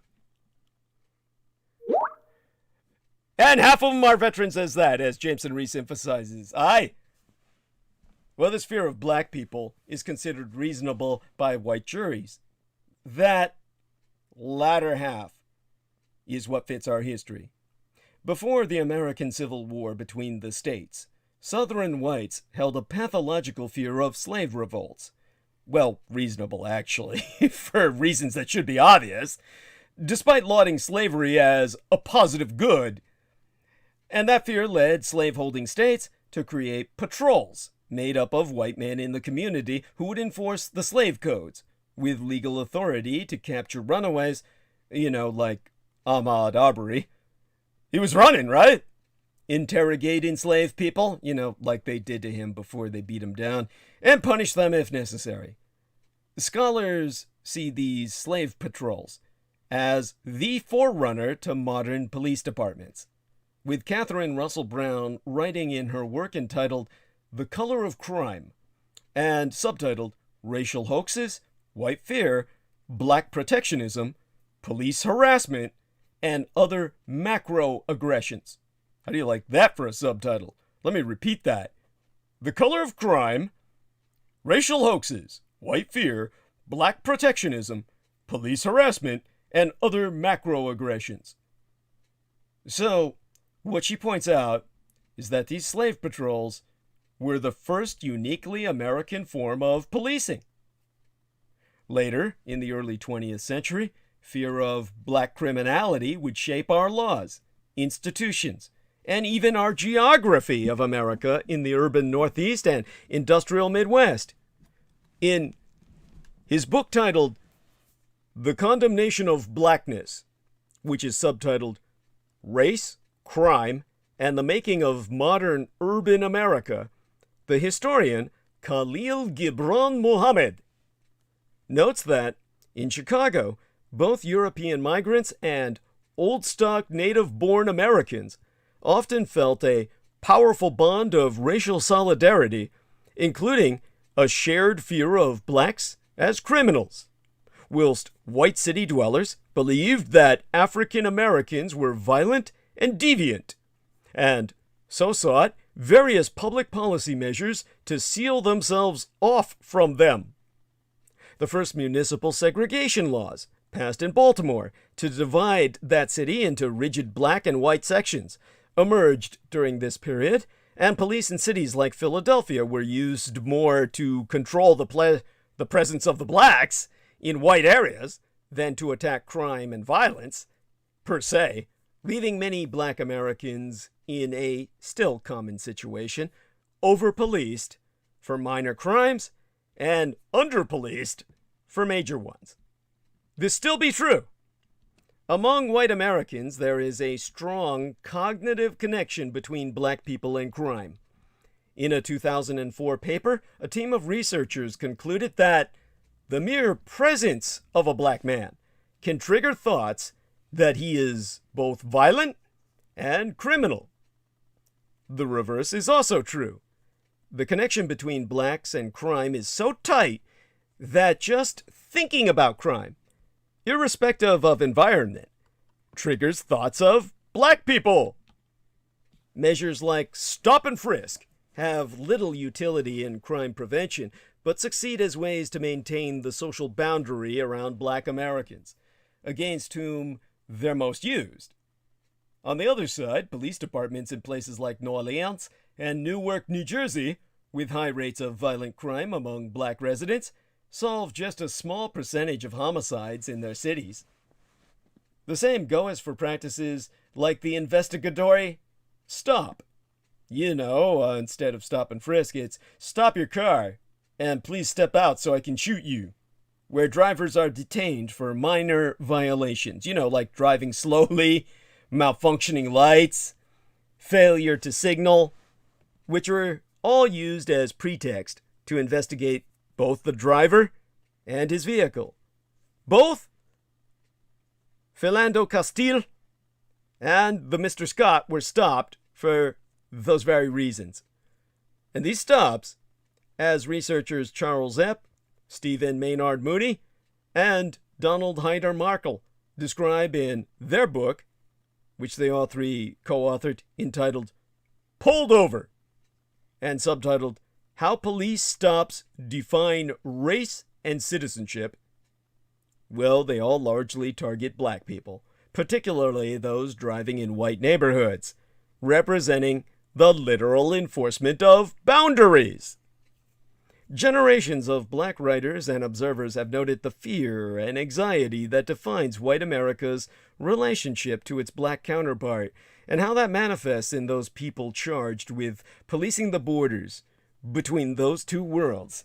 That's why police cars are always painted in black and white, right? In the essay entitled Fifth Avenue, Uptown, James Baldwin writes of the white policeman. I read therefrom. He has never, himself, done anything for which to be hated. Which of us has? And yet he is facing, daily and nightly, people who would gladly see him dead. And he knows it. There is no way for him not to know it. There are few things under heaven more unnerving than the silent, accumulating contempt and hatred of a people.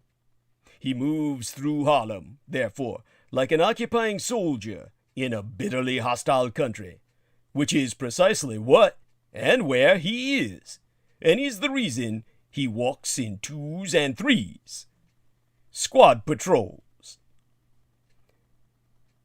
So, Officer Geronimo Yanez's fear, like Timothy Loman's fear, and Randall Carrick's fear, all reflect a tradition of fear, a custom of fear, a very praxis of fear. If in America fear of black people is prima facie reasonable, then the police who kill them will always find a sympathetic ear. A juror are jurors who agree that a reasonable officer would have been afraid. To have accountability, you first need a violation, something to hold to account. We watch video of Philando Castile's shooting, see the subsequent acquittal of his murderer, and say the system is broken because we assume his death was a violation. Killed in front of his wife while she was cradling his baby, no less. But what if it wasn't? Perhaps our system doesn't affirm black lives because it simply wasn't designed to. Perhaps officials and prosecutors and ordinary jurors view the unnecessary death of a black person at the hands of police like generals view collateral damage in warfare. A regrettable outcome, but one that doesn't undermine the essential legitimacy of the system. In his landmark work, entitled Slavery and Social Death, the sociologist Orlando Patterson defines the relationship of the enslaved person to broader society. To quote us therefrom, alienated from all rights or claims of birth, he ceased to belong in his own right to any legitimate social order. All slaves experienced, at the very least, a secular excommunication. The sociologist Orlando Patterson's evocative name for this state of affairs is social death. American slaves, like those in other societies at other times, were socially dead. But unique to American slavery was its justification in an ideology of racism and a taxonomy of race. To be black was to be a slave, and to be a slave was to be black. We have long since ended chattel slavery. It's not clear we've ended the relationship between blackness and dispossession. For 100 years after emancipation, the blackness of former slaves and their descendants marked them for exploitation and expropriation. To be black in much of our country was to be outside of the law. Your property, your livelihood, yea, even your very life, all depended on the whims of the whites. In little more than an instant, a mob might burn your home, destroy your business, or revel in a ritualistic murder. We could naively comfort ourselves in thankfulness throughout the season we still be in at time of this transmission, as I talk at you tonight, that the worst of all that is all but over. But in light of police shootings and the complete and total absence of any justice for the victims, mass incarceration, the return, after a brief and modest abatement, of draconian sentencing strategies, the black unemployment crisis, the environmental degradation of black communities, the return of voter suppression, and the resegregation of public schools, it's hard to escape the feeling that postmodern day black life is still coterminous with the boundaries of social death, or at least represent a new frontier of social purgatory. Together, the killing of Philando Castile and the immediate acquittal of Geronimo Yanez, along with other similar incidents, placed the tensions and questions of American life in sharp relief, black and white, where they are joined by our other disputes over religion, ethnicity, and national identity. What does equal citizenship mean in a society still marked by racial hierarchy and skin color caste? What does even Equal citizenship under the law, what does it even look like? How can we ever achieve it? And what, pray tell, do we do about the fear? Unreasonable fear is killing black men in America, and there's no justification for it. Vis-a-vis the Rittenhouse acquittal, Judge Schroeder saw only a frightened white boy. A white boy whose humanity mattered in a way that did not extend to those protesting for equity of blacks and a new way of justice for all. Attorneys in a court of law were banned from referring to the men shot, killed, and injured by Rittenhouse as victims. To call Joseph Rosenbaum, Anthony Huber, and Gage Grosskreutz victims, or even alleged victims, would have been too loaded. Rioters, arsonists, looters. Referred to them that way, the judge told the lawyers. Those victims, too, were white like Rittenhouse. But when you are white and perceived to be fighting for black lives to matter, your life is forfeit.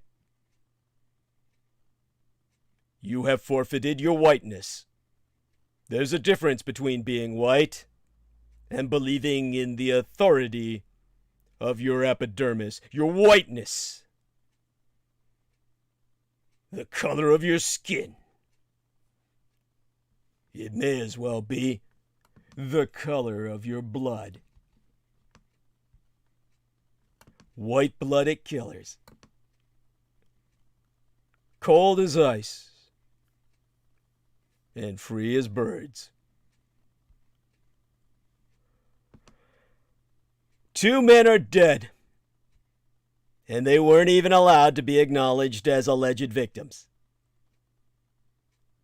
Circuit Judge Schroeder was not interested in either neutrality or justice.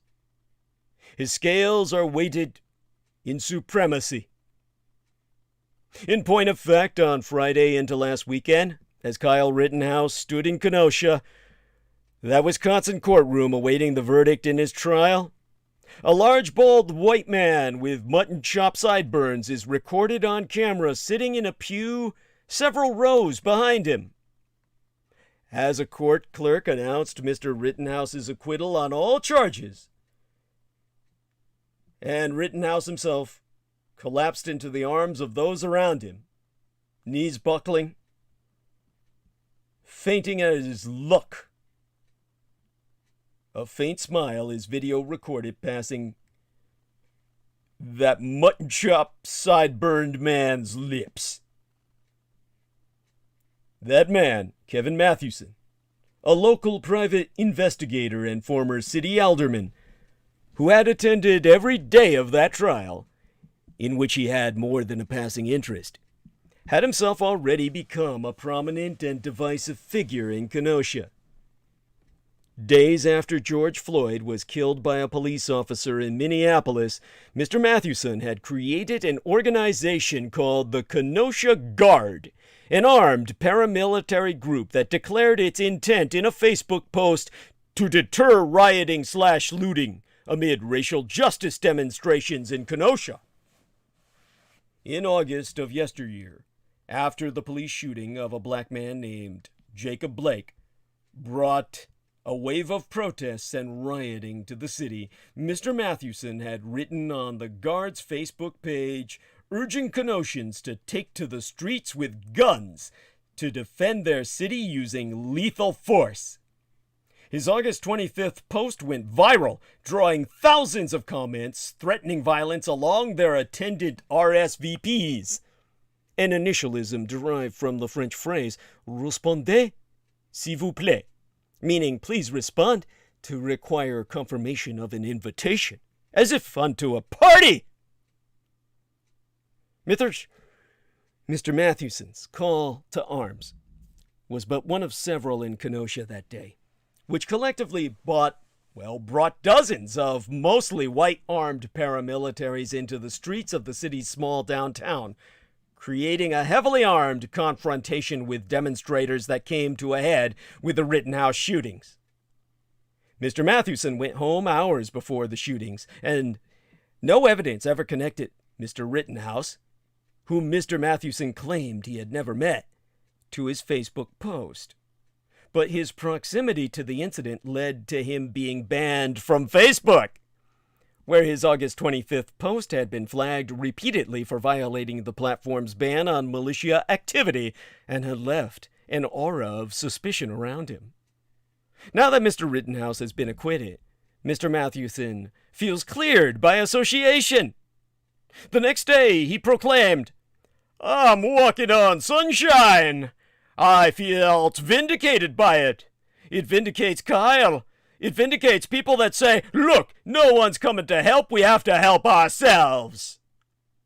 The Rittenhouse shootings and the clash between paramilitaries and demonstrators in which they occurred represented the lethal culmination of this idea that the United States has reached a point of crisis in which citizens are required to take up arms to defend it from their fellow citizens. It is an idea, unfortunately, with the deepest roots in American history, and also one deeply entangled with our country's legacy of racial conflict.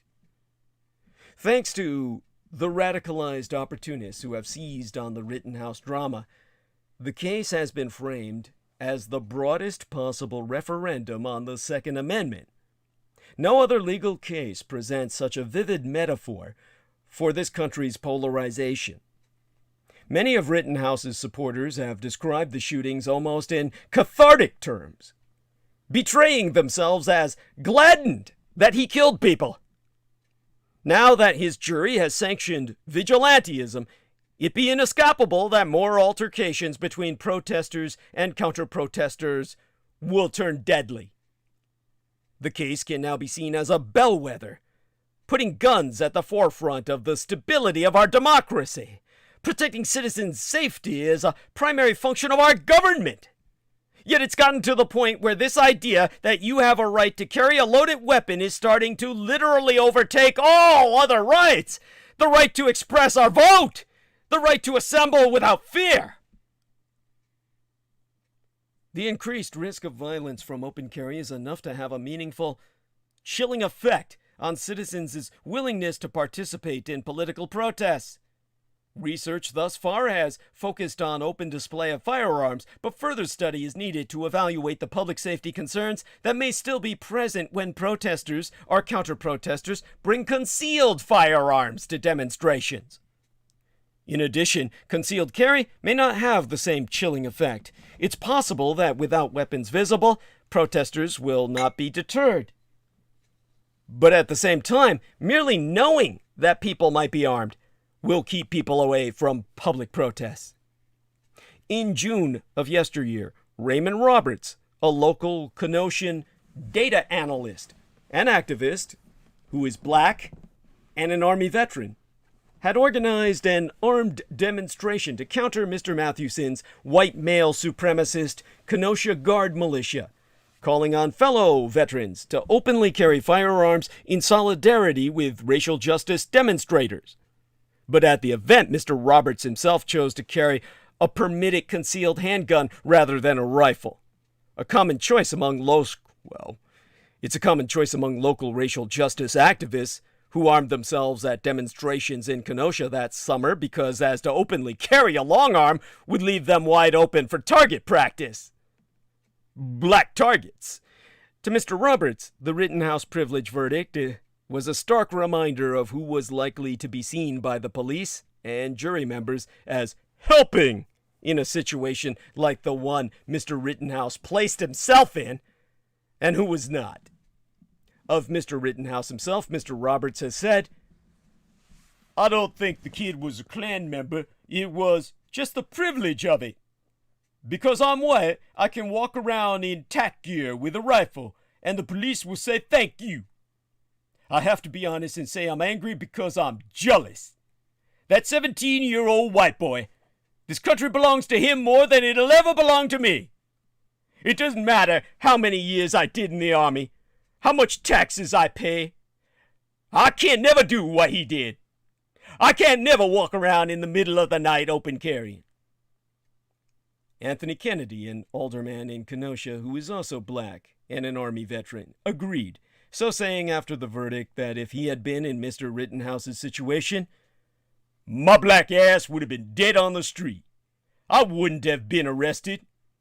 I'm really concerned about this gun fetish and those who really buy into the good guy with a gun scenario. Those people who see the breakdown of society think they need to be armed.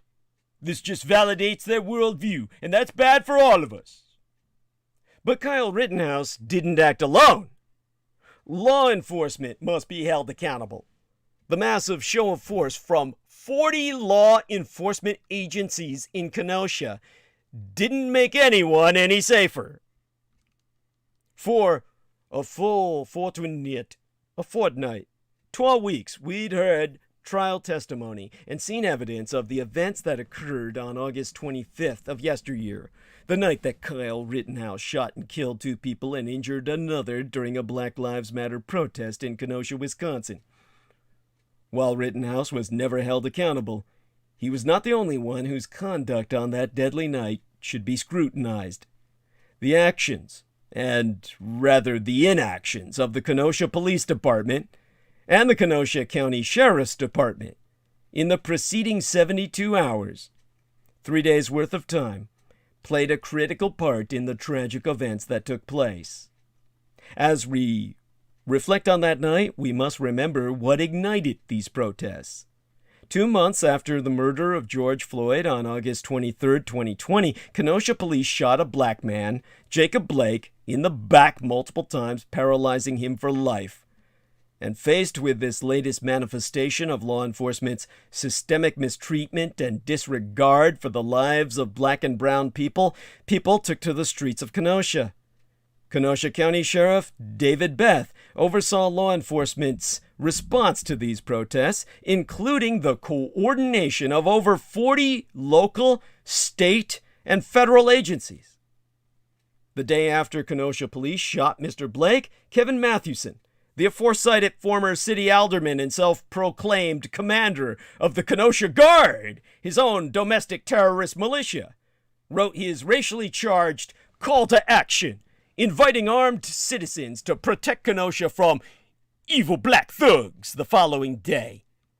And thug lovers, what they used to call nigger lovers before we all got politically corrected. The comments on his Facebook invitation, corresponding Reddit threads, and InfoWars of Alex Jones inevitably degenerated into racist threats to kill and maim protesters, black or white or any color, except for the color of the radical right, camouflage. On the night of August 25th, law enforcement not only failed to protect protesters, calling for police accountability and more humane treatment of black people, which threatened them incredibly, of course, but actively put the protesters in harm's way. Officers enabled and encouraged overwhelmingly white supremacist, right-wing armed civilians and militia groups that night, creating a situation in which tensions escalated and people were killed.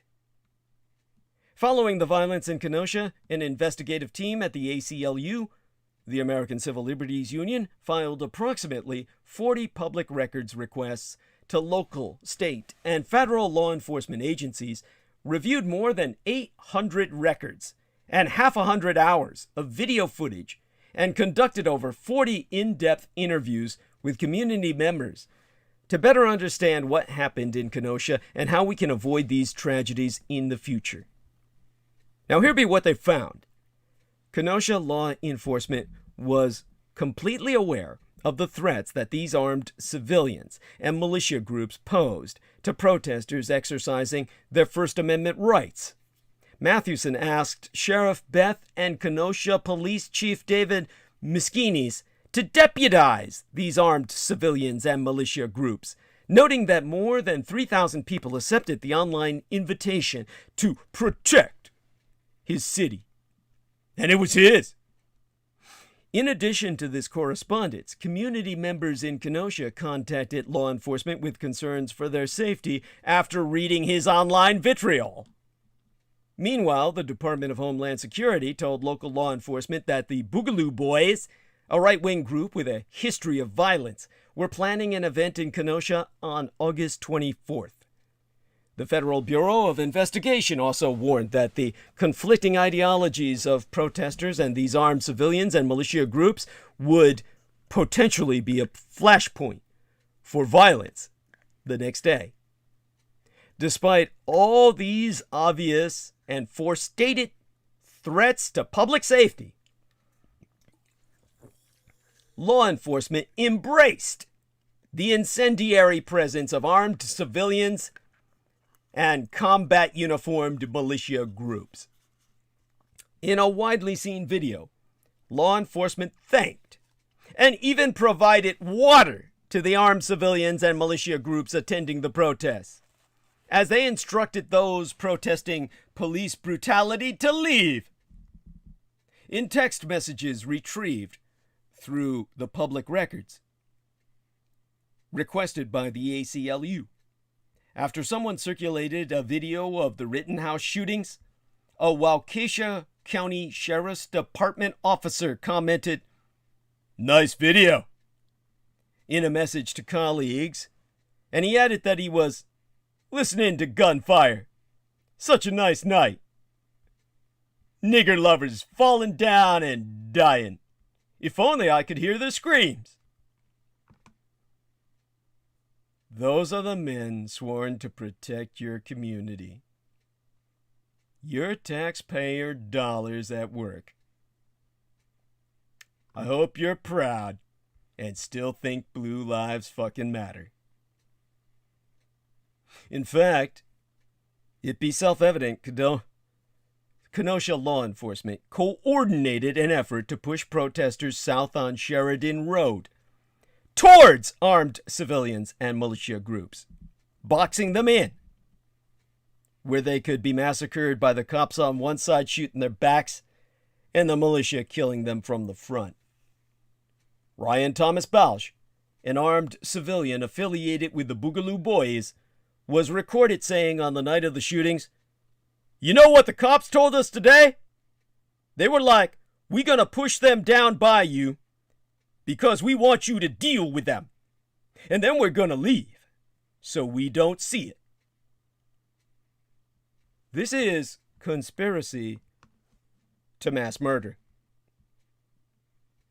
It's amazing. The best thing I can say about Kyle Rittenhouse's killings is they drew all attention on him and stopped what would otherwise have been a massacre. In that sense, he can be said to have saved countless lives. In an August 26, 2020 written statement, Ryan Thomas Balch of the Boogaloo Boys added, "Kenosha Police Department made a conscious decision to abandon the people of Kenosha to people they felt justified in using machines and weapons of war against. And we're going to piss them off and drive them at us so we could kill them for the police, and the police could thereby evade the responsibility of what they had conspired. Beat the rap and leave us to take that rap for them." The Kenosha County Sheriff's Department, led by Sheriff Beth, commanded law enforcement agencies to clear Civic Center Park and push protesters south towards the danger that lay multiple blocks from the park at the intersection of 60th and Sheridan. Multiple law enforcement officers documented their knowledge that armed civilians and militia members were concentrated in that direction near 60th and Sheridan. Officers from various law enforcement agencies described the use of armored vehicles, foam bullets, tear gas, and flashbangs to herd protesters as if they were a flock of sheep from the park towards the intersection and to prevent the return of protesters to the park. To give them no option, to box them in, corner them, and all but pull the trigger. After pushing the protesters south for over an hour, Kenosha law enforcement took a strategically timed break, consistent with Boogaloo Boy Balch's description.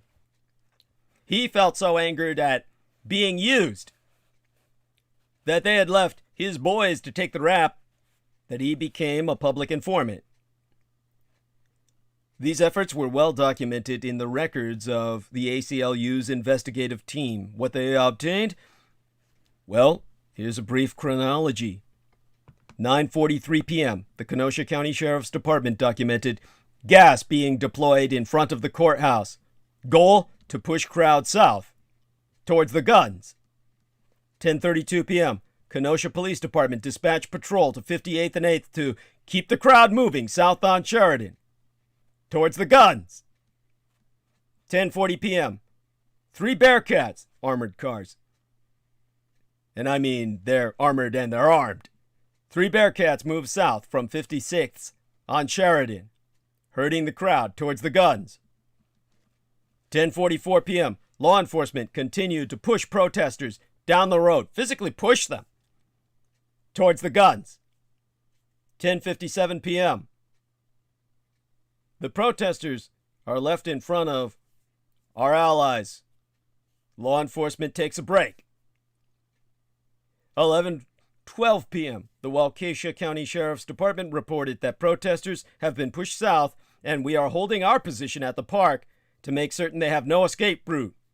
They're boxed in.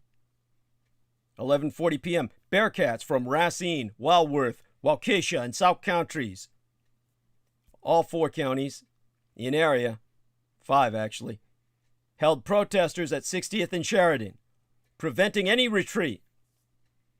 They note a loud crowd at the gas station.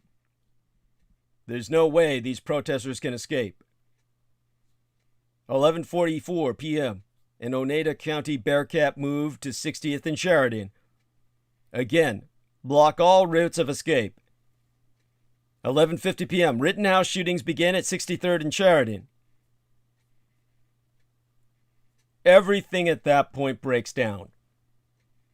What the police were arranging was a complete and total annihilation that would have been performed by the paramilitary, whom afterward would have faced the music. That's why they were so accommodating in passing out bottled water and all the rest of that, setting up the people who would do their dirty work for them. The West Allis Police Department also described its actions. At the request of Tactical Command, the armored vehicles and crowd control officers would direct the protesters south and hold or move the protesters south and back away from north. Tactical Command requested several times for this process to occur, which led to the protesters being directed where they were boxed in as far south as 60th Street and Sheridan, a place that they would never naturally have organically flowed to. They would have instead have naturally gone towards the park. But the police guarded the park to make certain there was no escape. 3 important lessons emerge from this travesty. First, entrenched racism contributed to the events that unfolded. Make us no mistake, the shooting of Jacob Blake and the related protests and fatalities stem from the deep-seated white supremacy that pervades our entire criminal legal system.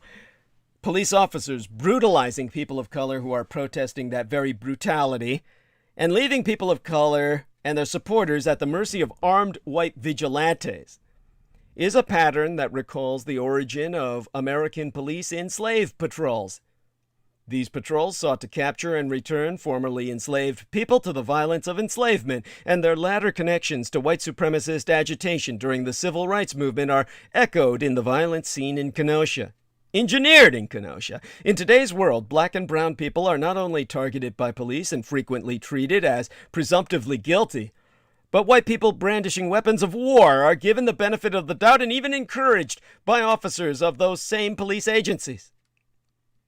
Second, law enforcement must never be permitted to weaponize the presence of armed civilians and militia.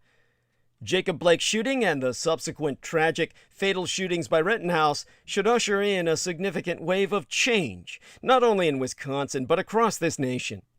Kenosha is not even the latest example of this pattern of police ignoring at best, or facilitating at worst, in this case, white mob violence. Following the January 6th insurrection, it was revealed that over 30 off-duty police officers attended that rally, and several more joined the mob that stormed the Capitol, deserting their post and essentially turning traitor, going to the enemy side. We must re-examine the roles and powers of police in American society completely, and listen to the communities of color in Kenosha and elsewhere that are calling for new approaches to public safety that protect all people, regardless of the color of their skin. Finally, more officers and weapons do not increase safety. Law enforcement should play no role in protests, unless it is to protect our First Amendment rights, and they should never use violence to control the crowd or silence those they disagree with. Beyond the context of protests, there is little evidence that police effectively prevent or reduce violence. Ever. Or at all. While there be many alternatives to policing that do make communities much safer. So as the ACLU investigation illustrates, approximately 40 local, state, and federal law enforcement agencies responded to the protests in Kenosha, utilizing various forms of force against protesters. This massive show of force failed to keep anyone safe, and in fact facilitated grave harm by pushing protesters into close proximity with Kyle Rittenhouse and all the other armed white civilians. The violence that night is a further reminder that well-resourced law enforcement agencies are failing to protect and even harming the very communities they are sworn to serve, the very communities that pay their salaries. It's time to acknowledge this failure and invest in measures that actually keep communities safe. By God, it is time to defund the fucking police! President Joe Biden's beloved democracy is more of a power structure rooted in violence and injustice than anything else. Had Rittenhouse been black, Latino, or an immigrant, he'd be dead or serving time. Had he been white and protecting black lives in Kenosha instead of purportedly protecting cars, he'd be in prison. Or maybe cops would have pepper sprayed him instead of giving him gratitude and water. Rittenhouse has the privilege of white power. His defense attorney, Mark Richards, told reporters on Friday into last weekend that he wants to get on with his life. He has a huge sense of relief for what the jury did to him today. He wishes none of this ever happened. But as he said when he testified, he did not start this. Really? Really? Rittenhouse left Illinois to cross state lines, armed himself illegally, at great effort, involving proxy parties, and told a bevy of lies about why he was at the protests that started over the unjust shooting of Jacob Blake. Shot 7 times, all in his back. Blake has been partially paralyzed and will be for the rest of his life by police as he tried to get into a car in front of his children. Officials didn't see his humanity, or that of the Niglets, as they called his children. Blake's children were not kids the way America saw the boyhood, the sacrosanct, innocent boyhood of Kyle Rittenhouse. Blake's children were Niglets, black like Trayvon Martin, black like Tamir Rice, that 12-year-old cunt, like Corey Wise, Antron McCray, Yusuf Salam, Raymond Santana, and Kevin Richardson, like Emmett Till. Federal prosecutors officially refused to file charges against the white police officer who shot Blake, who is still on duty, armed and dangerous. Because Blake is black, like Julius Darius Jones, who was sentenced to death more than 20 years ago. A death sentence at 19 years of age, just a year older than Rittenhouse is now. He spent more than half of his life on death row and clings to his innocence. While acquitted and in demand, Rittenhouse himself ponders what's next. Tucker Carlson just added Kyle Rittenhouse to his pantheon of victim heroes. When he was acquitted of murder and shootings during that unrest in Wisconsin, Kyle Rittenhouse went from staring at possible life behind bars to red-hot star of the right. An exclusive interview with Tucker Carlson and a visit with Donald Trump himself at Mar-a-Lago, capped by a photo of both men smiling and snapping a thumbs up. For Rittenhouse, a year of legal uncertainty over whether his claim of self-defense would stand up has given way to uncertainty over what's next. He told Carlson, in his appearance that spiked the host Tucker Carlson's ratings by some 40%, that he hoped to become a nurse, or maybe even a lawyer. It should have come as no surprise. The first interview Kyle Rittenhouse gave after his acquittal would go to Tucker Carlson. Rittenhouse, who claimed self-defense after fatally shooting 2 people and wounding another during a protest in Kenosha, Wisconsin, has become the heroic figure on the right, lauded for his willingness to defend property over life and defend himself with deadly force during the protests. Fulfilling the fantasy of every white man. But recently, his acquittal on all charges added another layer to his status. Now he also became a victim of political persecution, unjustly prosecuted by the state, and viciously slandered by liberal media and Democratic politicians, hell, by the president himself. That is how Tucker Carlson presented him, adding Rittenhouse to the new pantheon of right-wing victim heroes he is building. On both his primetime show on Fox News and his propaganda documentaries running on the streaming service Fox Nation, Tucker Carlson has become one of the most prominent promoters of the narrative now defining conservatism in these United States.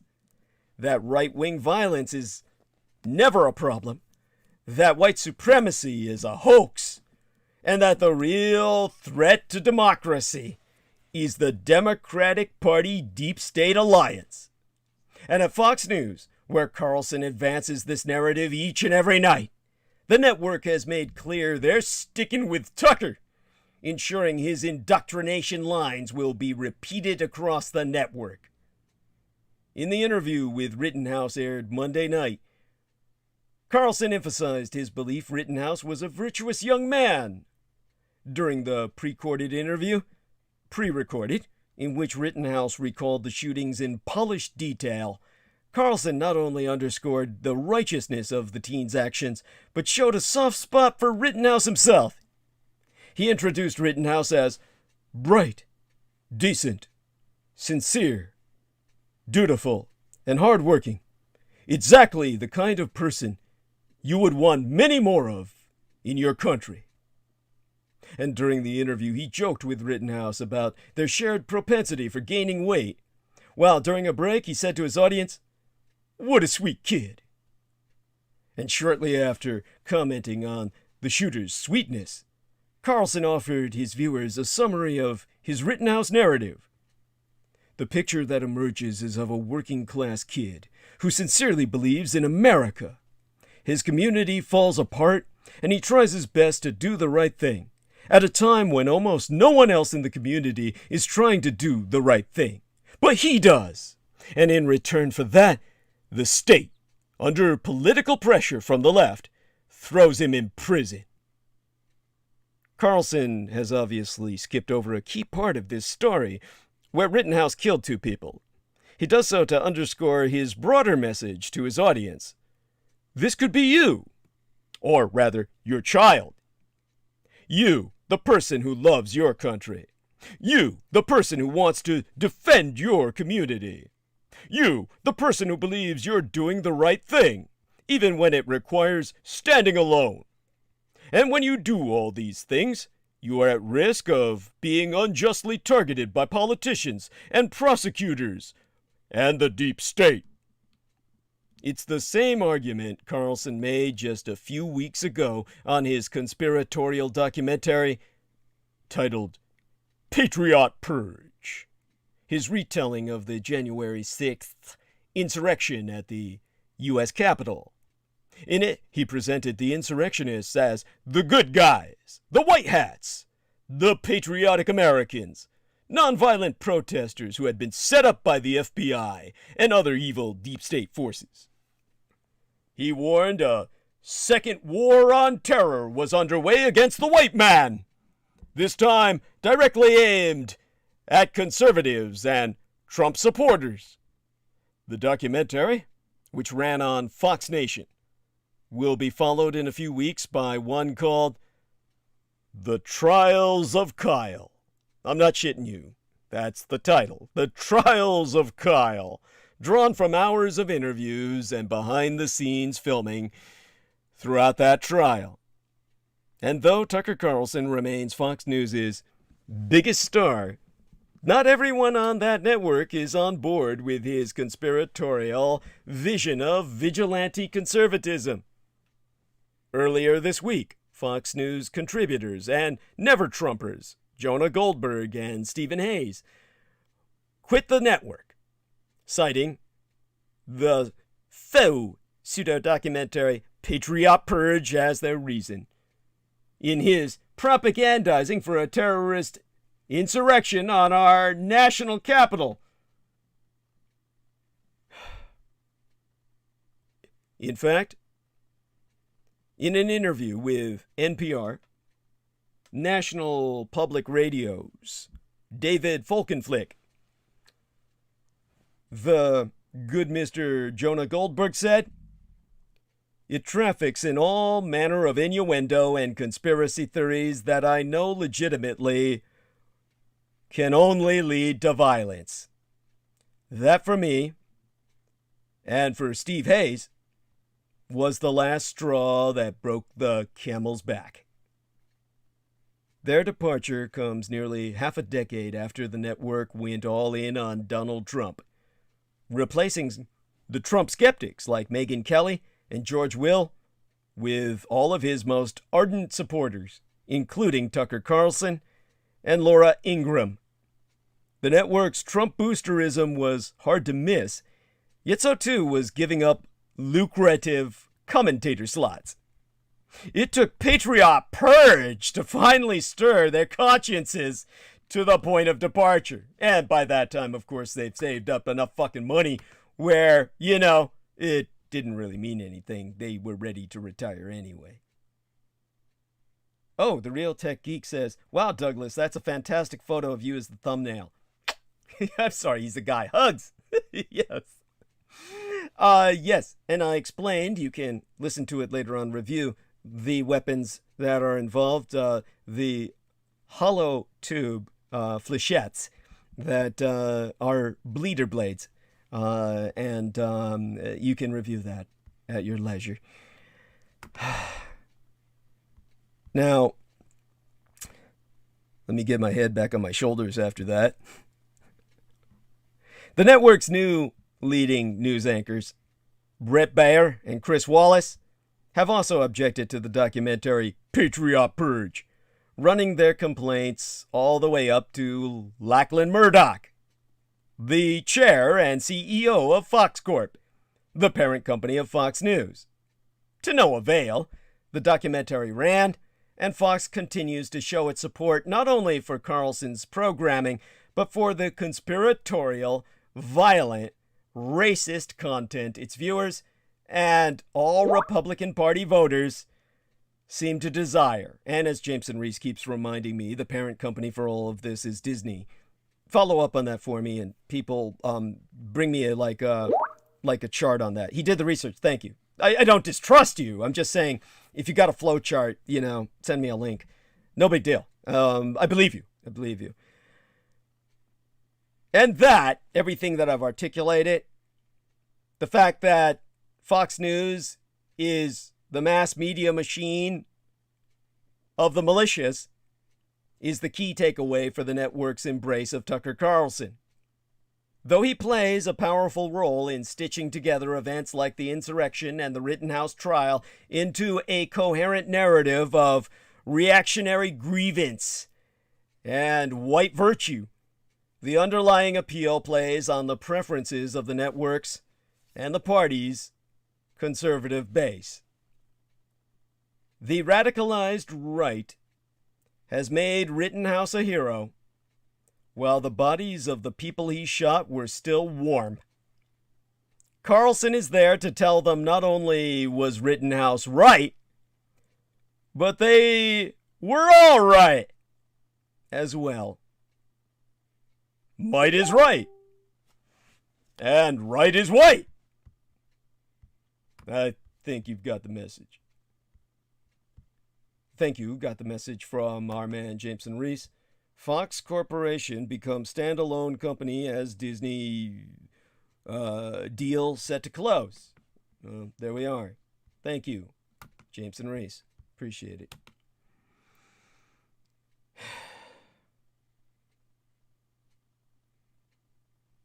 As for Kyle Rittenhouse himself, that sweet kid, he planned to lay low, but would for sure leave the Midwest.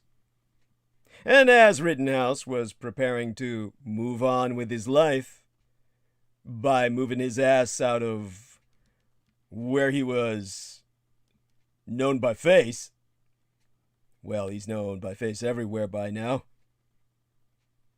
Just wanted to move out where he was immediately responsible for all the damage. That black kid who went in jail at 1 year of age earlier than Rittenhouse himself, Julius Jones, was to be executed on Thursday afternoon. Justice advocates feverishly fought to have his sentence commuted. And hours before that execution was set to take place, the prayers were answered, or rather the prayers of Julius Jones's mother. And Oklahoma Governor Kevin Stitt spared his life. Well, kind of. I'd rather be dead myself. That's a condition of this American grace, is that Jones must serve a life sentence without any possibility of parole. Ever. And while Jones was praying to live another day in a concrete hole for the rest of his miserable life, the white men who hunted and killed Ahmaud Arbery, a 25-year-old black man, sat before a jury of 11 white folk and 1 black person. This is the jury system our president, Joseph Biden, says works. Let's talk about Ahmaud Arbery and America's white juror problem. In American life, the specter of an all-white jury contemplating damage done by a white person to the life, property, or body of a black person looms large. It's a troubling and recurrent part of our nation's brutal racial history, but it's not supposed to be part of the present. In 1986, Supreme Court, SCOTUS, the Supreme Court of these United States, issued a clear ruling that race could not be used as a determining factor when lawyers use what's known as preemptory challenges, to exclude individuals from a given jury. Yet, this month, nearly all white juries were seated in 2 of the highest profile murder cases in which race plays a role in the context around the alleged crimes. First, a jury that included just 1 member who identifies as a person of color was personally selected by Kyle Rittenhouse himself to consider the charges facing him, that white teenager who shot and killed 2 protesters and wounded another last year in Kenosha, Wisconsin, during those protests that followed the police shooting of Jacob Blake, a black man, which Rittenhouse's attorneys have argued he acted in self-defense as well. The officer that shot Jacob Blake. They all act in self-defense. Then a jury of 11 white and 1 black American is, they set to begin considering the damages, considering the charges against the 3 white men in connection with the shooting death of Ahmaud Arbery, that black man killed while jogging in Brunswick, Georgia last year, even though the judge himself noted that the jury selection process appears to have involved intentional discrimination. The defendants' attorneys having argued they were attempting to make a citizen's arrest. Yes? Now, Samuel Somers, chair of the Tufts University Department of Psychology, studies racial inequities and how to eliminate them in key institutions such as our criminal justice system. Now, I first encountered Somers, or rather his research, in 2013 while waiting for the jury's verdict in the trial of George Zimmerman over the shooting death of Trayvon Martin. The jury in that case acquitted Zimmerman, an outcome that Samuel Somers predicted hours before the verdict. And he said it was made far more likely by the jury's almost entirely white composition, even though many observers expected that all-female jury, they were all women, to convict because a child had been killed. But after the fact, when they acquitted George Zimmerman, in personal interviews they said, that was no child. That man was black. In fact, in the years before and after the Zimmerman trial, Samuel Somers' research and that of others has proven that a host of structural factors have rendered the all-white or nearly all-white jury a relatively common and important feature of the modern American judicial system. One study published this year, for example, confirmed that American juries often don't look much like our increasingly diverse America at all. A complete overrepresentation of white suburbanites on juries has increased the median sentence handed down to all black defendants. In the Glynn County, Georgia Arbery trial, the factors that could have contributed to less representative juries were all certainly in play. There, as in other parts of the country, white residents are more likely to own homes, less likely to move often, and therefore easier to reach by mail with a jury summons. Compounding the problem are policing practices and the fact that individuals currently on probation or parole, including for minor offenses, cannot serve on Georgia juries. And since the police mostly bust colored people are therefore prevented from serving jury duty. Black Glynn County residents, the residents in that Georgia shithole, make up almost 27% of that area's population, meaning that a racially representative jury would have included at least 3 black people. But about 53%, over 100% of those blacks are on probation or parole, and therefore disqualified to serve. And so the big story of this Thanksgiving season is that, surprisingly, Georgia is doing the kind of legal rewriting that's necessary at all. Those 3 white male vigilantes were found guilty for the murder of Ahmaud Arbery. Well, that's not surprising. What's surprising is that the trial took place at all. You see, what irked myself the most about some of the criticism lobbed my way over the last 2 transmissions wasn't really about Rittenhouse at all. And I'm not referring to the jokes about myself being inhumanly skinny, although I did get a few of those, as I tend to whenever an episode rubs some reviewers the wrong way. I'm talking instead about the critics who want to rail about the horrible injustice of the Rittenhouse case. Not the resolution, mind ye.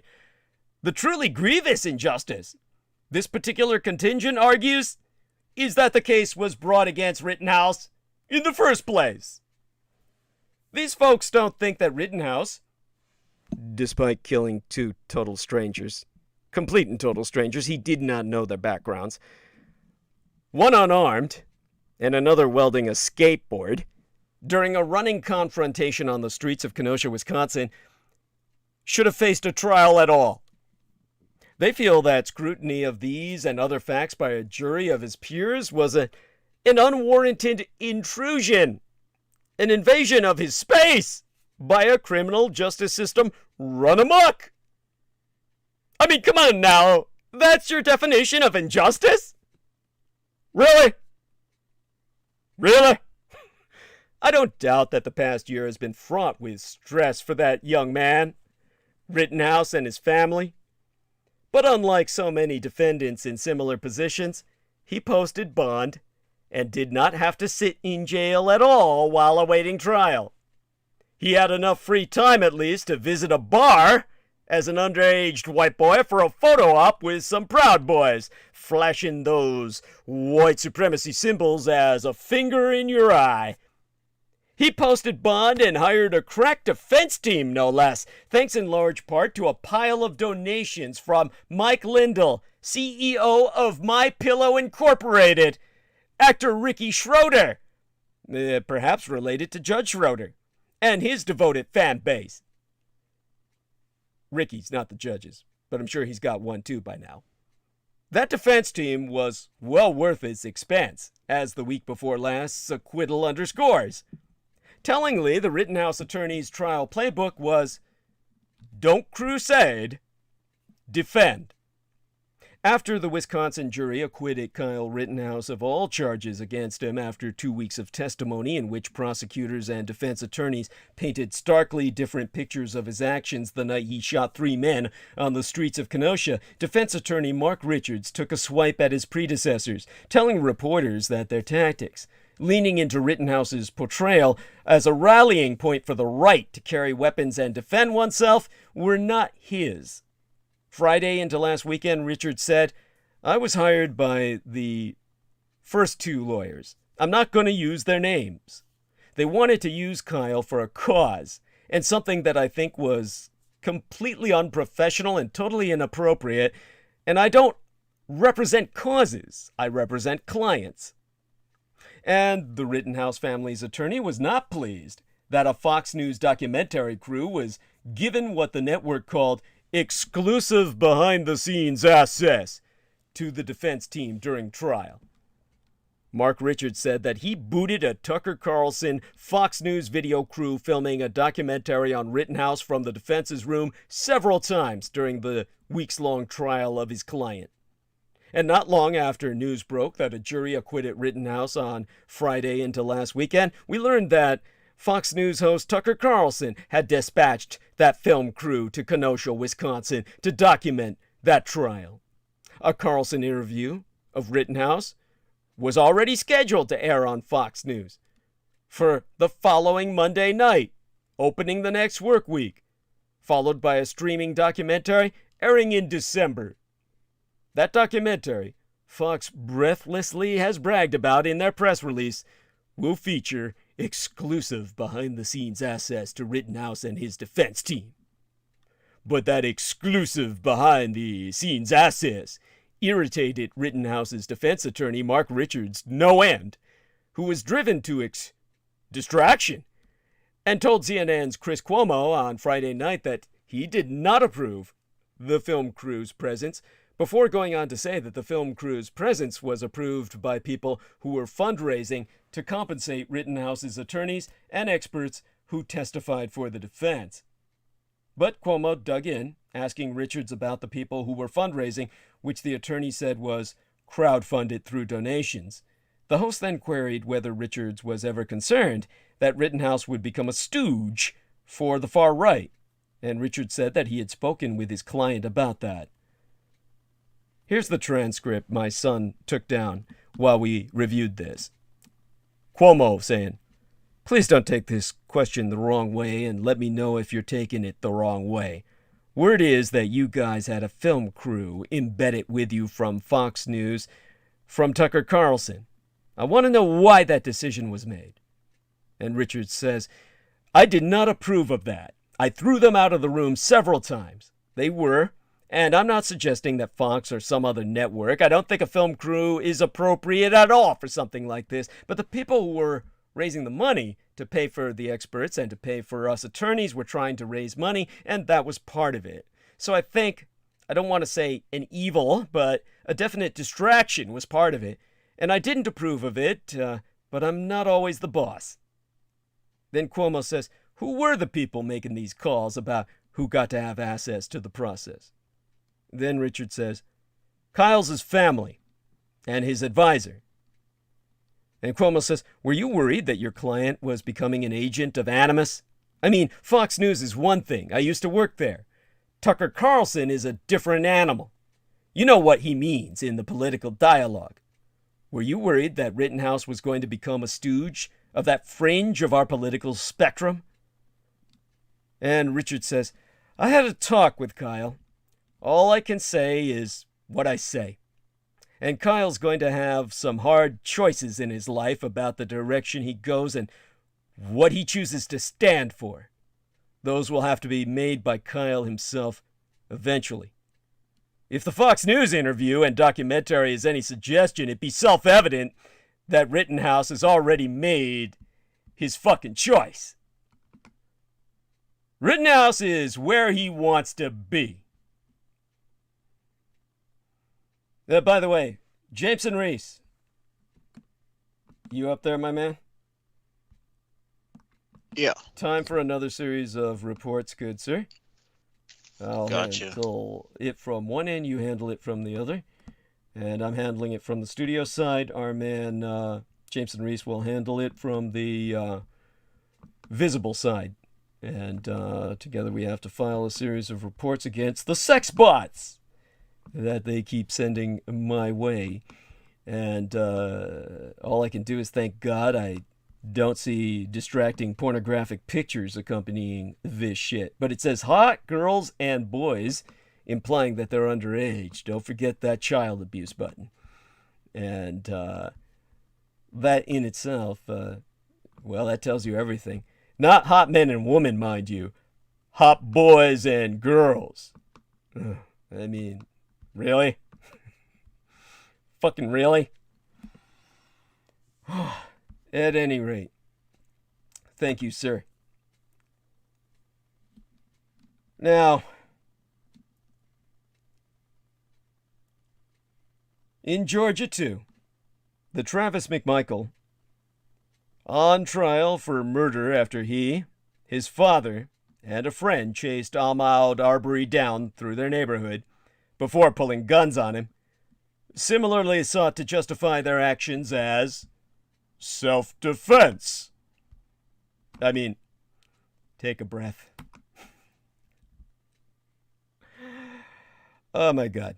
McMichael so testified that it was obvious to me that he was attacking me, that if he would have got the shotgun from me, then it was a life or death situation, and I'm gonna have to stop him from doing this, so I shot.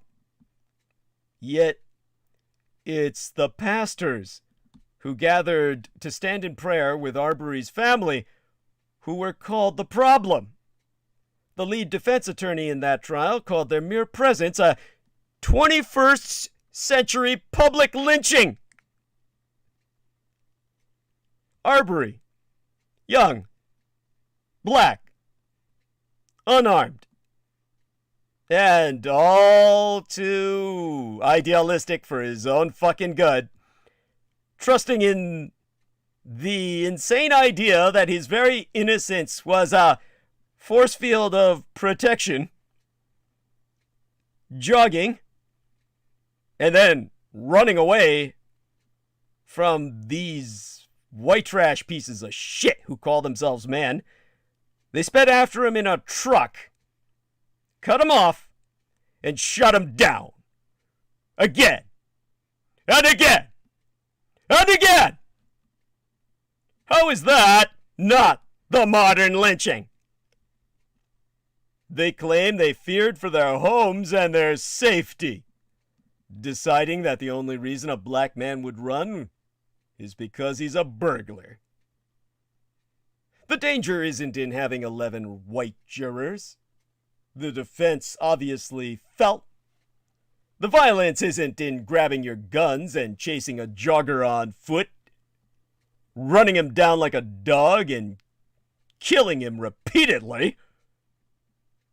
Racism was never even a topic of discussion in the Ahmaud Arbery trial till after conclusion.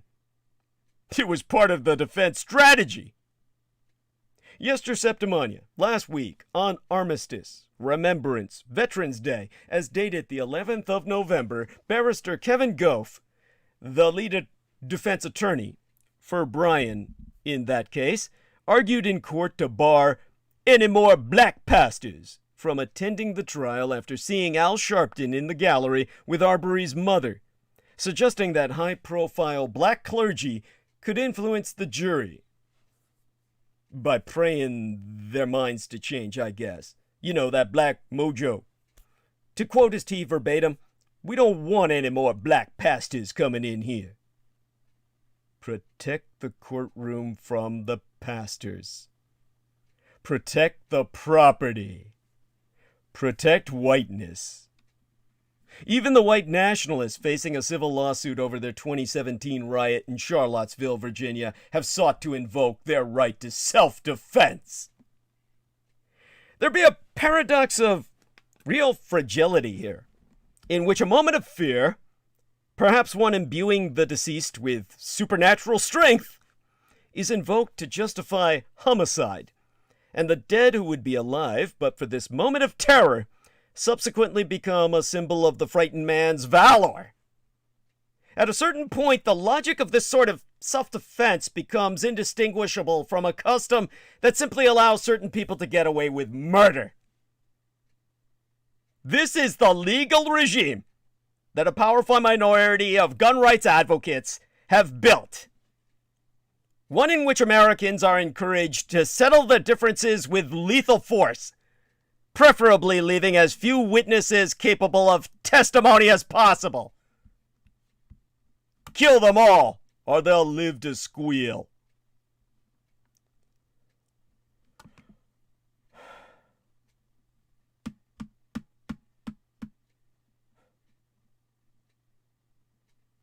In Georgia, testimony in the trial of Ahmaud Arbery's killers exposed that armed patrols were commonplace in the neighborhood where Arbery was chased down by 3 white men and shot.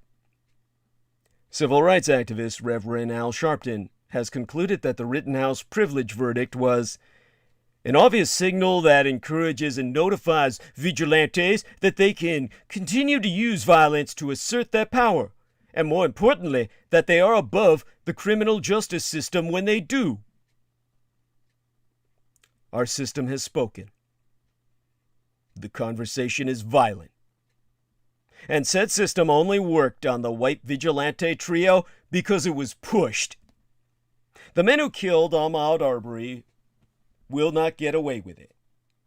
Yet the most surprising aspect of the trial of Ahmaud Arbery's killers is not the verdict, but the fact that the trial happened at all. On Wednesday, a Georgia jury, convicted Travis McMichael, his father Gregory McMichael, and their friend William Bryan of felony offenses after that trio chased down and then shot Arbery in Brunswick, Georgia in February of yesteryear. Something to be thankful for this season indeed. Those men claimed that they were attempting to make a citizen's arrest, having suspected Arbery of being behind a string of burglaries in the neighborhood, an accusation they had no evidence to support. Those 3 men were not even arrested until May of this year.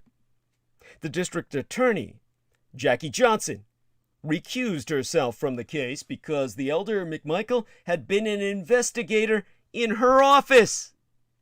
Johnson was later indicted for her actions in the Arbery case for preventing police from arresting the 3 men for Arbery's killing, personally intervening.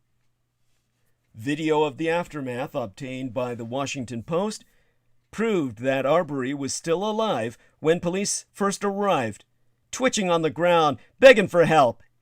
But the Washington Post reported that officers did not tend to him, and showed no skepticism for the suspects' accounts on the scene. Had he been tended to by those officers, maybe he would have lived. George Barnhill. By the way, that does make them accomplices in murder that were not charged in this case. And then there was George Barnhill, who took over the case from that cunt that McMichael used to work for, Johnson, and claimed that these men had simply acted in self-defense when they chased down the unarmed Arbery, because at the point Arbery grabbed the shotgun, under Georgia law, Travis McMichael was allowed to use deadly force to protect himself. In this view of the law, recall Rosenbaum grabbing the rifle of Kyle Rittenhouse. In this view of the law, Arbery was at fault for his own death by defending himself from 3 white men with guns who ran him down in a truck and cut off his escape. George Barnhill also recused himself, but only after Arbery's mother complained that he, like Johnson, had also worked with McMichael, a co-worker. Talk about your office networking. How incestuous. It took video of the shooting going viral in May of last year for these men to be even arrested. That clip showing Arbery's death became public a few weeks before the release of the video showing George Floyd being murdered by a police officer. In retrospect, those two share a disturbing connection. The videos contradicted the statements of all local authorities that both George Floyd and Ahmaud Arbery were responsible for their own deaths. Without the video evidence and the national protest, outrage, and scrutiny they sparked, neither man's killers would have seen the inside of a courtroom. It took a series of extraordinary events to force this system to regard their deaths as crimes worth investigating. When that video surfaced of Travis McMichael, his father Greg McMichael, and their neighbor William Roddy Bryan shooting Ahmaud Arbery dead while jogging in Brunswick, Georgia last year, public outrage was immediate and condemnation widespread. And while in the Rittenhouse case, powerful forces acted to defend Rittenhouse against any and all consequences, it was clear even to, especially to, Georgia Republicans that the legal self-defense, the legal defense of self-defense for the McMichaels and Bryan in the wake of a citizen's arrest could not be given this breadth of legitimacy.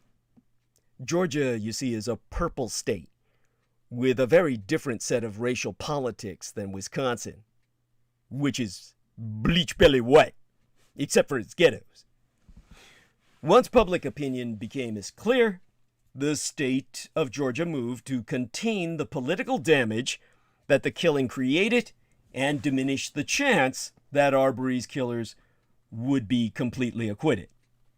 Amid the presidential race in Georgia, which had become the mother of all political contests, Georgia's Republican-controlled legislature still managed to pass hate crimes legislation after decades of obstruction. So great was the revulsion and the fear that Ahmaud Arbery's bloody shirt would be the veil through which the world would see their state. As red as their politics. In Georgia's next legislative session, the state repealed statutes allowing for citizens' arrest. The trial itself also proved illuminating. The Glynn County Court had to sift through 1,000 potential jurors to find 12 who might even be considered fair because hostility to the defendants had become that widespread.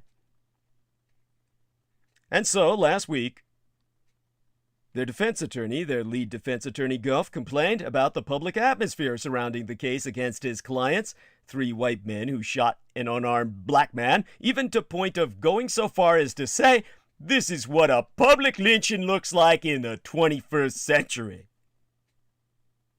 Defense attorneys working for Arbery's killers were left to grandstand and shock in ways they apparently hoped could draw a mistrial. After the Reverend Al Sharpton showed up in the gallery, Kevin Goff, leader of the defense attorney team, said, "We don't want any more black pastors coming in here."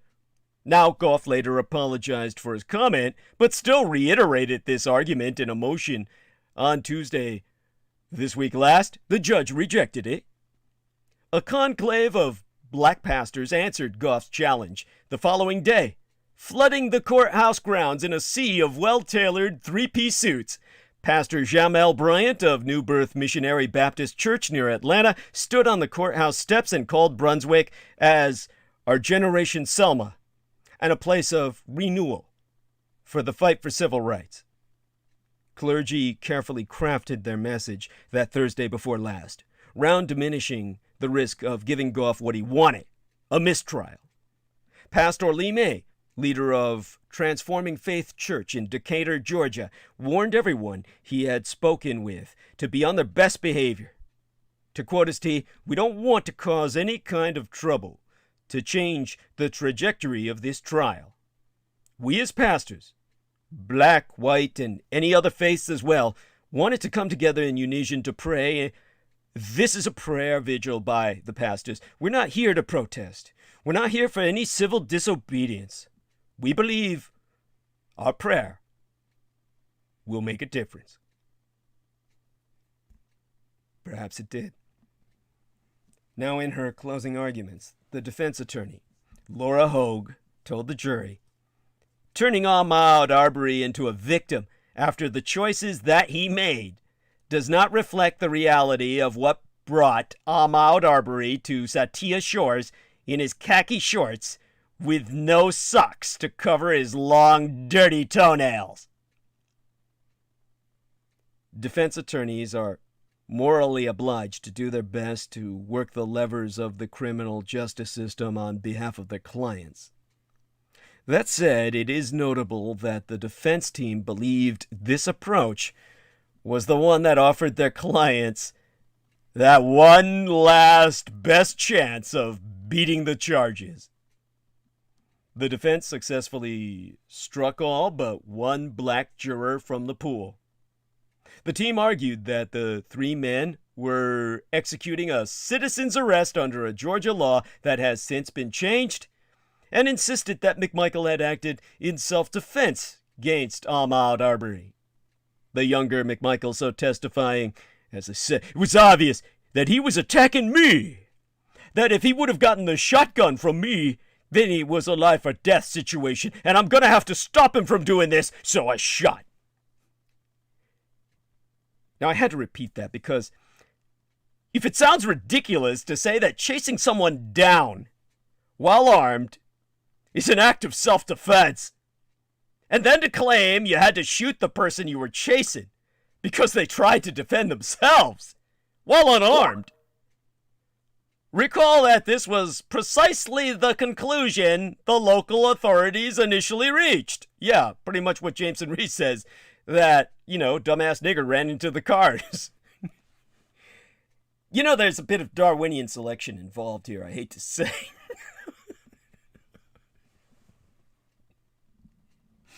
Did that poor fuck think he'd run faster through a white neighborhood, like maybe fast enough to escape death? Yet Ahmaud Arbery's murderers now themselves face life in prison because the jury ultimately found the defense's arguments unpersuasive, and the evidence against the defendants, overwhelming. But had it been up to the folks in charge of Glynn County, that jury never would have ever been assembled, and certainly never would have even seen that evidence.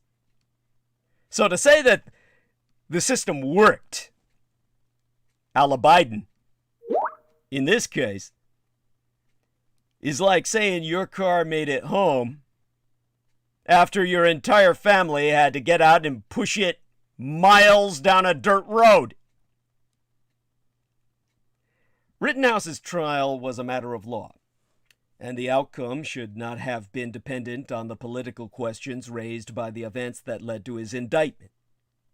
But his acquittal will be seen by everyone on the militarized right as a validation of the sentiment that someday, sooner than later, they will all get to kill all these people.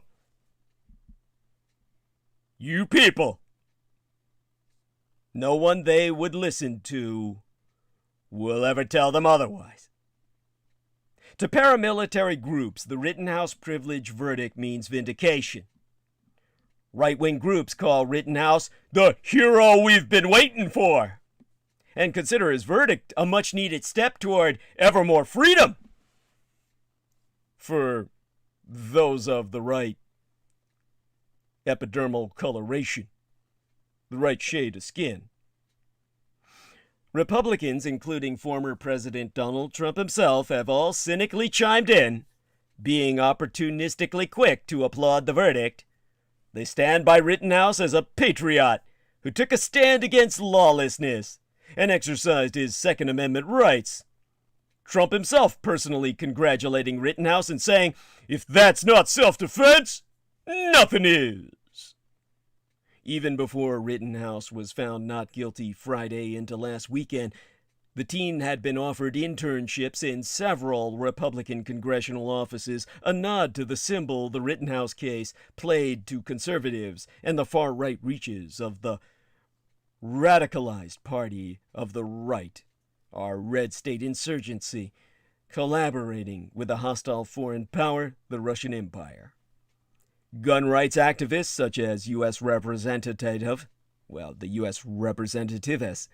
Lauren Boebert of Colorado, who in a text to USA Today said the verdict is an important victory for America, so claiming that the verdict is a win for self-defense, a win for the Second Amendment, a win for blind justice, and a win for common sense. If Kyle is looking for an internship, he should reach out. Indeed, Representatives Boebert of Colorado, Matt Gaetz of Florida, Paul Gosar of Arizona, and Madison Cawthorn of North Carolina have all offered the teen internships. The four have been some of the most scrutinized members of the House of Representatives for their remarks on far-right extremism and the January 6th insurrection at our capital of our union. In fact, earlier this week, Gosar was censured for posting an anime video that showed him killing another member of Congress and our president. Both AOC, Alexandria Ocasio-Cortez, and Joseph Biden were killed by this man in a cartoon he hired people to produce. The celebrations continued outside the courthouse and on social media.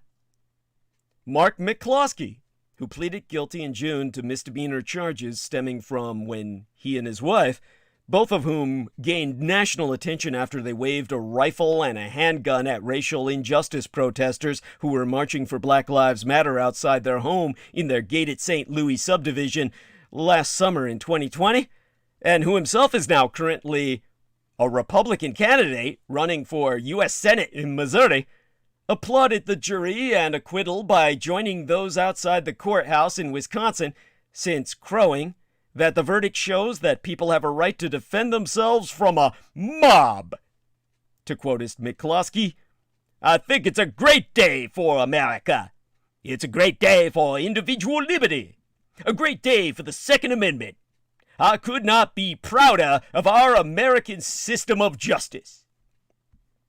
And the NRA, that powerful gun lobby that has been at the center of some of our nation's most heated debates over weapons rights, similarly used the verdict as an example of their cause. After the verdict, the NRA posted on Twitter, "A well-regulated militia, being necessary to the security of a free state. The right of the people to keep and bear arms shall not be infringed." I mean, Fuck the rights of people. Don't mess with the rights of guns.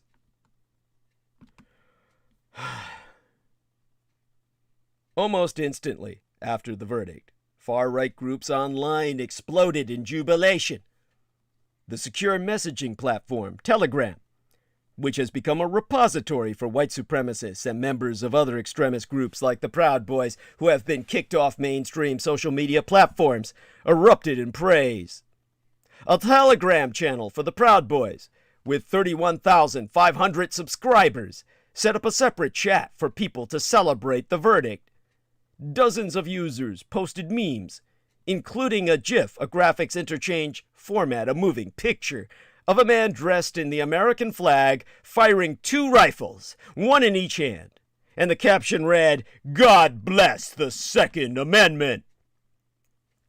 And on another post, on a different Proud Boys Telegram channel, there showed a photo of Rittenhouse in tears after the not guilty verdicts were read.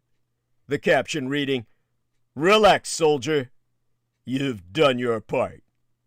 And on Gab, the home of my gang stalkers, the home of the cultists of the Kings of Edom, another social media site for those banned from mainstream platforms for their calls to violence, the mood was just as upbeat.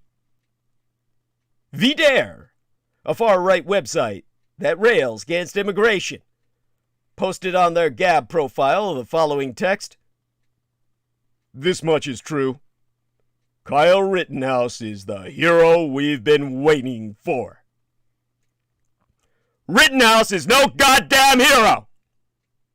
He's a gun-toting cop-fuck, product of white privilege who thinks a piece of property matters more than the life of a black man." As the Kyle Rittenhouse trial came as to a close, twa things became as clear at once. First, absolutely no one should have been surprised that Rittenhouse was acquitted on all the most serious charges against him. And second, regardless of the outcome of the trial, the Trumpist right is wrongly creating a folk hero out of Rittenhouse. For millions, he's become a positive symbol, a young man of action who stepped up when the police, allegedly, stepped aside. I've given you the details behind that. They were quite active in their own way. In a sense, he blew their plan out of the water. For that, he must be credited, however unintentional. And for millions,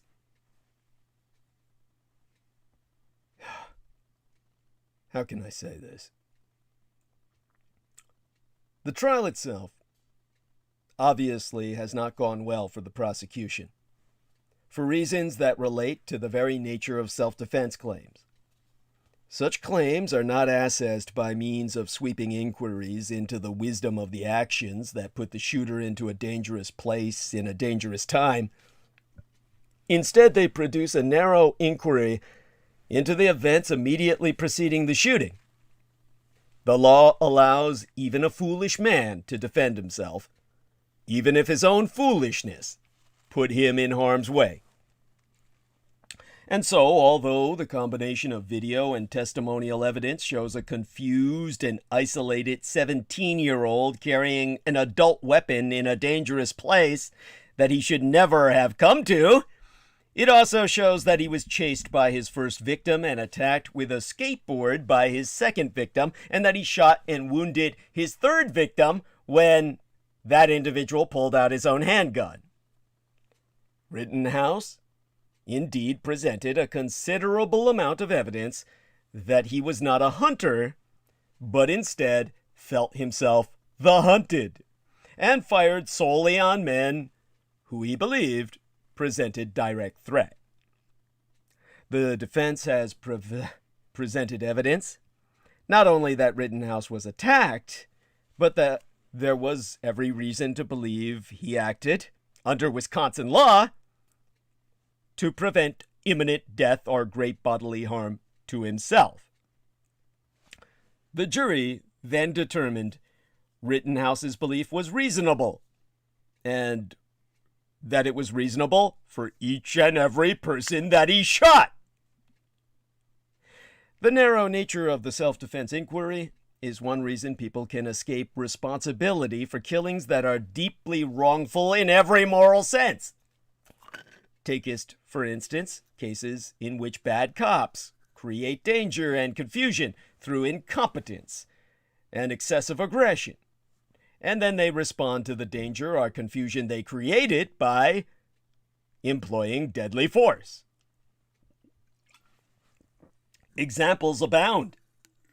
Police gave confusing and conflicting instructions to Philando Castillo before they shot and killed him, and to Daniel Shaver before he was gunned down in a hotel hallway. The killing of Breonna Taylor is another example. Police used terrible tactics, but once an occupant of the home fired upon them in self-defense, a grand jury decided they were still, it was decided by that same jury, legally entitled to fire back. When Kyle Rittenhouse walked the streets of Kenosha in the midst of an urban unrest following the police shooting of Jacob Blake, holding a rifle in the patrol carry position, or the low ready position. Going between the twain, these are important signals that he was militarized, similar to the positions used by soldiers walking in towns and villages in war zones, except without any meaningful training, simply aping whatever he saw on whatever war documentaries he reviewed or whatever war movies he's a fan of. Simply by all that, he was engaged in remarkably dangerous and inarguably provocative conduct. But that dangerous and provocative conduct did not eliminate his right to self-defense. And that self-defense claim was the key issue of his trial, not the wisdom, or total absence thereof, of his vigilante presence. And that's what brings us back to the danger of Kyle Rittenhouse as a folk hero. It is one thing to argue that the law is on Rittenhouse's side, and there was abundant evidence supporting his defense, but it is quite another to hail him as a model for civic resistance. As seen in Kenosha, in anti-lockdown protests in Washington state, and in the riot in Charlottesville, one of the symbols of the American hard right, which is all of the American right now, is the patriot openly carrying an AR-15 or similar weapon. The gun picture is a common pose for populist politicians. Mark and Patricia McCloskey, his wife, leveraged their clumsy and dangerous brandishing of weapons at Black Lives Matter protesters into an appearance at the Republican National Convention. Most of the right-wing leaders voicing their admiration for Rittenhouse are simply adopting a pose. On Twitter, talk radio, and Fox News, hosts and right-wing personalities vie with each the other to express the most admiration for Rittenhouse, while knowing he was being nothing more than foolish beyond all words. They would never hand a rifle to their own children and tell them to walk into a riot. Or so I would hope. They most certainly would never do it themselves. But these public poses still matter. When you turn a foolish young man into a hero, you'll see more foolish young men try to emulate his example. And although the state should not permit rioters to run rampant in America's streets, random groups of armed Americans are utterly incapable of imposing order themselves, and any effort to do so can only lead to greater death and carnage.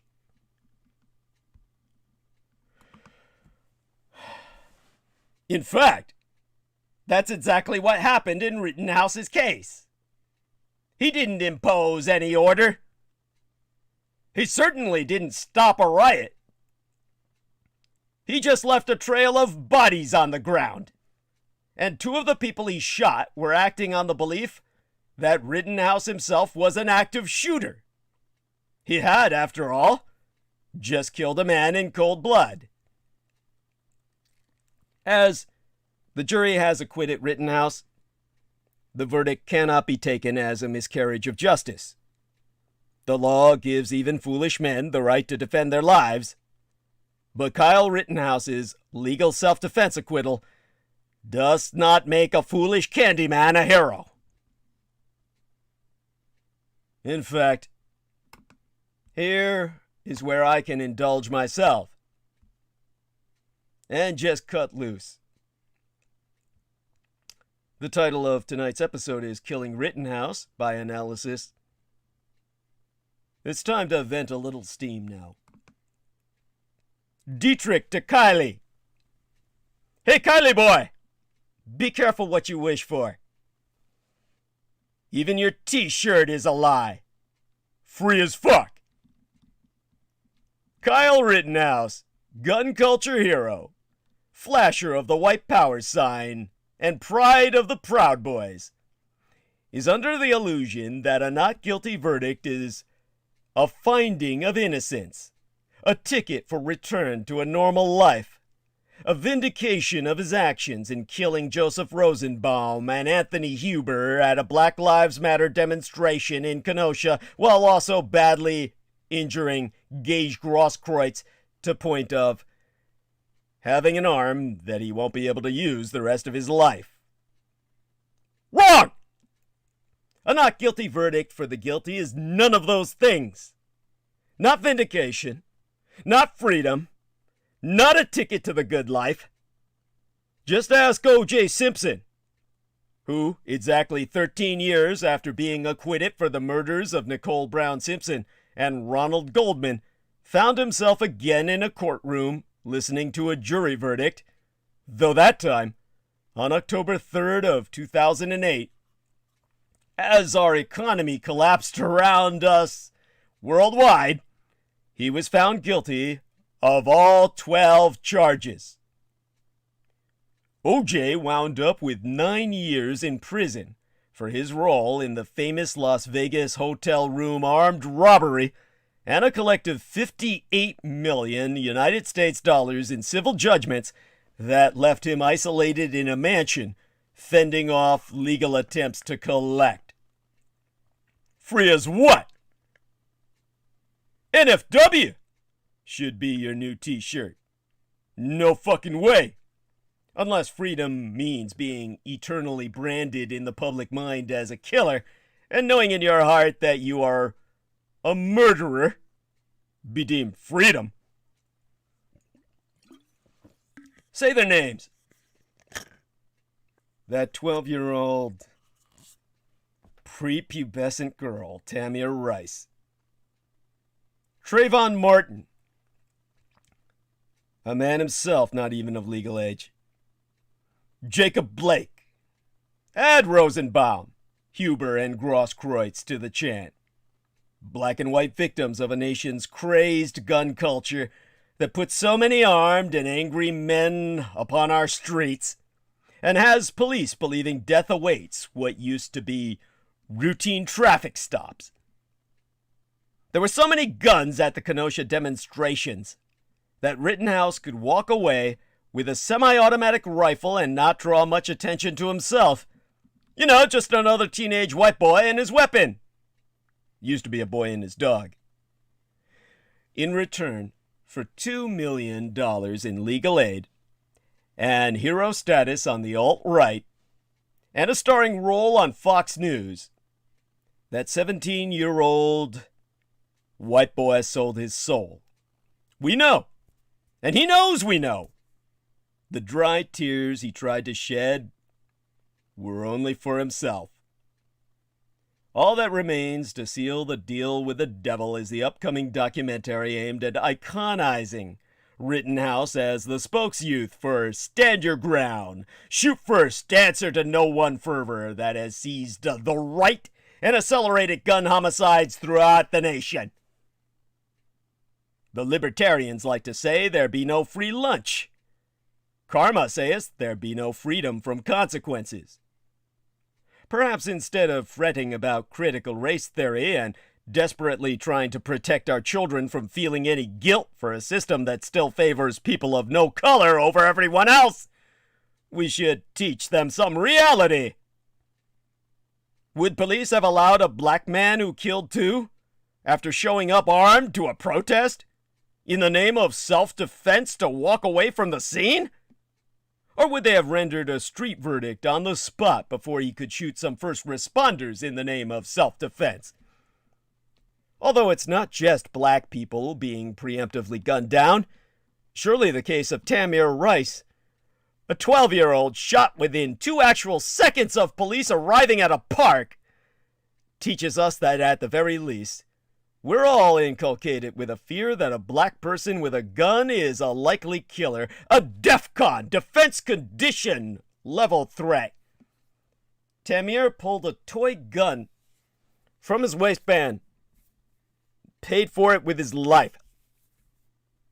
Rittenhouse waded through the crowd, and to the responding police, he was just another white guy carrying a high-powered weapon, a friend, an ally. The devil always collects unsold souls. A story told countless times through literature, whether in Damn Yankees or the legend of Dr. Faust. Dr. Faustus of centuries agone.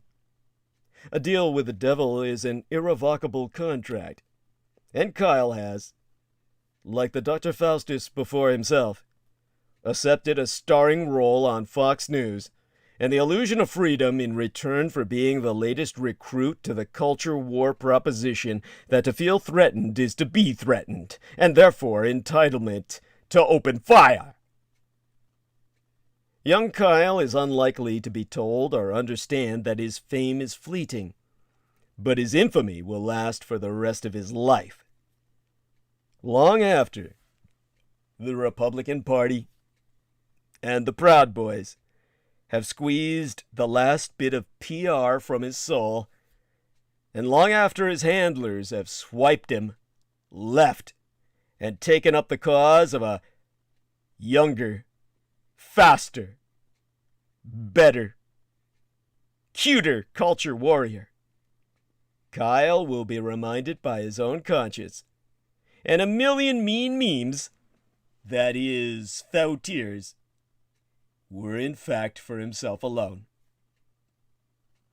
The families of the dead and injured are unlikely to refrain from unleashing the dogs of litigation war upon him in a legal forum that requires only the preponderance of the evidence for judgment. Sean Hannity and the Proud Boys will have moved on. The GoFundMe that paid to make him an icon will be dried up, with a new campaign funding for a new celebrity. Rittenhouse, like OJ, will be in a prison of his own making. Being alone and unfree of his fate, he will have plenty of time to read up on Dr. Faustus and wonder what might have been had he chosen to leave his gun with his mommy, or, having screwed up, taken a plea bargain, told the truth, and admit that he had been granted his wish for violence in Kenosha. A political movement that turns a deadly and ineffective child vigilante into a role model is a movement that is courting more violence and encouraging more young men to recklessly brandish weapons in dangerous places. And that will only spill more blood in America's streets. Streets that will now be dominated by untouchable super citizens.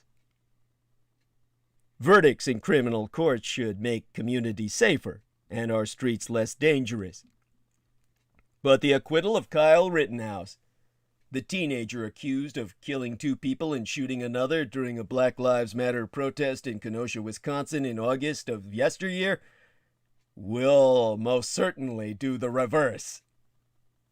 Igor Volsky, co-founder of Guns Down America, a national group that advocates for stricter gun laws, concluded via Twitter that Friday into last weekend that the verdict will only invite greater political violence at the hands of individuals who believe their guns transform them into untouchable super citizens.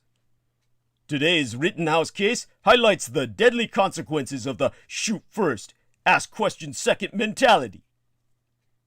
And the legal ramifications also offer precedent for other cases. Christopher Slobogan, a law professor at Vanderbilt University, said a verdict like this makes protesting all the more dangerous an enterprise because it sends a message that aiming a gun at someone doesn't necessarily constitute the kind of provocation that would undermine any self-defense defense. So in the coming Second American Civil War, which side are you on? You may think it's impossible, but that's always what people think, until it's too late. When there is a Second American Civil War, which side will you choose? It may be wise to make that decision now, in the spirit of planning for the worst, while hoping for the best. A recent public opinion poll by the University of Virginia Center for Politics finds that a majority of Trump voters want to secede from the Union. Alarmingly, nearly as many Biden voters, 41%, also feel it now be time to split the country. This is part of a larger pattern. Other polls and research have all comest to similar conclusions. It's the end of the world as we know it, and it's important to resist false equivalence and superficial analysis here. It may be true that a large percentage of both Democrats and Republicans are willing to consider seceding from these United States, but their reasons and motivations are very different. Today's Republican Party has, in practice, completely surrendered to neo-totalitarianism and white supremacy, currents that were not far below its surface for many years. It has embraced and condoned the violence of the January 6th insurrection, and now the Rittenhouse privilege verdict serves warrant directly endorsing terrorism against its perceived political enemies. We are moving toward a nation that condones white vigilante violence. It is unavoidable that many on the far right will see it that way. It sends the signal unto others that they are free to launch armed attacks to impose their version of the law and then claim self-defense. The likely impact of this verdict will be to turn the American political landscape into even more of a wild, wild west scenario. Perhaps worse, this outcome inevitably validates a dangerous new pathway to celebrity status in America.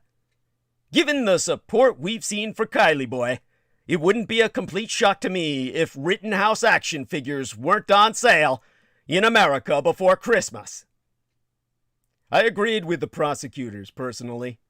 No citizen should deliberately catapult himself into harm's way, kill people, and get out of the danger they themselves created, and then claim self-defense. That said, honest people can disagree about whether Rittenhouse's self-defense claim was reasonable based on the evidence. But nobody can argue that Rittenhouse was entirely blameless in this situation. For example, he brandished and used a weapon that his friend purchased for him because he was underage. And yet he won't even do time for the gun charge because of the judge's narrow ruling on a poorly written gun statute? Not only is that hard to stomach, it's also a green light to every other would-be hero out there to head out to patrol the next protest with their own weapon, however they may acquire it. This decision sends signals to POCs, peoples of color, as well. One, that there are two Americas, and two, that the system is rigged against us. It's hard to avoid the racial implications here. White men in these United States seem uniquely free to take the law into their own hands, and to use unspeakable levels of violence to impose whatever vision of law and order they have concocted in their own sick minds. Some seem to have granted themselves the authority to break the law in order to make the law. Criminal enforcers. This same mentality evidently empowered vigilantes to kill Ahmaud Arbery in February of yesteryear, and Trayvon Martin in 2012. And it crescendoed infamously on January 6th, when a frenzied mob of mostly white men attacked the very seat of our democracy. But what if armed black men decide to take the law into their own hands, or men of color as myself, and started storming buildings and killing civilians in the name of our vision of justice?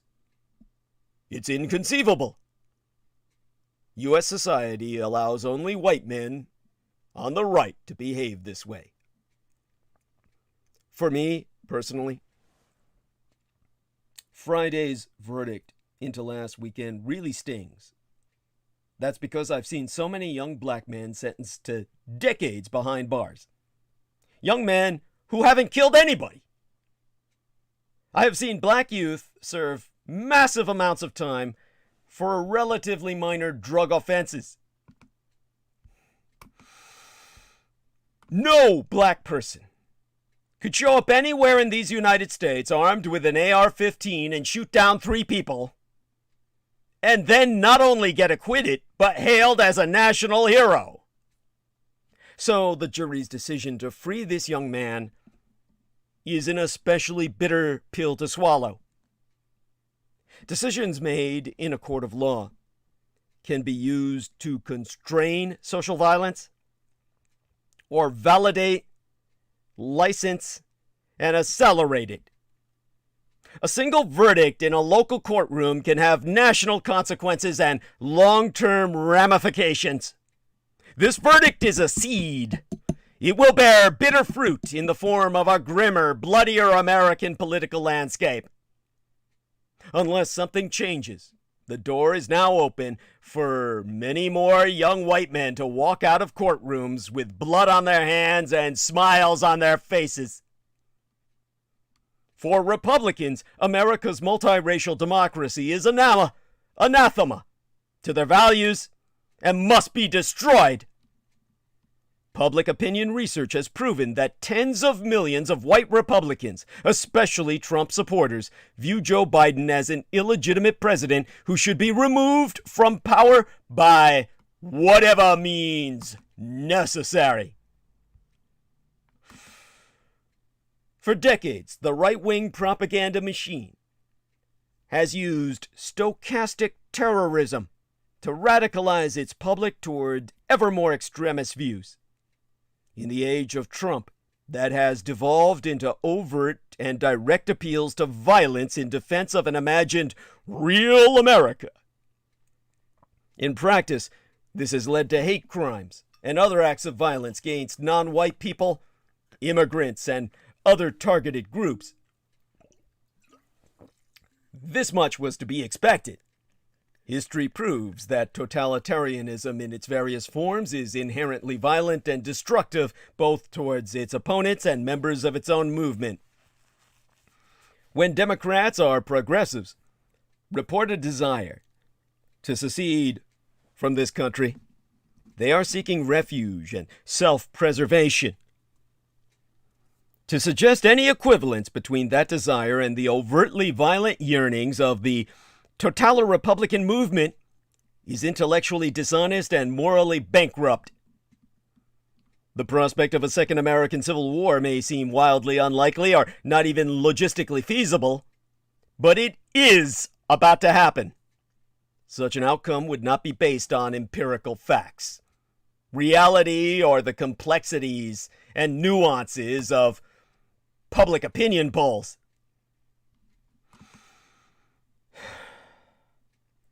A large percentage of Republicans and the larger white right actually believe that they are in an existential struggle for survival against black and brown people and illegal aliens who want to replace them at the behest of sinister secularists who want to outlaw Christianity, critical race theory aimed at brainwashing their children, a liberal media that deliberately lies to them, and a cabal of elites and socialists who are treasonous and determined to destroy the real America. These right-wing, white identity fever dreams show us no signs of breaking. If anything, the collective pathology is getting worse with each and every passing day. Law enforcement and terrorism experts continue to warn that our country is at great risk of a violent right-wing insurgency inspired by the events of January 6th and the Trumpublican big lie about the 2020 election. Wars begin for a wide range of reasons, often because of some miscalculation by one or more of the leaders and groups involved. Wars and other violent conflicts also happen because political leaders and other elites have talked themselves into a corner, leaving bloodshed as the only way out, a la Rittenhouse. Very often, civil war and sectarian violence have seemed impossible until circumstances radically changed. In an essay for Foreign Policy magazine, Monica Toft explains how civil wars tend to happen, explaining that various factors are involved, including a history of previous internal conflict, deepening cleavages in society, and a third element, a shift from tribalism to sectarianism. Reading therefrom, with tribalism, people begin to seriously doubt whether other groups in their country have the larger community's best interests at heart. In sectarian environments, though, economic, social, and political elites and those they represent come to believe that anyone who disagrees with them is evil and actively working to destroy the community. Enemies of the state have come to displace the loyal opposition, with those having been inside another tribe seen as the most disloyal. It's akin to how some religions treat apostates and infidels. Often, it is apostates, the former adherents of the faith, that are targeted more readily over infidels, those who had always been on the outside. It is hard not to see echoes of this dynamic at play as Republicans condemn other Republicans over their loyalty, or lack thereof, to former U.S. President Donald Trump. Indeed, the United States now displays all three core elements that can only lead to civil breakdown. If one described them, fractured elites with competing narratives, deep-seated identity cleavages, and a politically polarized citizenry, without identifying the United States by name, most scholars of civil war would say, hey, that country is on the brink of civil war. In a powerful essay published on Substack, Salon columnist Lucian K. Truscott IV offers a scenario for America's second civil war, observing that the opposing forces will not be conveniently costumed in blue and gray as they were in the 19th century, making it difficult to tell who is actually on which side. To read therefrom, there also won't be any discernible front line or front lines, making it hard to tell which side is holding what territory. This, along with the absence of uniforms, means that a whole lot of people will be killed by mistake. It's probably likely that the MAGA side will dress itself in various camo costumes, as many of them did when the mob assaulted the Capitol in January. But Trump followers aren't the only people in this country with camouflage hunting clothing. So if you shoot someone wearing camo, assuming he or she is on the MAGA side, you just might be shooting someone on your side. Combatants won't be wearing dog tags, marking them as on one side or the other, making the identification of dead bodies difficult. Is this guy one of ours? Or one of theirs? Truscott concludes with a series of terrifying inevitabilities. Reading therefrom, perhaps the grimmest prospect of all will be the subwars that break out within the bigger civil war. Every prejudice will be indulged. Racist whites will target all black people. Fundamentalist Christians might target heathens like Muslims and Jews and non-fundamentalist Christians. Ethnic divisions will exist within the greater sides that face off. A 21st century American Civil War would make the struggles we are currently suffering over elections and distribution of wealth and between our races and ethnicities seem like the good old days when we all got along. An American Civil War will mean that we don't merely disagree with one another or dislike each other. It will mean that we must kill each other. None of us, and I mean none of us, has any inkling of how horrible this will be. But if we are to have a future of any kind whatsoever, we'd better get more of a clue than the woman in the MAGA hat in Iowa who seemed to so casually look forward to a civil war between her side and the side she was told to hate. Who you hated and why will be hard to remember when death comes knocking at your door. And what role will Donald Trump himself play in this coming conflagration? In a recent essay from Tom Dispatch, historian Alfred McCoy offers these observations. Whether it's a poor country like the Philippines or a superpower like these United States, democracy is a surprisingly fragile construct. Its worst enemy is often an ousted ex-president, angry over his humiliation and perfectly willing to destroy the constitutional order to regain all power. No matter how angry such an ex-president might be, however, his urge for a political coup d'etat cannot succeed without the help of raw force, whether from a mob, a disgruntled military, or usually some combination of the twain. So in 2024, as the continuing erosion of America's global power creates a crisis of confidence among ordinary Americans, expect Donald John Trump to be back. Not as the slightly outrageous candidate of 2016, or even as the former president eager to occupy the White House once again, but as a militant demagogue with thundering racialist rhetoric, backed by a revanchist Republican Party ready with absolute moral certainty to bar voters from the polls, toss all their ballots out, and litigate any loss until hell freezes over. And if all that fails, their muscle will be ready for another violent march on Washington. Be prepared! The America we know is gone, and the world we are left with is worsening by the month. So you see, a new confederacy has arisen out of the ashes. Trump and the Republicans have already seceded. Now they're preparing to fight a new civil war. In fact, they're already doing it in all but name. You know which ones they are. 19 states that have enacted 33 laws that make it harder for people to vote, according to the Brennan Center for Justice. 15 states made it harder to apply for mail-in ballot. 4 states limited mail-in ballot drop boxes to a single drop box for the entire fucking state. 4 states imposed stricter mail-in ballot signature requirements. 8 states imposed harder voter ID requirements. 7 states made it easier to purge voters from all the rolls. 3 states reduced the number of polling places and voting hours. 3 more states reduced the number of days or hours of early voting.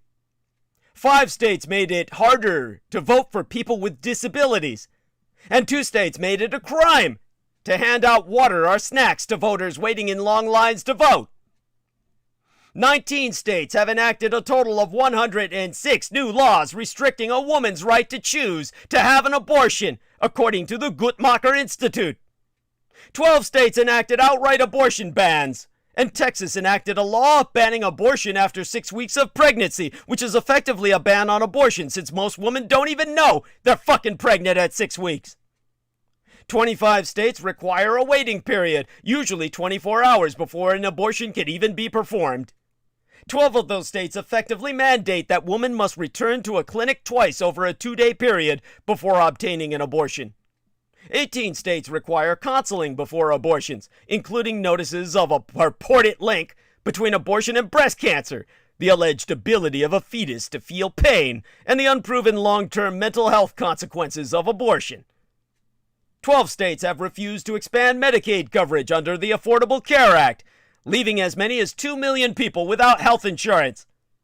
3 of those states have Democratic governors who have attempted to get their legislatures to go along with Medicaid expansion, but have been stymied by the state legislatures. 6 states that have recently expanded Medicaid coverage did so only after citizens forced the issue with ballot measures. All had governors and legislatures that had previously refused to extend coverage. All of the states that refuse Medicaid expansion and have passed restrictions on voting and abortion are controlled by the Republican Party. Many of those same states have also passed bans on masks and vaccines. And nearly all of them have endured more cases per capita of COVID-19, more hospitalizations, and more deaths from the virus they deny exists. In effect, without any states yet seceding from the Union, we already live in 2 Americas. One of those countries within a country. In the words of the esteemed lawyer and Harvard professor Lawrence Tribe, has no set of constraints, no belief in any norms, no commitment to the Constitution or the rule of law, while the other side is trying to observe all the rules. He said this on Wednesday night on All In with Chris Hayes on MSNBC, while discussing the challenges we face going into the 2022 and 2024 elections. Even the subject of that show seems quaint at this point because I don't think we are able to hold what we have always thought of as elections in this country anymore. If politics in these United States were a basketball game, the rules of the game, along with fouls and penalties, would apply to only one team, us Democrats, and never to the other, the Republicans.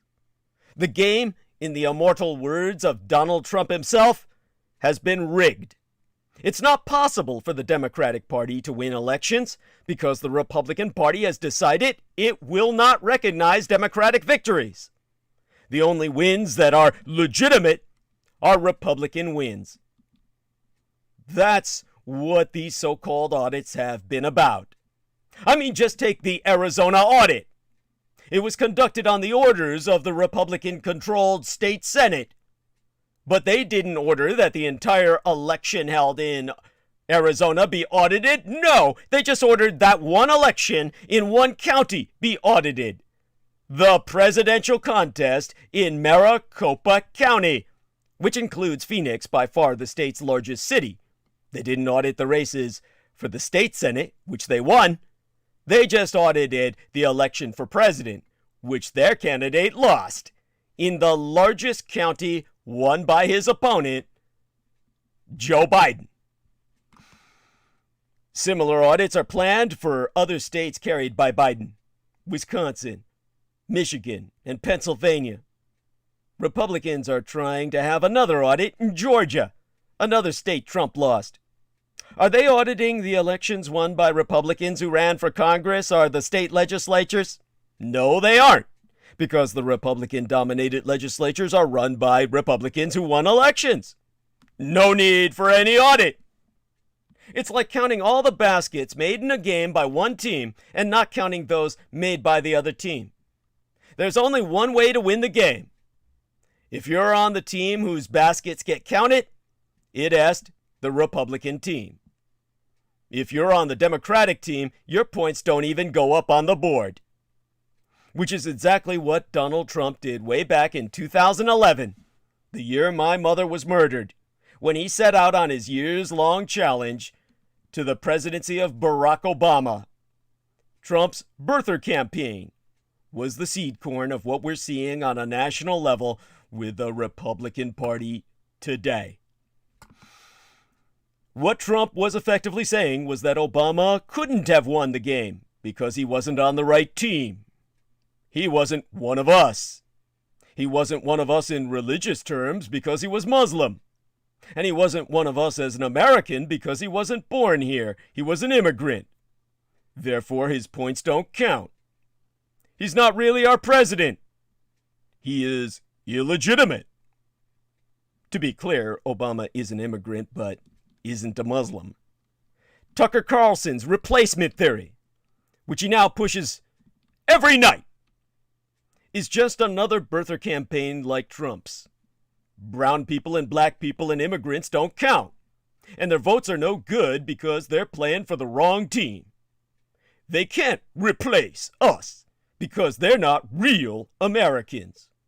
It's past time to wonder what they plan to do next because they're already doing it. The laws restricting voting that have been passed only in Republican states apply to others, not to us. We've got our IDs because we own cars and have driver's licenses. They take the bus. We don't. Their points don't count. We live in neighborhoods with a lot of precincts and voting locations. They live where there are fewer voting places and more rules. The long lines they stand in to vote mean their points don't get on the board. They don't count. We don't pass laws against vasectomies because we have dicks, and we might need them.